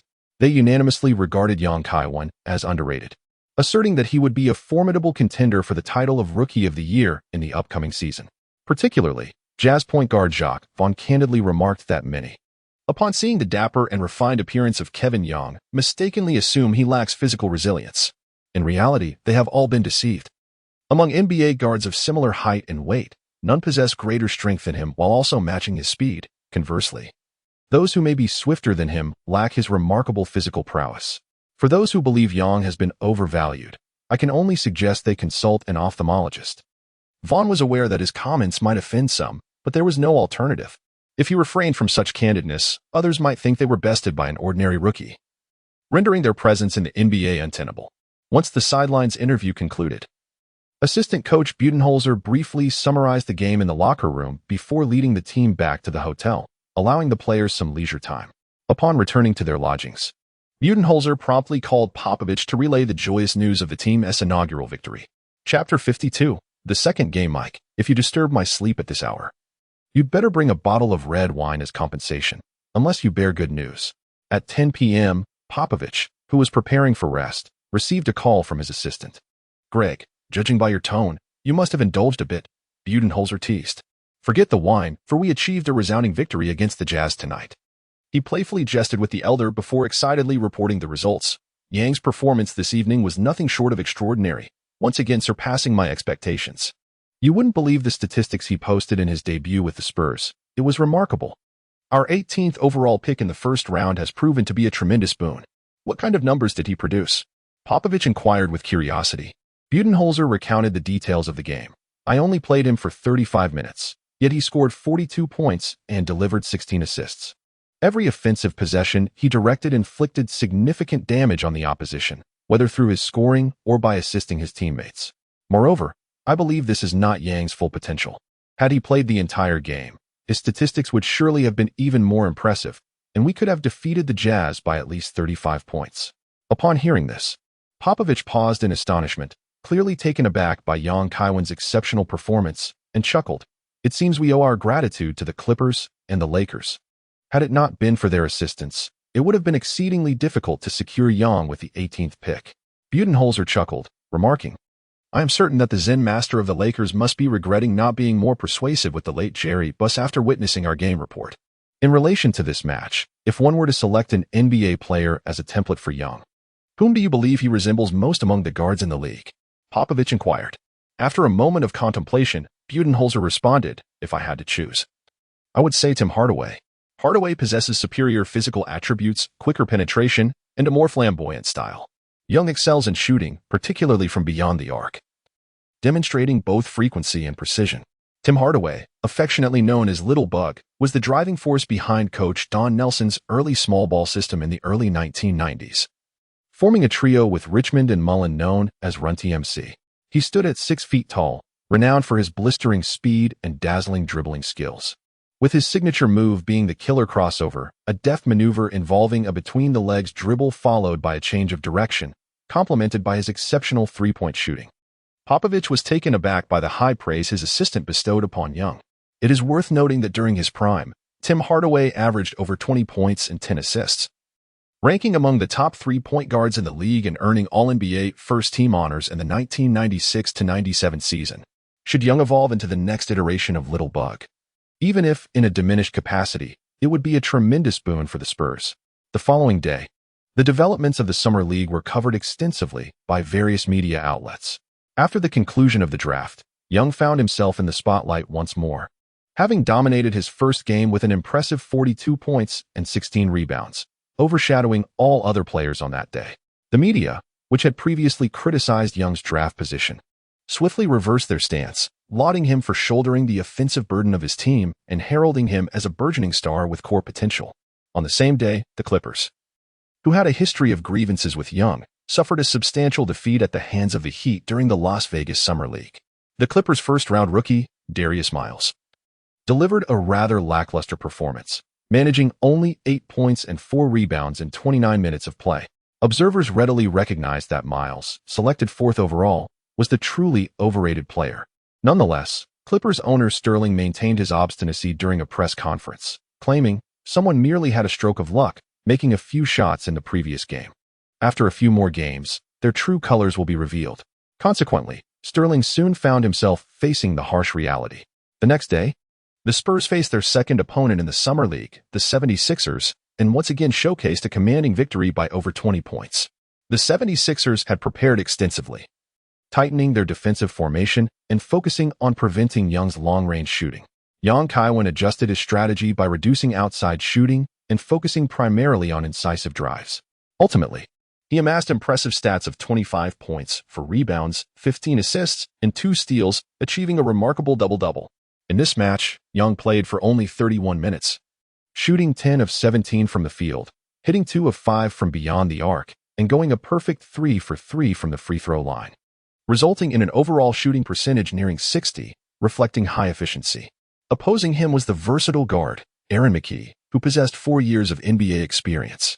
In their direct confrontation, Young maintained a significant advantage, easily outmaneuvering his opponent. Under Yang's stringent defense, McKie shot 5 of 14, missed both of his three-point attempts, and made 4 of 6 free throws, totaling 14 points and 4 assists. Despite scoring in double digits, his efficiency was subpar, with a shooting percentage of only 35.7. Last season, McKie averaged 23.8 minutes per game with the 76ers, contributing 8 points, 3 rebounds, and 2.9 assists, qualifying him as a decent bench player. His participation in the Summer League aimed to demonstrate his abilities to the team and secure more playing time for the upcoming season. The 76ers had a towering figure in the shooting guard position, namely Allen Iverson, which McKie found insurmountable. He resorted to vying for the starting point guard position instead. Unfortunately, fate did not favor him, as McKie faced relentless pressure from Young throughout the game. It is noteworthy that McKie is not an unknown entity. In a previous season, he averaged 31.5 minutes per game in the 2001 season, posting 11.6 points, 4.1 rebounds, and 5 assists, helping the 76ers secure the top seed in the Eastern Conference and subsequently earning the title of NBA Sixth Man of the Year. Before the game commenced, Young felt a twinge of apprehension, fearing a lackluster performance. However, upon facing his opponent, he realized that this future potential Sixth Man of the Year was not as formidable as he had anticipated. McKie could perform various tasks along the backcourt, but he lacked specialization, resembling a diluted version of Jalen Williams. His shooting form was rather unrefined, and his accuracy was inconsistent. Against Young, McKie's primary advantage lay in his height and weight, which enabled him to draw several fouls against Young through aggressive play. Trained under Larry Brown, McKie's defensive skills eclipsed his offensive prowess. He excelled in tenacious, sticky defense, constantly seeking contact. Nevertheless, Young opted not to engage him directly, continuously working with teammates to set screens. McKie's slightly slower response to the screens prevented him from effectively containing Young. In the face of the Philadelphia 76ers, Kevin Young encountered an interior line composed of mere fringe players and undrafted talents, facing no substantial pressure. Parker's spinning turn and delicate jump shot served as potent scoring tools. Should the timing falter, he could effortlessly opt for a pass to assist his teammates. Occasionally, when tactical plays fell short, Kevin Young, with the ball in hand, would engage in one-on-one against Aaron McKie, leveraging his speed and step-back jump shot to create scoring opportunities. The matchup between the two was unmistakably clear to the spectators. The disparity in their strengths and weaknesses was evident. Chapter 53. The concept of outdoor stands, BR, in the game between the Spurs and the 76ers. Kevin Young orchestrated a seamless offensive display, leading his team to a commanding lead throughout. The 76ers, led by Aaron McKie, found themselves utterly powerless against the onslaught. Ultimately, the Spurs triumphed with a score of 101-78. As the game concluded, Kevin Young was about to return to the locker room when he was approached by an acquaintance. "Hey, Young, I'm here to scoop a big story. I need to borrow you for 10 minutes. Charles, the editor of Yahoo Sports, approached with a bright smile, accompanied by a strikingly voluptuous blonde journalist and a cameraman. "Hi, Young, I'm Sophia, pleasure to meet you." The blonde journalist, without waiting for Charles to introduce her, stepped forward and extended her hand in greeting. "Hello, Sophia." Out of courtesy, Kevin Young politely shook her hand. In that fleeting moment, he felt a gentle caress on his palm, while Sophia flashed a teasing smile. What just happened? Realizing he was being flirted with by a journalist whose figure rivaled that of Pete Kardashian, Kevin Young suddenly understood the misalignment. "Sister, you have misidentified your target. If you seek someone with a physique to match your own, you ought to pursue that player named James, the one with the grand beard." Kevin Young furrowed his brow slightly. mentally expressing his discontent as he withdrew his hand. As his fame grew, an increasing number of women sought to ingratiate themselves with him. Yet he remained steadfast in maintaining his composure. In his previous life, numerous NBA stars had faltered due to entanglements with women, leading to chaos and even the tarnishing of their reputations. With the emergence of female boxers, society has transformed. It is no longer an era where men solely boast of conquering women, as women now proudly showcase their own achievements. No longer willing to be subjugated, women actively pursue their own interests, particularly those who have ascended through the influence of star athletes. They demand love, financial support, and backing for their careers. Should one refuse to provide any of these, they may very well turn against you, leaving you to deal with the fallout, a court summons, or a societal disgrace that is hard to endure. Observing Kevin Yang's displeasure, Charles clarified, "Sophia is a prized protégée of our supervisor, here specifically to meet you. She will primarily handle your interviews with Yahoo Sports moving forward." Upon hearing this, Kevin immediately understood. The stout female journalist before him was evidently a confidant of Charles's superior, possibly even a romantic interest. It seemed Sophia had employed certain tactics to wrest the interview rights with Kevin from Charles, as he was the most popular rookie of the year and also a singer, making interviews with him likely to generate significant headlines and elevate one's career. Noticing that Kevin remained unaffected by the subtle signal she had projected, Sophia moderated her expression and inquired, "Shall we begin the interview recording now?" "Very well," Kevin nodded. Sophia moved closer, positioning them to appear more intimate in front of the camera, and asked, "Kevin, you have achieved consecutive double-doubles in the Summer League, averaging over 33 points and more than 15 assists per game, establishing yourself as the standout player of the Summer League. Do you believe your draft position has been underestimated?" Young Kaiwen replied nonchalantly, "Indeed. I have previously stated that in a decade, when the 2000 draft is revisited, I shall undoubtedly be the #1 pick." Sophia continued to inquire. However, prior to the game, we heard some dissenting opinions. For instance, Clippers owner Donald Sterling remarked that your success is merely a stroke of luck, having made a few fortunate shots on the court. What is your perspective on this? Young Kaiwen shrugged and earnestly remarked, "This matter was brought to my attention by my teammates before the game. Thus, I deliberately limited my attempts today, concerned that I might miss and let my teammates down. Nevertheless, I still managed to score 25 points. I can only attribute this to an extraordinary stroke of luck, one that may even incite envy in some. However, the owner of the Clippers does not strike me as a jealous individual. I surmise he is kindly reminding me to remain humble and understated, avoiding arrogance and complacency. After all, his character is well recognized by all." Kevin Yang's remarks nearly made Sophia burst into laughter. Any NBA fan would recognize that Yang was being sarcastic, ridiculing Sterling. Sterling is nothing but a miserly and lascivious man, worth billions yet unwilling to pay a mere $1,000 in lucky shot bonuses to fans. What kind of character can one expect from such a person? Realizing the potential for a deeper discussion on this topic, Sophia pressed on. "However, Donald Sterling stated after the draft that the Spurs selected you for your Chinese heritage to tap into the Chinese market, claiming that your skills could not stand in the NBA and that you could only serve as the team's mascot. What do you have to say about that?" Yang Kaiwen feigned ignorance and said, "I see now. I take back my previous statement. Donald Sterling's character is indeed lacking. Generally, those who frequently mention race and skin color are often prejudiced individuals." Yang Kaiwen was acutely aware that Sterling would inevitably face expulsion from the NBA due to the racial discrimination allegations stemming from the infamous PhoneGate incident, prompting him to take decisive action ahead of time. Over a decade later, as the scandal erupted, fans would come to realize that Yang Kaiwen's prophetic insights had once again proven to be remarkably accurate. Upon hearing Yang Kaiwen's sardonic remarks regarding Sterling's alleged racism, Sophia's eyes sparkled with delight. She mused to herself that her dalliance with that corpulent supervisor had not been in vain. For Yang Kaiwen indeed had a knack for generating sensational headlines. The interview concluded swiftly, and Sophia, clutching the news materials she had obtained, left with the cameraman, her heart brimming with satisfaction.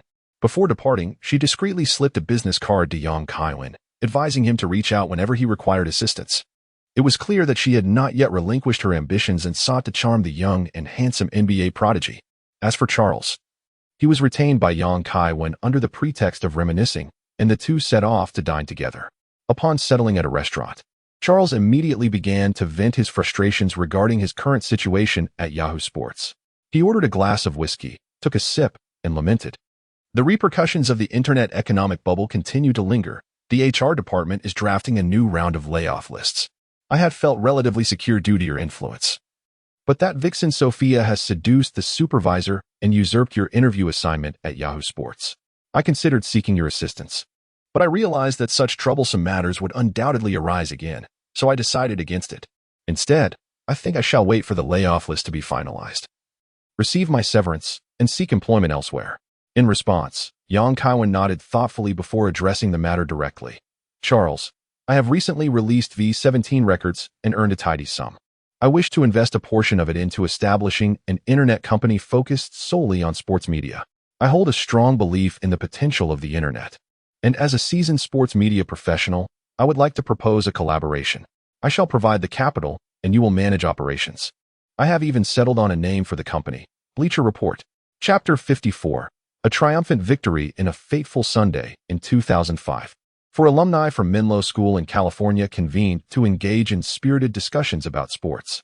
They soon realized that the burgeoning realm of the internet lacked a dedicated platform for sports enthusiasts to connect and converse. Thus, they resolved to establish a sports website, aiming to foster broader participation in the discourse surrounding athletics. This venture would ultimately give rise to the illustrious Bleacher Report. In 2012, Bleacher Report was acquired by the TBS Group for approximately $200 million, and it subsequently evolved into a formidable force in the sports media landscape, rivaling industry giants like ESPN, which boasts a staggering valuation of $50 billion. The success of Bleacher Report can be attributed to two pivotal strategies: user-generated content and sensational headlines. The merits of user-generated content lie in its abundance, affordability, and high user engagement, a model that would later be emulated by future titans such as Facebook, YouTube, and TikTok. Sensational headlines, on the other hand, are a straightforward yet effective technique. Anyone with internet access has come to recognize it as a masterful method of driving traffic. Kaiwen shared his vision and operational strategy for his website with Charles. User-generated content and sensational headlines will assist us in swiftly attracting a substantial user base in the initial stages. However, over time, the uneven quality of articles and the homogenization of content will significantly detract from the user experience. Subsequently, we will need to establish a project team dedicated to reviewing and refining the works of content creators. Charles gave Kaiwen a thumbs up and, with genuine admiration, remarked, "Yang, I initially believed you to be a basketball prodigy, but now I realize I was mistaken. In truth, you are a prophet of the internet." Kaiwen is a person who has undergone the transformative and refining experience of the future internet revolution. The promotional strategies that have become commonplace in later years would have undeniably been a formidable advantage 2 decades ago. I intend to invest $1 million initially, granting you a 10% equity stake. Naturally, these shares will not be allocated to you all at once. They will be granted incrementally upon your achievement of specified performance targets. Additionally, I will allocate another 10% of shares as incentives for the core team members. In essence, those who contribute significantly will reap greater rewards. What I require from you is to build the team and excel as a remarkable operator. As for the matter of the website's profitability, you need not concern yourself with it for the time being. Once we have user traffic, monetization channels will naturally follow. Kevin Yang holds a profound confidence in Bleacher Report, attributing this belief to its relatively low technical entry barriers. The crux lies in operational strategy, an area where he boasts over 2 decades of pioneering experience. Regarding Charles, Kevin harbors a certain level of respect. Through their recent interactions, he has disowned Charles to possess commendable character, diligent work ethic, and exceptional personal capabilities. His lack of success at Yahoo Sports can be attributed solely to unfortunate circumstances. Having encountered a nepotistic superior during a significant downsizing shortly after joining the company. There exists a saying in the online community: when an individual possesses considerable skills yet struggles in their career, it is likely due to their admirable character. In Kevin's eyes, Charles epitomizes this notion. From now on, you shall be my boss. Upon hearing Kevin's vision for Bleacher Report, Charles recognized its potential and promptly agreed to collaborate. At this juncture in his career, he finds himself at a crossroads. Encountering a benefactor is a rare opportunity, leaving little room for hesitation. Moreover, even if Bleacher Report were to falter, aligning himself with Kevin, a promising asset, would yield nothing but advantages. Here's to a fruitful partnership.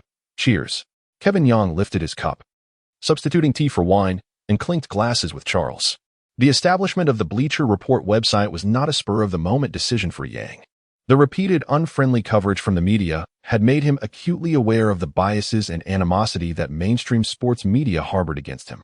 With the advent of the Bleacher Report, anyone who dared to slander him would face a fierce rebuttal. If he could not engage directly, he could still instruct his associates to retaliate. It was simply too gratifying.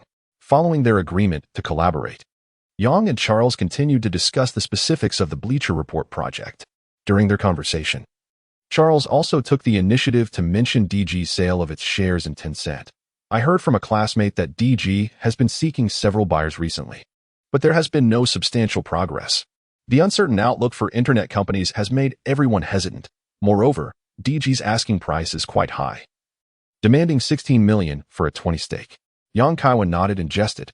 It seems I must diligently practice my basketball skills and secure a lucrative sneaker endorsement deal to have a chance at acquiring shares from DG. In his previous life, the South African MN Group acquired Tencent shares from Inca Digital and DG in June 2001. Kaiwen has nearly a year left to amass wealth. Seizing the opportunity of this immense fortune, NBA guards are particularly favored by sports brands, as evidenced by the rookie shoe contracts of stars like Kobe, Iverson, and Carter, each approximately valued at $50 million. Although Kevin Yang started with a lower baseline than his counterparts, his superior appearance and identity as a singer provided him with an advantageous position, and one could even speculate about lucrative sneaker contracts. The following day, Yahoo Sports published an interview with Yang, where he made sarcastic remarks about Donald Sterling, mocking his racial discrimination and garnering substantial support from netizens. Given Sterling's already tarnished reputation and the public's disdain for the wealthy, such a reaction was entirely predictable. Infuriated by the news, Sterling felt a surge of anger yet found himself unable to retaliate against Yang, resorting only to wishing for Yang's poor performance in upcoming matches, hoping to seize the opportunity to undermine him further. On the evening of July 12th, the Spurs faced the Kings in their third game, with a packed arena once again. Numerous media outlets dispatched reporters to witness whether Yang could sustain his impressive form and deliver another stellar performance. Opposing Yang directly was Bobby Jackson, a guard with 3 years of NBA experience. Jackson, selected 23rd overall by the Seattle Supersonics in the 1997 draft, was promptly traded to the Denver Nuggets, where he played a season before moving to the Minnesota Timberwolves. His previous season with the Timberwolves was lackluster, averaging merely 14.2 minutes per game with 5.1 points, 2.1 rebounds, and 2.4 assists. Now a free agent after completing his rookie contract, Jackson was invited by the Kings to participate in the Summer League, with hopes of securing a new contract should he excel. Prepared for this match, Jackson aimed to prove himself by defeating Yang. However, the outcome was contrary to his intentions, as he was nearly overwhelmed by Yang's prowess. In his prime during the 2002 to 2003 season, Jackson averaged 15.2 points, 3.7 rebounds, and 3.1 assists, earning the title of the league's best sixth man. Yet, his current abilities were a far cry from that peak, as he proved no match for Yang in one-on-one situations. Under Yang's tight defense, the 185 centimeters tall Jackson struggled throughout the game, hitting only 4 of 13 attempts, missing all 3 of his three-point attempts, and finishing with a mere 10 points and 3 assists, achieving a shooting percentage of only 30. In contrast, Yang dominated offensively.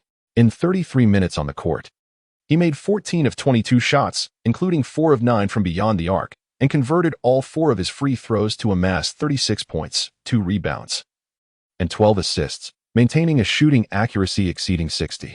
Ultimately, the Spurs triumphed over the Kings with a score of 98-81, securing an undefeated record in the Summer League. Notably, in addition to his impressive 35-10 statistics, Yang delivered 2 highlight reel plays. One involved a breathtaking one-handed long pass to Callaway for a spectacular alley-oop dunk after misleading the defense with a penetrating move. The other showcased a sudden long-range three-pointer from 2 steps beyond the arc, eliciting gasps from the crowd. In an era where reckless shooting had yet to take hold, such extraordinary long-distance shots were refreshingly novel.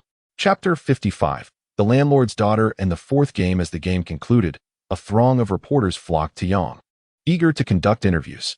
In the eyes of the media, Yang had already assumed the aura of a star athlete, akin to a formidable alligator infiltrating a pond teeming with fish, as he nearly dominated the match. Many NBA legends had similarly honed their skills during their rookie phases in the Summer League, achieving remarkable results. For instance, Kobe Bryant averaged 24.5 points and 5.3 rebounds during the Summer League in 1996. Allen Iverson was even more impressive, averaging 27 points, 6.4 assists, and 2.2 steals in his previous life. Scoring maestro Kevin Durant also shone in the Summer League with an average of 24 points and 2 rebounds, effortlessly showcasing his killer instinct. Comparatively, LeBron James' Summer League performance was somewhat subdued, averaging 15.8 points, 7.3 rebounds, and 4.3 assists, primarily demonstrating his all-around capabilities. At present, Young Kaiwen has delivered an impressive average of 34 points and 13 rebounds over his first 3 games, outshining the debut performances of the league's 2 prominent guards. Of course, Yang's extraordinary display cannot be divorced from the context provided by his contemporaries. This year's rookie class possesses an overall strength that is historically subpar, rendering Yang's scoring endeavors less challenging than those faced by his predecessors. Currently, Yang stands out among all the rookies participating in the Summer League, with most of his peers averaging a mere 15 points, a rarity indeed. Prior to the draft, experts offered an array of lofty comparisons to illustrious stars for the rookies, all of which have since proven ineffective. The only semblance of a cover is the first overall pick, Kenyon Martin, who, due to an unresolved foot injury, has not partaken in the Summer League. In the face of relentless inquiries from the press, Yang refrained from engaging in boastful rhetoric, choosing instead to praise his coach and teammates throughout. In the face of overwhelming scrutiny, it is wise to maintain a degree of humility, as it fosters goodwill. Upon returning to his hotel, Yang received a phone call from Henry. "Yang, I have found you a splendid apartment. The landlord's family is deeply involved in music and even has a recording studio. During your breaks from basketball, should inspiration strike, you can record your own songs." Henry currently represents only Yang and Haslam, both in their developmental stages, fulfilling the dual roles of agent and assistant as he assists Yang in finding accommodation in San Antonio. As the conversation progressed, Henry lowered his voice conspiratorially. "I've heard from a nearby neighbor that the landlord has a strikingly beautiful daughter, blonde, blue-eyed, tall, and alluring, who is also an actress and singer. Who knows, after your NBA games, you might just find yourself in a friendly match at home." Heh. With that, Henry let out a knowing laugh, the kind that resonates with all men. Young Kaiwen covered his forehead with one hand and remarked, "All right, quickly stow away your lewd laughter. The renowned beauty of San Antonio is Joan Crawford, who lived to the age of 73. I certainly do not wish to dream of her visage while I sleep tonight. I have 2 more matches to play, after which I shall return, and we can go house hunting together." Although Henry has extolled the landlord's daughter as exceptionally beautiful, Young Kaiwen's expectations remain rather low. "In my past life, Hollywood goddesses such as the Black Widow, the Scarlet Witch, and Jessica, among others, hailed from places far removed from San Antonio, Texas. The only celestial diva known to Young Kaiwen hailing from Texas is none other than Bianca. However, Bianca's hometown, Houston, lies over 300 kilometers away from San Antonio. Securing a goddess-like star in San Antonio proves to be a challenge that rivals aiding the Spurs in clinching a championship. On the evening of July 13th, the Spurs faced the Suns in the 4th game of the series. Prior to the commencement of the match, Spurs owner Peter Holt personally reached out to assistant coach Budenholzer, instructing him to allocate additional playing time for Young Kaiwen. While Peter Holt serves as the CEO of Holtcat, the largest dealer of track tractors in the United States, his wealth is modest, amounting to a mere $200 million, placing him at the bottom tier among NBA team owners, even trailing behind some NBA superstars. In 1993, Peter Holt, alongside 22 investors, acquired the Spurs for $75 million. Over the past 7 years, the Spurs have thrived under his stewardship, culminating in their first championship last year. In a bid to retain the team in San Antonio, the Spurs have invested heavily this year in the construction of a new home arena, the at18 Center. The financial pressures have led Peter Holt to focus on Young Kaiwen and the immense commercial value he represents. Young Kaiwen has emerged as the most popular rookie of the year, garnering immense attention despite not having played a single game in the NBA regular season, rivaling the fame of established stars in the league. Peter Holt aspires to further enhance Yang's commercial value, aiming for a mutually beneficial outcome. Should Yang continue to deliver impressive performances in the Summer League, coupled with strategic promotion from the team's management during the summer, the San Antonio Spurs are destined to enjoy heightened popularity in the upcoming season. Consequently, the team's attendance, viewership, and advertising revenue are expected to rise significantly. Kaiwen has been explicitly designated by the coach to receive increased playing time, making it increasingly challenging for other point guards on the team to emerge. Previously, Corey Hightower, who foolishly provoked Kaiwen, averaged a mere 10 minutes on the court and is now on the brink of despair. He is contemplating leaving the Spurs in search of new opportunities. At 8 p.m., the Spurs commenced their fourth game punctually. In this match, the Spurs players initially struggled to find their rhythm, as Kaiwen's well-prepared plays were regrettably squandered. Observing his teammates' lack of form, Kaiwen promptly took the initiative, intensifying his offensive efforts in the first quarter. The starting point guard for the Suns is their versatile backup, Randy Livingston, who stands at 193 centimeters and weighs 95 kilograms. Kevin Young has now developed considerable skill in dealing with such formidable defenders, particularly through the use of pick-and-roll tactics. Randy Livingston, a second-round draft pick from 1996, averaged 4.8 points and 2 assists per game last season with the Suns, serving merely as an ordinary backup. He possesses ample strength, but displays average speed. When confronted with the Spurs screens, Livingston found it exceedingly difficult to keep pace with Kevin Young after being momentarily obstructed, resorting instead to rough tactics such as pulling and shoving to thwart Yang's offensive maneuvers. Consequently, before the first quarter had even concluded, Livingston had accumulated 3 fouls and was compelled to exit the game for a respite. The Suns' backup point guard stepping onto the court was an unheralded, undrafted player, participating in the Summer League in hopes of securing an NBA contract. Kaiwen, observing his opponent's height exceeding 180 centimeters, decisively activated his reckless shooting mode. From beyond the arc, he unleashed a flurry of attempts, launching 8 three-pointers in the second quarter alone, successfully sinking 4 of them. As the first half concluded, the Spurs held a commanding lead over the Suns, 57-41, ahead by 16 points. Kevin Young single-handedly scored 28 points and provided 3 assists. Had his teammates not been in poor form, his assist tally would have certainly been higher. Sensing the impending threat, the Suns coach opted to reintroduce Livingston in the second half, meticulously guarding against Yang's long-range shooting. Nevertheless, Young remained an unstoppable force. His shooting touch was extraordinarily fiery today, triggering the long-dormant instincts of JR, as he effortlessly launched shots in the face of defenders. Perhaps influenced by JR's unpredictable prowess, Young grew increasingly emboldened, stepping back 2 strides beyond the three-point line, executing a swift behind-the-back dribble, and creating space to shoot with confidence. After being repeatedly dominated by Yang's audacious plays, Livingston was incensed. With just 1 minute left in the third quarter, he brazenly knocked Young to the ground during a defensive play, nearly igniting a confrontation between the two teams.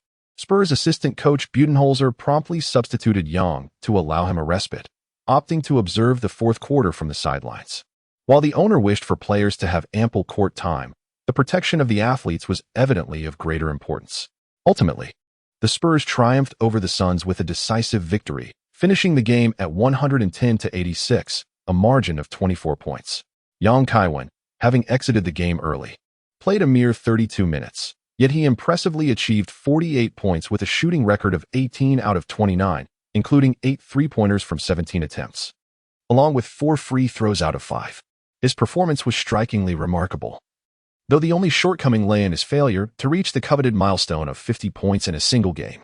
Chapter 56, the most spectacular Summer League showcase. On the evening of July 14th, the Spurs faced off against the Celtics in their final Summer League match. Budenholzer granted Kaiwen unrestricted freedom to shoot, devising strategies to create opportunities for him to play freely. Such an arrangement is exceedingly rare for the Spurs, a team renowned for its discipline and teamwork. Kaiwen enjoys such privileges due to the attention bestowed upon him by Peter Holt, the owner of the Spurs. Kaiwen lived up to expectations, decisively dominating the Boston Celtics backup point guard, Wayne Turner, as well as this year's first-round rookie, Jerome Moiso. Wayne Turner, an undrafted player signed by the Celtics last year, stands at 188 centimeters and weighs 86 kilograms. In the previous season, he averaged merely 13.7 minutes per game, contributing a scant 3 points and 7 assists, clearly a player of minimal impact. Due to Turner's lackluster performance, the Celtics opted not to pursue a contract extension after his deal expired. The Summer League presented Turner with a final opportunity for redemption to secure his place on the team. However, reality often proves to be cruel. a guard like Turner, possessing only average physical attributes and modest skills, posed no significant threat to Yang Kaiwen. Regardless of whether he employs pick-and-roll strategies or relies on his sheer speed to overpower opponents, Kevin Yang effortlessly eludes Turner, scoring with the ease of slicing through watermelons. In stark contrast, Turner, faced with Yang's staunch defense, struggled throughout nearly 30 minutes of play, managing a paltry 5 points and 4 assists. It is foreseeable that unless Turner is the favored son of the Celtics owner, the team will certainly not extend his contract. In a similar plight is Jerome Moiseau. The international player, selected by the Celtics with the 11th pick in the first round this year, was imbued with high hopes.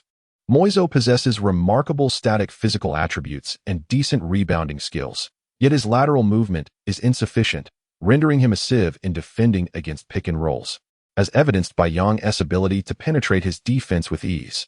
On the offensive end, Moiseau failed to meet the team's expectations. In 36 minutes of play, he only managed to score 9 points and secure 6 rebounds, with a shooting percentage falling below 40. In comparison, Yang's performance in this match was extraordinarily superior. In this rout, Yang once again triggered JR's unpredictable prowess. He played for 40 minutes, shooting 21 out of 34, making 5 of 12 three-point attempts, and hitting all 4 free throws, amassing an impressive 51 points, 2 rebounds, and 7 assists. In the final quarter, the Celtics, desperate to halt Yang's scoring spree, intensified their defensive maneuvers. Budenholzer, recognizing that Yang had surpassed the 50-point mark, opted to substitute him out to prevent injury, allowing him to enjoy the game from the bench. Ultimately, the Spurs triumphed over the Celtics with a score of 108-92, concluding their Summer League journey with an impeccable record. Throughout the Salt Lake City Summer League, Yang averaged 34.6 minutes per game, astonishingly scoring 44 points, 2 rebounds, 11, 2 assists and 7 steals, with shooting percentages of 61 from the field, 44 from beyond the arc, and 91 from the charity stripe. He not only set a new single-game scoring record of 51 points in the Summer League, but also established a remarkable average of over 40 points. His statistics are nothing short of extraordinary, akin to possessing an unfair advantage in the game. Indeed, he seems to have an extraordinary system at his disposal. Yang Kaiwen was undoubtedly crowned the MVP of the Salt Lake City Summer League, leading the all-tournament team. Journalists covering the Spurs events were left astounded upon receiving Yang Kaiwen's game statistics, their immediate reaction being disbelief. Could there have been an error in the data? It is worth noting that even the league's current sensation, Allen Iverson, failed to achieve an average of over 30 points per game during the Summer League. Yet, Yang Kaiwen not only accomplished this feat but elevated his average to over 40 points. Just a week prior, the media had been rife with skepticism regarding his first-round draft position at 18, questioning its validity. A week later, Yang Kaiwen rendered those doubts ludicrous, leaving critics with bruised egos. However, this did not stump the ever-adaptable media. Some outlets swiftly shifted their narrative, drawing comparisons between Yang Kaiwen and NBA superstars, extolling his potential for greatness. The reasons behind Yang Kaiwen's extraordinary performance are manifold. Firstly, his prowess in a Summer League setting undoubtedly sets him apart from the competition. Secondly, he enjoyed an unrestricted license to shoot, with an exceptionally high usage rate and a strong rapport with his teammates, further supported by tactical guidance from the coaching staff. Thirdly, this year's Salt Lake City League lacked formidable adversaries, resulting in a lower overall competitive standard compared to previous years. Finally, Yang Kaiwen possessed a remarkable knack for exploiting weaker opponents, which undoubtedly inflated his statistics. Regardless of the reasons, it is an undeniable fact that he established a new scoring record in the Summer League. This remarkable achievement not only allowed him to outshine all other rookies, but also propelled him into the realm of superstars in the NBA. After the game, Yang Kaiwen declined all interview requests from journalists, including those from Yahoo Sports, opting instead to share only a few brief reflections on the match. His intention was to sidestep the potential pitfalls of media adulation. The challenges of the Summer League and those of the NBA regular season are not to be compared. In previous instances, several rookies who scored over 40 points in a Summer League game struggled to average even 10 points in the NBA regular season. Kevin Yang remains uncertain about the performance he will deliver in his rookie season, especially considering that Coach Popovich is notoriously disinclined towards players who accumulate high scores. Effectively managing fan expectations is indeed a nuanced art. Consequently, Yang has opted to temper enthusiasm. He stated that any request for interviews should be reserved until his official press conference upon joining the Spurs, at which time he promises to diligently address each inquiry. Regarding exclusive interviews, he prefers that interested parties coordinate with his agent. The Bleacher Report website is currently preparing for Yang's inaugural exclusive interview following his signing with the Spurs, aiming to channel traffic towards their platform. The following day, mainstream American media outlets eagerly reported on Yang's news. Yahoo Sports, as always, championed him as the foremost rising star, featuring him prominently on their homepage with an article titled "The Most Impressive Summer League Showcase Ever," lauding his remarkable turnaround achieved in merely 5 games. Online, fans engaged in lively discussions. Some believe Yang possesses extraordinary potential and, given time, will undoubtedly become a league superstar. Others argue that the Summer League's merit is limited, cautioning against hasty conclusions, and a small contingent cynically derides Yang as merely a statistic padding player against lesser competition. The Clippers and their owner, Sterling, were once again subjected to scorn. Fans mocked their lack of integrity, recalling their missed opportunity to draft Admiral David Robinson in 1987, and now, once again, failing to secure Yang. Ironically, both players have been acquired by the Spurs, a situation so absurd it resembles dark comedic cinema. The Clippers' management is understandably disheartened, as Sterling's previous pettiness and sharp tongue may cause the team to miss another significant draft opportunity, potentially leaving them branded in disgrace. In contrast, the Spurs management has commenced preparations to finalize Yang's contract. Chapter 57. David Lynch's muse. The extent of Yang's stunning performance in the Summer League is evident from the statistics, which speak for themselves. Fortunately, he was selected with a first-round pick, allowing the team to offer him a 4-year rookie contract. Had he been chosen in the second round, given his current performance, it is likely that his agent would only be amenable to a 1-2-year contract. In the Spurs office, assistant coach Budenholzer meticulously briefed Coach Popovich on the details of the Summer League. Since 1994, the NBA has implemented stringent salary standards for first-round rookie contracts to prevent players from holding out for exorbitant deals. Previously, veteran players often harbored resentment towards unseasoned rookies who entered the league with lucrative contracts, sometimes exceeding their own earnings. It is safe to assume that no player would object to a high salary, except for the team owner. Popovich confidently remarked, and then jested, "Yang appears youthful, yet he possesses a remarkable sense of determination and ambition. Compared to the dazzling allure of Los Angeles, New York, and Chicago, the city of San Antonio feels rather diminutive." His statement was not solely directed at Kevin Yang. It was more significantly influenced by Duncan. Duncan had just concluded his 4-year rookie contract with the Spurs and had emerged as the most coveted free agent in the NBA this summer. Despite undergoing surgery for a meniscus injury, the 24-year-old Duncan remained the focal point of fervent pursuits by various teams across the league. Popovich found himself troubled by this situation.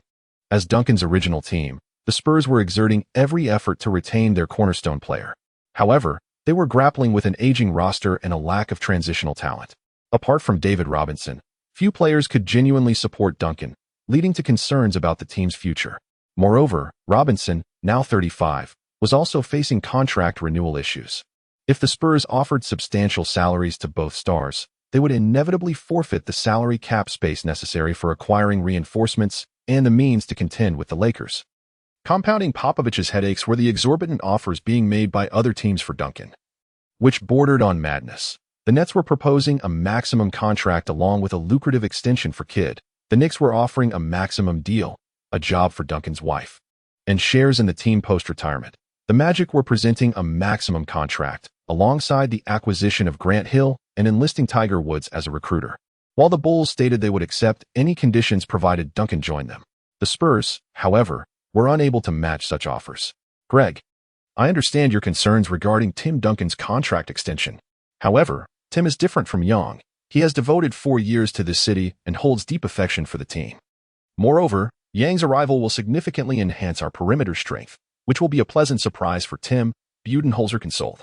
Popovich nodded and replied, "There is no rush regarding Tim's extension.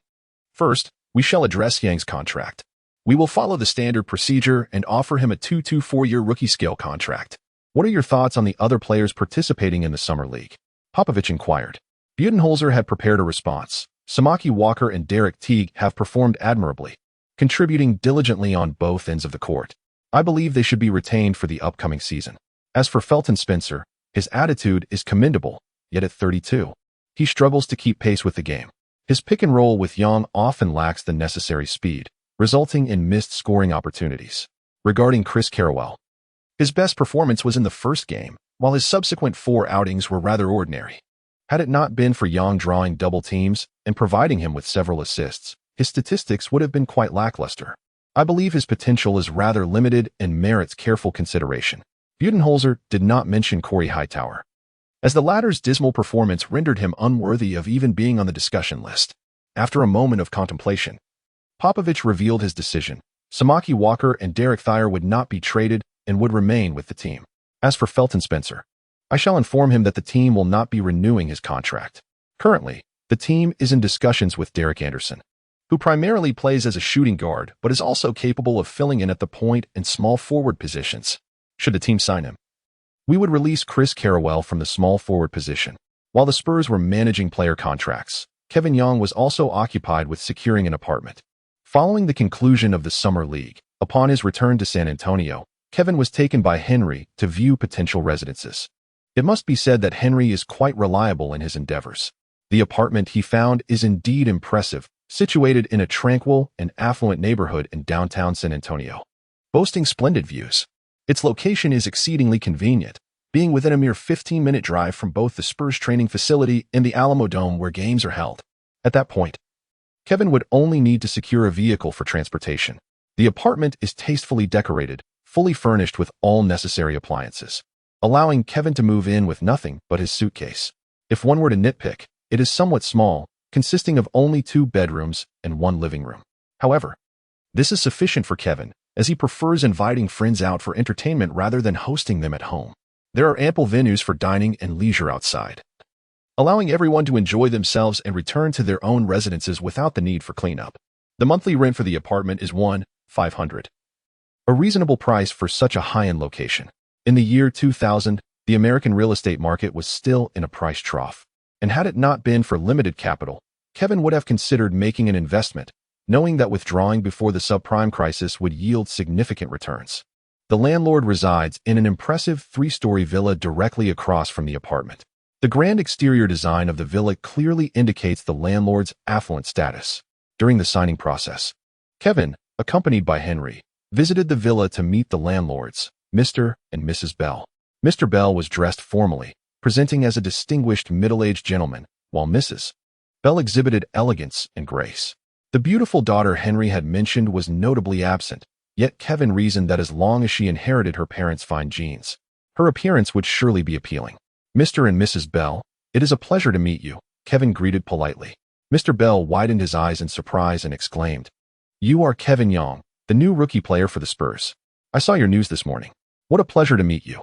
In consideration of Yang Kaiwen's privacy, Henry refrained from disclosing the identity of the tenant beforehand. Mr. Bell, brimming with enthusiasm, approached Yang Kaiwen and extended his hand, exclaiming, "Our entire family are ardent fans of the Spurs. Your performance in the Summer League was absolutely remarkable. Moreover, your album V17 is truly exceptional. I run a recording studio, currently the largest in San Antonio. Should you wish to record a song in the future, feel free to reach out to me. It's entirely free of charge." As he spoke, Mr. Bell guided Yang Kaiwen to the other side of the living room, pointing to a grand family portrait adorning the wall. With palpable warmth, he introduced, "My daughter, Christabel, is one of your most devoted fans. She is also a singer, the lead vocalist of a local band. She had even booked a flight to attend your album promotion event at the 3 major basketball parks, eager to obtain your signed album. However, due to a scheduling conflict with her band's performance, she was unable to attend. Now, at last, she has the opportunity to request your autograph. Christabel." Kevin Young gazed at the photograph, where a fair-skinned, alluring woman with long legs stood beside the Bell couple. It was her, Christabel, the muse of David Lynch. Chapter 58, Press Conference for Signing. Objectively speaking, Christabel is not particularly renowned. Whether in the United States or in China, her fame is rather limited, primarily due to her avant-garde and niche musical creations. However, many in China have watched her in the film The Legend of the Wolf, featuring Jet Li. Indeed, it is the movie where Jet Li, after a mishap resulting in amnesia, finds himself among a tribe of Native Americans, battling Western cowboys and outlaws. This film, Among Jet Li's numerous Legend of the Wolf installments, is noted for its fantastical plot and lowest ratings. In this film, Krista Bell portrays the indigenous girl who harbors admiration for Jet Li's character. Like many others, Kevin Young, in his previous life, did not hold a vivid impression of the somewhat disheveled indigenous girl while watching the movie. Young Kaiwen's acquaintance with Krista Bell stems from a former colleague, a devoted admirer of David Lynch, who recommended the live rendition of The Pine Tree from Lynch's work Twin Peaks.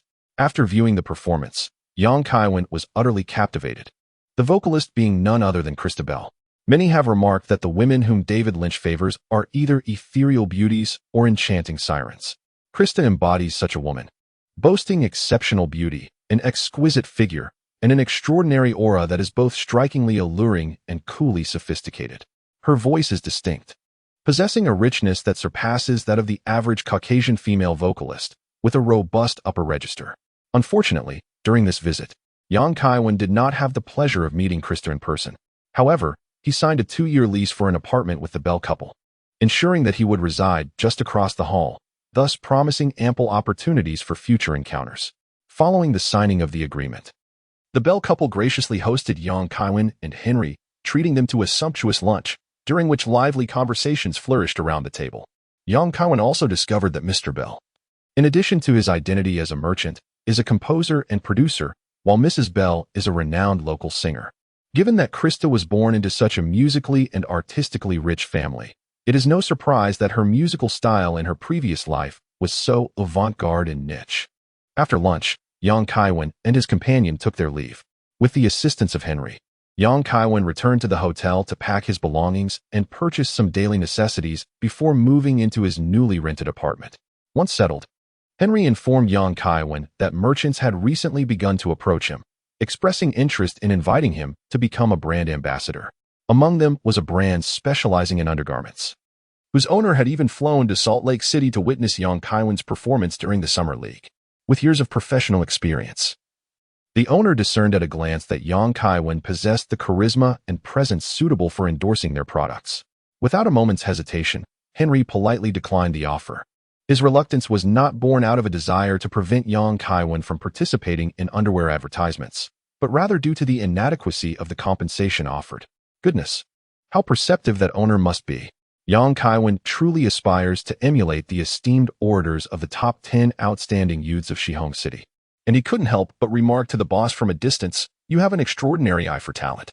My dear brother, your commercial value is currently surging at an unprecedented rate. There is no need to rush into accepting endorsements. As someone with a long-term vision, I assure you that I will not let you suffer any losses," Henry replied with a smug smile. Young Kaiwen felt quite at ease with Henry's handling of matters. He inquired, "Thank you. How is the progress regarding the team's contract?" Henry replied earnestly, "The Spurs have offered a 2-2 contract based on the first-round rookie contract standards, amounting to 4 years and $2 million, with full guarantees for the first 2 years and team options for the remaining 2. Very well, let us proceed accordingly." Young Kaiwen nodded and remarked that rookie contracts adhere strictly to league regulations, leaving no room for negotiation. Henry responded with an okay hand gesture and continued, "All right. Then I shall discuss the timing of the press conference with the Spurs management. By the way, during the conference, players will showcase their new jerseys. Which number would you like to choose? Typically, as long as a number has neither been officially retired by the team nor claimed by another player, individuals are free to select their preferred number. Currently, the Spurs have only 2 retired jersey numbers, Johnny Moore's number 00 and George Gervin's number 44. Young Kaiwen had contemplated this matter previously and directly stated, "I choose the 18th. Kevin Young was selected as the 18th pick, a number that holds significant fortune in Chinese culture. Henry, who possesses Chinese ancestry and grew up in Chinatown, immediately understood the significance. "Why not schedule the press conference for July 18th? Henry suggested. "Brother, you get me," Kevin said, bumping fists with Henry, appreciating the ease of communication among friends. With everything meticulously planned, Henry promptly contacted the Spurs management, who readily agreed without hesitation. Kevin Young also took the time to call his family, sharing the news of securing an apartment and signing with the team, engaging in conversation for nearly an hour. Upon receiving the joyous news, the entire family was elated.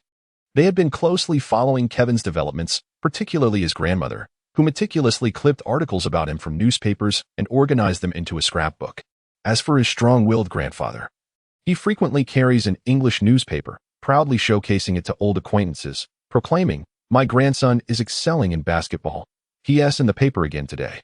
Despite not comprehending a single word of the English text, nor discerning whether the news was favorable or unfavorable, his unwavering confidence shines through. On July 18th, the San Antonio Spurs hosted a grand press conference to commemorate the official signing of Kevin Young. Nearly 100 media reporters flocked to the venue, nearly overwhelming the already modest space, with an array of cameras flashing incessantly, underscoring the significance that major media outlets placed on Young.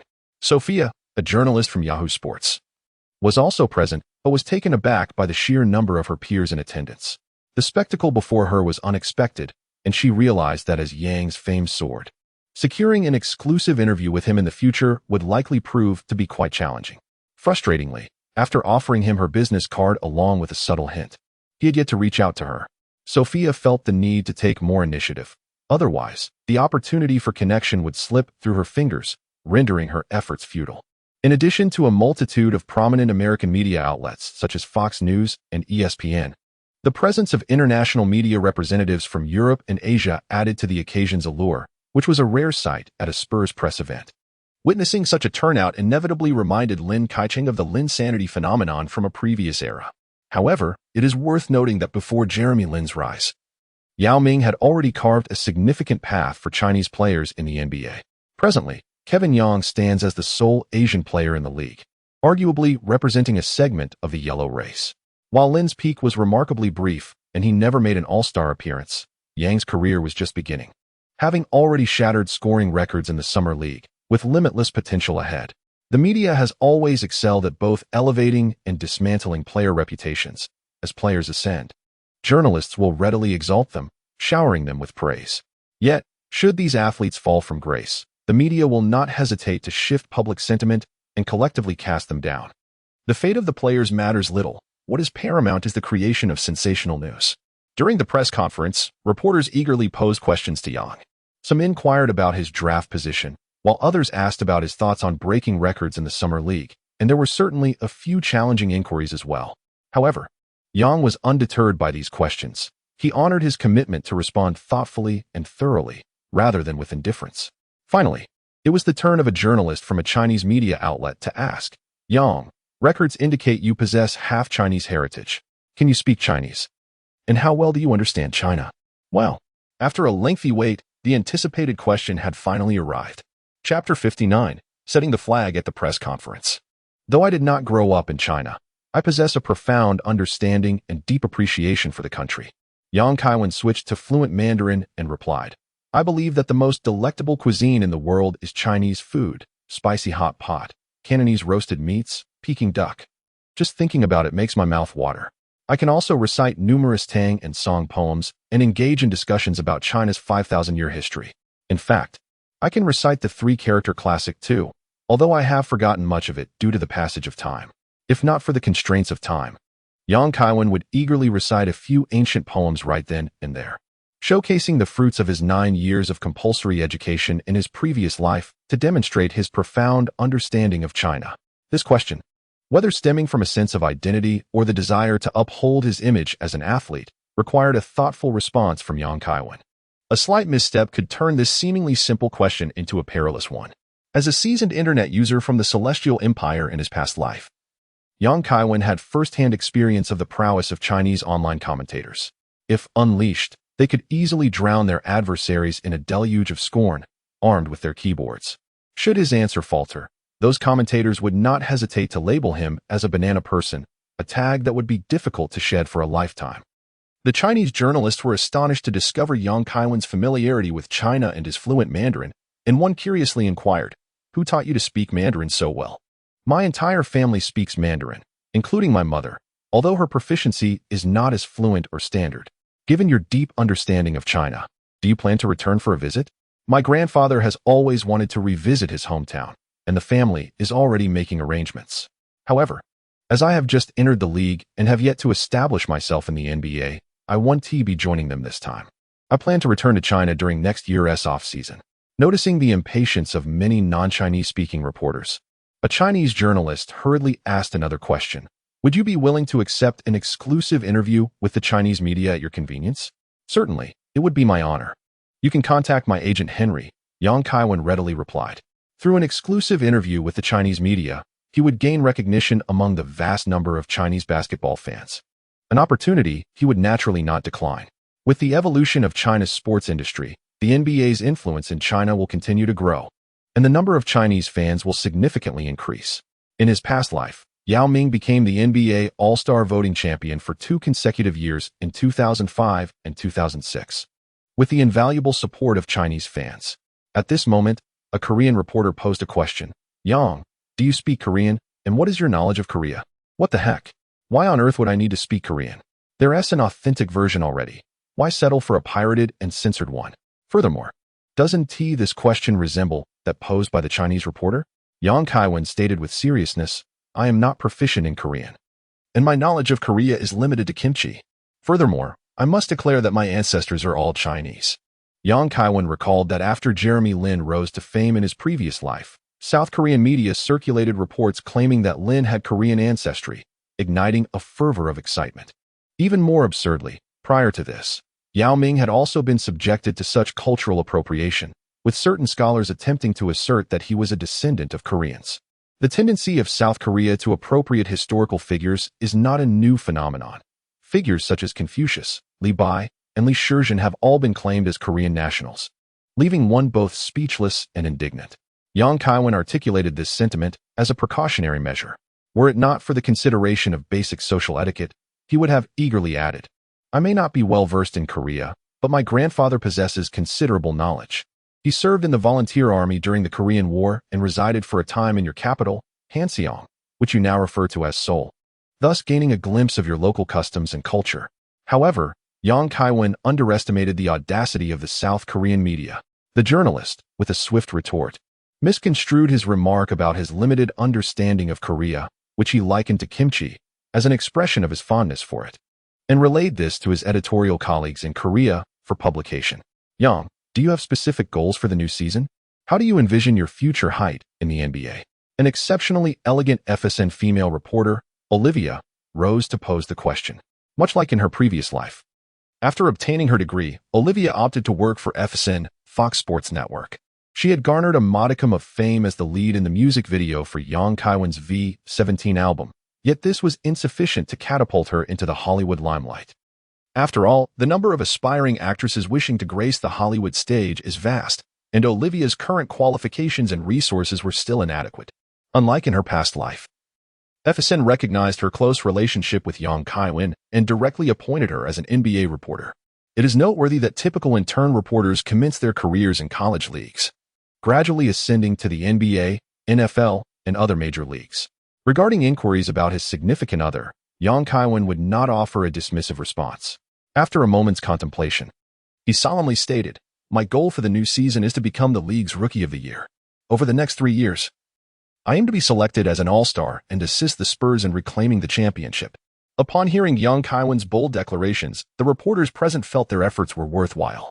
Having obtained substantial news, every player capable of entering the NBA possesses a certain ambition, yet such forthrightness, coupled with a specific timeline, is a rarity. Yang Kaiwen's audacity in making such assertions is not merely a moment of bravado, but rather stems from an unwavering confidence. In his previous life, the rookie performances of the year 2000 were decidedly lackluster. The all-rookie team could not even muster 5 players averaging double-digit points. 2 positions featured players who barely surpassed 9 points per game. The accolade of Rookie of the Year was bestowed upon Mike Miller, Yang Kaiwen's teammate at Florida, who averaged 9 points, 4 rebounds, and 7 assists, placing him as the second lowest scorer in the history of the award. The lowest was Jason Kidd, with an average of 5 points. However, Kidd's rookie season was remarkable for his assist average of 7, ranking him among the league's top 10. The San Antonio Spurs were already deficient in perimeter scoring, making it implausible for Yang Kaiwen to be devoid of the ball in his hands. Although Coach Popovich may not favor players accumulating high point totals, he would undoubtedly encourage perimeter players to take more shots to alleviate the offensive pressure on the interior. Of course, this is contingent upon not being a poor shooter. Given sufficient opportunities, Kaiwen's scoring average during his rookie season is bound to be substantial. As for assist numbers, with a dominant force like Duncan in the paint, he would have no trouble racking them up. Consequently, this year's Rookie of the Year award is already perceived by Kaiwen as a foregone conclusion. Furthermore, aiding the Spurs in clinching a championship within 3 years poses no insurmountable challenge. Following the trajectory of his past life, the Spurs were poised to win the championship in the 2003 season. With Kaiwen's addition, this iteration of the Spurs is stronger than their predecessors. The most intriguing question now remains whether Kaiwen can help the Spurs dethrone the Lakers and seize the championship trophy within the first 2 years of his career.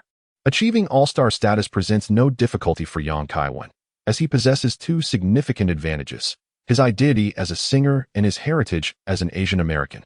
These dual facets amplify his popularity, eclipsing that of many stars. Today's press conference serves as a testament to this fact. Olivia continued her inquiries, according to reports. Prior to the NCAA Final Four, you were merely a substitute on your college team. Now, you are not only the most outstanding player of the NCAA Final Four, but also the MVP of the Salt Lake City Summer League, having set a scoring record for the event. Your inspiring story has motivated many. Could you share any secrets to your strength with everyone? How I became stronger. Don't you already know best? It's all about handling the ball and breaking through under pressure. Kaiwen secretly chuckled to himself, yet maintained a serious demeanor as he advised. Shorter players must adeptly exploit their physical advantages. It is essential to learn how to outmaneuver opponents using speed and skill. Devote time to practicing dribbling and breakthrough techniques, for instance, honing the ability to navigate through tight defenses while wielding the ball with both hands. Once you successfully elude your adversary, you have taken the first step toward triumph. And what about the subsequent step? Olivia inquired. The second step is to put the ball through the hoop. Kaiwen patiently elucidated that dribbling through tight defense is merely a process. The ultimate goal is to achieve a shot. The future trajectory of basketball will demand increasingly refined shooting techniques from players, particularly for those of shorter stature, as a lack of shooting range will significantly hinder their potential for greatness. Kaiwen drove too swiftly, momentarily overlooking the unfolding trends of the small ball era. Did you select the number 18 jersey due to your draft position? Another journalist inquired. Indeed, I find it highly commemorative. It signifies the beginning of my journey into the league. Furthermore, the number 18 holds significant meaning in China. Was playing in the NBA a dream you harbored since childhood? The reporter asked. Kaiwen calmly remarked, No, the NBA feels too distant for me. In truth, during my childhood, I had no understanding of what a dream truly was. However, later on, a sage by the surname Huang imparted to me that one must possess a dream. Without a dream, one is compelled to toil under the pressure of those who do have aspirations. Yet, if one harbors a dream, at least one can tell oneself that they are laboring in pursuit of that very dream. As Kevin Yang's words reverberated through the room, an unexpected silence enveloped the audience. Those who have endured the harsh realities of life understand that dreams often represent a form of spiritual luxury. Subsequently, the reporters inquired about various topics beyond the basketball court, such as Kevin's musical interests and hobbies. Kevin endeavored to satisfy their curiosity, answering each question with grace. After half an hour, amidst a crescendo of applause, the press conference announcing Kevin's signing with the Spurs concluded successfully. Chapter 60, System Reward. Exclusive gift in the gentle morning breeze, Olivia awoke. She delicately parted the curtains and opened the window, allowing a refreshing, subtle fragrance of the earth to flood into the room. Dressed in a black lace camisole nightgown, her cheeks flushed, she basked in the soft glow of the rising sun, squinting slightly as she indulged in a leisurely stretch.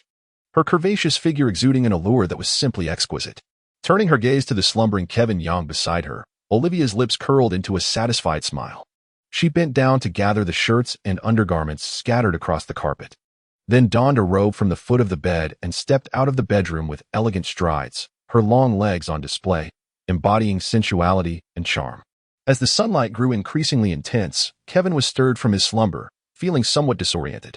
He groggily opened his eyes and reached for the space beside him, only to find it empty. The previous day had marked the conclusion of the press conference.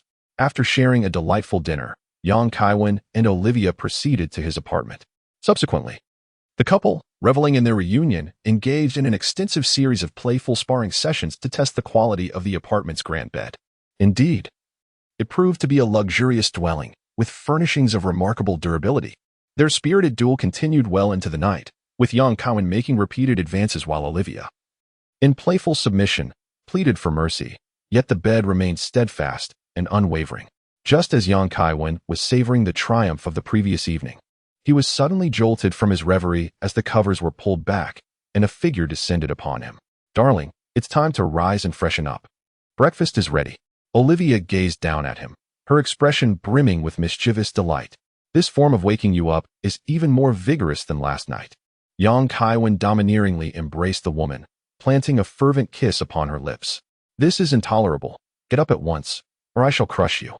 Olivia extricated herself from Kaiwen's bear-like embrace, wiping the saliva from her face, and cast a playful glare at the entirely slick man before she gracefully rolled out of bed and exited the bedroom. As Kaiwen rose from his bed, he gazed at the graceful silhouette of the woman before him, feeling a surge of warmth in his heart, accompanied by a touch of gratitude. A woman who had endured your whims throughout the night, rising at dawn to meticulously prepare breakfast and then rousing you from your slumber. Such treatment, in a realm where enchanting maidens reign, is not entirely absent, yet it is akin to winning the lottery. Naturally, there exists no love or hatred without reason.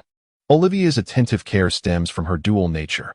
On one hand, she embodies a kind and compassionate elder sister, while on the other, she is acutely aware of the pressures surrounding her. After the press conference yesterday, journalist Sophia from Yahoo Sports had approached Kaiwen with flirtation, a moment that Olivia fortuitously witnessed. As anticipated, Kaiwen showed no interest in someone of Sophia's caliber, dismissing her with a cold demeanor and a few terse words. However, this incident only heightened Olivia's sense of unease.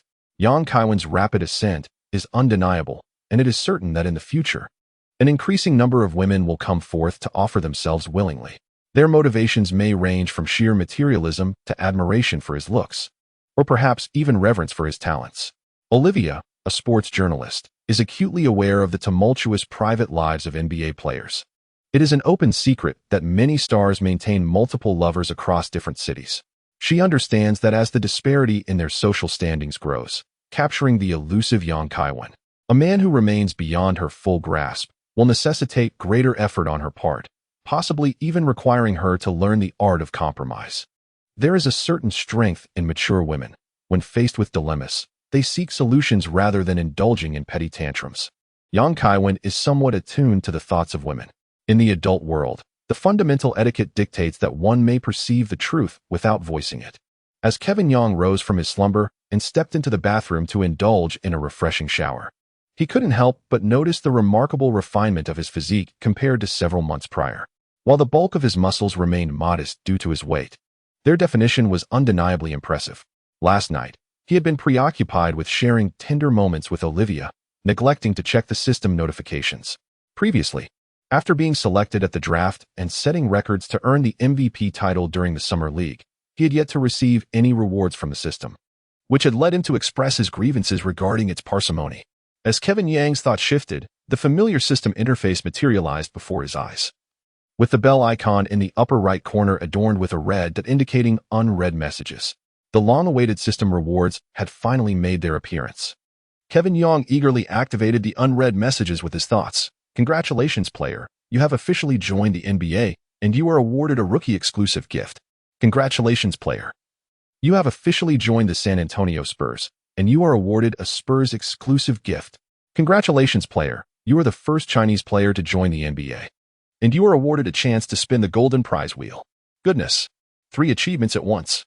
In one moment, Kaiwen was lamenting the system's stinginess, and in the next, he abruptly reversed his stance, fervently praising the system's generosity.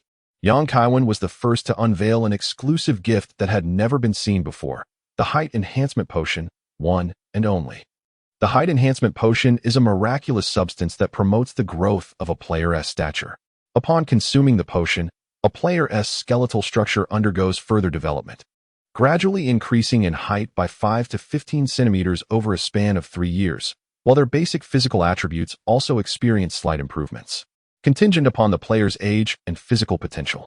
It is important to note that for players exceeding 200 centimeters in height, the potion's efficacy is halved. For those surpassing 210 centimeters, it reduces to 30, and for heights exceeding 215 centimeters, it diminishes to 10. Astonishing.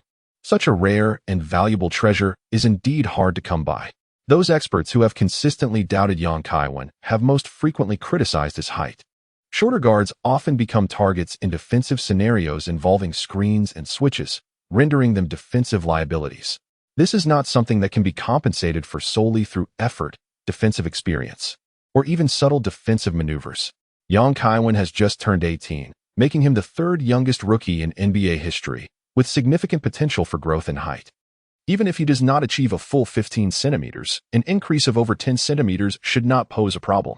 3 years hence, with a stature of around 2 meters, young Kaiwen is not only poised to become a formidable two-way player, but also to showcase an array of spectacular dunks that defy gravity. The prospect is utterly exhilarating. With this thought in mind, young Kaiwen, without pausing to examine another exclusive gift, mentally ingests the height enhancement potion. As the 3D player model on the screen tilts its head back to drink the elixir, young Kaiwen feels a warm, soothing current radiating from his lower abdomen to his limbs, providing immense comfort. Moments later, the warmth dissipates. Young Kaiwen immediately checked the player's information, noting that his height remained unchanged, which suggested that the effects of the medication indeed required a gradual absorption. Subsequently, young Kaiwen opened another exclusive gift, the San Antonio Spurs exclusive anti-hair loss potion, one of a kind. This potion, infused with the lingering resentment of a legendary Spurs player, was a singular concoction. Upon consumption, it promised to fortify the hairline beyond measure, rendering it immune to the balding magic unleashed by Duncan's infamous head pat. Is this real? Truly. It is befitting of the Spurs' exclusive offerings, impeccable in every regard. Just how formidable is Duncan's head patting prowess? Renowned far and wide in the realm, he transformed the long-haired Argentine prodigy into a bald-headed specter. As Manu aged, he grew ever more formidable. One might ponder whether Duncan's head pat carried an enchantment. After all, the NBA is rife with inspiring tales of those who became stronger despite their baldness, like a certain infamous gentleman named Jordan. However, young Kaiwen resolutely dismissed rumors and refrained from spreading them. Without further ado, he applied the anti-hair loss potion he had acquired. What holds greater significance, playing with sharpness or playing with flair? The answer is that excelling in both elegance and skill is paramount. Chapter 61. Once perhaps the exclusive gift was simply too powerful, young Kaiwen proceeded to utilize the Golden Grade lottery wheel, from which he received merely a small card, the actor's self-cultivation card, advanced. This card, when employed, bestows upon the player the acting prowess and insights of a T1-level Hollywood actor. Undoubtedly, this serves as a supplementary item in a side quest, aiding players in their endeavor to break into the silver screen and collect cards of renowned actresses. Regrettably, it is not a director's card, otherwise he could have produced a modest film for amusement. Young Kaiwen lamented quietly. It is now mid to late July, and the preseason does not commence until October, leaving over 2 months of waiting.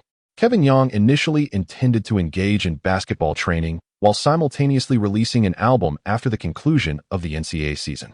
This would allow him to earn some extra income without hindering his practice. However, an unexpected opportunity to pursue acting has piqued his interest in filmmaking. Nevertheless, the process of creating a film is vastly more demanding in terms of manpower, resources, and time compared to producing an album. Moreover, the hierarchical structure of the film industry is far more intricate than that of the music industry, even with an outstanding finished product in hand. Navigating the challenges of securing a distribution company, negotiating with theaters, and arranging for international releases can be exceedingly cumbersome. In the realm of cinema, lacking connections can render one's endeavors quite challenging. Of course, if one were to produce a small film purely for personal enjoyment, that would be a different matter altogether. However, pouring substantial effort into creating a film only to keep it private, for self-admiration, seems rather futile. At the very least, Kevin Young does not possess such leisure. Perhaps he could consider merging his passions and create a musical film. In a sudden flash, Kevin Young recalled a cherished indie film, Once. Celebrated by many as one of the greatest musical films in history, it is an Irish production that was shot over a mere 17 days with a budget of $180,000 and devoid of any major stars. However, upon its release, Once received widespread acclaim, effortlessly garnering a box office of $10 million despite its limited screening. And it was honored with the Academy Award for Best Original Song at the 80th Oscars. The film's narrative is strikingly simple. revolving around the serendipitous encounter between a flower seller and a street musician. Its primary allure lies in its music. Some film enthusiasts have humorously likened it to an extended music video. Thus, the essence of this film is undoubtedly its songs. For Kevin Young, this aligns perfectly with his expertise, presenting no challenges. The greater obstacle lies in the execution. He requires a film crew, or, more importantly, a producer capable of supporting such a team. In contemplating this, he immediately thought of Mr. Bell, the landlord residing across the street, who happens to be a producer. In his previous life, Krista was a relatively obscure actress and singer, and her connections to the renowned David Lynch were likely facilitated by her father, Mr. Bell, who presumably wields considerable influence within the film industry. The more young Kaiwen contemplated the prospect of filming once, the more he became convinced of its potential. The notion of an NBA player transitioning into cinema and clinching an Oscar was tantalizing. In a previous life, Kobe had indeed secured the Oscar for Best Animated Short Film at the 90th Academy Awards with his poignant work, Dear Basketball. I am contemplating producing a modest musical film, and I wish for you to portray the leading lady. Of course, this is merely a nascent idea. The budget, team, and schedule remain undetermined. During breakfast, young Kaiwen shared his vision with Olivia. Darling, is that true? Olivia exclaimed, unable to contain her excitement, and planted a sweet kiss on him. She then inquired, for the musical film, will the lead need to sing or play an instrument? The lead will perform 2 songs, one solo and one duet, while also playing the piano at pivotal moments in the storyline, young Kaiwen recalled. However, I am not particularly skilled in singing or playing the piano, Olivia admitted, her confidence wavering. She felt assured in her abilities in interviews, hosting, and acting, yet she considered her musical talent rather mediocre. Having previously witnessed young Kaiwen singing on stage, she had often fantasized about accompanying him or performing a duet by his side. Don't worry, we can give it a try. If it doesn't work out, we can always resort to lip-syncing and find someone for post-production voiceover. Kevin Young had anticipated this issue in advance, devising a solution by enlisting the landlord's daughter, Krista, the muse of David Lynch, to perform. This could be seen as a maximization of resources. Optimistically speaking, Olivia, due to her lack of proficiency in singing and playing the piano, was not the primary choice for the film's leading role. Nonetheless, Kevin Young still preferred to cast her. Since ancient times, even heroes have found it challenging to resist the allure of beauty. Young Kaiwen is not a paragon of virtue. The vibrant world of America is rife with various temptations. Furthermore, the system has provided him with ample justification to indulge in fleeting romances, the dream of basketball.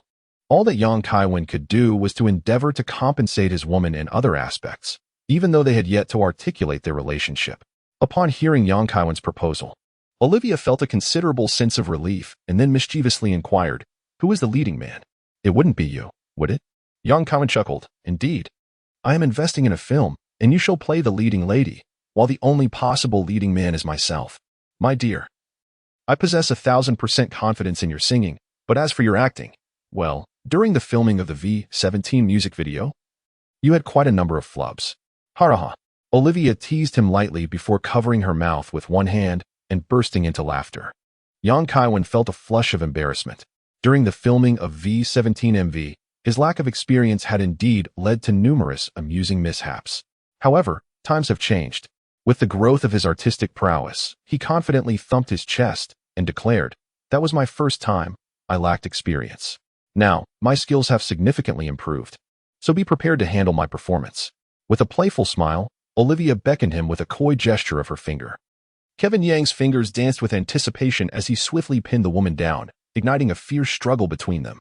The following day, adorned with sunglasses, a loose-fitting hoodie, and a pair of vintage slim-fit jeans, Kevin approached the grand villa across the street, cradling an album, V17, signed by his own hand, and rang the doorbell.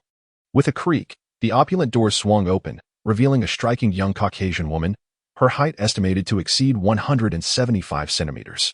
She wore a dark ankle-length dress intricately embroidered with elaborate floral patterns, accented by black lace. Her long hair cascaded down her shoulders, perfectly complementing her exquisitely chiseled features, reminiscent of a classical beauty.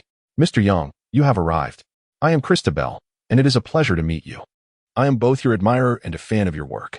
Krista exclaimed with delight as she ushered Kevin into the living room. Krista. You may call me Kevin, he replied. Young Kaiwen settled onto the sofa and presented the meticulously prepared signed album to Krista, courteously stating, "It's a pleasure to meet you. I was unsure of what gift to bring.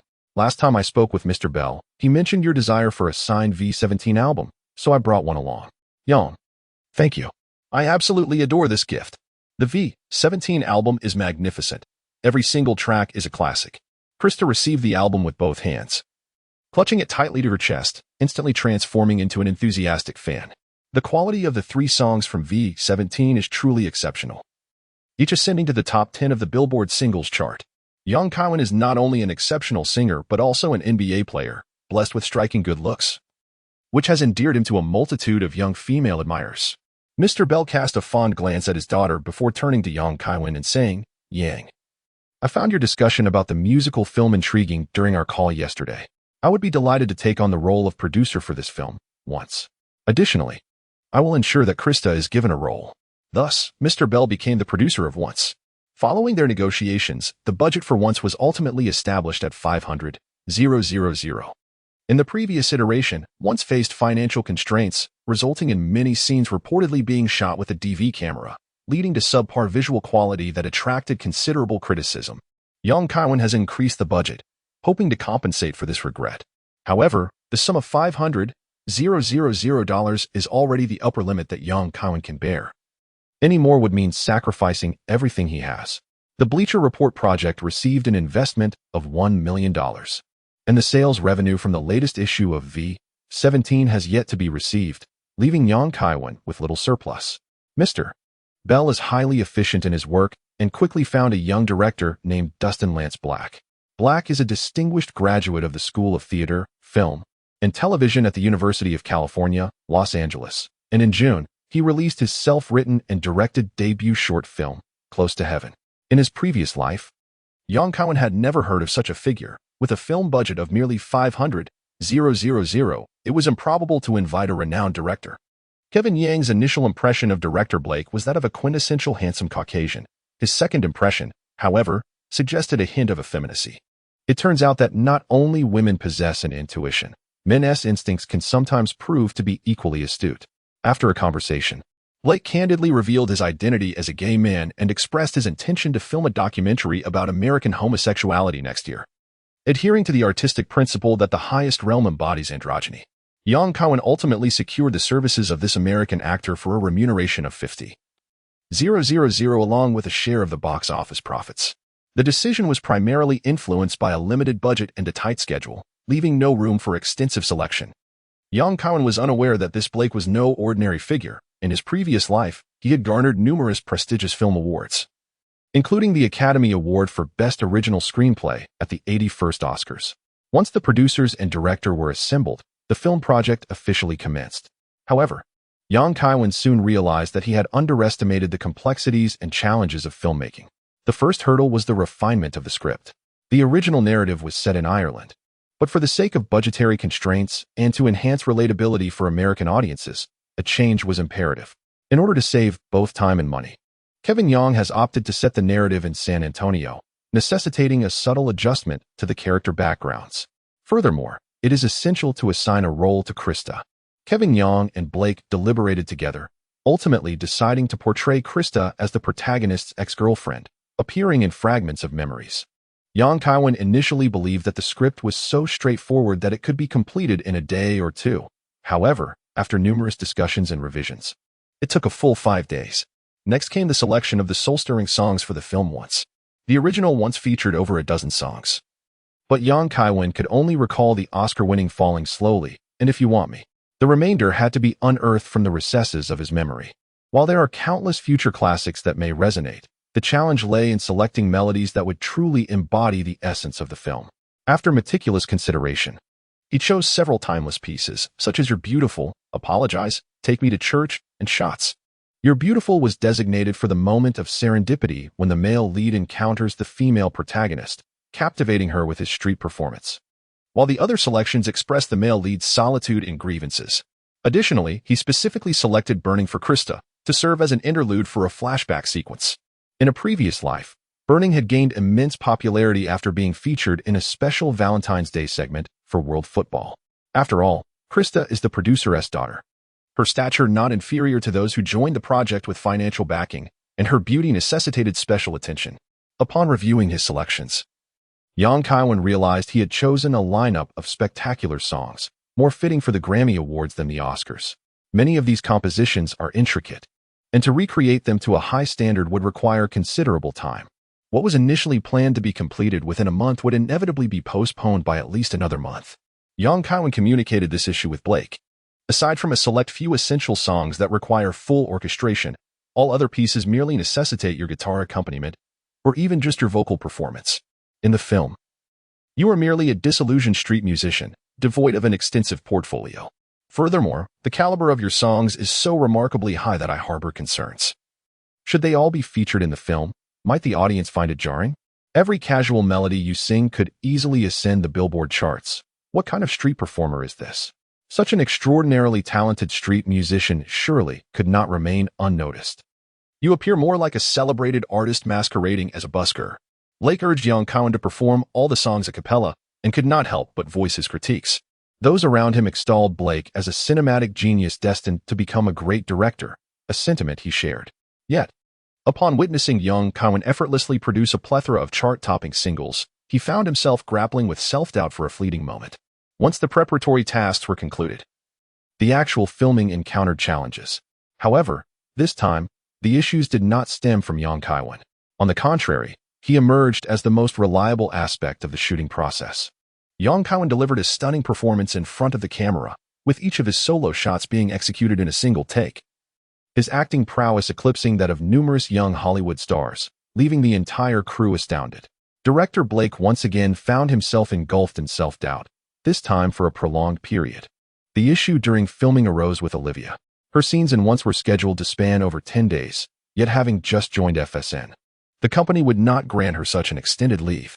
Kevin Young sought assistance in appealing to Olivia's superior, yet the latter remained obstinate. Possibly out of fear that Young might one day pose a threat to her position, or perhaps due to other motivations. Frustrated, Kevin promptly advised Olivia to leave FSN, promising that upon completing the filming of Zero NCAA, she would have the opportunity to join Bleacher Report, along with a 10% stake, akin to the famous declaration of support. However, the path to success was fraught with challenges. Once Olivia joined the cast, her initial filming did not proceed smoothly. The reason being her lack of proficiency in piano and singing, coupled with her limited acting experience, which fell short of director Blake's expectations. Blake proposed a role reversal between Olivia and Krista, a suggestion that Kevin promptly rejected. He had brought Olivia on board as the lead actress and had facilitated her departure from her previous job, unwilling to go back on his word. Just when the production found itself at an impasse, Olivia proactively suggested swapping roles with Krista, opting to portray the male lead's ex-girlfriend, citing the responsibility of an actor to their craft and the audience.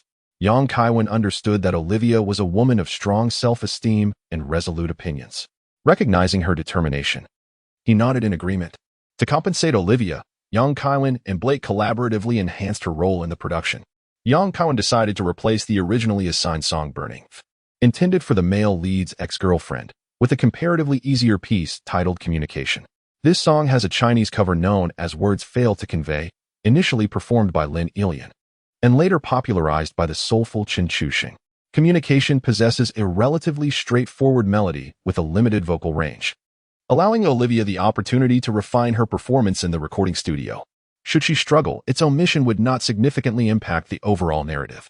Upon shedding her less proficient role, Olivia swiftly regained her composure, delivering a remarkably impressive performance that caused the crew, who had initially perceived her as merely a pretty face, to reevaluate her capabilities. Krista, unexpectedly elevated to the lead female role, already possessed a foundation in acting and, being a singer, portrayed her character authentically, excelling in her performance. Subsequent filming progressed surprisingly smoothly. Originally scheduled for a 20-day shoot, the project was completed in just 15 days. Due to this accelerated timeline, Kaiwen even found the opportunity to incorporate some personal touches. In a scene where the male lead performs on the street, he drew inspiration from Hozier's Take Me to Church, relocating the performance to a subway station.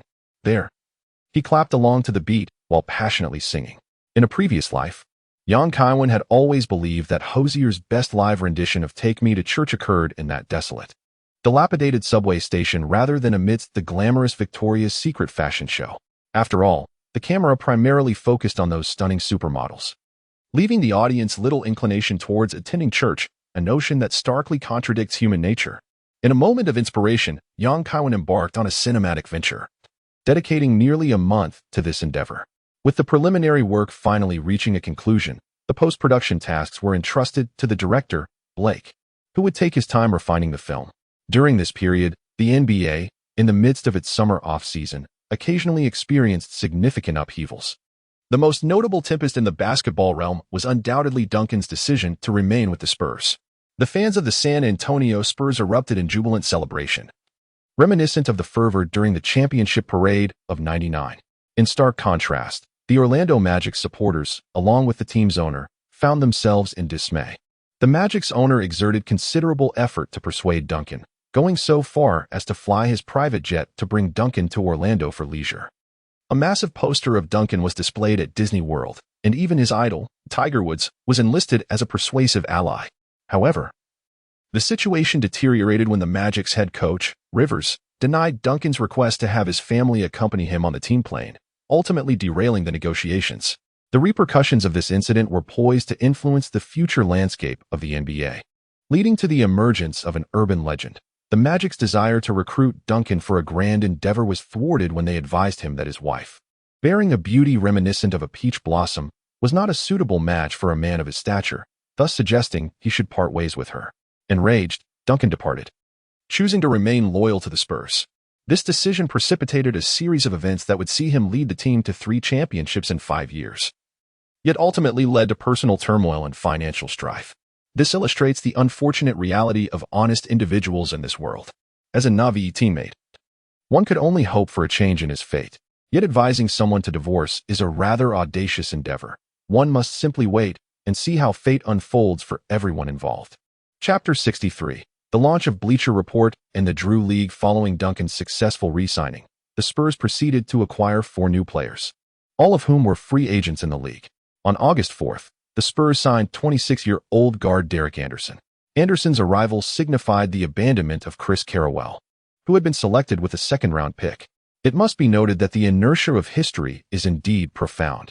In a previous life, both Carrawell and Corey Hightower, the Spurs' second-round draft picks, failed to remain with the team, a pattern that seemingly continued. On August 6th, the Spurs recruited 34-year-old veteran power forward Danny Ferry, who had previously played for the Cavaliers, averaging 3 points and 8 rebounds last season, along with a reliable three-point shot, making him a competent substitute. A day later, the Spurs signed 2 more new players, swingman Ira Newble and center Sean Scott. Both were unfamiliar to young Kaiwen from his past life, and their abilities appeared limited. Among the 4 new teammates, young Kaiwen held the highest hopes for Derek Anderson, who, in a previous existence, quickly emerged as the Spurs' second scoring option upon joining the team. In the playoffs, had it not been for Anderson's unexpected injury, the Lakers would have surely found it far less challenging to triumph over the Spurs in the Western Conference Finals. At the time of the arrival of these new teammates, Kevin Young was engrossed in the production of the film once and was unable to attend their press conference. Consequently, he conveyed his warm welcome and best wishes to the 4 new teammates through an exclusive interview with Bleacher Report. Indeed, the Bleacher Report website officially launched on August 8th, a date steeped in auspiciousness in Chinese culture. The very first act of the newly established Bleacher Report was to publish an interview regarding Kevin Yang's film project once. Prior to this, numerous media outlets had hinted at Kevin Yang's foray into filmmaking during the off-season. However, as once was merely a modest production, coupled with the commendable confidentiality maintained by the crew, the news had not been substantiated and thus garnered little attention at the time. Nevertheless, once the interview by Bleacher Report was released, accompanied by photographs from the film set featuring Kevin Young, it immediately attracted the attention of countless onlookers. Within a mere few days, the number of registered users on Bleacher Report surpassed 100,000. One should not underestimate this figure, given the relatively small population base in the United States. The proportion of internet users and their online frequency in the year 2000 pales in comparison to the future landscape in China. In its previous incarnation, Bleacher Report had been operational for nearly 4 years before reaching a user base of 6 million in December 2009.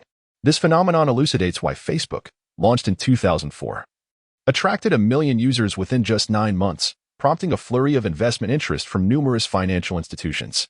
The sudden rise of a sports website like Bleacher Report piqued the vigilance of mainstream American sports media, particularly competitors such as Yahoo Sports, who dispatched personnel to investigate this new contender. After thorough inquiries, they discovered that the mastermind behind Bleacher Report was none other than Charles, who had recently departed from Yahoo Sports. Charles is widely recognized as a prominent advocate for Yang, which instantly clarified why Bleacher Report was able to acquire exclusive photographs from Kevin Yang's film set. Their relationship, having blossomed from humble beginnings, is marked by a deep camaraderie. However, what remains unknown to many is that the true owner of Bleacher Report is Kevin Yang himself. While insiders discern the intricacies, outsiders merely revel in the spectacle. Yang Kaiwen's foray into filmmaking has drawn scrutiny, with various basketball analysts expressing their disapproval and voicing concerns about his commitment to his career with the Spurs and in the NBA. Before he could respond, his fans took to the internet, accusing these analysts of seeking attention. Particularly on the open-air Bleachers website, the initial influx of users was primarily composed of his devoted fans, who vehemently denounced the critics. The public sentiment surged, and some basketball commentators, who initially contemplated joining the chorus of criticism, witnessed the backlash against those denouncing Yang Kaiwen's dedication and hastily opted to remain silent spectators. This uproar inevitably brought Yang Kaiwen's film project, Zero NCAA, to the forefront of public consciousness. As the buzz intensified, opportunities began to arise. Firstly, the guitar brand RS, an emerging American label established in 1985, sought to become a sponsor for the film. Upon learning that Zero NCAA is a musical film featuring Yang Kaiwen as a street musician and guitarist, they recognized a rare opportunity for brand promotion. With financial support readily offered, Yang Kaiwen graciously accepted. After a brief yet effective negotiation, he res-hot a few scenes and effortlessly secured a sponsorship of $200,000 from RS, along with an additional electric guitar worth several $1,000s. It is no wonder that when Jeremy Lin reminisced about his Linsanity days, his primary takeaway was the abundance of free opportunities simply by taking a few photographs. He drove home a BMW. Yang Kaiwen has now truly experienced the sensation akin to picking up banknotes. Shortly thereafter, Universal Music approached him, setting their sights on the film soundtrack of Once.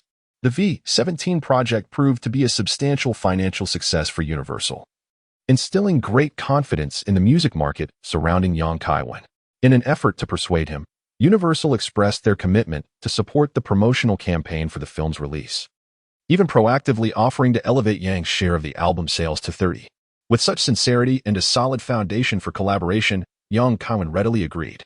Consequently, shortly after departing from the film set, he found himself once again immersed in the recording studio, diligently working on the film's soundtrack. However, despite engaging in this side venture, Yang did not neglect his primary career. Regardless of how busy he was with filming or recording, he always carved out time for fitness and basketball practice. Nevertheless, having not played in a month, Yang felt a pressing restlessness. Perhaps he could join the Drew League for a bit of excitement? Kevin Yang set his sights on the Drew League, a professional amateur mixed basketball league held annually during the summer in Los Angeles. Established in June 1973 by Earvin Magic Johnson, the league was designed to create a pure basketball competition. Notorious gangsters or disreputable streetball players, regardless of their skills, would find themselves barred from entry. The Drew League typically commences its regular season in June, followed by the playoffs in early September, culminating in the finals in mid-September. There exists a participation rule. Players must complete a certain number of regular season games to qualify for the playoffs. In a previous life, Paul George's aspiration to join the Drew League was thwarted by this very rule. Its true rise to prominence occurred during the summer of 2011, amidst the NBA lockout, when numerous marquee players, including Kobe Bryant and LeBron James, flocked to the Drew League to dominate the competition. At present, the Drew League's renown pales in comparison to later years, with few NBA athletes participating. Should Kevin Yang decide to compete now, he would likely be in time for the September playoffs, not only to garner a wave of fan support, but also to seize the opportunity to claim a Drew League championship title. Chapter 64, Jessica Alba. Yang Kaiwen conceived the idea of participating in the Drew League to dominate the competition and immediately sought companions to join him. Basketball is a team sport, and having more brothers by your side provides a greater sense of security, whether on the court or in a confrontation. It is no jest Although the Drew League has taken measures to eliminate gang members and players with tainted reputations, the volatile tempers of some athletes can lead to frequent altercations. When certain players lose control, they may even turn on their own teammates, transforming the basketball court into a battleground in an instant. Young Kaiwen is determined to pursue victory, bringing along more companions to prevent any mishaps along the way. Hi, bro. With 2 months remaining until the preseason, would you be interested in forming a team to play basketball together? Young Kaiwen was the first to reach out to Haslam.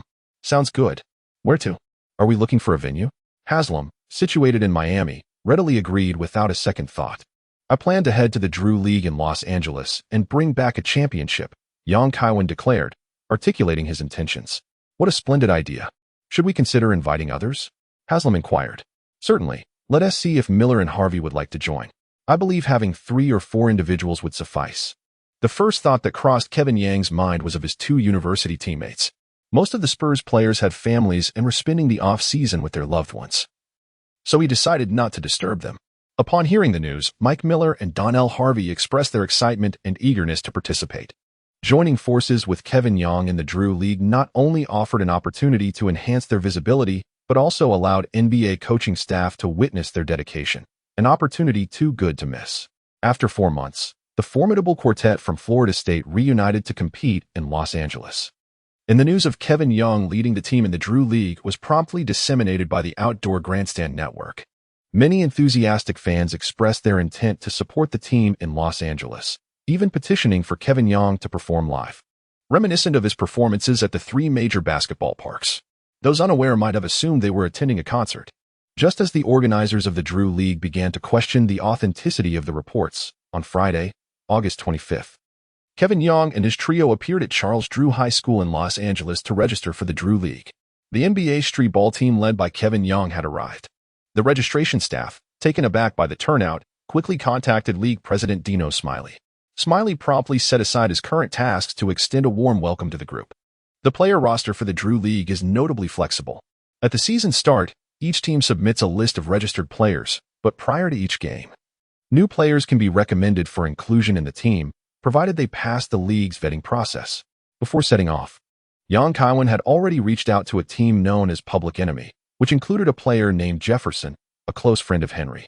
At times, Young Kaiwen could not help but acknowledge that Henry was indeed a social butterfly, capable of making friends wherever he went. Young Kaiwen and his team, the Public Enemy, are set to compete in the final 2 rounds of the regular season and the playoffs in September. The Drew League is divided into 2 divisions, the Hank Salvatore Division and the Matty Walter Division, with games held every Friday, Saturday, and Sunday. The structure of the competition bears a resemblance to that of the NBA, with the top 8 teams from each division advancing to the playoffs, where they engage in fierce contests until the champions of both divisions clash to determine the ultimate victor. However, a notable distinction lies in the fact that in the Drew League playoffs, matches are single elimination, with the losing team being immediately ousted from the tournament. This year, a total of 20 teams are participating, with 10 in each division. The Public Enemy currently ranks 9th in the Hank Salvatore Division, and only a winning streak in the final 2 games over the weekend can secure their place in the playoffs. This challenge is precisely why Young Kaiwen chose to join the Public Enemy, as leading the team to an underdog victory would make the competition all the more exhilarating. Upon learning of the participation of the formidable 4 from Florida, numerous streetball experts flocked to Los Angeles, eager to challenge Young Kaiwen and his teammates. Having previously dominated lesser opponents in the basketball parks, Young Kaiwen had left streetballers feeling humiliated, and now they sought to reclaim their pride. Their objective was clear. If they could secure just 1 victory in the remaining 2 regular season games, they would eliminate Young Kaiwen and his 3 NBA compatriots from the tournament. Such an achievement would undoubtedly be celebrated in the streetball community, etching their names in history. Los Angeles media swiftly captured this sensational news, leading to extensive coverage that drew even greater attention. Rumor has it that some Hollywood stars might also be inclined to attend and witness the spectacle. Basketball commentators, with idle time during the off-season, began to speculate on the trajectory of the Public Enemy's matches, largely predicting that Young Kaiwen would lead his team to victory. The following day, the Charles Drew High School gymnasium was filled to capacity. Eager media photographers, having entered early, scanned the audience in search of a notable celebrity. Click. A photographer pressed the shutter, capturing a moment that showcased a face as exquisite as an angel's. Jessica Alba, noticing the camera aimed in her direction, responded with a polite, radiant smile, her expression as bright and dazzling as the spring sun. At just 19 years old, Jessica, with her unparalleled beauty and impressive body of work, had already become one of Hollywood's rising stars. Having recently wrapped filming for her project, Apocalyptic Angel, she found herself with free time and, intrigued by local media reports of NBA players forming teams to compete in the Drew League, decided to attend the event. The director of Apocalyptic Angel, Cameron, known for his stringent demands on actors and crew, had left her with some leisure time to enjoy the game. In her unwavering dedication to embodying her character, Jessica has immersed herself in a near-complete isolation from external influences over the past few months. She harbors a keen curiosity regarding the athlete Kevin Young, frequently highlighted by the media, and wonders if his prowess on the court is indeed as formidable as the rumors suggest. With just over 10 minutes remaining until the match commences, led by Young Kaiwen, the formidable quartet from the University of Buddhism donned their blue uniforms, reminiscent of public adversaries, as they took to the court for warm-ups. Opposing them were the elite players of the Black Pearl, clad in striking black attire. Currently ranked third in the league, the Black Pearl elite boasted considerable prowess.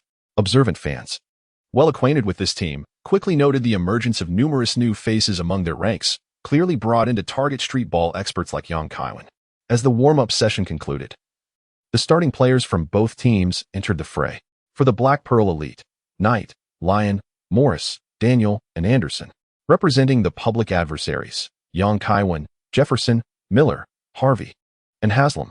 Henry's friend, Jefferson, was strategically placed at the shooting guard position. With a sharp whistle from the referee, the game commenced. Haslam easily won the jump ball, and the public adversaries launched their first offensive. Young Kaiwen advanced with the ball into the front court, gesturing for his teammates to spread out. With a sweeping motion, he executed a deceptive dribble to the right, followed by a swift low dribble to his left hand. Seizing the moment, he broke through to the left, leaving the defending player utterly bewildered. Young Kaiwen deftly maneuvered past his defender, penetrating into the paint. Confronted by the towering center who rushed to defend, he executed a graceful spin coupled with a gliding one-handed scoop shot, effortlessly guiding the ball through the hoop. With this, the score stood at 2-0. As Young Kaiwen secured the first points for his team, Young Kaiwen executed a series of graceful layup maneuvers, his movements elegant and fluid, complemented by his striking good looks, eliciting a chorus of cheers from the female fans on the sidelines. Chapter 65, When God Closes a Door. The Black Pearl initiated a baseline throw-in. As point guard Knight dribbled past the halfway line. At the top of the arc, he showcased a dazzling display of dribbling skills, aiming to deliver an answer ball and reclaim the momentum. Such ostentatious breakthroughs may pose no challenge to an average receiver, yet attempting to unbalance Young Kaiwen's center of gravity is virtually impossible. Young Kaiwen, undeterred, advances forward to seek physical confrontation. His strength and ability to engage in tussles may not be particularly remarkable, yet they suffice against typical street ball players, akin to a heavyweight point guard in the NBA. Nate, overwhelmed by Young Kaiwen's pressure, struggles to maintain his dribble and nearly suffers a turnover, prompting him to hastily pass the ball to a teammate.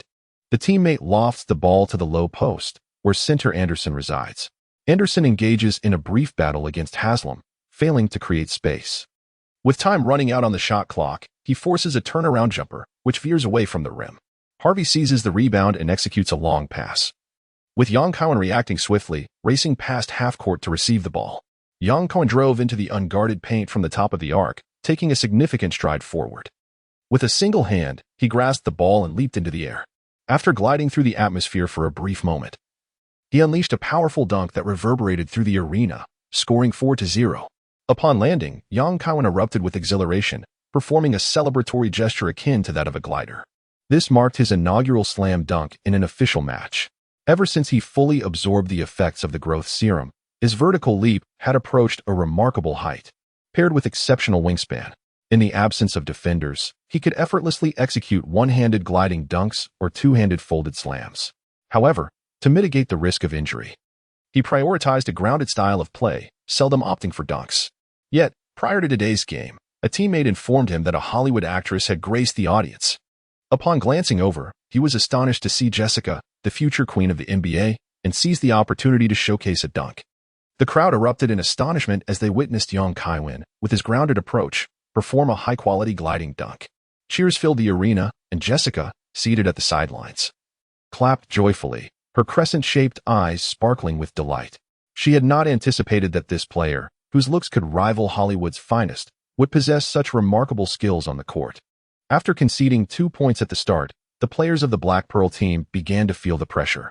Lion, the shooting guard, received the ball and engaged in a one-on-one challenge against Jefferson, driving just inside the three-point line for a contested shot. He barely evaded the block, but the ball ricocheted off the rim. Jefferson was the weakest link on the all-people's enemy team. While Lion's choice was sound, his execution fell short. Due to the long-range attempt, the basketball soared far beyond the court. Kaiwen deftly maneuvered past Knight to seize the rebound, pivoting swiftly to launch the ball forward with a single hand. At that moment, Harvey had already distanced himself from the pack, sprinting past the midcourt line, showcasing the impeccable synergy of the Fort University Tigers. The ball soared across the half-court, where Haas confidently secured it, charging into the paint to execute a powerful two-handed dunk. The score stood at 6-0, marking Kaiwen's first assist of the game. The Black Pearls initiated a strategic offensive, with guard Leon utilizing a screen from his teammate to penetrate, while Jefferson narrowly avoided the defense, taking a mid-range jumper that finally found its mark. The score shifted to 6-2, as the Black Pearls reclaimed 2 points. In a relentless attack, Kaiwen advanced the ball into the frontcourt, passing to Miller on the right. He then skillfully utilized Harvey's off-ball screen to cut toward the right corner, forming a triangle with Haslam in the paint. Miller delivered the ball to the corner, where Kaiwen feigned a three-point attempt, drawing the Black Pearls' interior defenders to him, allowing him to lob the ball to Haslam beneath the basket. Haslam received the pass and forcefully scored over Anderson, hitting the backboard with precision. The score escalated to 8-2, as the Fort University Tigers began the game with remarkable fluidity. Having 3 players already on the scoreboard, the Black Pearls retaliated, with Leon receiving the ball in the frontcourt, continuing to execute a pick-and-roll in the center. This time, Jefferson was quick to close in, severely disrupting Leon's mid-range jumper, which ricocheted off the rim. Hamrius secured the rebound, igniting a counterattack. Upon receiving the ball, Kevin Young adeptly utilized his speed to outmaneuver his opponent, breaking through midcourt and drawing in defenders to assist. With a single-handed pass, he delivered the ball to the wing where Miller awaited. Upon receiving the pass, Miller immediately launched a three-pointer. However, his touch was not quite on point, and the ball ricocheted off the rim, soaring beyond the arc. Morris, the small forward for the Black Pearl team, seized the rebound and swiftly initiated a fast break, charging forward with determination. Kevin Young, a singular talent and speed on the public enemy team, pursued Morris, applying tight defensive pressure. Standing over 195 centimeters tall, Morris, noticing Yang's defense, contemplated scoring over him and attempted to leverage his weight advantage to force his way through. Underestimating Yang's resilience, Morris found himself awkwardly unable to shake off his opponent after a few power steps and resorted to a sudden stop just inside the three-point line, leaping for a shot. However, influenced by Yang's defense, Morris's shot trajectory was slightly off, causing the ball to veer away from the rim, where it was gathered by Haslam. With the change of possession, Yang dribbled past half-court. In the center, he executed a drag step followed by a between-the-legs move, creating space from his defender. He then abruptly halted, leaping with a touch of grace and a slight hang in the air, his body leaning back as he flicked his wrist. The ball spun elegantly through the air before swishing through the net. The score stood at 11-2, marking Yang's 7th point of the game. Kevin Yang's exceptional performance on both offense and defense allowed the spectators to vividly perceive the formidable prowess of the newly crowned MVP of the Summer League. Within a mere 3 minutes of the game, the third-ranked Black Pearl Elite team was nearly overwhelmed by Yang and his teammates. The players from the Street League were significantly outmatched in terms of physicality, skill, and experience compared to Yang and his counterparts. What may be regarded as talent by casual fans pales in comparison when placed in the NBA, where some may struggle to even step over the threshold. Many streetball enthusiasts, prior to the match, harbor dreams that their favored streetball virtuosos could engage in a competitive exchange with the formidable starting lineup of the Florida University, even praying for a potential victory. However, fate intervened, closing one door and opening another, allowing them to witness firsthand how California's streetball experts were decisively outclassed. With 4 minutes and 15 seconds remaining in the first quarter, Yang executed a dazzling between-the-legs maneuver to change direction, utilizing his speed to outpace his opponent, and subsequently delivered a precise pass to Haslam, who effortlessly scored with a bank shot. With 3 minutes and 40 seconds left, after receiving the ball on the perimeter, Yang employed a drag step to shift direction, coupled with a fake to elude the defender, and successfully sank a mid-range jumper. With 2 minutes and 55 seconds remaining, Yang showcased his ball-handling skills with a series of between-the-legs dribbles to navigate through the defense, culminating in a stylish spin move to bypass center Anderson, scoring off the backboard. With 1 minute and 38 seconds left, Yang executed a breakthrough stop-and-go move, shedding his defender with a behind-the-back pass to Jefferson, who capitalized on the open mid-range shot, finding the net. With 55 seconds remaining, Yang utilized a teammate's screen to pass to the rolling Haslam, who, after fending off the defending knight, completed a spectacular one-handed dunk.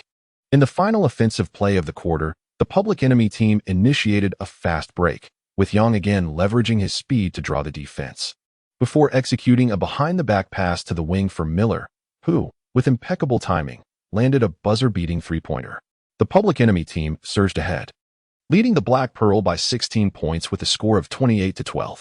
It is noteworthy that the Drew League's regular season quarters last only 8 minutes, a duration that would be extended to 10 minutes only in 2022.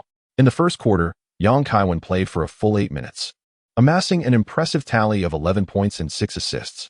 Chapter 66, entering the Drew League Finals, in just a single quarter of 8 minutes. The spectators were acutely aware of the insurmountable chasm between professional players and amateurs.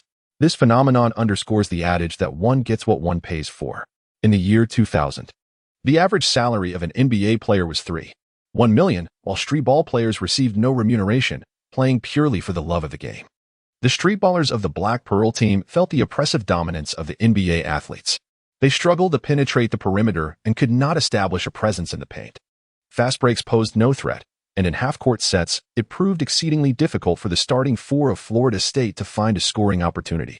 Had it not been for the presence of Jefferson, a streetball player among the universally reviled, scoring double digits in the first quarter might have been a challenge.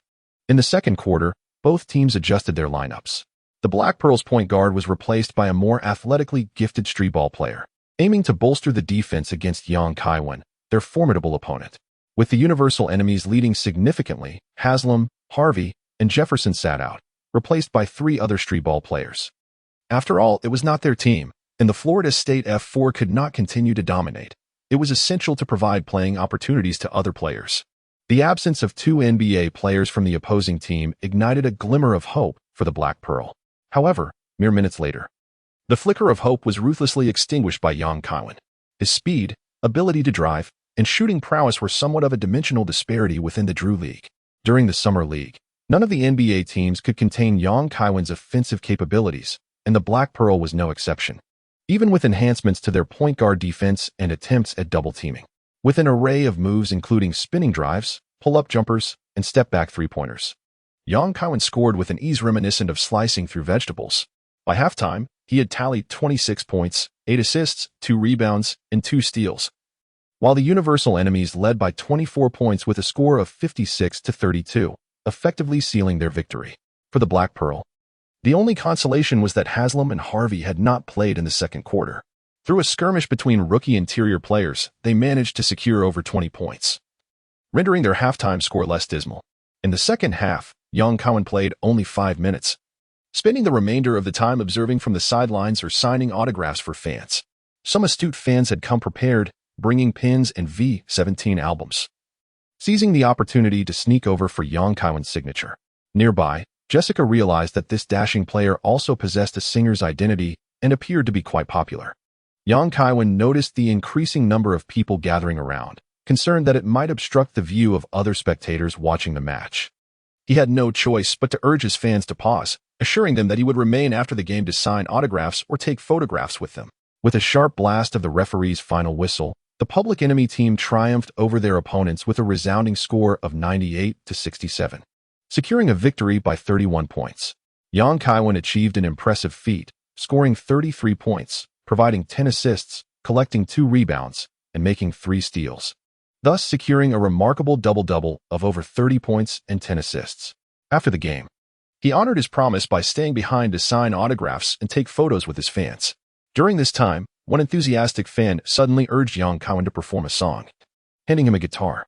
This suggestion was met with enthusiastic agreement from other fans, and even those who initially planned to leave joined in the excitement. The Charles Drew High School Gymnasium transformed into an impromptu concert venue, filled with chants for a performance. Kaiwen quickly realized that the fans had likely orchestrated this moment in advance. Before he could utter a word, the staff promptly handed him a microphone. As if to say, just focus on your performance, we'll handle the microphone. To be honest, I now suspect that you were all in cahoots, having conspired beforehand. Kaiwen approached the microphone, and his opening remark was a playful jest directed at the staff, eliciting laughter from the audience present. The fans' enthusiastic cheers and the seamless handoff of the microphone from the staff created an impression of prior coordination. He humorously stated that he would sing just one song. Given the limited circumstances and the impromptu nature of the stage, he urged the audience not to be disheartened if the performance fell short, assuring them that purchasing his album would guarantee satisfaction. Kaiwen humorously shared a few words, allowing the atmosphere to simmer before he began to strum the strings of his instrument, performing live. Look at the stars, look how they shine for you. And everything you do. Yes, they were all yellow. Kevin Young selected the Velo from the V17 series, the most suitable for guitar performances. Although the quality of the live sound equipment was mediocre, it could not diminish the exceptional talent of Kevin Young as a T1 level singer. The soothing guitar melody, combined with his magnetic vocal timbre, enraptured the audience of fans. Jessica, seated among the crowd, fixated her gaze upon Kevin, captivated by his enchanting voice and heartfelt rendition. She had never imagined that a basketball player could possess such remarkable musical talent, which ignited within her a profound curiosity and interest in him. Moments later, amidst the enthusiastic applause and cheers of the audience, Kevin concluded his performance. Subsequently, he graciously signed autographs and took photographs with his remaining fans. Just as he finished signing and prepared to leave the venue with his teammates, a melodious voice called out to him. "Hi, Young. Your performances today were truly splendid. That last song was particularly wonderful." A tall, stunningly beautiful woman approached him, extending her hand and introducing herself. "Pleased to meet you. My name is Jessica Alba." Kaiwen was momentarily taken aback. He never anticipated that his impromptu performance tonight would attract the future NBA's most enchanting beauty. Initially, he had contemplated approaching her after the game, but he became preoccupied with attending to his fans and ultimately forgot. To his surprise, she took the initiative to strike up a conversation with him. Amidst the teasing smirks of his teammates, Kaiwen shook hands with Jessica and courteously expressed his gratitude, saying, "Thank you for your support. I am a fan of yours. Your film work is remarkable." In truth, Kaiwen could hardly be considered a true admirer of Jessica's work, as he had only seen her in the rather mediocre Fantastic Four. Apart from Jessica's stunning appearance, he remembered the Captain America character resembling Ghost Rider, who spontaneously ignited and incinerated his attire, along with the cosplay of Luffy from One Piece. Of course, it might have been Luffy who was cosplaying, given that the manga version was released earlier. Nevertheless, in the pursuit of charming the future NBA's most captivating beauty, Kaiwen felt compelled to utter a few white lies. After all, in matters of romance, women excel in the art of flirtation while men are adept at deception. It is a tradition that is hard for men to forsake. Ultimately, it became evident that even with his exceptional abilities, Kaiwen was not a master of flirtation. After a brief conversation lasting only a few minutes, Jessica bid farewell and departed without any sparks of romance igniting between them. Kaiwen's greatest achievement was acquiring the other party's phone number. In his quest for a resurgence, Kevin Young faces a formidable journey ahead. However, the local media in Los Angeles holds a contrasting perspective. In their pursuit of newspaper sales, they not only report on Kevin Young's leadership in securing victories for the team, but also sensationalize his initial encounter with Jessica, portraying them as rumored romantic partners. This tendency is characteristic of the media in Los Angeles, where gossip surrounding NBA players often runs rampant. As the eager audience awaits further developments, the following day arrives with Jessica absent from the Charles Drew High School Gymnasium. Nonetheless, this does not impede Kevin Young's performance. Kaiwen played a full 3 quarters, scoring 36 points, providing 11 assists, securing 1 rebound, and making 2 steals, leading his team to victory in the final regular season game. The Public Enemy team ultimately secured the 8th position in their division, successfully advancing to the playoffs of the Drew League. In early September, as the playoffs commenced, the Public Enemy team grew increasingly formidable. They effortlessly achieved the miraculous upset often associated with the Drew League, toppling the division's regular season champions, MH. Following this, the public enemy teams surged forward, capturing the division championship and advancing to the finals to face LAUNFD. Chapter 67. Jessica's Sweet Kiss on September 10th. The Drew League Finals took place as scheduled. The Charles Drew High School Gymnasium, with a stipulated capacity of only 300, was overwhelmed with fans eager to witness the performance of young Kaiwen and the Florida F4. Ultimately, the venue was severely overcrowded, with over 2,000 spectators crammed inside. Throughout this competitive period, not only did young Kaiwen amass a significant number of new fans, but players like Haslam also garnered their own admirers. Kevin Young unexpectedly acquired a nickname bestowed upon him by a streetball enthusiast, Tornado. It is customary for renowned streetball players to possess their own monikers, akin to GOAT, Professor, and Ladder. In his early days on the amateur courts, Alston was known as the Leaping Soul, a name brimming with artistic flair. The streetball aficionados dubbed Kevin Tornado due to his frequent execution of the signature spin move, which metaphorically likens his presence on the court to that of an unstoppable whirlwind. Powerful and formidable, tornadoes are among the most common and terrifying natural disasters in America, inflicting economic damages amounting to billions of dollars annually, and thus carry a formidable reputation. Kevin holds a certain satisfaction with this nickname. While it may possess a touch of rustic charm, it is far superior to names like Hot Sauce or Bone Collector. The mere inclusion of the character for dragon in its Chinese translation adds a significant allure. Thanks to Kevin's involvement, the Drew League has experienced a surge in popularity. Today's championship final not only attracted numerous media representatives but also a few celebrities from Los Angeles, including the previously elusive Jessica Alba. Jessica discreetly occupied a seat in the audience, adorned in a jersey emblazoned with the number 18, clearly present to cheer for Kevin. Their initial encounter involved Jessica making the first move to engage in conversation, yet their subsequent interactions remained infrequent, settling into the realm of casual acquaintances. In a previous life, Jessica Alba founded a maternity company valued at $1.7 billion, amassing a fortune of $340 million. Such an astute woman is unlikely to act impulsively based on fleeting infatuation. As the players completed their warm-ups, the highly anticipated final match commenced, featuring the runners-up against LAUNFD. The runners-up comprised Kevin Young, Jefferson, Miller, Harvey, and Haslam, while LAUNFD boasted Sam, Branton, Harland, Bell, and Johnson. Haslam effortlessly won the jump ball, and Kevin dribbled past half-court to initiate the first offensive play. Aware of Jessica's presence in the audience, his teammates graciously positioned themselves to create space, allowing Kevin to showcase his skills in a dazzling solo performance. Young Kaiwen, with the ball at the center, feigned to observe his teammates' positioning before suddenly executing a dribble through his legs and breaking to the right, drawing his opponent to shift laterally. He seamlessly transitioned into an in-and-out maneuver, effortlessly bypassing his adversary and penetrating the paint to execute a floating shot that found its mark. The score stood at 2-0. In this instance, young Kaiwen relied solely on his technical prowess rather than sheer speed, leaving his opponent bewildered. As LAUNFD launched their offensive, point guard Sam engaged in a pick-and-roll with a teammate, while young Kaiwen deftly maneuvered around the defense. Realizing he could not shake off his defender, Sam opted for a lateral pass to a teammate on the wing. Branton received the ball and faced off against Jefferson, attempting a turnaround jumper, but the ball ricocheted off the front rim. Harvey seized the rebound and passed it back to young Kaiwen. Young Kaiwen resembled a high-performance sports car, accelerating with unbridled fervor. He deftly maneuvered past Sam's interception with a behind-the-back dribble.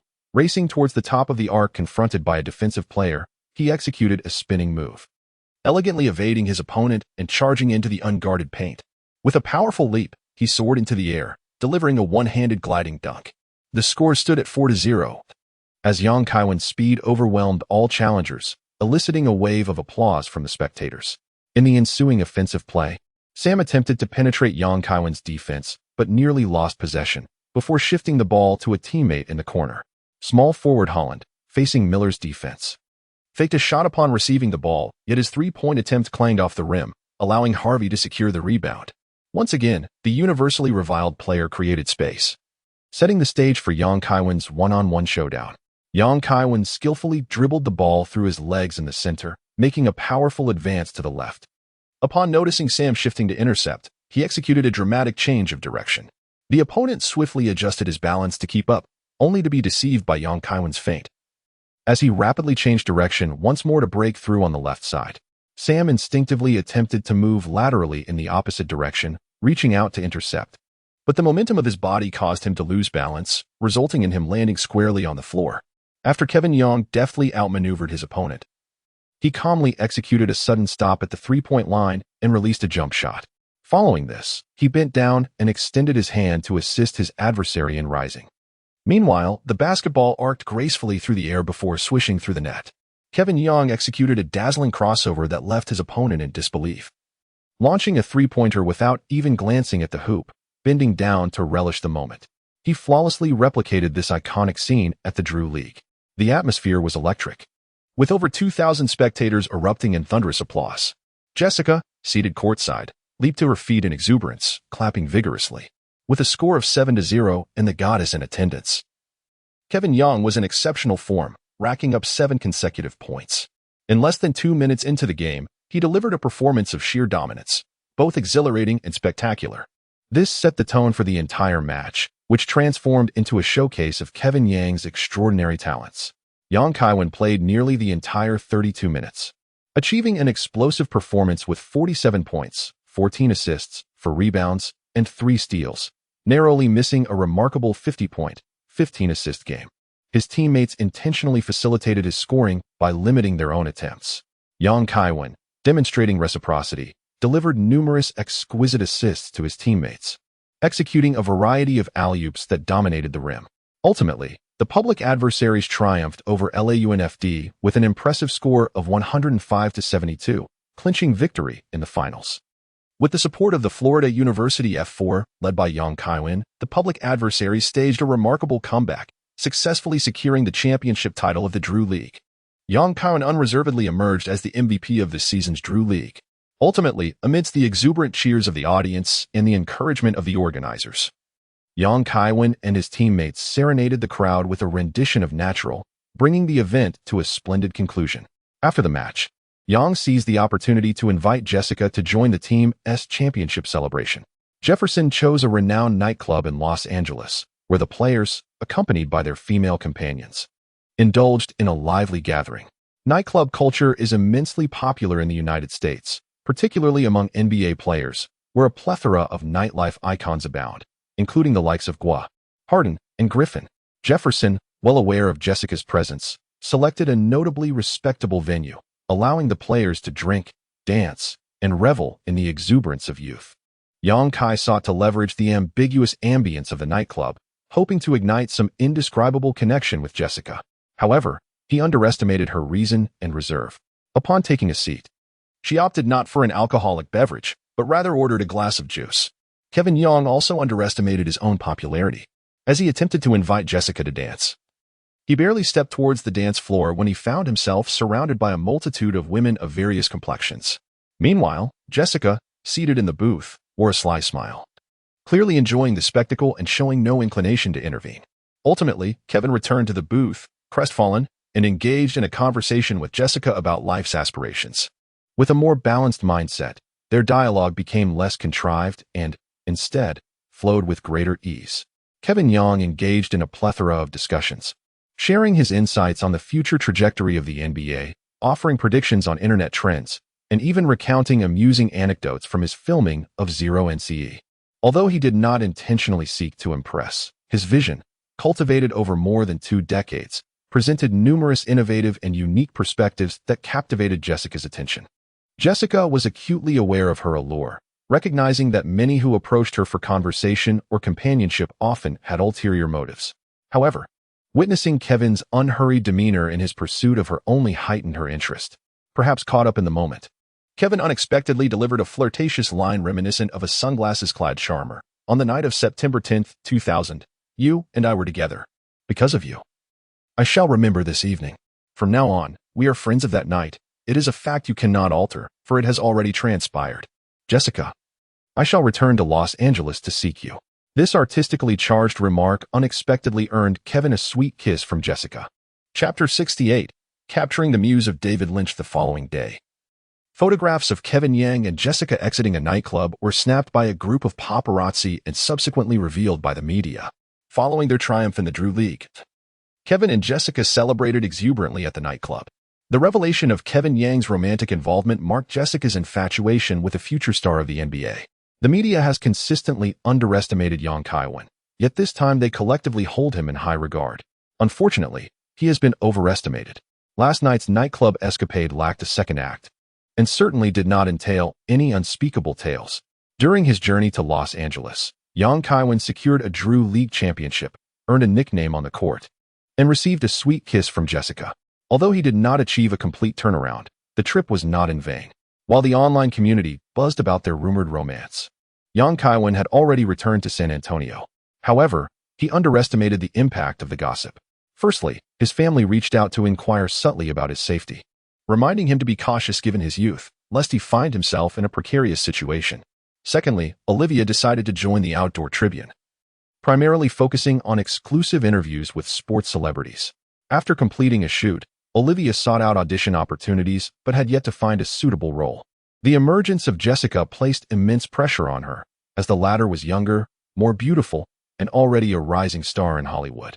After much contemplation, Olivia abandoned her aspirations of venturing alone into Los Angeles and chose to accept Yang Kaiwen's proposal to join the Outdoor Tribune. The office is located in Silicon Valley, which implies that she would only have the chance to be close to Yang Kaiwen during holidays or when she visited San Antonio for interviews. The night before leaving San Antonio, Olivia passionately sought his affection. Had it not been for Yang Kaiwen's exceptional prowess, she might have found herself utterly exhausted. In a moment of intimacy, Olivia nestled in Yang Kaiwen's embrace and said, "Silicon Valley is merely 50 miles from San Francisco. The next time you return to Chinatown, take me along. I wish to see the place where you grew up." "Certainly," Yang Kaiwen replied, planting a gentle kiss on her forehead. Throughout their time together, Olivia never inquired about the rumors surrounding him and Jessica. After Olivia's move to Silicon Valley, Yang Kaiwen returned to his solitary existence. Due to the upcoming Sydney Olympics, the training camps for NBA teams will commence later than usual this season. As Yang Kaiwen revisits the Olympic events, he diligently trains to maintain his form. On September 17th, with the commencement of the basketball competitions at the Sydney Olympics, the media across the United States predominantly focused on the Dream Team 4. However, the discourse was not centered on whether they would win, but rather by what margin. From Dream Team to 3. The supremacy of the American men's basketball team was as unassailable as the US dollar itself. There was a pervasive belief that Dream Team 4 would continue this illustrious tradition. Yet, Yang Kaiwen understood that this team would mark a pivotal point in the history of American basketball, transitioning from glory to decline. Dream Team 4 was in a transformative phase, with only Gary Payton among the veterans holding firm, while the core comprised emerging NBA All-Stars such as Vince Carter, Kevin Garnett, Jason Kidd, and Alonzo Mourning. Although they successfully defended their title, the journey was perilous. In a tense semifinal match against Lithuania, they narrowly triumphed with a mere 2-point lead of 85-83. Had Lithuania's last-second three-pointer found the basket, Dream Team 4 would have shattered in Sydney, contending only for a bronze medal, thus averting a dismal return home. From that moment, the American Dream Team seemed to have its spirit crushed, losing the unparalleled dominance of yesteryears and entering a period of decline, only to reclaim their former glory at the 2008 Beijing Olympics. Kevin Yang is particularly focused on the Chinese national team.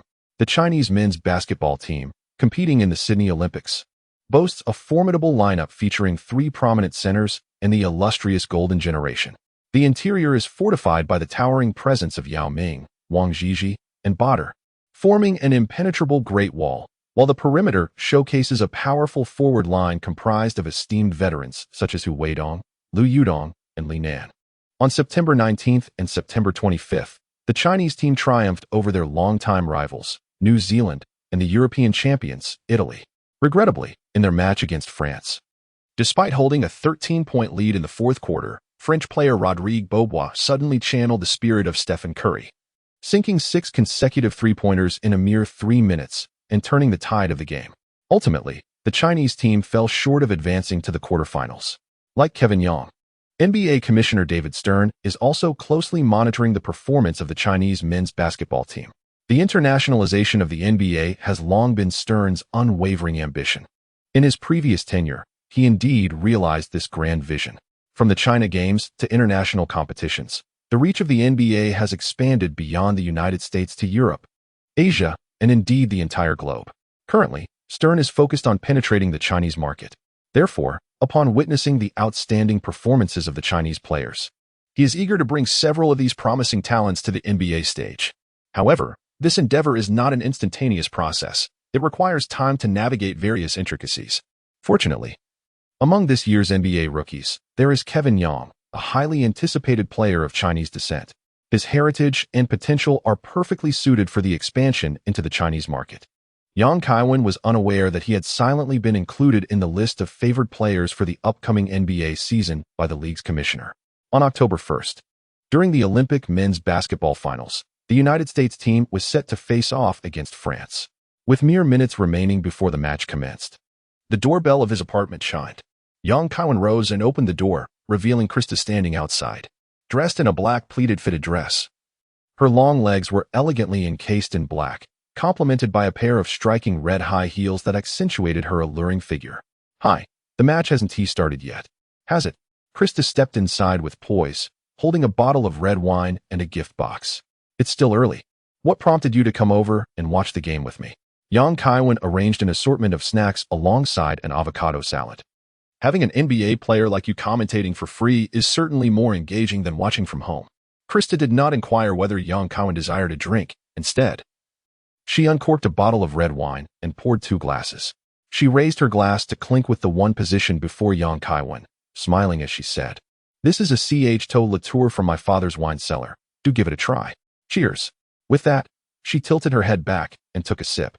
Kaiwen seldom indulged in alcohol, yet unable to resist the warm hospitality, he lifted his glass and took a sip. Truly, it was a fine vintage, the flavor distinctly exquisite. Before long, the men's basketball final commenced. The two engaged in conversation and sipped their drinks while watching the match. In the previous life, the American team narrowly triumphed over France with a score of 85-75, securing the gold medal. While Carter executed an epic dunk that transcended the ordinary, a death-defying leap over his opponents, Kaiwen, having foreseen the outcome of the match, displayed a palpable lack of interest. Krista, too, appeared distracted, frequently raising her glass to drink. By halftime, a bottle of Chateau Latour was nearly emptied, with Krista consuming a significant portion herself. Her cheeks flushed with a rosy hue. "You previously gifted me the signed V17 album and even penned a song specifically for me for the Once film," she remarked, as she handed Kaiwen the beautifully adorned gift box that had been resting beside her. "This is a Shure microphone custom-made to match your vocal timbre. It just arrived today. I hope you cherish it." Kaiwen opened the gift box to reveal a black microphone, adorned with a pure gold letter V emblem. "Thank you. This gift is truly precious, and I cherish it immensely." Kaiwen expressed his sincere gratitude, noting that Shure microphones are the choice of many prominent Western artists, with Justin Timberlake's set costing a staggering $80,000. Krista, her face flushed with intoxication, looked intently at Kaiwen and remarked, "In the future, should you encounter a situation akin to the Drew League, you might consider using this microphone. Its sound quality will be significantly enhanced. If possible, I hope you carry this microphone with you always." At that moment, if Kaiwen feigned ignorance, he would be less than a beast. He wrapped his arm around Krista's waist and kissed her on the lips. Krista entwined her arms around his neck, and the two fell together onto the living room sofa. The television was broadcasting a fierce match between the American basketball team and France, and on the sofa, an equally intense contest began to unfold. That night, whether out of admiration from fans, blossoming affections, the aftershocks of Jessica's scandal, or a desire to seize an opportunity, Krista chose to stay in a nearby apartment just a few dozen meters away. That night, the American basketball team secured the Olympic gold medal, and Kaiwen captured the muse of David Lynch. Chapter 69. One-handed ball handling gloves. After a passionate night, the two awoke to the sun high in the sky. After sharing a tender moment in bed with Kaiwen, Krista hurriedly departed, as she had a band performance later that afternoon. Having secured David Lynch's muse, Kaiwen accessed the system to check for any triggered rewards. The outcome filled him with delight. "Congratulations, player. You have collected the special golden star card, Christabel. Reward, star exclusive item, one-handed ball handling gloves. One-handed ball handling gloves. Gold. As long as your hand is sufficiently large, you can handle the ball with one hand. Once donned, the player's ability to grip the basketball will be significantly enhanced. Gold Rondo's large hands effect, Platinum Leonard's large hands effect, Diamond Dr. J's large hands effect. Note: the one-handed ball handling gloves are a growth-type special item, with the item level corresponding to the star card level. It can be upgraded by enhancing the reputation of the corresponding star, Christabel. This marks the first appearance of a star-exclusive item within the system, and its practicality as a growth-type tool left young Kaiwen astounded.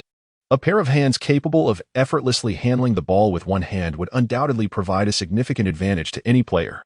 With larger hands, control over the ball becomes more proficient, facilitating technical maneuvers, especially under intense physical confrontations. In his previous life, Phil Jackson once derided the underwhelming first-round pick Kwame Brown, stating, "I wouldn't let Kwame Brown hold my child, due to his small hands that couldn't grasp a basketball." In discussions about Joakim Noah, Phil Jackson also pointed out that the greatest disparity between Kobe and Jordan lay in the size of their hands. Young Kaiwen's hand proportions fall within the realm of normalcy, distinguishing him from the so-called big-handed monsters. The single-handed glove will prove to be of lifelong utility for him. Presently, the single-handed glove is regarded as a gold standard, comparable to Coach Long's large-handed prowess. Although Coach Long is of shorter stature, he is reputed to possess a hand width of 25 centimeters, earning him a renowned reputation as a big-handed monster within the league. According to system prompts, Krista's rising fame will correspondingly elevate her star cards and items. As long as young Kaiwen continues to compose songs for her, utilizing his single-handed grip, the future remains bright. With the Dream Team 4 returning to the United States, the colossal machinery of the NBA League commences its rapid operations. The NBA is heralding its annual media day, signaling the curtain rise on the new season. Players acquired through summer trades and signings will make their official appearances, partake in photo shoots, and undergo interviews alongside coaches. Kevin Young arrived at the team headquarters 20 minutes early and discovered that several teammates had also arrived ahead of schedule, predominantly substitutes and newcomers. He greeted each of them warmly before joining his fellow comrades from the Summer League for a chat. The San Antonio Spurs place great emphasis on discipline and player management. However, the internal atmosphere remains quite congenial. It is evident that the locker room does not embody a hostile environment rife with cliques and petty squabbles. Soon, the team's key players began to arrive in succession. Kevin Young took the initiative to greet Avery Johnson. Although the San Antonio Spurs boasted superstars like Tim Duncan and David Robinson, the true leader of the locker room was this man who stood less than 1.8 meters tall. Johnson entered the league alongside Robinson, and the two shared a deep friendship, often dining and conversing together, bonded by their common faith as devout Christians. In fact, the nickname Little General was derived from the title of Admiral, reflecting the closeness of their relationship, as well as Johnson's natural commanding presence. Johnson was a straightforward individual. After a brief exchange of pleasantries, he stated directly, "If you wish to integrate into the team swiftly, you cannot behave as you did during the off-season. You must put aside all distractions. The coach's expectations are stringent, and you need to focus entirely on the game. Your drives and shooting are commendable, and the coach will undoubtedly grant you opportunities, but you must adhere to his requirements, or you will face dire consequences. Additionally, make it a point to frequent the gym. Your physique needs to be more robust." "Thank you. I will remember this and strive diligently," Kevin Young replied earnestly. To be frank, Johnson's tone was not particularly pleasant. It was somewhat gruff. However, Young appreciated engaging with individuals like him, who were candid and straightforward. Indeed, it was Johnson's audacity and sense of responsibility that established him as the locker room leader of the Spurs. Noticing the stark contrast between Yang's demeanor and the rebellious personality described by the media, Johnson continued to caution, "The coach's initial training session is exceedingly rigorous. Be careful not to make mistakes. Otherwise, you will be scolded in a manner that you will never forget." Well, is this not the infamous training session where Duncan was reportedly berated? Literally, should it not be that one person endures the brunt while others merely observe? Why has the narrative now shifted to a collective responsibility? Understood. Seeing even the young general displaying a hint of trepidation, young Kaiwen felt compelled to exercise caution in his recent endeavors. Young Kaiwen sought out other key players for conversation, seizing the opportunity to become familiar with them. The main players of the Spurs were exceptionally approachable. David Robinson appeared serious, yet he spoke with remarkable politeness. This gentleman was an accomplished scholar, with a wide array of interests, including music. After exchanging only a few words, Robinson openly praised young Kaiwen's V17 as delightful, which inflated Kaiwen's vanity momentarily. V17 had indeed struck gold, not only yielding financial gain and romantic prospects, but also fostering camaraderie within the team. In a word, it was a tremendous success. If the disparity between the Admiral's demeanor and his articulate manner was within the realm of normalcy, then Tim Duncan's contrasting charm, well, it was an entirely different category. Upon noticing young Kaiwen's approach, Duncan casually placed a hand atop Kaiwen's head, teasingly inquiring, "Yang, when will you release a new song? To be honest, I'm a secret fan of yours. Feel free to include me in your new release. I've even thought of a title, VD 2000. VD? Wait a minute, you don't need to count me in. Your smile already carries a hint of VD. Furthermore, while I can understand the gesture of a playful pat on the head during the game, doing so off the court is rather unnecessary, wouldn't you agree?" Young Kaiwen quietly calculated that Duncan's large hand lingered on his head for at least 5 seconds, rubbing back and forth no less than 12 times. Were it not for the hair loss prevention lotion, young Kaiwen would have doubted whether his hair would withstand the impending damage when that Argentine approached. Nonetheless, despite his grumbling, he genuinely felt Duncan's warmth and enthusiasm. Kevin Young jestingly remarked, "TD, releasing a new song is certainly feasible, but I reckon it requires B0SS approval. Alternatively, would you prefer to seek a special exception personally?" Upon hearing this, Duncan immediately recoiled, shaking his head in acquiescence. "All right, forget I ever mentioned it." At that moment, the silver-haired Popovich approached. With an impassive expression, he surveyed the players around him and then pointed at Duncan and Robinson, proclaiming, "The two tallest in the room, you are to proceed together for the core team photo." The two towering figures complied, eagerly making their way to the designated photo area. The photographer directed them to pose, saying, "David, Tim, relax and appear natural. Alternatively, you might consider simulating a conversation." Duncan and David Robinson exchanged a glance and nodded in agreement. Duncan turned slightly towards Robinson, murmuring, "The law of motion approaches the speed of gravity." Robinson replied, We discussed these relativistic matters during the 1997 team photo." Chapter 70. The score surpasses half of your number during the team photo session. Kevin Young undoubtedly emerged as the most striking presence. His combination of attractiveness and skill rendered any attempt at modesty futile. The photographer's expressions conveyed his admiration as he incessantly clicked the shutter while exclaiming in delight. Those unaware might have assumed he was the team's focal point. During the interview segment, Kevin Young chose to remain in the background, providing succinct responses to the reporters' inquiries with a rather bland, official tone. He was no longer in need of exposure. As a newcomer on Media Day, there was no necessity to overshadow his teammates. The path of moderation may not be the most splendid, but it undoubtedly is the most prudent. However, Kevin Young's composed demeanor did not endure for long. The following day during practice, he nearly fell victim to Popovich's scathing remarks. Time: Spurs first quarter practice location. Spurs training facility characters: Popovich, Duncan, Kevin Young. And a group of quaking Spurs players narrative. Witness how Duncan faced the wrath during a practice session. Popovich, Young. "If you continue to dribble the ball all over the place, I will have Duncan play point guard." Young Kaiwen. Duncan. Popovich, Young. "Do you believe that I might substitute you out of the game shortly? Can you play like a normal person?" Young Kaiwen. "Old man, have you mistaken your target? Wasn't it agreed that the first training session would publicly criticize Duncan? Moreover, I can comprehend your first insult, as I assimilated the experience card of Parker, thus facing the consequences. However, the second remark, which is clearly a golden quote you directed at the Argentine, is rather inappropriate when applied to me, don't you think?" As Kevin Young silently grumbled within, he immersed himself in training. During the inaugural team practice of the new season, Coach Popovich, ever the strategist, took the opportunity to critique Duncan, as is his custom. However, this time, the old master extended his rebuke to include Young as well. True to his reputation as a tyrant on the court, Popovich unleashed his scorn with the fervor of a fan blowing air. Had it not been for Young's mature psychological resilience and his prior encounters with the harsh realities of life, he might have truly faltered under such public criticism. While being chastised in front of others was undoubtedly disheartening, Young had to concede that the old man's words bore a semblance of truth. The previous games had lacked competitive rigor, and the opponents had not posed significant challenges, prompting Young to instinctively seek opportunities for isolation plays. This inclination, however, was a grave misstep for the Spurs, a team that prioritized collective effort over individualism. Moreover, There were minor technical flaws in his gameplay that served as further fodder for Popovich's scrutiny.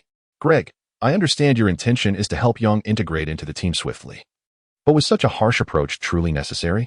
Are you not concerned he may lose confidence under such pressure? Observing Yang being harshly criticized once more for a small error, assistant coach Budenholzer quietly interjected from the sidelines. With the Spurs' perimeter game in decline, Budenholzer recognized Popovich's high regard for Yang, which was why he felt compelled to apply pressure. Yang Kaiwen is merely an 18-year-old lad, apprehensive that a forceful approach may yield counterproductive results, potentially unsettling the psyche of his youthful teammates. Popovich turned his head and softly remarked, I have been closely monitoring this young man's progress. His actions may appear capricious, yet they are imbued with a strong sense of planning and purpose. A player of his ambition and dynamism understands the adage that one must bear the burdens of a crown if one wishes to wear it. However, Budenholzer remained somewhat apprehensive. During the Summer League, Yang Kaiwen was the linchpin of the team, breaking records and earning the MVP title with exuberance. The current disparity may prove challenging for him to reconcile. After the training session concluded, Budenholzer approached Yang Kaiwen, offering words of encouragement. Yang, your performance in the recent training was commendable. It is simply that B0SS expectations are exceedingly stringent. Moreover, the more he values a player, the harsher his demands. Just look at Tim to understand this. During the Summer League, Yang Kaiwen and Budenholzer fostered a commendable relationship, understanding each other's concerns regarding the potential imbalance of one's mindset. Yang Kaiwen replied with a calm demeanor, Thank you, I'm fine. The B0SS is akin to a walking fan. One becomes accustomed to being sprayed. To wear the crown, one must bear its weight. B0SS, you just echoed the same sentiment. You two truly share a profound connection. As he spoke, Budenholzer patted Yang Kaiwen on the shoulder, encouragingly stating, Keep it up. We all believe in you. Kevin Yang nodded, feeling that his body had sufficiently rested, and picked up a basketball for additional practice. The following day, the team organized a public training session.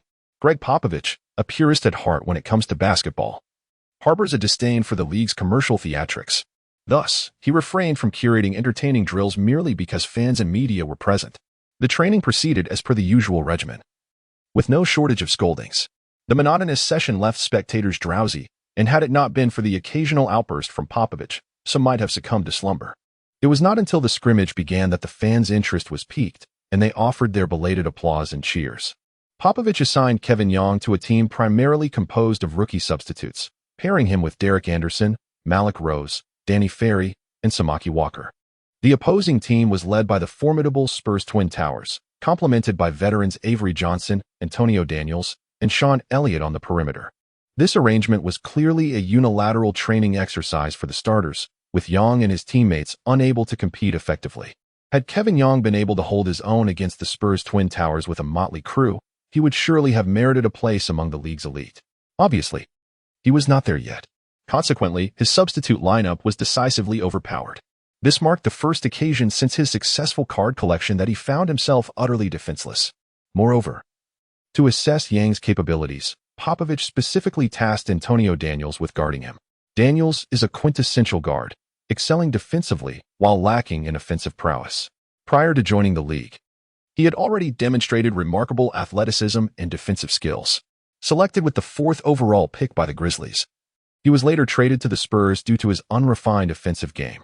Daniels had dedicated his skill points to defense, and with his commendable physical attributes, it was unwise for Yang to attempt to isolate him. Instead, he opted for pick-and-roll plays with his teammates. However, the results were equally unsatisfactory. The Spurs' first-string defense was well-versed in handling pick-and-rolls. Even if Yang managed to evade Daniels with a teammate screen, timely switches, and help defense thwarted his efforts.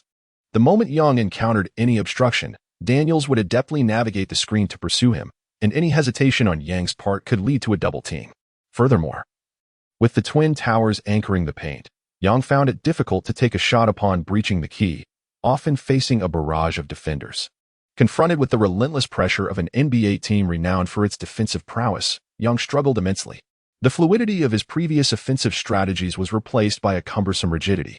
He could only strive to find openings for quick shots or stretch the opposing defense to create opportunities for his teammates.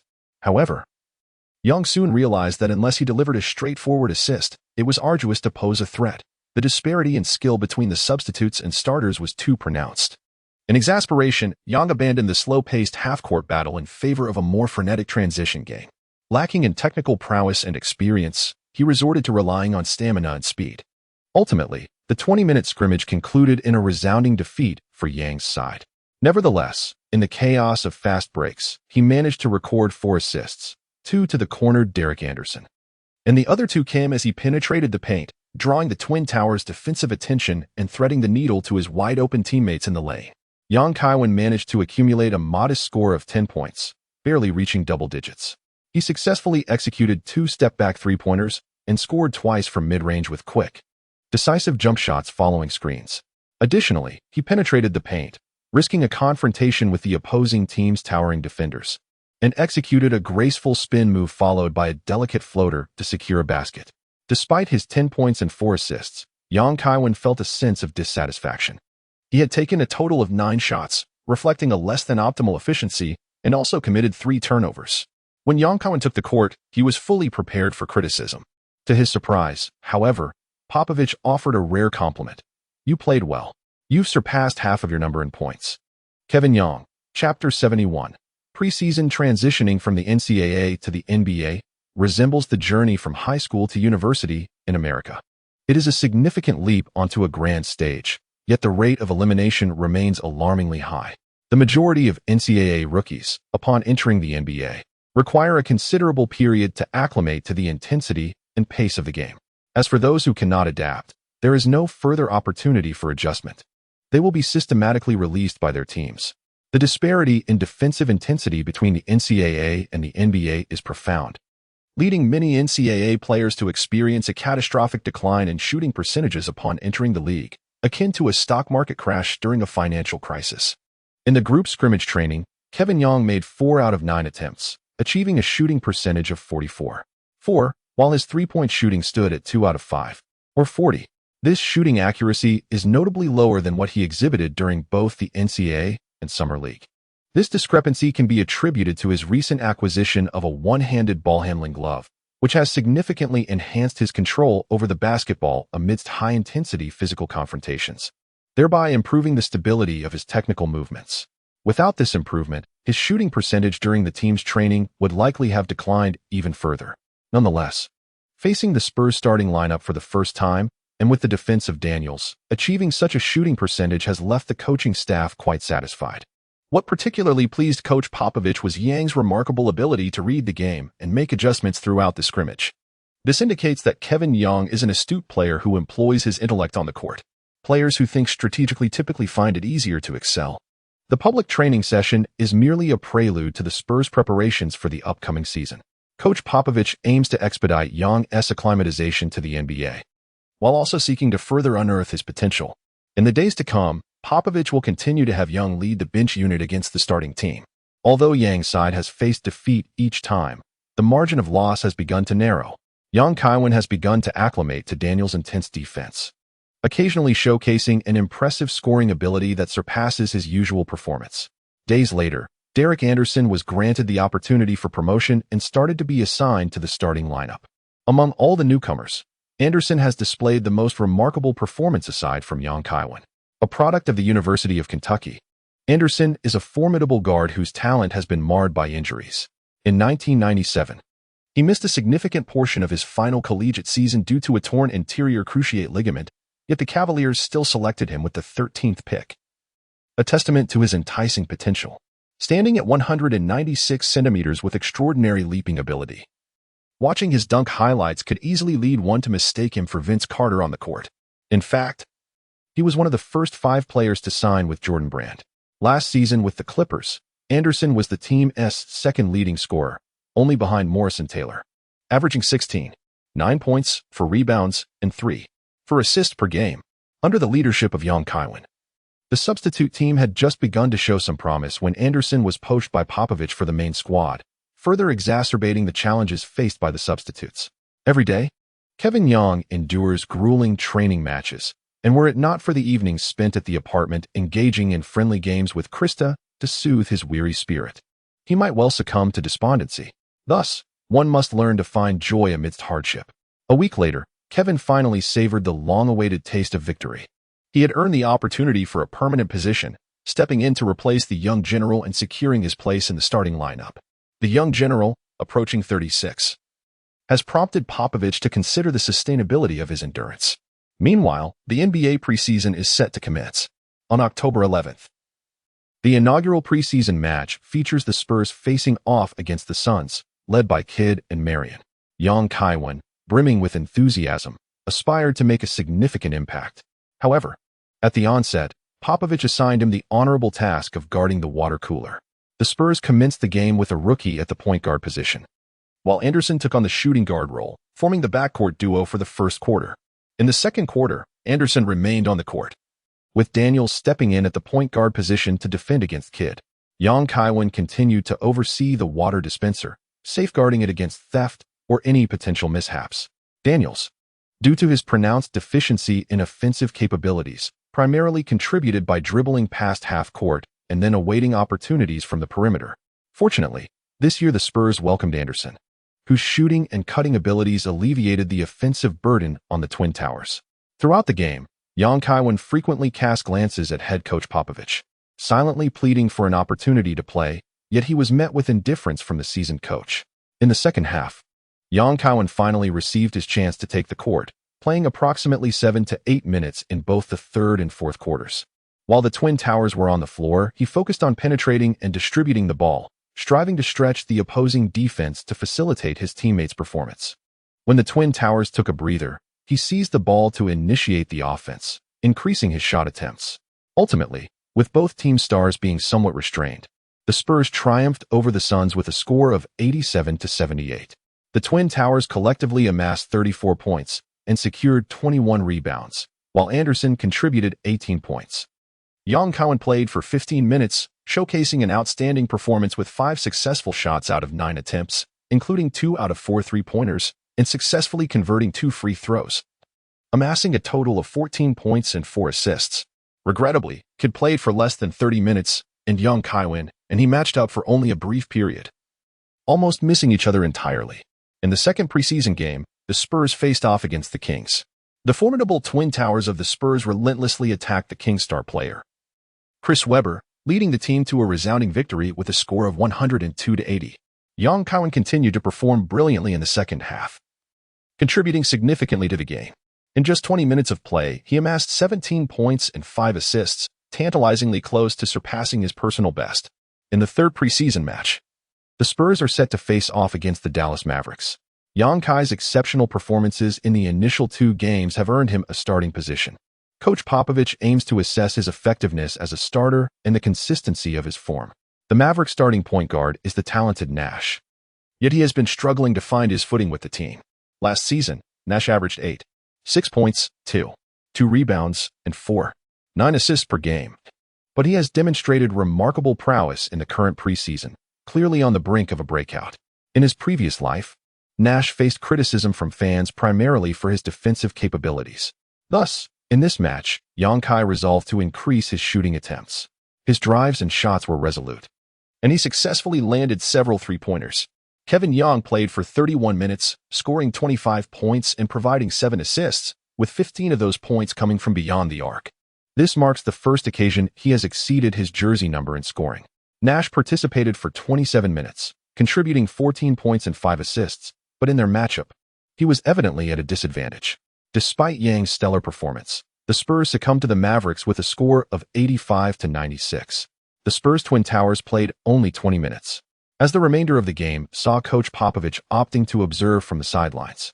During the preseason, Popovich prioritized player development, leading to irregular playing times for most athletes. The only players with consistent minutes were the Spurs Twin Towers. Since the third game of the preseason, both Duncan and David Robinson have had their playing time capped at under 20 minutes. Although the Admiral's career is drawing to a close, the Twin Towers remain a formidable force in the league's interior game, as long as they are on the court, and if the perimeter players perform adequately. Ordinary teams stand little chance. Popovich's decision to limit their playing time also serves to further assess the capabilities of other players. Evidence suggests that the Spurs' strength varies significantly with the presence of the Twin Towers. In the subsequent 5 preseason games, the Spurs recorded a modest tally of 3 wins and 2 losses. Kevin Young has emerged as the most outstanding player aside from the Twin Towers, consistently contributing approximately 16 points and 6 rebounds over an average of 28 minutes per game. The second pleasant surprise for the team has been Anderson, who, with playing time comparable to Yang's, also manages to deliver an average of over 15 points. However, the Spurs ended the preseason with a 4-4 record, causing considerable concern among fans regarding the team's prospects.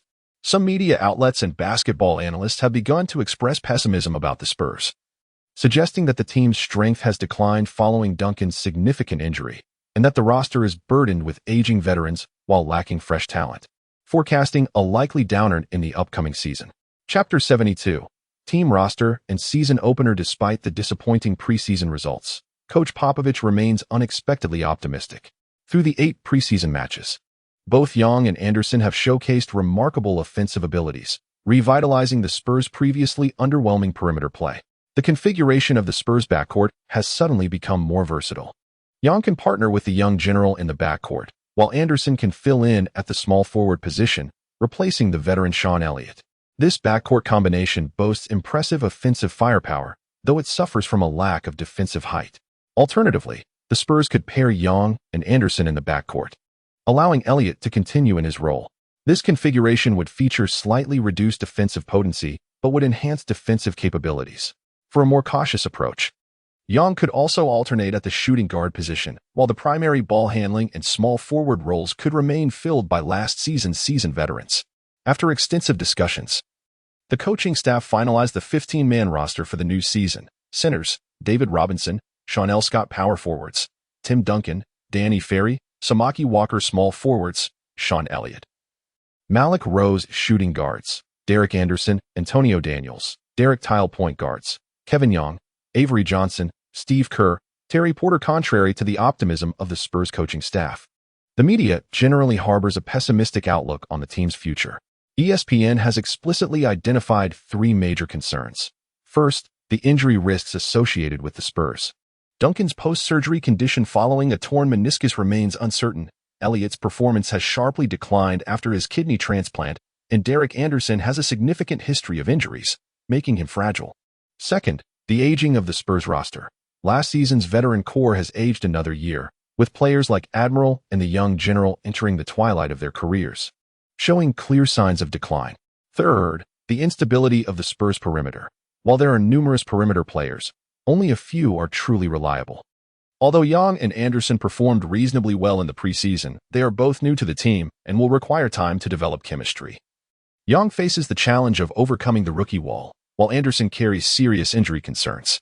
Kevin Young stands as one of the most popular players on the Spurs, naturally inviting extensive discussion and analysis. The media has taken to juxtaposing his statistics from the Summer League and preseason, largely concluding that Yang's prowess has been exaggerated.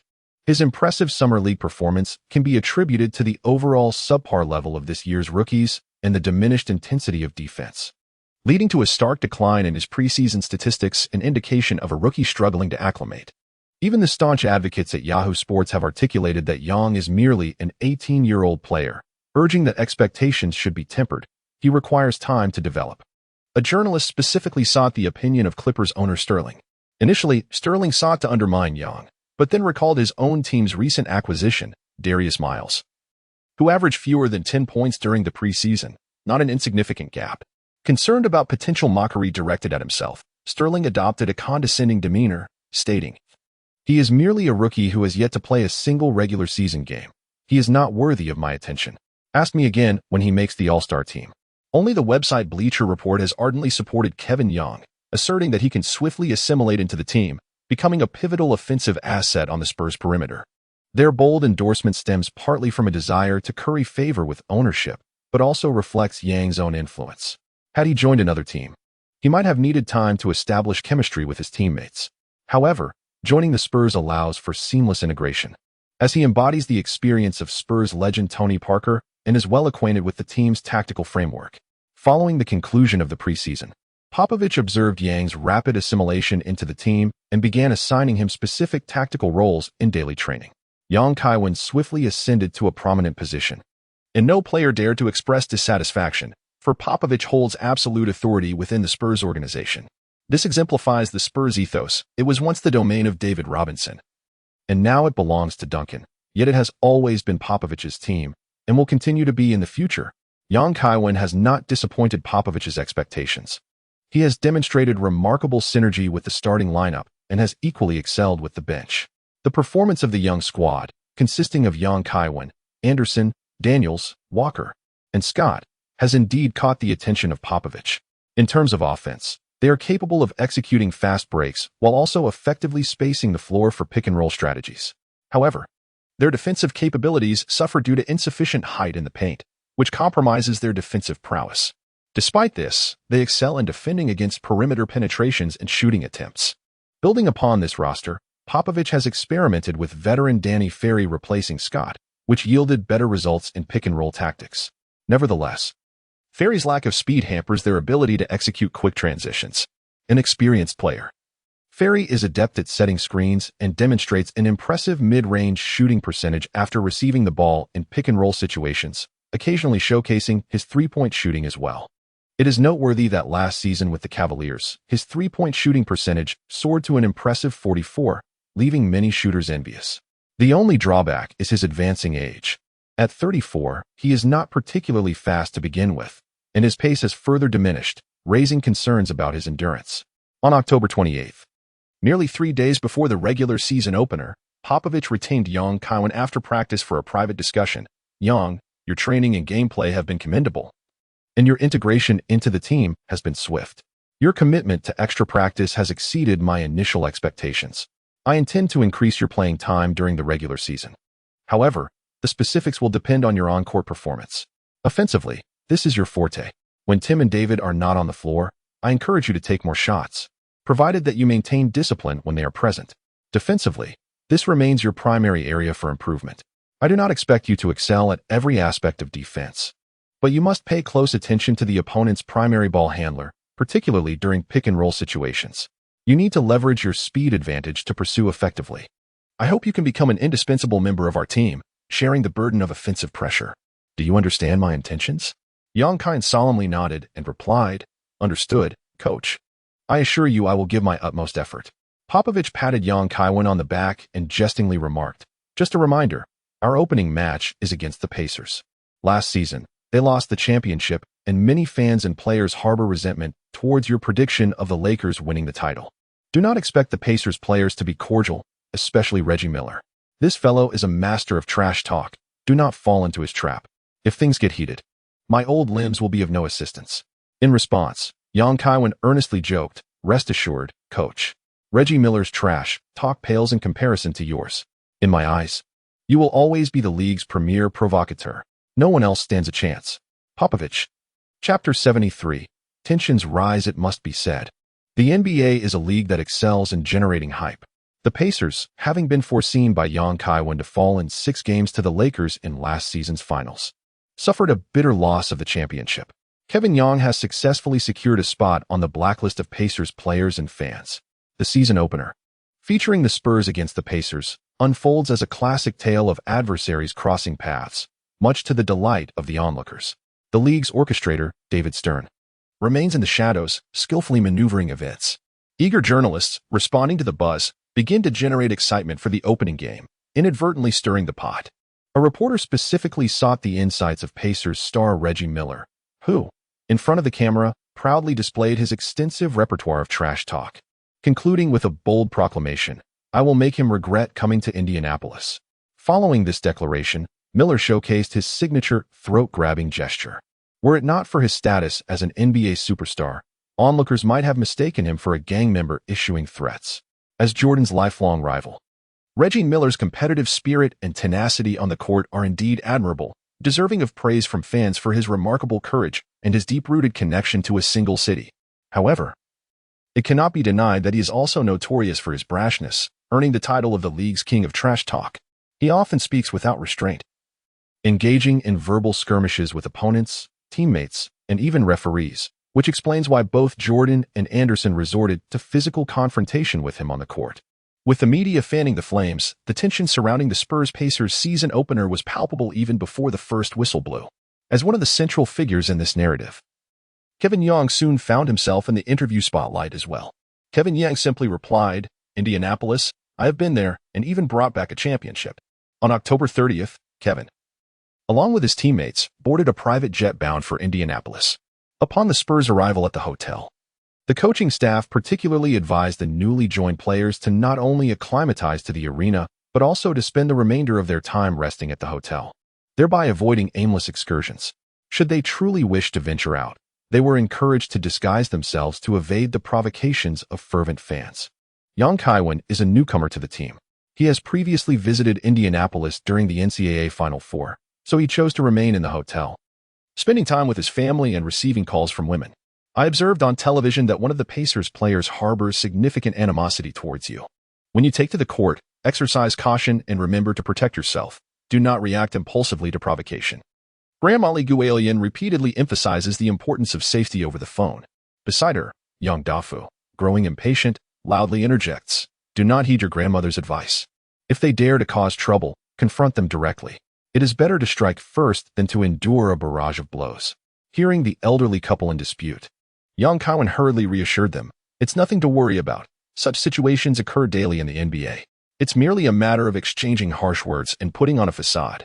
Much like those barking dogs, they may raise their voices, but they seldom dare to bite.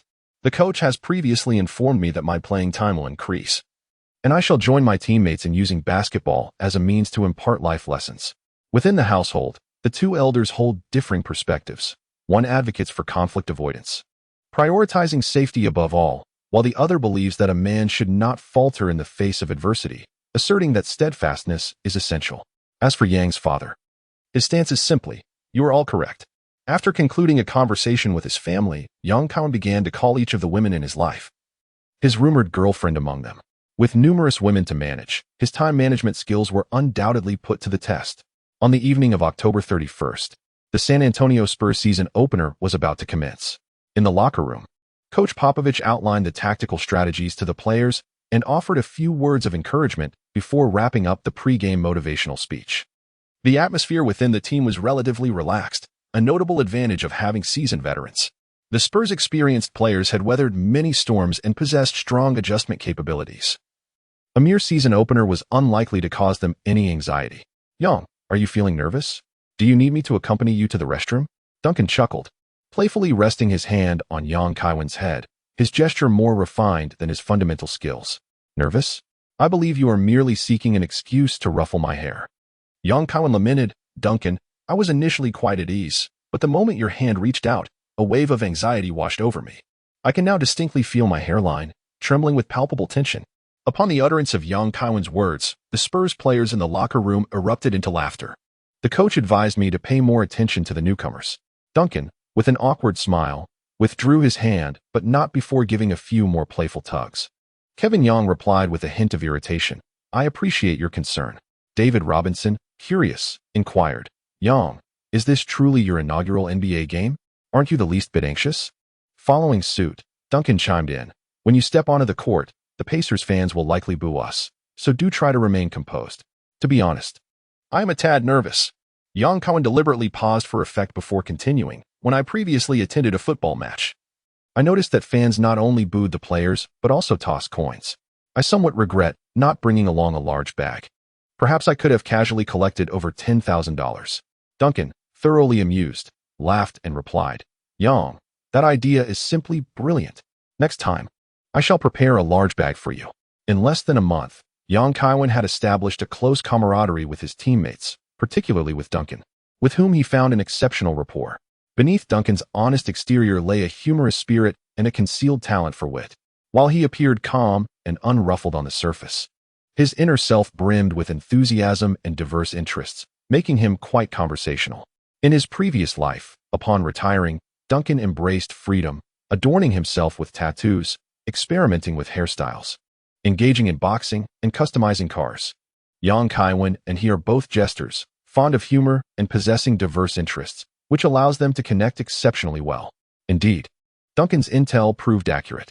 When the Spurs took the court, a considerable number of Pacers fans expressed their disdain with boos, and Young Kaiwen even caught wind of some vulgarities directed at him. "Very well, I have noted it all down. Let the game unfold." Kaiwen took a deep breath to compose his emotions. The players of the Pacers were greeted with thunderous applause, akin to warriors returning triumphantly from battle. Last season, the team was but a step away from the championship, and the fervent desire of Pacers fans for their team to advance further and claim the title in the new season was palpable. However, at this moment, the Pacers must first overcome the formidable Spurs. During the live NBA broadcast, commentator Kevin Johnson remained noncommittal, ambiguously stating that the greatest suspense of the season opener between the Spurs and the Pacers lay in the extent to which Duncan, returning from a significant injury, would regain his prowess. His partner, Jay Colissimo, chuckled and nodded in agreement, remarking that if Duncan's performance faltered, the Pacers would greatly enhance their chances of securing a victorious start. With the Spurs' Twin Towers losing their intimidating presence, the Pacers' perimeter shooting would gain a considerable advantage. The Spurs' outside players comprised either veterans or newcomers, raising questions about their capabilities. Beep. The referee's whistle signaled the commencement of the match. The Spurs' starting lineup included Johnson, Anderson, Elliott, Duncan, and David Robinson, while the Pacers fielded Travis Best, Reggie Miller, Sam Perkins, Austin Croshere, and Jermaine O'Neal. The 211 centimeters tall, 225 centimeters wingspan O'Neal won the jump ball, and the game began. Chapter 74. The debut. Popovich understood that the season opener was charged with intensity, hence, he did not place Kaiwen in the starting lineup, allowing him to first absorb the atmosphere of the arena. As Kevin Young observed young O'Neal triumph over Duncan in the jump ball, he mused that the Pacers had struck gold. There exists a popular adage in the NBA: anyone named O'Neal is remarkable, be it Shaquille O'Neal, young O'Neal, or that O'Neal who won a championship alongside Jordan. Young O'Neal, like Kobe, entered the league as a rookie in '96 straight from high school. However, their paths diverged dramatically upon entering the NBA. After 4 years and 211 games, he averaged merely 11.5 minutes, 3.9 points, 3.1 rebounds, and 0.7 blocks, a fate lingering on the brink between being a backup center and a glorified water boy. This summer, the Pacers' new head coach, the smiling assassin, serendipitously visited his friend S high school, where he discovered young O'Neal training during the off-season and subsequently brought him onto the Pacers roster. In a previous incarnation, young O'Neal flourished after joining the Pacers, rapidly ascending to become a 6-time All-Star. Exhibiting his remarkable leaping ability, young O'Neal deftly dished the ball to his teammates. Point guard Best orchestrated the play from the middle. As the players spread out, Reggie Miller positioned himself at a 45-degree angle on the right to receive the pass. Best attempted to maneuver past Johnson but failed, opting to pass to the moving Miller, who was quickly pursued by Hudson. Though Hudson boasted impressive physical attributes, Miller's attempt to pivot away was thwarted, leading him to pass to another teammate. After several exchanges, the ball found its way into young O'Neal's hands in the low post. He faced off against the Admiral, backing him down before swiftly pivoting for a jump shot. The Admiral underestimated young O'Neal's speed in turning, his block attempt arriving too late, allowing the ball to swish through the net. The score stood at 2-0, marking the Pacers' first points. As the Spurs initiated their offense, Johnson dribbled past half-court. Although the young general had aged, his fundamental skills remained intact, prompting Best to refrain from close marking for fear of being outmaneuvered. The Spurs' formation spread wide as Johnson passed to Anderson, with Miller defending aggressively.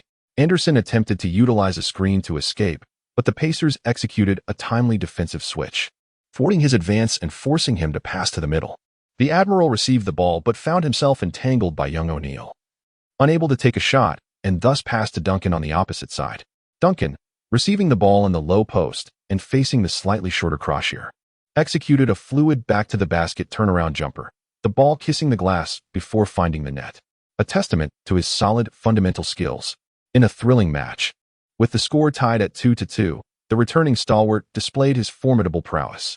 The Pacers executed a series of intricate passes, culminating in Miller's deft baseline maneuver, where he evaded Anderson's defense with the aid of a teammate's screen and launched a three-point shot from the corner. The trajectory was precise, yet the force was slightly excessive, causing the ball to ricochet off the rim. Duncan seized the defensive rebound and swiftly passed to Johnson, who advanced the ball into the offensive zone. Johnson initiated a high pick-and-roll with the Admiral, driving into the lane to draw defenders before distributing the ball to Anderson on the perimeter. With 1 foot inside the three-point line, Anderson took a jump shot, but under Miller's contested presence, the ball veered off target. Small O'Neal secured the rebound and immediately relayed it to the sprinting Best as Pacers players trailed closely behind, launching a fast break.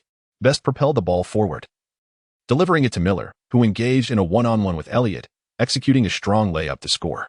The Pacers took a 2-point lead at 4-2.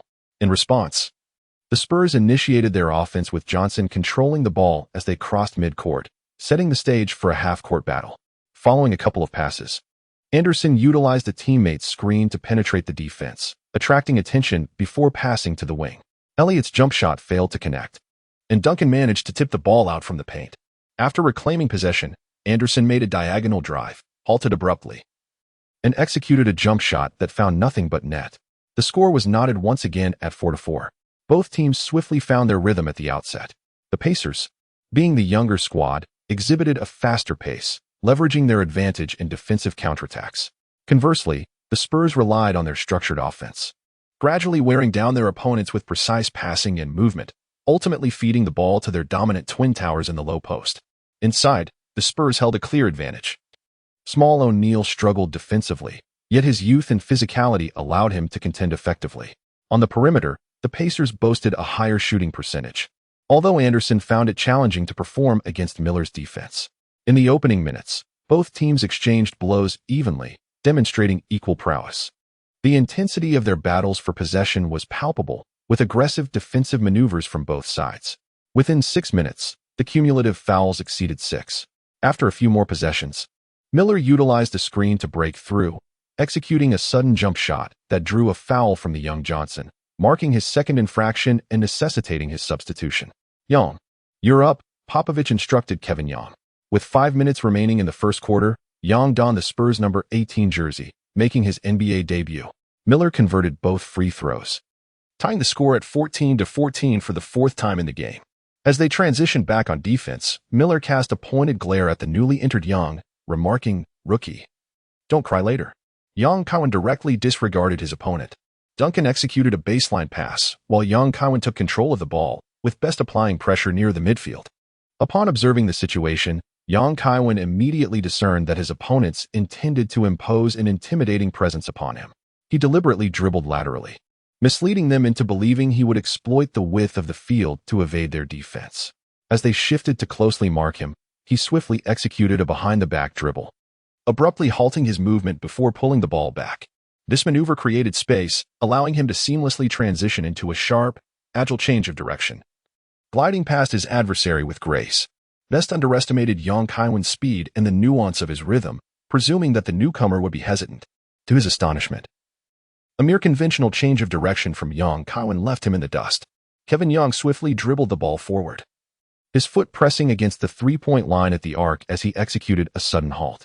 Bending his knees, he leaped into the air, releasing a three-point shot with precision.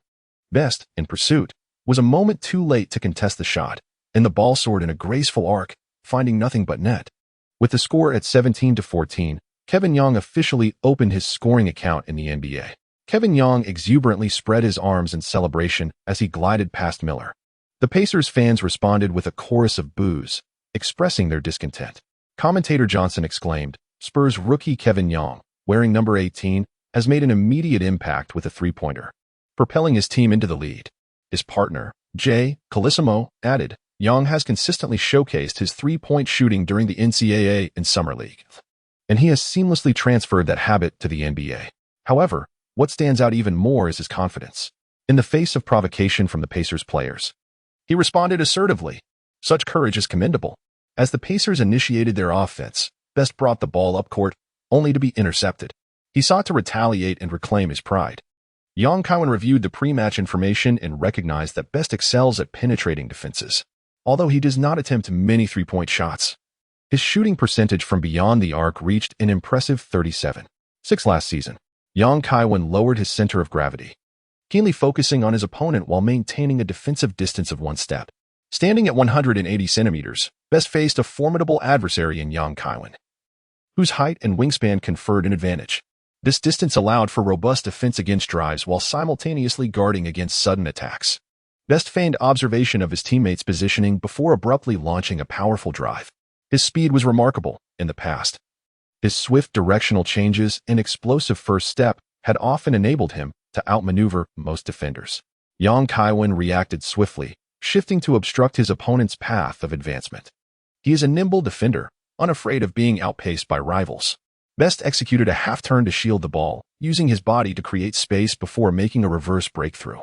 Drawing upon Parker's competitive experience, Kaiwen maintained his defensive rhythm, quickly closing in with tenacious pressure, adhering to his opponent like a piece of stubborn gum. Best, unwilling to concede in front of a novice and risk losing face, relied on sheer strength to bulldoze a few steps before pivoting for a jump shot. Under the influence of Kaiwen's extended reach, Best elevated the trajectory of his shot. However, the ball struck the rim and ricocheted out. The Admiral secured his position, safeguarding the rebound. In two direct confrontations between Kaiwen and the Pacers' starting point guard, both offensively and defensively, he maintained the upper hand. Chapter 75, An Opportunity to Prove Oneself. Kaiwen received the basketball handed to him by the Admiral, yet he refrained from hastily accelerating into a fast break. With the formidable twin towers of the Spurs on the court, he understood the necessity of restraint. Otherwise, he would likely find himself relegated to the sidelines once more. Do not doubt it, this is precisely the sort of decision that Popovich would make, without a moment's hesitation. Kaiwen decelerated the pace, engaging in a positional battle beyond the halfway line. Kevin Young orchestrated the play from the top of the arc, with Anderson positioned on the wing to receive the ball. Elliott and Duncan stood on either side of the free throw line, while the Admiral occupied the low post. This formation exemplified the Spurs' hammer offense. Elliott, utilizing the double screen set by Anderson and Duncan, received a pass from Young and seamlessly drove towards the basket. After providing a screen for his teammate, Anderson swiftly relocated, leveraging the Admiral's pick to cut to the weak side corner. He received Elliott's kick-out pass and executed a jump shot just inside the three-point line, the ball finding its mark with precision. The score stood at 19-14 as the Spurs' hammer tactic bore fruit. In the subsequent possession, the Pacers mounted their offensive assault, with Best and O'Neal executing a pick-and-roll in the center. O'Neal's screen was impeccably timed, momentarily obstructing Young. Seizing the opportunity, Best surged forward for a layup in the paint, only to be met with an emphatic rejection from the recovering Duncan, who sent the ball soaring away. Kaiwen observed the ball soaring towards the Admiral. Anticipating that his teammate would undoubtedly seize it, he promptly pivoted and dashed forward at full speed into the opponent's half. As expected, the Admiral, having secured the basketball, swiftly delivered an impeccable long pass. Kaiwen received the ball with both hands just in front of the free throw line, took a powerful 2 steps, and leaped into the air. Gliding momentarily, he executed a one-handed slam dunk into the hoop.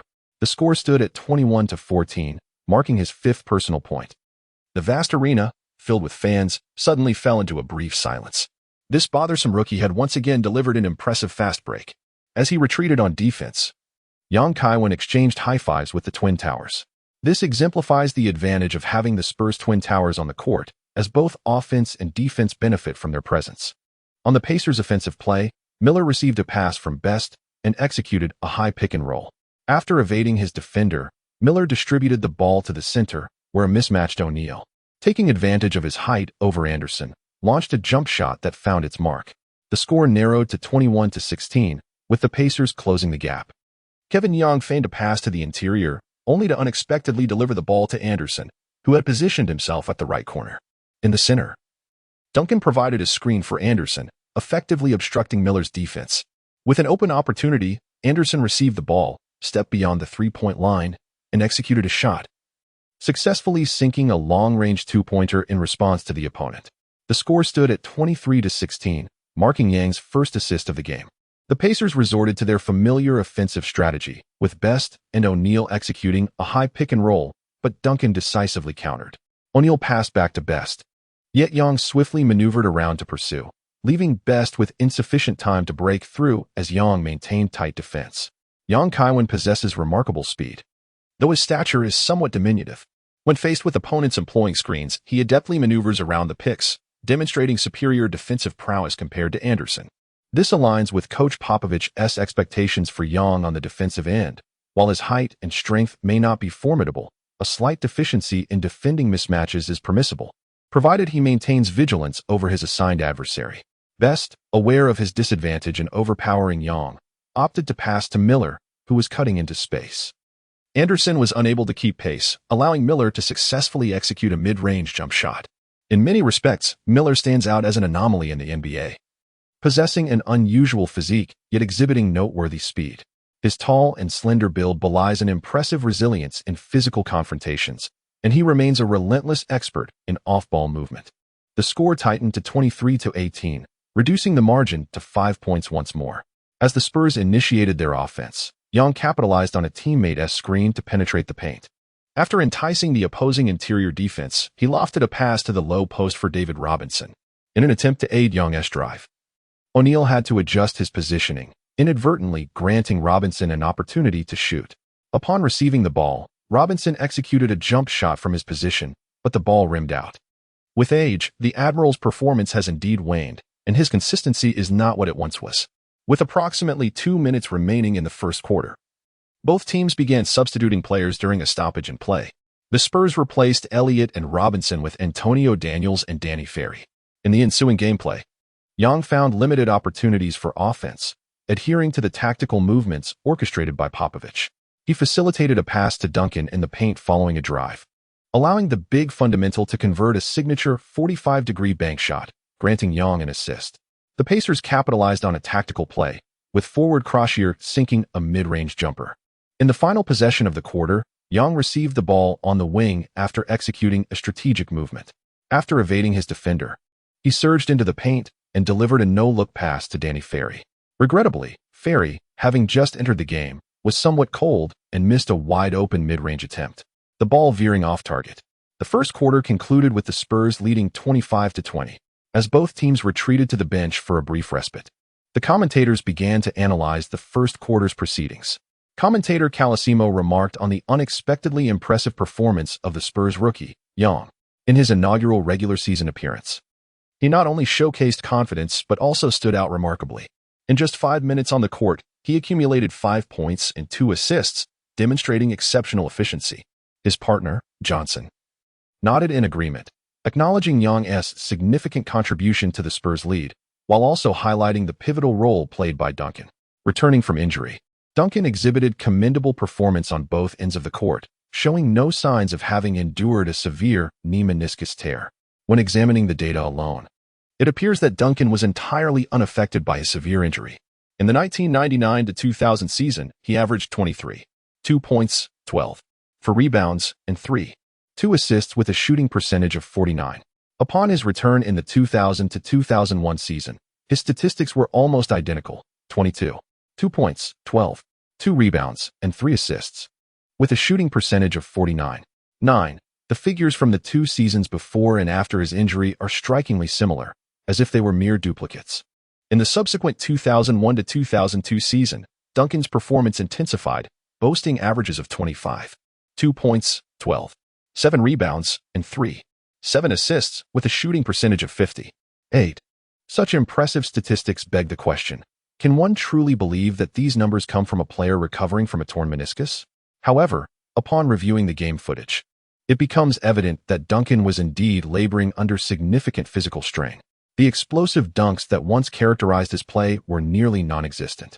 To encapsulate it succinctly, cherish the fundamental skills and avoid reckless forays to the basket.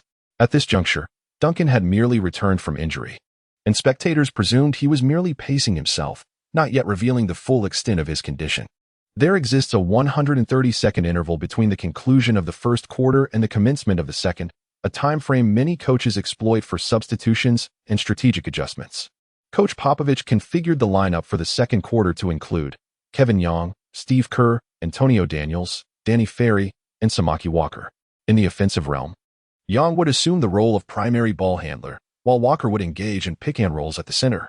Daniels was tasked with providing off-ball screens for his teammates, and Kerr would primarily focus on catch-and-shoot opportunities. It was crucial to secure defensive rebounds, allowing Young to initiate fast breaks as the situation warranted. On the defensive front, vigilance against opposing pick-and-rolls was paramount. If Reggie Miller remained on the court, Daniels would take on the responsibility of guarding him. Popovich meticulously orchestrated the game plan.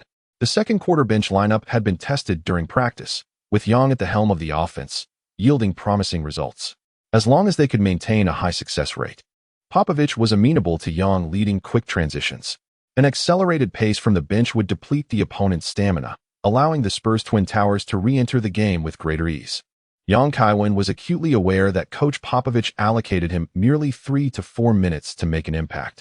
Should his performance falter or the opponent gain the upper hand, Popovich would swiftly substitute in the Twin Towers. Conversely, if he succeeded, he would be allowed to play alongside the reserves for a while longer.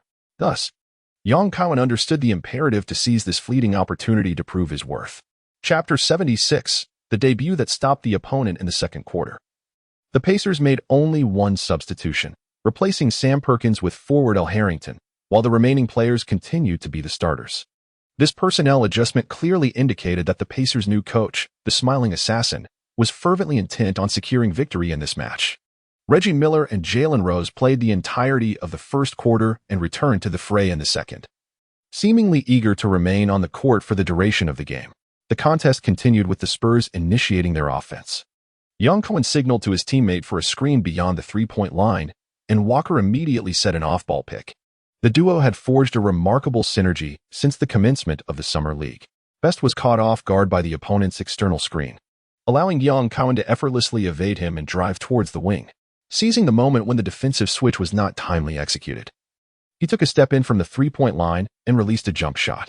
With no defender contesting his shot, Yang's release was as fluid as a practice session, and the ball swished through the net. The score stood at 27-20, marking Yang Kaiwen's personal 7th point. As the Pacers initiated their offense, Best feigned a drive and passed to Miller. After receiving the ball, Miller attempted a mid-range jumper against Daniels, which went awry. Although Daniels was slightly shorter than Miller, he was a specialist in defense, excelling in that area more effectively than Anderson. Meanwhile, the tenacious rebounder Walker positioned himself to secure the defensive board from the smaller O'Neal and promptly passed the ball to Yang Kaiwen. Yang Kaiwen did not pass to his teammate for a fast break, opting instead to advance the ball himself. The Pacers players swiftly positioned themselves for defense, making it challenging for the Spurs to gain a numerical advantage in their counterattack. Yang Kaiwen, employing his familiar tactics once more, executed a pick-and-roll beyond the three-point line, prompting the Pacers to remain vigilant and adapt their defensive strategies promptly. However, Yang Kaiwen is not merely a player who relies on screens for his penetration. With a half-turn, he positioned himself laterally against Best, feigning a spin with a deceptive body movement. Suddenly, he unleashed a powerful dribble, sidestepping to advance, skillfully utilizing his feints and rhythm alterations to outmaneuver his opponent. Drawing upon the experiences of Parker, his rhythm changes during penetration are exceptionally fluid and highly perplexing, making him a challenging player to defend against for most. Yang Kaiwen penetrated towards the paint, feigning a sudden jump shot to entice Shaquille O'Neal's defensive rotation, then executed a bounce pass to the lurking Danny Ferry on the flank. Ferry seized the opportunity, delivering a precise mid-range jumper for 2 points. The score now stood at 29-20, marking Kaiwen's 3rd assist. Johnson remarked on Yang's exceptional offensive prowess, noting his ability to score as well as facilitate for his teammates, showcasing a level of maturity in orchestrating the team's offense that belied his rookie status. Calipari chuckled, acknowledging Yang's perfect shooting record of 3 for 3 since entering the game, alongside 3 instantaneous assists. It is difficult to fathom why anyone once believed he was unworthy of the 18th pick. During the preseason, he was also the standout among all rookies, and I suspect many teams now regret not seizing him. Subsequently, the Pacers adjusted their strategy, focusing on exploiting the Spurs bench in the paint. Shaquille O'Neal received a lob pass from a teammate, leveraging his height and speed to overpower Walker in the post, scoring while drawing a foul. O'Neal converted the subsequent free throw, narrowing the score to 29-23. As the Spurs launched their offense, Yang Kaiwen signaled for a teammate to set a screen in the middle, only to suddenly execute a behind-the-back dribble to initiate a reverse drive as the teammate approached to provide an off-ball screen. Yang Kaiwen executed a deceptive screen, catching his opponent off guard. He abruptly halted near the three-point line at a 60-degree angle on the left side, launching a jump shot. This moment was meticulously prepared. His shooting rhythm was impeccable, and the ball arched with precision, swishing through the net. The score was now 32-23, marking Yang Kaiwen's 10th point, extending the lead into double digits. On the sidelines, Duncan took on the role of a towel-less cheerleader, vocally rallying support for Yang Kaiwen. After a brief silence, the Pacers fans erupted into a louder chorus of boos, further fueling their disdain for this rookie, number 18 from the Spurs. They were astonished that this newcomer, seemingly more of a part-time singer than a basketball player, was able to score with such abandon on their home court. It must be noted that Kaiwen's debut was indeed fortunate, as he was on fire. His primary defender, Best, was not particularly renowned for his defensive prowess, standing at a mere 180 centimeters in shoes, thus offering minimal resistance to Kaiwen's shot. Had Miller been assigned to guard him, the situation would have proven considerably more challenging, for Miller is acknowledged across the league as a formidable defensive force, possessing an uncanny ability to disrupt opponents, a skill that even seasoned players have found difficult to contend with. As the game progressed, the Pacers executed a pick-and-roll. Shaquille O'Neal set a screen, enabling Miller to evade Daniels. Miller, with the ball, penetrated towards the basket, while the rebounding specialist Walker, though strong, lacked agility and was unable to keep pace, helplessly watching as Miller delivered a powerful two-handed dunk. The score was now 32-25, as Miller valiantly defended his city. Kaiwen advanced the ball past the halfway line, once again seeking his teammate's screen. The Spurs' tactical approach predominantly revolves around pick-and-roll plays. This time, the Pacers players remained vigilant, effectively countering the screen and roll. Kaiwen passed the ball to his teammate, then made a swift cut inward, circling to the opposite side of the court. Suddenly, he executed a reverse run, evading the defender. At that moment, his teammate delivered a timely pass. Kaiwen received the ball and shot. The sphere once again found its mark in the hoop. The score stands at 34-25, marking Kaiwen's 12th point of the game. Kaiwen made an impressive entrance, effortlessly sinking all 5 of his attempts, his touch as fiery as ever. He discreetly glanced at the system, and to his surprise, the long-lost JR Neuroblade had suddenly illuminated. As the Pacers initiated their offense, Miller set a screen for Best, allowing him to shake off Kaiwen, drawing the Spurs' defensive attention. Best swiftly passed the ball to the lurking Kroschel in the corner. The forward, known for his long-range shooting, boasted a commendable three-point shooting percentage of 36.2 last season. After adjusting his stance, he launched a jump shot from beyond the arc, the ball grazing the rim before finding its way through the net. The score now stood at 34-28, with the gap narrowed to 6 points. Kaiwen once again advanced with the ball into the front court, while Best maintained a distance of 1.5 steps. In previous encounters, Best had been obstructed by the Spurs' interior players during pick-and-roll situations. Although Best possesses remarkable speed, colliding with a towering interior player makes it exceedingly challenging to keep pace with the fleet-footed Kaiwen. By maintaining a certain defensive distance, he can maneuver around the larger players to effectively pursue his opponent. Kaiwen feigned a call for a screen to his teammate in the center, and as soon as his hand fell, he unexpectedly leaped into the air, launching a stunning three-point shot. Best's attention was solely focused on Walker, preparing to pursue him from behind, completely oblivious to the fact that Kaiwen released the ball just a meter away from the three-point line. Kaiwen, fortified by JR's unwavering confidence, took a shot with remarkable assurance. Best hurriedly leaped to block, but the distance was too great, and his reaction was sluggish, rendering him unable even to reach Yang's elbow. Amidst the gasps of Pacers fans, the ball swished through the net. The score stood at 37-28, marking Yang's personal 15th point and his third three-pointer of the game. After landing a long-range three-pointer, Yang radiated excitement, performing his gliding celebration once more as he retreated on defense. The home crowd of the Pacers felt their pride wounded, unleashing a chorus of boos, while the Spurs bench erupted in applause. In this era, long-range three-pointers are a rarity, and even key players for the Spurs hesitate to attempt them. Such a casual shooting choice could lead to dire consequences, as a miss would invite the wrath of Popovich, leaving one questioning their very existence. The Spurs, riding high on momentum, forced the smiling assassin to call a timeout. No one anticipated that last season's Eastern Conference champions would be compelled to pause due to the debut of a rookie. Such a rookie debut would surely be hailed by the media. Chapter 77, a 20-point half thanks to Kaiwen's exceptional performance. The Spurs not only maintained their lead but expanded it. Observing this, Popovich allowed him to continue leading the bench players against the Pacers starters, granting the Spurs veterans a chance to rest. JR's rare moment of brilliance illuminated the game, and Yang seized every opportunity to shoot. In the following 3 minutes, he took 4 shots, sinking 1 three-pointer and 1 mid-range jumper. Carlesimo marveled. Yang's play during this stretch reminds me of the little bug Tim Hardaway.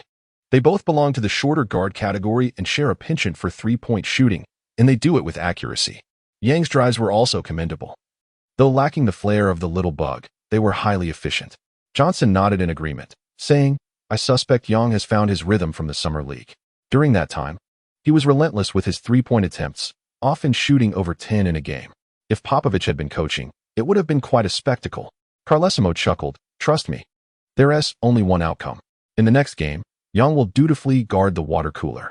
If one were to choose a coach who despises three-pointers, Popovich would undoubtedly be among the top contenders. In a previous life, he publicly criticized three-point shooting. Three-pointers have altered the entire basketball landscape. I endured it for 20 years. And now everyone plays this way. Who even cares about defense and rebounding anymore? However, if you believe that he undervalues the three-point shot simply because he occasionally misses, you have fallen victim to the deception of that old man. In the 1999 to 2000 season, the San Antonio Spurs collectively attempted 882 three-pointers during the regular season, ranking 23rd in the league. In the following season, they attempted 1,094 three-pointers, climbing to 10th place with an impressive shooting percentage of 47, the highest in the league. Thus, the singular truth remains: the impoverished criticize the affluent simply because they themselves are not wealthy. Of course, many would prefer to believe another truth, that this cantankerous old man is quite cunning. In fact, Coach Popovich recognized Kevin Yang's propensity for three-point shooting during training and preseason. Had it not been for the constraints of team strategy, which prohibited reckless three-point attempts, he would undoubtedly have converted some of his mid-range shots into three-pointers, perhaps even from considerable distances. When the Spurs' Twin Towers were on the court together, Popovich certainly would not permit Yang to shoot indiscriminately from beyond the arc, as this could jeopardize the team's foundational strategy. However, when Yang led the second unit, the stakes were different, provided he could make his shots. As long as Yang could transform a group of reserves into formidable offensive threats, the Twin Towers could enjoy more rest during the regular season, thereby reducing the risk of injury. Thus, the commentators' jests are merely amusing to the untrained audience. Kevin Yang's fervent shooting touch has exerted considerable pressure on the Pacers. Though they may be reluctant to acknowledge it, they must devise a strategy to contain this rookie's scoring prowess. The smiling assassin, in an effort to stifle Yang's scorching performance, has not only instructed the team to extend their overall defensive line but also to employ double teaming, even resorting to mismatched defense with Miller to seal off Yang. In light of the Pacers' concentrated attention, Yang's scoring tally was swiftly rendered temporarily stagnant. NBA players are the most skilled athletes on the planet. They possess the knowledge of how to excel in the game and how to impede their opponent's performance. On the NBA court, opportunities for a comfortable shot are exceedingly rare. Each shooting opportunity necessitates physical confrontation, technical prowess, and strategic positioning to acquire. When faced with intense scrutiny, the situation becomes even more dire, as one may find themselves unable to receive the ball at all. Kaiwen was closely guarded by his opponents, rendering him unable to act impulsively. Jr., the unpredictable player, merely serves to enhance shooting accuracy rather than guarantee success. His attempts were severely hampered, resulting in missed shots. As Kaiwen faced restrictions, the main players of the Pacers gradually diminished in influence. With 5 minutes remaining in the second quarter, O'Neal received a pass from a teammate and executed a low-post turnaround jump shot successfully.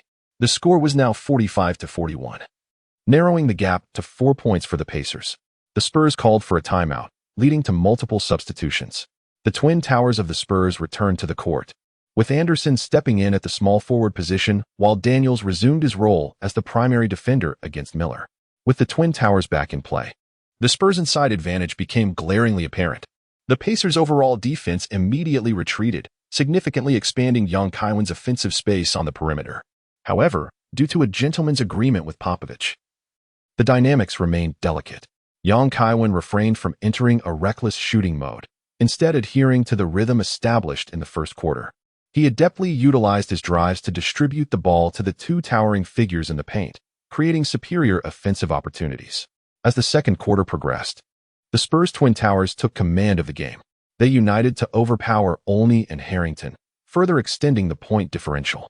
Upon entering the game, Duncan faced Olney in the low post, executing a signature 45-degree bank shot that was simply unguardable.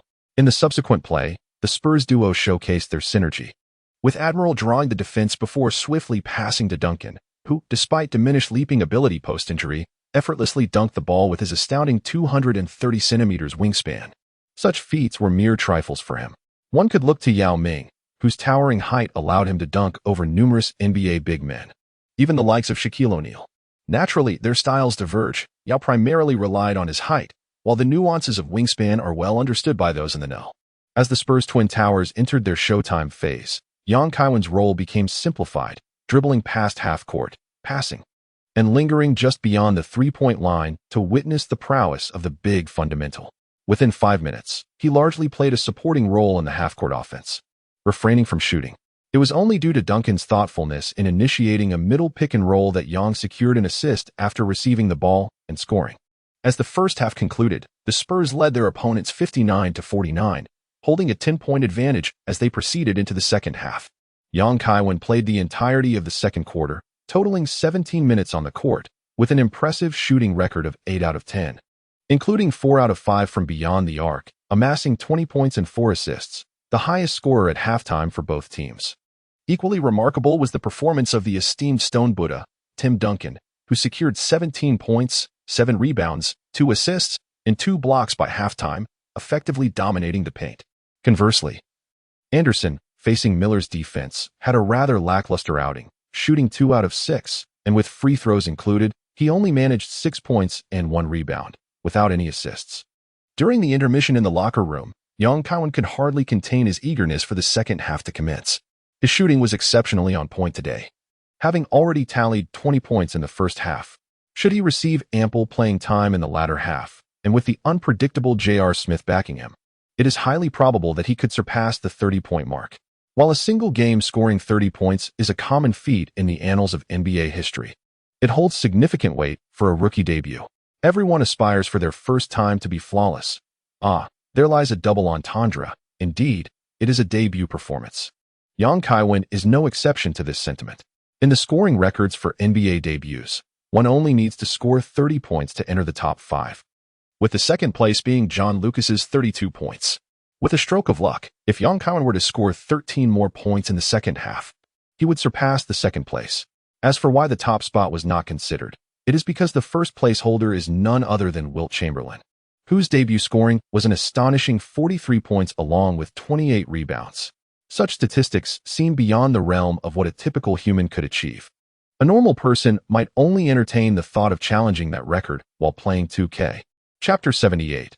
The last-minute jumper Kevin Young could never have anticipated that the greatest obstacle to breaking the scoring record for his debut would not be the Pacers, but rather Coach Popovich. Nearly 8 minutes into the third quarter, there was no indication from Popovich that he intended to bring him onto the court. Kevin Young was filled with an anxious desire to take the court, casting pleading glances in hopes of being noticed at least 5 or 6 times. Yet, Popovich remained oblivious, evoking a sense of helplessness reminiscent of the unresponsive clients from his previous life. Kaiwen previously believed he understood Popovich, only to realize he did not. If the team had a substantial lead and there was no need for Young to be deployed to enhance the offense, he could comprehend that decision. However, the Spurs were struggling in the third quarter. To ensure the veterans received adequate rest, David Robinson, the young general, and Elliott played briefly before taking a seat. On the court, Duncan was left to contend with the Pacers starters alongside several bench players. Duncan faced tight defense from small only, making it difficult for him to receive the ball. After finally securing a pass from a teammate, he was immediately double-teamed. As the third quarter progressed, he had managed only 3 points and 3 rebounds. The Spurs' perimeter shooting was equally disappointing. Anderson struggled against Miller, failing to find his rhythm, and in the second half, he shot 1 for 3, contributing a mere 2 points while being stripped of the ball once. The backup point guard, Terry Porter, who entered in the second half, also failed to bolster the outside shooting, making just 1 of 3 attempts and scoring 2 points thanks to a single layup. As for Daniels, who is not known for his offensive prowess, aside from defending Miller, he spent most of his time running back and forth. The only player performing adequately was Danny Ferry. With the Pacers collapsing on Duncan, he found some space to shoot, converting 2 of 4 attempts for 4 points. Commentator Johnson speculated that Popovich aimed to assess the effectiveness of the veteran Porter and Anderson in the backcourt. If successful, it might add another strategic option for the team. However, the results were less than favorable. After 8 minutes into the third quarter, the Spurs had only mustered 13 points, with a shooting percentage below 40 and committing 5 turnovers. In contrast, the Pacers, led by Miller and Small only, accumulated 18 points, narrowing the gap to single digits. With the Spurs leading 72-67, just 5 points ahead, young Kaiwen, filled with anxiety, frequently turned his head to glance at Popovich, who was unusually silent as he sat quietly on the sidelines. Young Kaiwen remained oblivious to the fact that Popovich intended to further refine his character. Although his performance exhibited a maturity surpassing that of many young players, in Popovich's eyes, he would forever be merely an 18-year-old novice. With just over 2 minutes left in the third quarter, Popovich gestured for young Kaiwen to approach, whispering, "I am aware of your aspirations regarding the scoring record for your debut. Soon, I shall grant you the opportunity to take the court. However, you must temper your exuberance. Scoring does not warrant ostentatious celebrations. This is an away game, and Reggie Miller has a volatile temperament. I wish to avoid any altercations between you two. Most importantly, I believe it is neither honorable nor manly to flaunt one's prowess over a defeated opponent." Understood. Young Kaiwen nodded in response. In that moment, he experienced a sensation akin to solving a grand mystery. In a previous life, Duncan had chuckled from the bench, only to be penalized with a technical foul by his lifelong rival, Crawford. From that point onward, the stoic demeanor became contagious among the Spurs bench, regardless of victory or defeat, maintaining an air of indifference. The truth was singular. Popovich, you were the true mastermind behind the stoic legacy of the Spurs bench. At that moment, young Kaiwen felt as if he were embodying both Sherlock Holmes and Conan. Despite his light-hearted musings, young Kaiwen recognized the wisdom in his coach's words. The current NBA differed significantly from the future. The style of play remained robust and aggressive, with brawls and malicious fouls occurring with regularity. Presently, his physical attributes were insufficiently developed, making him susceptible to injury from intentional fouls. Moreover, he had yet to acquire any combat skills. With his slight frame, engaging in physical confrontations would likely lead to disadvantage. One cannot rely on mere bravado, as Shaquille O'Neal did, to triumph over Charles Barkley after the fact. In truth, Popovich's actions bore a deeper significance. Young Kaiwen is too fortunate and exceedingly young, raising concerns about him becoming arrogant and defiant. Thus, it is prudent to temper his disposition in advance. With less than 2 minutes remaining in the third quarter, Popovich seizes the opportunity presented by a dead ball to adjust the lineup. Young Kaiwen replaced Terry Porter, forming a partnership with Duncan that seamlessly integrated both the interior and exterior lines. Young Kaiwen dribbled past the halfway line, as a teammate proactively set a screen at the arc, obstructing Best. Seizing the opportunity, young Kaiwen maneuvered towards the paint, prompting Miller to rush over for support. Confronted by Miller's defense, young Kaiwen opted against passing the ball. Calculating the distance between the two defenders, he lowered his center of gravity, guiding the ball with his left hand to the right side, then swiftly pulling it back to the left, feigning a drive to the left. As he drew Miller's attention with a subtle shift, he suddenly thrust the ball down with his left hand, directing it to the right side, and propelled himself forward with a powerful step of his right foot, accelerating past. Despite Miller's towering height of 2 meters and his struggle to adjust his balance, he discreetly attempted to tug at young Kaiwen, yet failed to make contact. Young Kaiwen penetrated the restricted area, executing a spin move against Shaquille O'Neal, and elegantly completed a jump shot. The score now stood at 74-67, marking his 22nd point of the game. The commentator exclaimed in astonishment, "We've witnessed a top-5 play." Kaiwen's remarkable sequence of consecutive breakthroughs and jump shots had already secured a place in the highlight reel of the opening game. Miller and Shaquille O'Neal had become mere background figures. Observing Kaiwen's return on defense, Miller's expression darkened. As the Pacers inbound the ball, Miller received it and executed a pick-and-roll with Shaquille O'Neal, skillfully maneuvering to the right side where he faced Anderson's defense. With deft footwork, he stepped beyond the three-point line and nailed a long-range jumper, bringing the score to 74-69. Big Miller let out a triumphant roar, and the Pacers fans erupted in cheers for their finisher. With less than a minute remaining in the third quarter, Kaiwen advanced past half court, past Anderson, and then swiftly repositioned himself to the left baseline before abruptly reversing course to the right side. Kevin Young utilized Duncan's screen to shake off the defensive pressure from Best. Receiving the ball, he executed a mid-range jump shot, which found the bottom of the net. The score now stood at 76-69, marking Yang's 24th point of the game. The Pacers initiated their offense from the flank, where Miller and Croshier executed a pick-and-roll, resulting in a favorable mismatch. Croshier, backing down against Anderson, took a powerful step and turned for a jump shot, but the ball veered off the rim.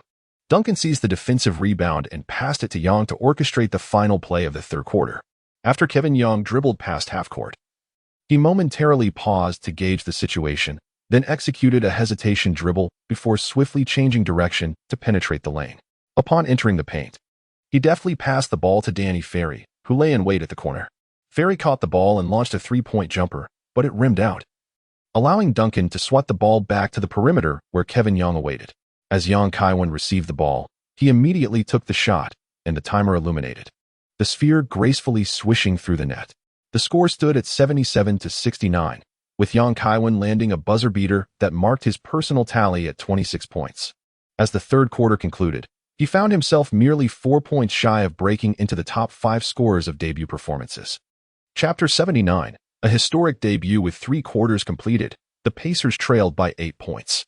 If one were to inquire which player felt the most disheartened, it would undoubtedly be the point guard, Best. This marked Best's 6th year with the Pacers, and next year would herald the onset of his contract year. Last season, he and veteran Mark Jackson alternated as starters. However, this summer, the seasoned player joined the Knicks, leaving Best to envision a flourishing season ahead, one that could secure him a lucrative contract. Instead, in the season opener, he found himself relegated to the role of a mere background figure to a rookie scoring spree. As the fourth quarter commenced, Best, fueled by determination, sought to assert himself against Kaiwen, eager to reclaim his standing. Yet, he soon found to his dismay that he was indeed outmatched by Kaiwen. Their speeds were comparable, and Best's signature move of swift drives was proving ineffective against his opponent. Kaiwen persistently engaged in close combat, disrupting Best's shooting rhythm with remarkable finesse, never once drawing a foul from the referees, who deemed the exchanges entirely within the bounds of fair play. Best could sense the opponent's vast experience. He was far from a rookie, displaying a level of cunning that surpassed even that of himself, a seasoned player with 5 or 6 years of experience. As the fourth quarter approached the 3-minute mark, Best finally managed to navigate through a screen and drive into the paint for a layup, narrowly escaping a rejection from the Admiral, causing the ball to veer off the rim. Duncan deftly tapped the ball out of the key, but Kaiwen, with quick reflexes, seized the basketball and immediately initiated a fast break. With the twin towers of the Spurs on the court, Kaiwen, having suppressed his scoring desire for over 3 minutes in the fourth quarter, began to unleash his offensive prowess. Kevin Young swiftly dribbled the ball into the front court, casting a glance towards the trailing Anderson in a feigned distraction. Suddenly, from the arc's apex, he launched a shot. Best's attempt to contest came too late, and the ball gracefully descended into the net. What a magnificent shot! Young secured his 28th point. Alas, his toes had grazed the 3-point line during the release. Otherwise, it would have marked his 5th 3-pointer of the evening. The Spurs led 83-72, an 11-point advantage, placing immense pressure on the Pacers to mount a comeback. As Yang's scoring spree unfolded, the excitement of the announcer soared. Kaiwen's aggressive playing style stands out remarkably against the Spurs' monotonous game approach. During the Pacers' offense, Shaquille O'Neal receives the ball in the low post and attempts to back down David Robinson. Unable to create space, he passes to the perimeter where Miller awaits. But Anderson successfully anticipates the play and intercepts the pass. Kaiwen surged ahead with unmatched speed, while Best gritted his teeth in relentless pursuit. Kaiwen received the ball in the front court and, leveraging his momentum, surged towards the paint, executing a powerful 3-step layup. Best, unable to leap due to being physically overwhelmed by Kaiwen, felt a surge of frustration erupt within him, having been repeatedly subdued by the rookie. At the moment Kaiwen launched into his shot, Best suddenly and forcefully shoved him. The intensity of Best's action caused Kaiwen to lose his balance, hurtling out of bounds and colliding with a cameraman stationed beneath the basket. The referee, observing the incident closely from the sidelines, promptly called a flagrant foul against Best. Kaiwen rose from the floor, immediately intent on confronting Beast. Fortunately, he was accustomed to the slickness of the court, having not jumped too high moments earlier. He narrowly escaped injury from his opponent's reckless maneuver. Kaiwen's agreement to maintain a low profile under Popovich does not imply that he intends to be a mere puppet, nor does it suggest he wishes to be a timid turtle. He is neither naive nor aspires to be so. When personal interests clash with collective ones, Kaiwen is willing to make appropriate concessions. However, you will not blindly endure for the sake of the group. The NBA referees were taken aback by the fiery demeanor of Yang Kaiwen, as they did not anticipate such fervor from this rookie. Fortunately, their extensive experience allowed them to swiftly separate the players involved, effectively regaining control of the situation. The new head coach of the Pacers, known as the Smiling Assassin, opted to substitute Best with backup point guard at18 in order to avert further conflict. Kevin Young stood at the free throw line, while the Pacers fans emitted a chorus of boos.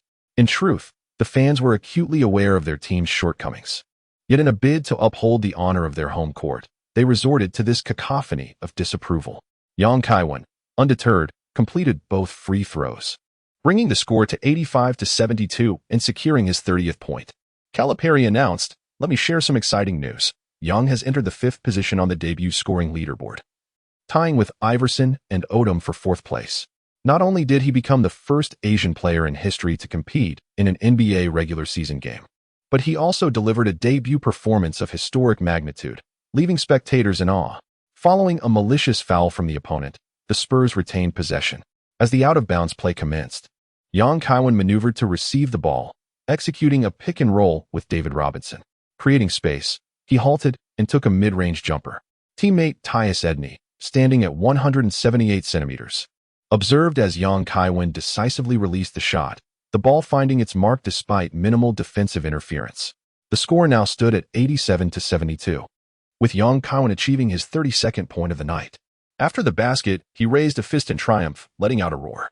In that vast arena, time seemed to stand still for a moment. Commentator Johnson marveled, Yang is playing with incredible tenacity. After being fouled, he immediately retaliated with a basket. Calipari expressed his enthusiasm. Yang has amassed 32 points, tying with John Drew for 2nd place on the debut scoring chart. If he scores just one more point, he will claim 2nd place outright. As the Pacers took their turn on offense, Miller maneuvered to receive the ball, utilizing Shaquille O'Neal's off-ball screen. After drawing a defensive switch, he feigned a strong drive and passed to Croshier on the left. Croshier, before Duncan could provide help defense, launched a mid-range shot, which found the net with precision. The score was now 87-74, providing the Pacers a momentary reprieve. The Spurs commenced their offense, with Yang Kaiwen dribbling past half-court. Even casual fans could see that relying on a smaller point guard for single coverage was futile in limiting Yang Kaiwen's scoring. His shooting touch was simply too sublime. The big fundamental shouted from the sidelines, "Double team him, don't let him shoot." With the game progressing, it became increasingly challenging for the Pacers to mount a comeback. And the big fundamental resigned himself to the fate of losing his coaching debut with the Pacers. However, he could not accept being humiliated by a rookie. The Pacers players were equally unwilling to become the subject of ridicule in the league, prompting Miller to move in for a double team. Yang Kaiwen adeptly passed the ball, enabling Anderson to receive it on the wing and sink a mid-range jumper. The score now read 89-74, marking Yang Kaiwen's 5th assist. In the ensuing minutes, the Pacers implemented a strategy of collective containment against Yang Kaiwen. The game could be lost, but he must not score at any cost. Under such circumstances, even receiving the ball became a daunting task for Yang, let alone making a shot. Meanwhile, Popovich, recognizing the outcome was all but settled, substituted out the Spurs' Twin Towers for rest. Without the imposing presence of the Twin Towers, the Pacers' defense pressed outward, constricting Yang Kaiwen's movement. Yang Kaiwen could only maneuver back and forth, searching for opportunities to shoot. At 4 minutes and 50 seconds, through a series of agile movements, he received the ball on the flank and attempted a 3-point jump shot. However, under Miller's defensive interference, the ball ricocheted off the rim, marking yet another miss. At 3 minutes and 34 seconds, Walker seized a defensive rebound and executed a long pass to Yang Kaiwen. In this instance, Yang Kaiwen anticipated the fast break. Receiving the ball at midcourt, confronted by Miller, who was trailing closely behind, he attempted a forceful layup, but the ball veered off the rim.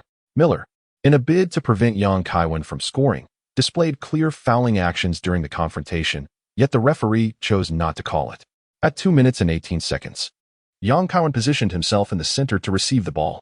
Faced with a double team from the Pacers players, he executed a pick-and-roll with Walker, drawing a switch. Noticing Miller closing in for support once again, he distributed the ball to the unguarded Anderson, who effortlessly sank the shot, marking Yang Kaiwen's 6th assist. With just 20 seconds remaining in the game, Miller attempted a 3-pointer, but the ball struck the front rim and bounced out of the paint. Yang Kaiwen made an astute prediction, seizing the rebound and swiftly advancing with the ball. Miller closely pursued, attempting to intercept, employing subtle maneuvers to jostle his opponent. Kaiwen executed a deceptive single-handed feint at the arc, abruptly halting just before the three-point line. With a swift retreat, he unleashed a jump shot that soared through the air, finding its mark with a resounding swish.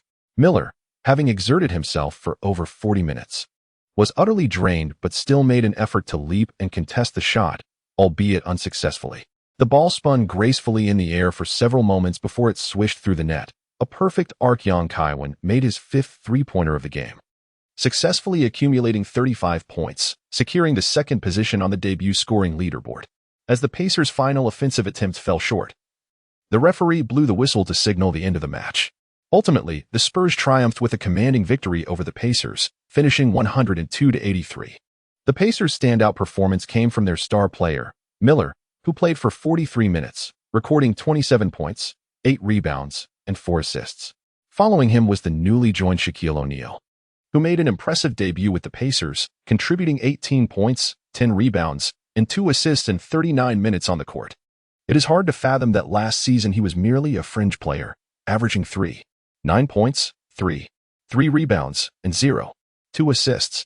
The least effective player for the Pacers was undoubtedly Best, who, despite playing for 41 minutes, managed only 9 points, 2 rebounds, and 5 assists. Matched up against Kaiwen, he was thoroughly overwhelmed, accruing most of his points and assists during Kaiwen's absence.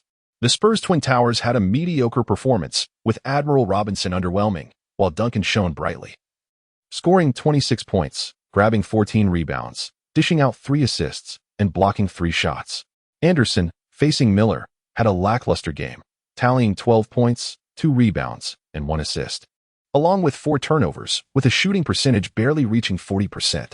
Kevin Young was undoubtedly the most dazzling performer among the two teams today.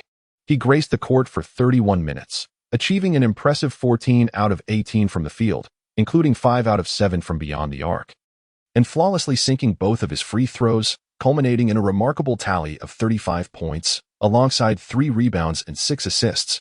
Prior to the game, even the most optimistic analysts, perched in the open-air stands, could only speculate that he might reach a modest score of 15 or more. To everyone's astonishment, Kevin Young nearly doubled his jersey number in points. Kevin Young was on fire tonight, triggering the enigmatic prowess of JR, showcasing an extraordinarily high shooting percentage and delivering a debut performance that could be celebrated for a lifetime. Chapter 80.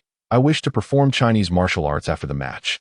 Amid the jeers of Pacers fans, Kevin Young made his way back to the locker room. In that moment, he acutely felt that the boos were predominantly directed at him. Yet he chose to disregard them entirely. NBA superstars emerge from the shadows of disdain. Those who remain unbooed will forever be deemed as nobodies. Seizing the opportunity, Duncan placed his hand on Kevin's head, ruffling his hair playfully, and with a broad smile remarked, "Young, you were simply outstanding. It seems I can clock out early for future games." Kevin Young cast a glance at his unprincipled teammate and remarked, "Tim, your salary is tenfold mine. Do you truly believe it is justifiable if your playing time is less than mine?" Duncan, with utmost seriousness, replied, "Absolutely reasonable. If you doubt it, just inquire with David. His salary surpasses mine, yet his court time is considerably less."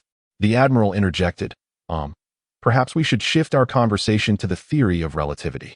Upon returning to the locker room, Kevin Young had yet to take a shower when he received a call from his family. They were concerned about the possibility of him being subjected to malicious fouls and inquiring about his well-being. After soothing his family, Kaiwen received calls from both of his beloved women, expressing their concern and congratulations. Jessica opted not to call directly, choosing instead to convey her felicitations through a text message. Kaiwen replied to the message with gratitude and took the opportunity to arrange a meeting for a meal in Los Angeles after the competition. Kaiwen emerged from the bathroom after a brief shower, only to be approached by an assistant who informed him of the upcoming press conference. The coaching staff recognized that Kaiwen was no ordinary rookie. They refrained from imposing any constraints on his speech, allowing him the freedom to express himself. At the press conference, Young became the focal point for all the media cameras. Duncan's statistics were impressive, yet a performance of 25 points and 10 rebounds was merely par for the course, something that both the media and fans had come to expect. Furthermore, Duncan's interviews tended to lack excitement, making it difficult for reporters to extract any groundbreaking news from him. The fans were more interested in the historic scoring record set by a rookie debut. Prior to joining the league, Yang had already earned a reputation for being outspoken, a true catalyst for conversation.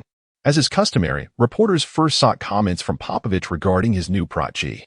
In his typically unremarkable tone, Popovich remarked, "Yang exceeded expectations.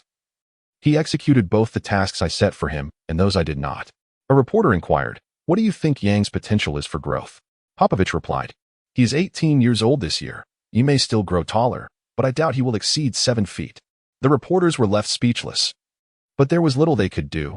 The old coach had a penchant for delivering such clever quips. Popovich was acutely aware of the media's tendency to build up players only to tear them down, and thus he employed this evasive humor to shield his player. When Duncan commented on young Kaiwen, he jokingly stated, "He is quite an interesting person, possessing a sense of humor. Most importantly, he allows me to clock out of the game earlier." When asked if he believed Yang could become a star in the league like himself, Duncan chuckled. The V-17 album sold 2 million copies. He was already a star before entering the league. The number of fans seeking his autograph during open practice surpasses all of ours combined. Duncan, true to form as Popovich's prized pupil, shared the same dry humor. Admiral's assessment of Yang Kaiwen was considerably more conventional. He is a hard-working player, dedicated to training, and exhibits great passion during games. I believe he will become one of the league's top players. Media reporters turned their attention to Yang Kaiwen, with the first question focusing on his thoughts regarding Miller's pregame provocations. Miller, a formidable veteran and one of the greatest three-point shooters in NBA history, exemplified the standard of commitment and competitiveness expected of NBA players. Contrary to the reporters' expectations, Yang Kaiwen not only refrained from mocking Miller, but instead offered high praise for his opponent.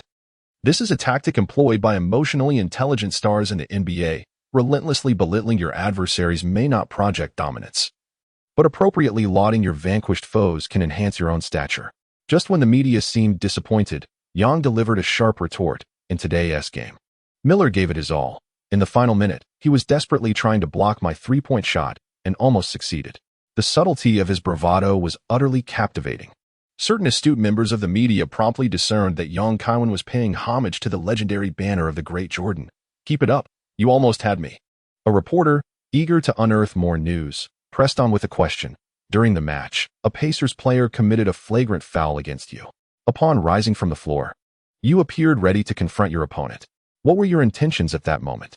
Yang Kaiwen regarded the journalist with a look akin to that reserved for a fool. What was his intention? Undoubtedly, it was to strike him. Could one presume he wished to invite him for a late-night meal and a foot massage? However, such sentiments could not be openly expressed, as David Stern was diligently working to uphold the league's image. And openly challenging someone could easily result in being blacklisted by the association. Yet, should he choose to remain silent, he risked being perceived as a coward. Yang Kaiwen chuckled and remarked, "At that moment, I wished to showcase my prowess in Chinese martial arts. But alas, the referee did not grant me that opportunity." A wave of laughter swept through the venue, as many were amused by Yang Kaiwen's witty yet assertive response. Subsequently, a journalist posed a rather challenging question. Your debut score surpassed that of Allen Iverson, placing you second in history. Many draw comparisons between you and Iverson. How do you perceive this? Clearly, this question aimed to incite a rivalry between Yang Kaiwen and Iverson, as Iverson currently reigns as a sensational figure in the league. Any imprecision in Yang Kaiwen's response could easily be misinterpreted by the media, potentially inciting animosity and vitriol from fans. Yang Kaiwen solemnly remarked, "I believe such comparisons are profoundly unscientific. While I have indeed played a commendable game, my record consists solely of that one match. Every historic superstar in the NBA has attained their status through the rigorous scrutiny of thousands of games. To isolate one or a handful of matches to judge superiority or inferiority is utterly devoid of significance. Jordan's lowest single-game score was merely 8 points. Yet the vast majority of players in the league surpassed this figure. I ask, would anyone genuinely consider these players superior to Jordan?" Upon hearing this, the previously reticent Popovich subtly nodded in agreement. Kevin Yang's response was both reasoned and substantiated. He not only extricated himself from the situation but also deftly shifted the topic. The journalist then inquired, "Having achieved the second highest score in history during your debut, what goals do you set for your upcoming competitions? For instance, do you aim to surpass a certain score?" Without a moment's hesitation, Yang Kaiwen remarked, "There are no scoring objectives. I will follow the coach's directives. If I must articulate a goal, it would be to assist the Twin Towers of the Spurs in achieving an early conclusion to the game, after which they might graciously share a portion of their salary with me. Upon hearing this, Duncan, standing nearby, humorously gestured a 0K sign, prompting laughter among the crowd. Subsequently, the reporter posed several additional questions regarding the match. Kevin Young consistently expresses gratitude towards his coach and teammates, attributing success to the collective effort. Observing the proceedings, Popovich noted that Young exhibits a level of media savvy that surpasses his expectations. When it is appropriate to be vocal, he refrains from feigned modesty. He deftly navigates the traps set by journalists, showcasing both the youthful exuberance and the composure of a seasoned veteran. This match, broadcast nationwide, already boasts significant exposure. And with Yang's impressive interview performance, his popularity is destined to soar. Popovich is nearly certain that it will not be long before Young emerges as the player with the highest commercial value for the Spurs, perhaps even without rival. Chapter 81. An invitation to the Victoria's Secret show, to attend or not. The following day, major media outlets vied to cover the NBA season opener, with Kevin Young gracing the front pages of numerous sports publications. His debut places him second in the historical scoring list, as Kevin Young shines in the NBA. Heralded as the most formidable rookie of Asian descent, with a dazzling 35 points in his inaugural game leading the Spurs to a resounding victory over the Pacers. The outdoor viewing platform transformed into a jubilant gathering place for Kevin Young's devoted fans. Miller, you were so close to stopping me. And I want to showcase Chinese martial arts. Referee, grant me another chance, were two phrases adapted by fans from Yang's interview that flooded the comments section of the news. The outdoor viewing platform also conducted a ranking of this year's rookies based on their performances in the season opener. In the face of last season's Eastern Conference champions, Kevin Young delivered an impressive performance, scoring 35 points and undeniably securing the top position.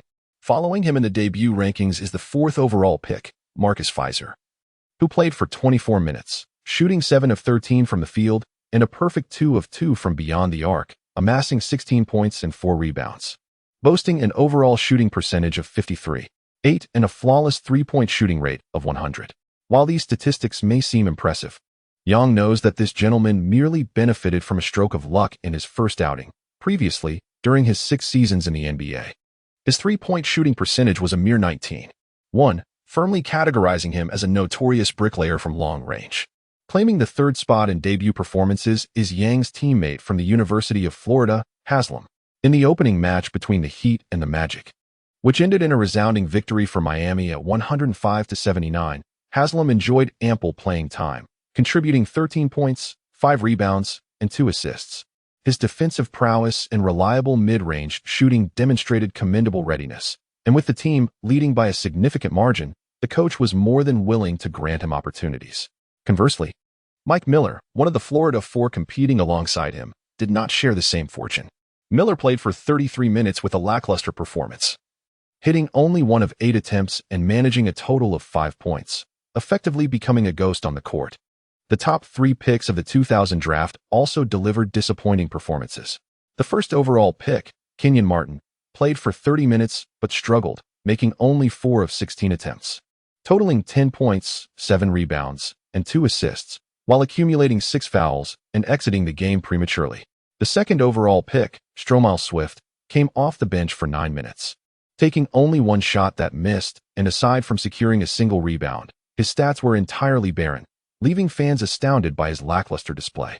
Meanwhile, third overall pick Darius Miles played 34 minutes, shooting 4 of 6 from the field, but failing to convert any of his 4 free throw attempts, ultimately scoring 8 points, 7 rebounds, 2 assists, and 2 blocks, with a free throw percentage of 0, much to the dismay of the coach, contributing to the Clippers' loss. This year's rookie class indeed appears underwhelming, with only a handful of newcomers managing to score in double figures during the season opener. In stark contrast to his peers, Kevin Young's 35-point debut becomes all the more remarkable, especially given that it was achieved while playing for the Spurs, a team known for its defensive emphasis. Many media outlets, having observed the first overall pick's star potential, have already begun to shift their narratives, considering Young to be the strongest rookie of the year. Notably, some fans of struggling teams have started to voice their discontent regarding their management and scouting departments, lamenting what they perceive as squandered high draft picks. The Lakers, who were once closest to acquiring Yang, are not exempt from scrutiny. Despite their season opener victory against the Trailblazers, winning 96-86, fans are acutely aware that it was Shaquille O'Neal's remarkable 36 points, 11 rebounds, and 5 assists that secured the win single-handedly. The Lakers' perimeter shooting faltered, with Kobe Bryant managing only 14 points on 4 of 11 shooting, and the performances from the point guard position were dismal, with veteran Harper scoring a mere 6 points and backup guard Tyronn Lue contributing only 4 points. Lakers rookie Mark Madsen played for only 1 minute, recording no statistics. Fans expressed their frustration, believing management wasted a first-round pick on an ineffective player, suggesting they should have packaged him with Lue to secure a higher draft pick to obtain Yang. Furthermore, veteran Derek Fisher's stress fracture in his right foot will sideline him for at least 60 regular season games. His previous attempts to persuade Kobe to resist drafting Yang have been unearthed by the ever-watchful Los Angeles media, and now, as he faces injury, fans are once again voicing their disdain. It can only be said that the wheel of karma turns, and the heavens do not spare anyone. That evening, Kevin Yang returned to San Antonio with his team, as the Spurs were set to host the Timberwolves the following day. Upon returning to his apartment, he silenced his phone and fell into a deep slumber, only to be roused by the sound of a knock at the door. As Kaiwen rose to check the time, he realized it was already past 2 in the afternoon. Upon opening the door, he was greeted by Krista. "My dear, your debut was nothing short of perfection. Congratulations," Krista exclaimed, stepping forward to embrace Kaiwen warmly. "To celebrate our hero's triumphant return, my parents have prepared a lavish dinner, and we would be honored if you could grace us with your presence. Furthermore, I would like to discuss the promotional strategy for Once with you, our esteemed investor and leading man." Kaiwen bestowed a kiss upon the woman and jested, "Since time is still on our side, dear leading lady, might you spare a moment to engage in a profound exchange of thoughts with your benevolent benefactor?" Krista responded with a sultry smile, "Delighted to be at your service." The two embraced and retreated into the house, where they engaged in several spirited rounds of poker. It was not until the approach of dinner that they departed the apartment, making their way into the grand villa next door. The Bell couple had prepared a sumptuous feast and refrained from inquiring about the nature of the pair's affectionate relationship. They were particularly indulgent towards Krista and wholeheartedly supported their daughter's choices, as they had in a previous life. The dinner was lavish, celebrating Kaiwen's remarkable debut. Mr. Bell initiated a conversation about the film, revealing that the editing and post-production of Once had been completed and that negotiations with theaters were nearing conclusion, with a planned release in mid-December. Once is a rather straightforward film, with uncomplicated post-production. Had it not been for director Blake's pursuit of perfection, it could have been released as early as October. Kaiwen held no objections to the December premiere, as it would coincide perfectly with the Oscar race in March of the following year. With a stroke of luck, he might even return home with a little golden statuette, much like in his previous life. Mr. Bell continued, "In addition to the usual promotional arrangements for the film, there exists a splendid opportunity for publicity. The Victoria's Secret fashion show is set for December 8th, and we wish to invite you as a guest performer." "The Victoria's Secret show?" Kaiwen exclaimed in astonishment. "Isn't that the domain of Leonardo DiCaprio? Why had he suddenly been approached?" Since its inception in 1995, the Victoria's Secret show has become an annual spectacle of flesh, drawing countless fashion luminaries and media attention. It is akin to a dazzling Broadway production featuring the most beautiful, fashionable, luxurious, and expensive bras, along with the most stunning, alluring, and renowned Victoria's Secret angels. Icons such as Gisele Bündchen, Heidi Klum, and Adriana Lima are among the illustrious supermodels, captivating all who gaze upon them. Mr. Bell elucidated, the originally confirmed performer, Andrea Bocelli, has had a scheduling conflict and will be postponing his participation until next year. The organizers are currently seeking a replacement. Andrea Bocelli? What business does a blind man have at the Victoria's Secret show? Kaiwen felt that the criteria for selecting guests for the Victoria's Secret fashion show were utterly ridiculous. Little did he know that in a previous life, the renowned blind tenor Andrea Bocelli had indeed performed at the show in 2001. As for what Bocelli witnessed at that moment, only he could fathom, perhaps reminiscing about his youth in the poignant time to say goodbye. The organizers of the fashion show, who are old acquaintances of mine, have taken a keen interest in your song V17 and your identity as an NBA player, believing it could captivate a younger audience. We have tentatively discussed that you could choose one song from V17 and then perform a new song from 0 NCAA seizing the opportunity to promote the film. Mr. Bell recounted the specifics and then posed a profound question. I checked the Spurs schedule, and you have no game on December 8th. Now the question is, will you attend? After a moment of contemplation, young Kaiwen uttered a single word, go. For the sake of the splendid physique of Victoria's Secret, it is for the dream of basketball. Though faced with countless adversities, I shall forge ahead. Chapter 82, the home opener. The intentions behind Kevin Yang's participation in the Victoria's Secret fashion show are self-evident. As a man, it is understood by those who comprehend. However, his foremost concern regarding this endeavor undoubtedly revolves around Popovich.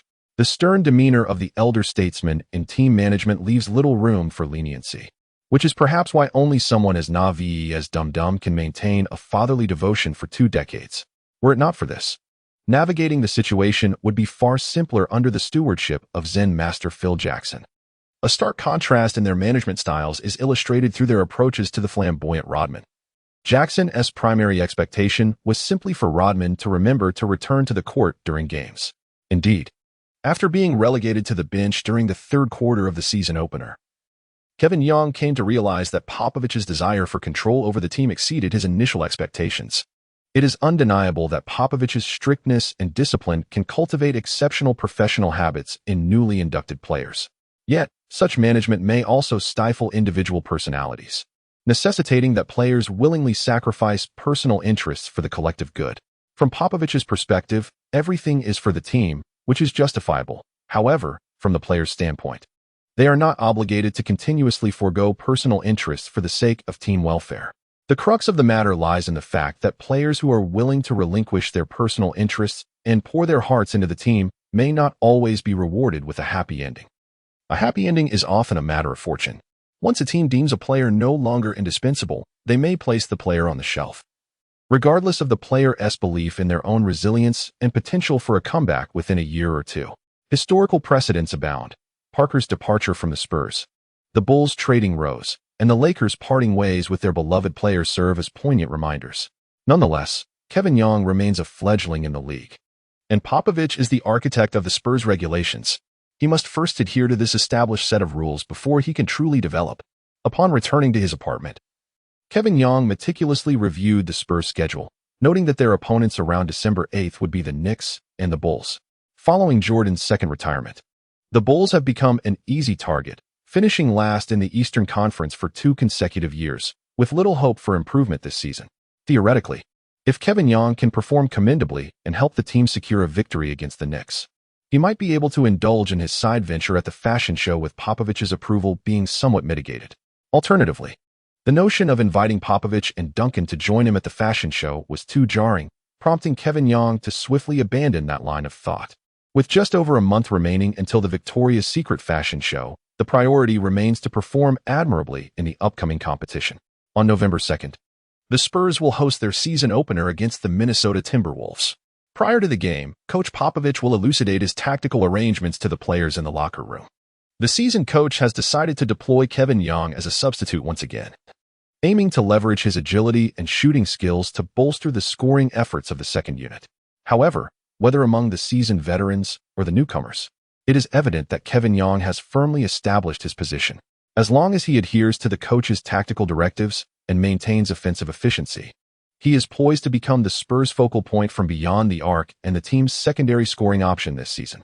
Some astute veterans have even caught wind of the fact that Spurs owner Peter Holt personally approached Popovich to discuss the possibility of increasing Yang's playing time, all while preserving the team's chemistry. Over the past couple of days, major media outlets and basketball-related reports have been predominantly fixated on Kevin Yang's rookie debut. Kevin Yang's number 18 jersey has experienced an unprecedented surge in sales, eclipsing those of his fellow Spurs players. Peter Holt is confident that Yang's commercial value is poised for a remarkable breakthrough. This phenomenon also highlights the advantages of shorter players. Their relatable image resonates more closely with the average person, while their dazzling style of play captivates fans all the more. The most direct manifestation of Young Kaiwen's ascension within the team is reflected in the order of appearances.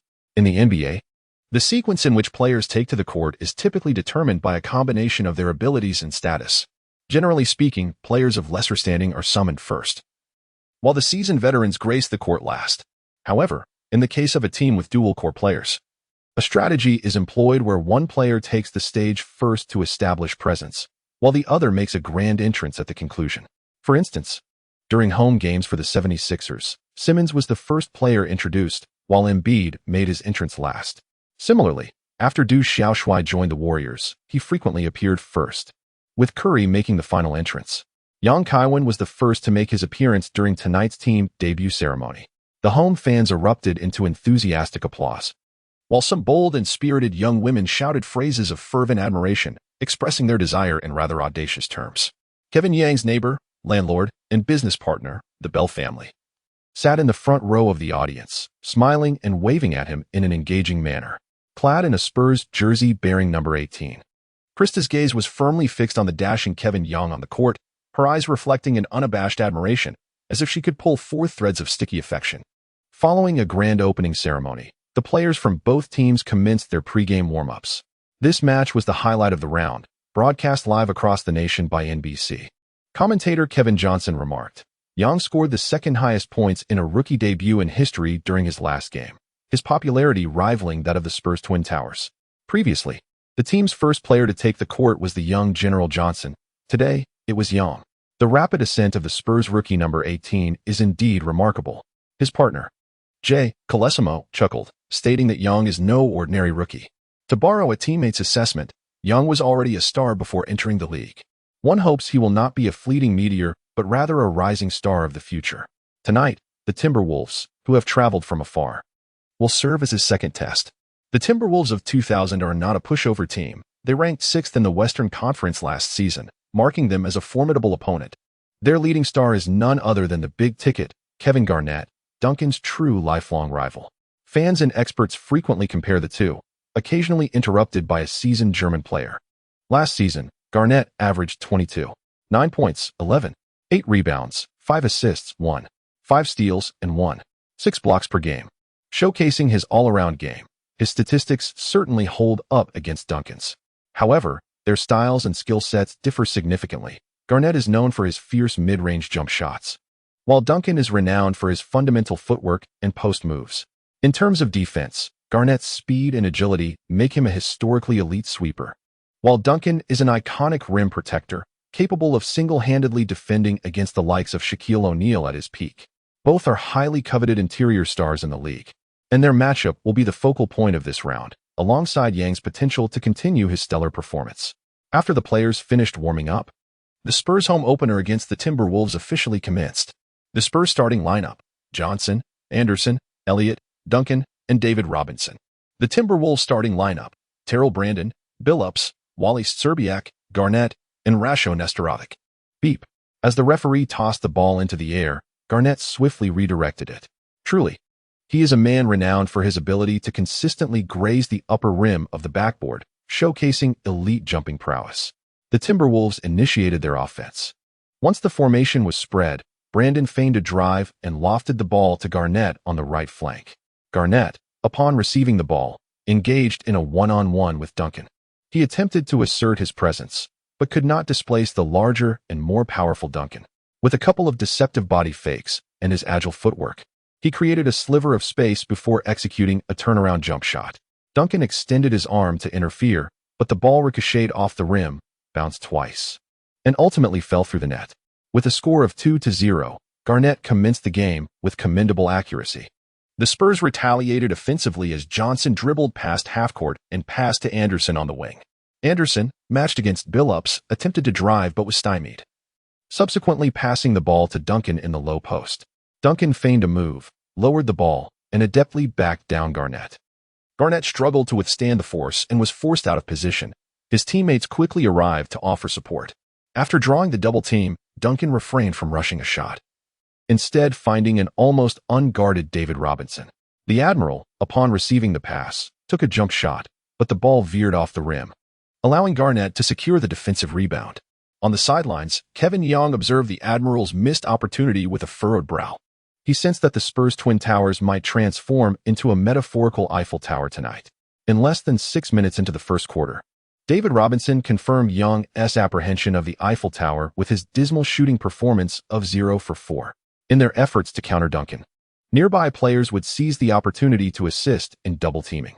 Yet, after drawing the defenders, Duncan delivered several quick passes to Robinson, who failed to capitalize, continuously missing his shots. Coincidentally, Robinson struggled defensively against the Timberwolves point guard, Terrell Brandon.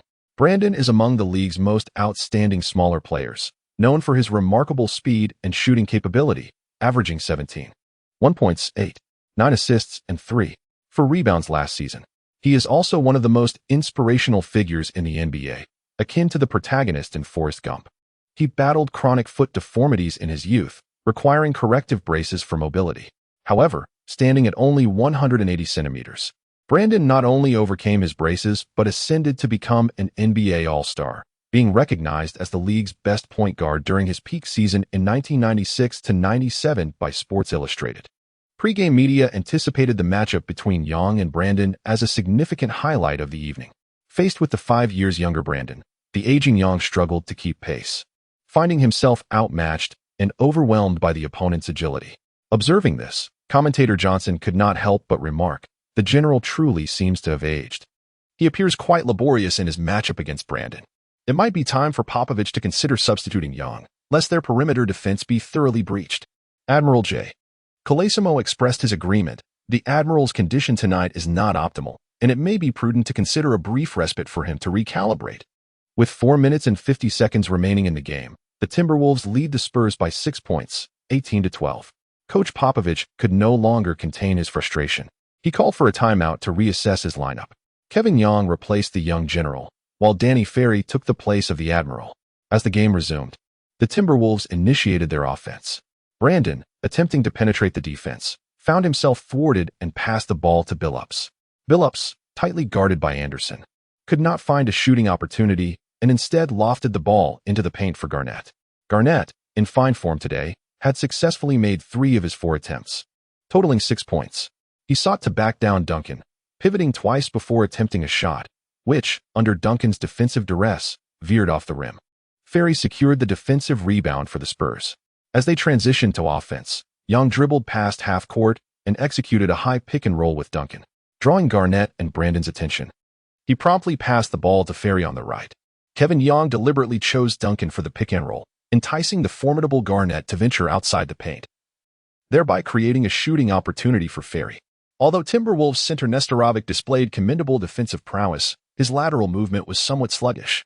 Ferry, upon receiving the ball, executed a swift mid-range jumper, successfully scoring. The score now stood at 18-14, with Young providing an immediate assist upon his entry into the game. As the Timberwolves mounted their offense, Brandon swiftly advanced the ball to the frontcourt, where Garnett promptly positioned himself at the high post to set a screen for his teammates. This was a hallmark of Hart's expertise. Utilizing his exceptional speed, the screen was executed with impeccable timing, momentarily obstructing Young. Seizing the opportunity, Brandon evaded his defender and penetrated towards the basket, discerning the perfect moment to distribute the ball to Billups, who was stationed at the left corner. Billups flawlessly converted a 3-point jumper, extending the lead to 21-14 as the Timberwolves backcourt duo connected effectively. Billups is also regarded as an inspirational figure in the NBA. Famously dubbed the basketball blind test. A fellow rookie alongside Duncan, he was once a highly regarded 3rd overall pick, yet faced considerable adversity early in his career, wandering through several teams until he found his zenith with the Pistons. As one of the principal figures behind the infamous 58 tragedy, Billups stands out among dual-threat guards for his point guard inclinations, showcasing exceptional playmaking abilities and a knack for delivering long-range shots. With a career 3-point shooting percentage soaring to 38.7, as the Spurs initiated their offense, Young advanced past half-court and passed to Anderson, positioned on the right side. Anderson engaged in a pick-and-roll with Elliott, drawing Garnett into a defensive switch before returning the ball to Elliott. With a height advantage over Billups, Elliott attempted to exploit the mismatch by backing down his defender, executing a turnaround jumper that ultimately veered off the mark. Garnett, drawn away from the paint, allowed Duncan to secure the rebound and pass the ball back to the perimeter to Young. Kaiwen received the ball, executing a probing step with a deceptive feint before swiftly breaking in the opposite direction. Brandon quickly adjusted to follow him, but Young suddenly pulled the ball back, performing a sudden stop-and-dribble maneuver that allowed him to successfully bypass his opponent and penetrate the paint. Confronted by Nestorovic beneath the basket, Young accelerated, maneuvered the ball with a pivot to elude his adversary, and released a soaring shot that found its mark. The score was now 21-16, with Yang contributing 2 points. Johnson remarked with a smile, "Well played." In the streetball community, Yang is affectionately dubbed Tornado, a moniker derived from his signature spin move, which proves particularly effective against towering interior defenders. Calipari added, Brandon attempted to respond with an answer ball, but his drive faltered. Garnett stepped in to set a screen, leading to Brandon's abrupt stop for a jump shot. Yang's timely interference, however, resulted in a miss. Brandon's answer ball was mercilessly denied by the rim, and Duncan secured the rebound, passing it back to Kaiwen. Kaiwen, observing the absence of a swift opportunity, dribbled past the halfway line and delivered a lateral pass to Anderson. Upon receiving the ball on the right flank, Anderson engaged in a one-on-one confrontation with Billups. After a tentative step, he attempted a forceful drive, but was met with defensive resistance, prompting him to return the ball to the perimeter. Kaiwen received the ball, executed a half-turn feint, and after a swift step forward, he suddenly leaped and took a shot. Brandon was caught off guard. His attempt to interfere came too late, and the ball found its way precisely into the net. Kaiwen succeeded in scoring against Brandon twice in succession, with a score of 21-18. Kaiwen secured his 4th point. As the Timberwolves launched their offense, Brandon recognized his disadvantage in a one-on-one against Kaiwen and opted to engage in a pick-and-roll with Garnett at the center. Garnett's screen was exceptionally effective, prompting Kaiwen and his teammate to switch defenses. Seizing the opportunity, Brandon passed the ball back to the center. Garnett received the ball, exploiting the mismatch against Kaiwen, who was at a distinct height disadvantage, and executed a fierce jump shot with unwavering determination. Kaiwen leapt with all his might. Yet his interference proved to be of little consequence as the ball swished through the net. The score swelled to 23-18, widening the gap to 5 points once more. "Welcome to the NBA, little pumpkin," Garnett taunted Kaiwen, entering a mode of mockery. "You're all bark and no bite. Don't think your height makes you formidable. It merely accentuates your shortcomings." Kaiwen retorted sharply, asserting that one must never indulge the obstinate, for it may lead to overstepping boundaries.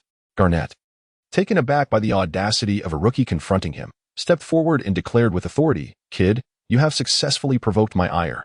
Are you intending to transform into a gorilla and ascend the Empire State Building?" Kaiwen advanced with a cold smirk, proclaiming that Garnett was merely a braggart who feared the formidable. Unfazed, Yang showed no signs of trepidation. The referee, noticing their escalating confrontation, swiftly intervened, warning, "Gentlemen, if you do not temper your emotions, I shall not hesitate to issue a technical foul to restore your clarity of mind." With the referee's intercession, the two were separated, and the game resumed. As the Spurs initiated their offense, Kaiwen feigned a strong drive, tossing an alley-oop to Duncan. Receiving the pass, Duncan turned with his back to the basket, attempting to overpower Nestorovic, who could not withstand the pressure, while Garnett prepared to assist with a double team. Kevin Young made a swift cut from the flank, skillfully evading his defender with an off-ball screen from Faley. He dashed along the baseline and positioned himself in the right corner, within Duncan's line of sight. In perfect harmony, Duncan delivered the ball to him, and Young seized the opportunity to launch a three-pointer from the corner. Brandon, a step behind in his defensive pursuit, leaped but failed to contest the shot. The ball swished through the net with a satisfying sound. The score was now 23-21, marking Yang's 7th point. In response to Garnett's taunts, Young emphatically retaliated with a three-pointer. Within the Alamo Dome, the Spurs fans erupted in a fervent applause, celebrating the tenacious rookie wearing the number 18 jersey. Chapter 84, the through-the-legs dunk. Amidst the roars of the crowd, Young exuberantly spread his arms wide, flashing a thumbs up along with his index and middle fingers in a gesture signifying a three-pointer, gliding across the court like a low-flying jet. In that moment, amid the cheers of over 20,000 fans, Coach Popovich's advice faded from his mind. The first time Kevin Young received such an overwhelming ovation and support from the home crowd, the waves of applause brought about a transformation in his mindset. Previously, in his quest to integrate swiftly into the team and earn its favor, he resembled a newly employed individual striving to gain the admiration of his superiors. At this moment, Kevin experienced an epiphany. He played basketball for the sheer joy of it. Coach Popovich, it is not merely victories that the fans seek. They yearn for passion as well. Thus, the once-grounded number 18 glider soared once more beneath the Alamo Dome. As the Timberwolves initiated their offense, Small forward Kubiak received the ball, but was met by Elliott, the Spurs' Iron Warrior. His offensive prowess was curtailed, yet his tenacious defense remained formidable. Kubiak failed to find an offensive opportunity and passed laterally to Billups. No, the intention behind his teammate's pass was all too evident, but Brandon's alertness was a fraction late. Deliberately lagging a step behind, Kevin Young suddenly darted forward, extending his hand to snatch the ball away, successfully executing the steal. Kaiwen surged forward, deftly evading Brandon's fast break with his remarkable speed. Near the top of the arc, he drew in Billups' defensive rotation, while Anderson made a swift cut from the left. Raising one hand skywards, without hesitation, he launched the ball high towards the hoop. Showcasing his impressive vertical leap, Anderson soared through the air, executing a spectacular one-handed alley-oop dunk. The score stood at 23-23, the teams locked in a tie. Amidst the thunderous cheers of the crowd, Anderson celebrated with a shoulder bump against Kaiwen. In the previous two games, Anderson had felt somewhat constrained. In the season opener against Miller, the opponent's seasoned defense had hindered his performance in this matchup against Billups. He also struggled to find favorable opportunities. Having signed a one-year contract with the Spurs, Anderson was determined to prove his worth and secure a lucrative contract next summer. After Kevin Young took to the court, he assisted the Spurs in scoring consecutively, prompting Timberwolves head coach Saunders to call for a timeout. In his last match, Kevin Young achieved the second highest score in debut history. Fearing that Young might continue his remarkable performance, Saunders restructured the team's defense, assigning Billups to primarily guard Young, while nearby players were instructed to be ready to assist in double teaming. It is evident that one must possess considerable skill to assume the role of head coach. Kevin Young indeed finds it challenging to contend with Billups, whose imposing stature and robust physique, coupled with commendable speed, create an intense defensive pressure. Should Young opt for a direct confrontation, his efficiency is likely to diminish significantly. As the timeout concludes, the Timberwolves initiate their offense, spreading out across the court, with Garnett engaging in a one-on-one against Ferry. At 35, Ferry struggles to keep pace, allowing Garnett to execute a decisive turnaround jumper. A display of fierce determination that seemingly clinches the victory, bringing the score to 25-23 in favor of the Timberwolves once more. The Spurs respond with their own offensive maneuver, as Young drives aggressively against Billups, momentarily disrupting the opponent's positioning. Feigning a pass to Anderson, he swiftly shifts directions and executes a pick-and-roll with Duncan on the right flank. Once Garnett commits to the switch, Young promptly redistributes the ball to the center. Duncan effortlessly eludes Billups, receiving the pass and penetrating towards the basket, overpowering Nestorovic in the process. Faced with Duncan's inevitable advance, Nestorovic commits a foul, sending Duncan to the free throw line for his second foul of the match. Duncan converts both attempts, leveling the score at 25-25. Seizing the opportunity during the dead ball, the Spurs substitute Ferry for Walker, whose superior athleticism promises enhanced defense against Garnett. In contrast, Ferry appears somewhat sluggish against Garnett, reminiscent of a weary tractor, lacking the agility required. The Timberwolves coach opts to retain Nestorovic, despite his two fouls, allowing him to finish the remaining minute of the first quarter. The Timberwolves' offense resumes, with Garnett now executing a pick-and-roll with Brandon at the top of the key.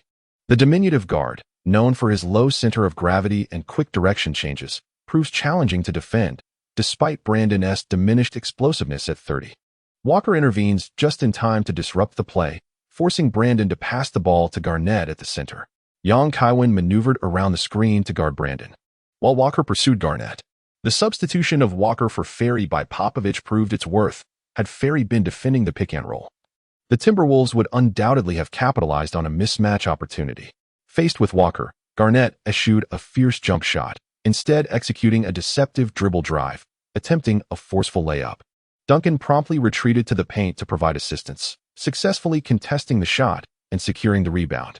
Kaiwen advanced the ball into the front court and passed it to Anderson, who, positioned on the wing, delivered a lob to Duncan. Billups was tasked with guarding Kaiwen, while Anderson enjoyed a notable height advantage over Brandon. However, he opted to pass to Duncan, who was establishing position deep in the paint. Duncan prepared to execute a powerful move in the post, and Nestorovic, already struggling to defend against Duncan, faced further difficulty due to having committed two fouls. Consequently, Garnett was compelled to abandon his coverage of Grant to provide assistance.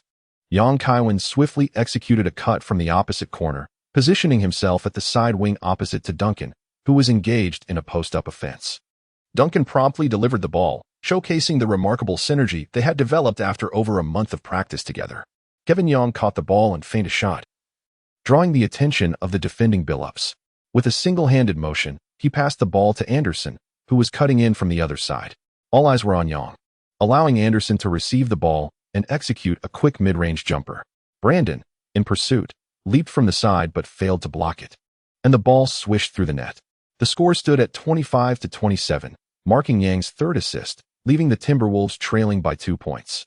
With just over 40 seconds remaining, Nestorovic set an off-ball screen for Billups, enabling him to shake off his defender.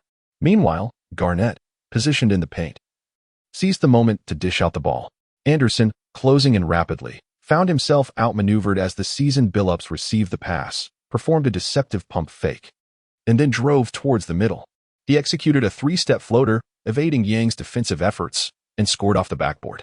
The score was now tied at 27. As Kevin Young advanced the ball past half court, he initiated the final offensive thrust. Duncan proactively moved to the high post to set a screen, providing Young the opportunity to shake off Billups, while Garnett swiftly adjusted his defensive positioning. "Come on, rookie. Show me what you've got." Garnett, one of the fastest big men in history, possessed the agility to guard players from the point guard to the center position. He deliberately maintained a distance of over a meter, a space that even the league's elite speedsters would find challenging to penetrate, should his opponent attempt a jump shot. His 226 centimeters wingspan combined with exceptional leaping ability would easily disrupt the attempt. "Tough guy, just remember not to cry later." Young Kaiwen executed a half-turn, positioning himself sideways against Best. With a deceptive feint, he abruptly propelled the ball forward, swiftly maneuvering into a sidestep. In an instant, he came to a sharp halt, retracting the ball and seamlessly executing a smooth change of direction. Garnett, exerting every ounce of effort, adjusted his center of gravity and utilized his wingspan to obstruct Young Kaiwen's path of advancement. At that moment, Young Kaiwen unexpectedly sent the ball forward, allowing it to elegantly glide beneath Garnett's legs. Taking advantage of the moment when the rigid defender was momentarily distracted, Young Kaiwen accelerated past his opponent, seized the basketball, and charged into the paint. With a single-handed grip, he leaped into the air, his body resembling a taut bow, and with a resounding thud, he slammed the ball into the hoop.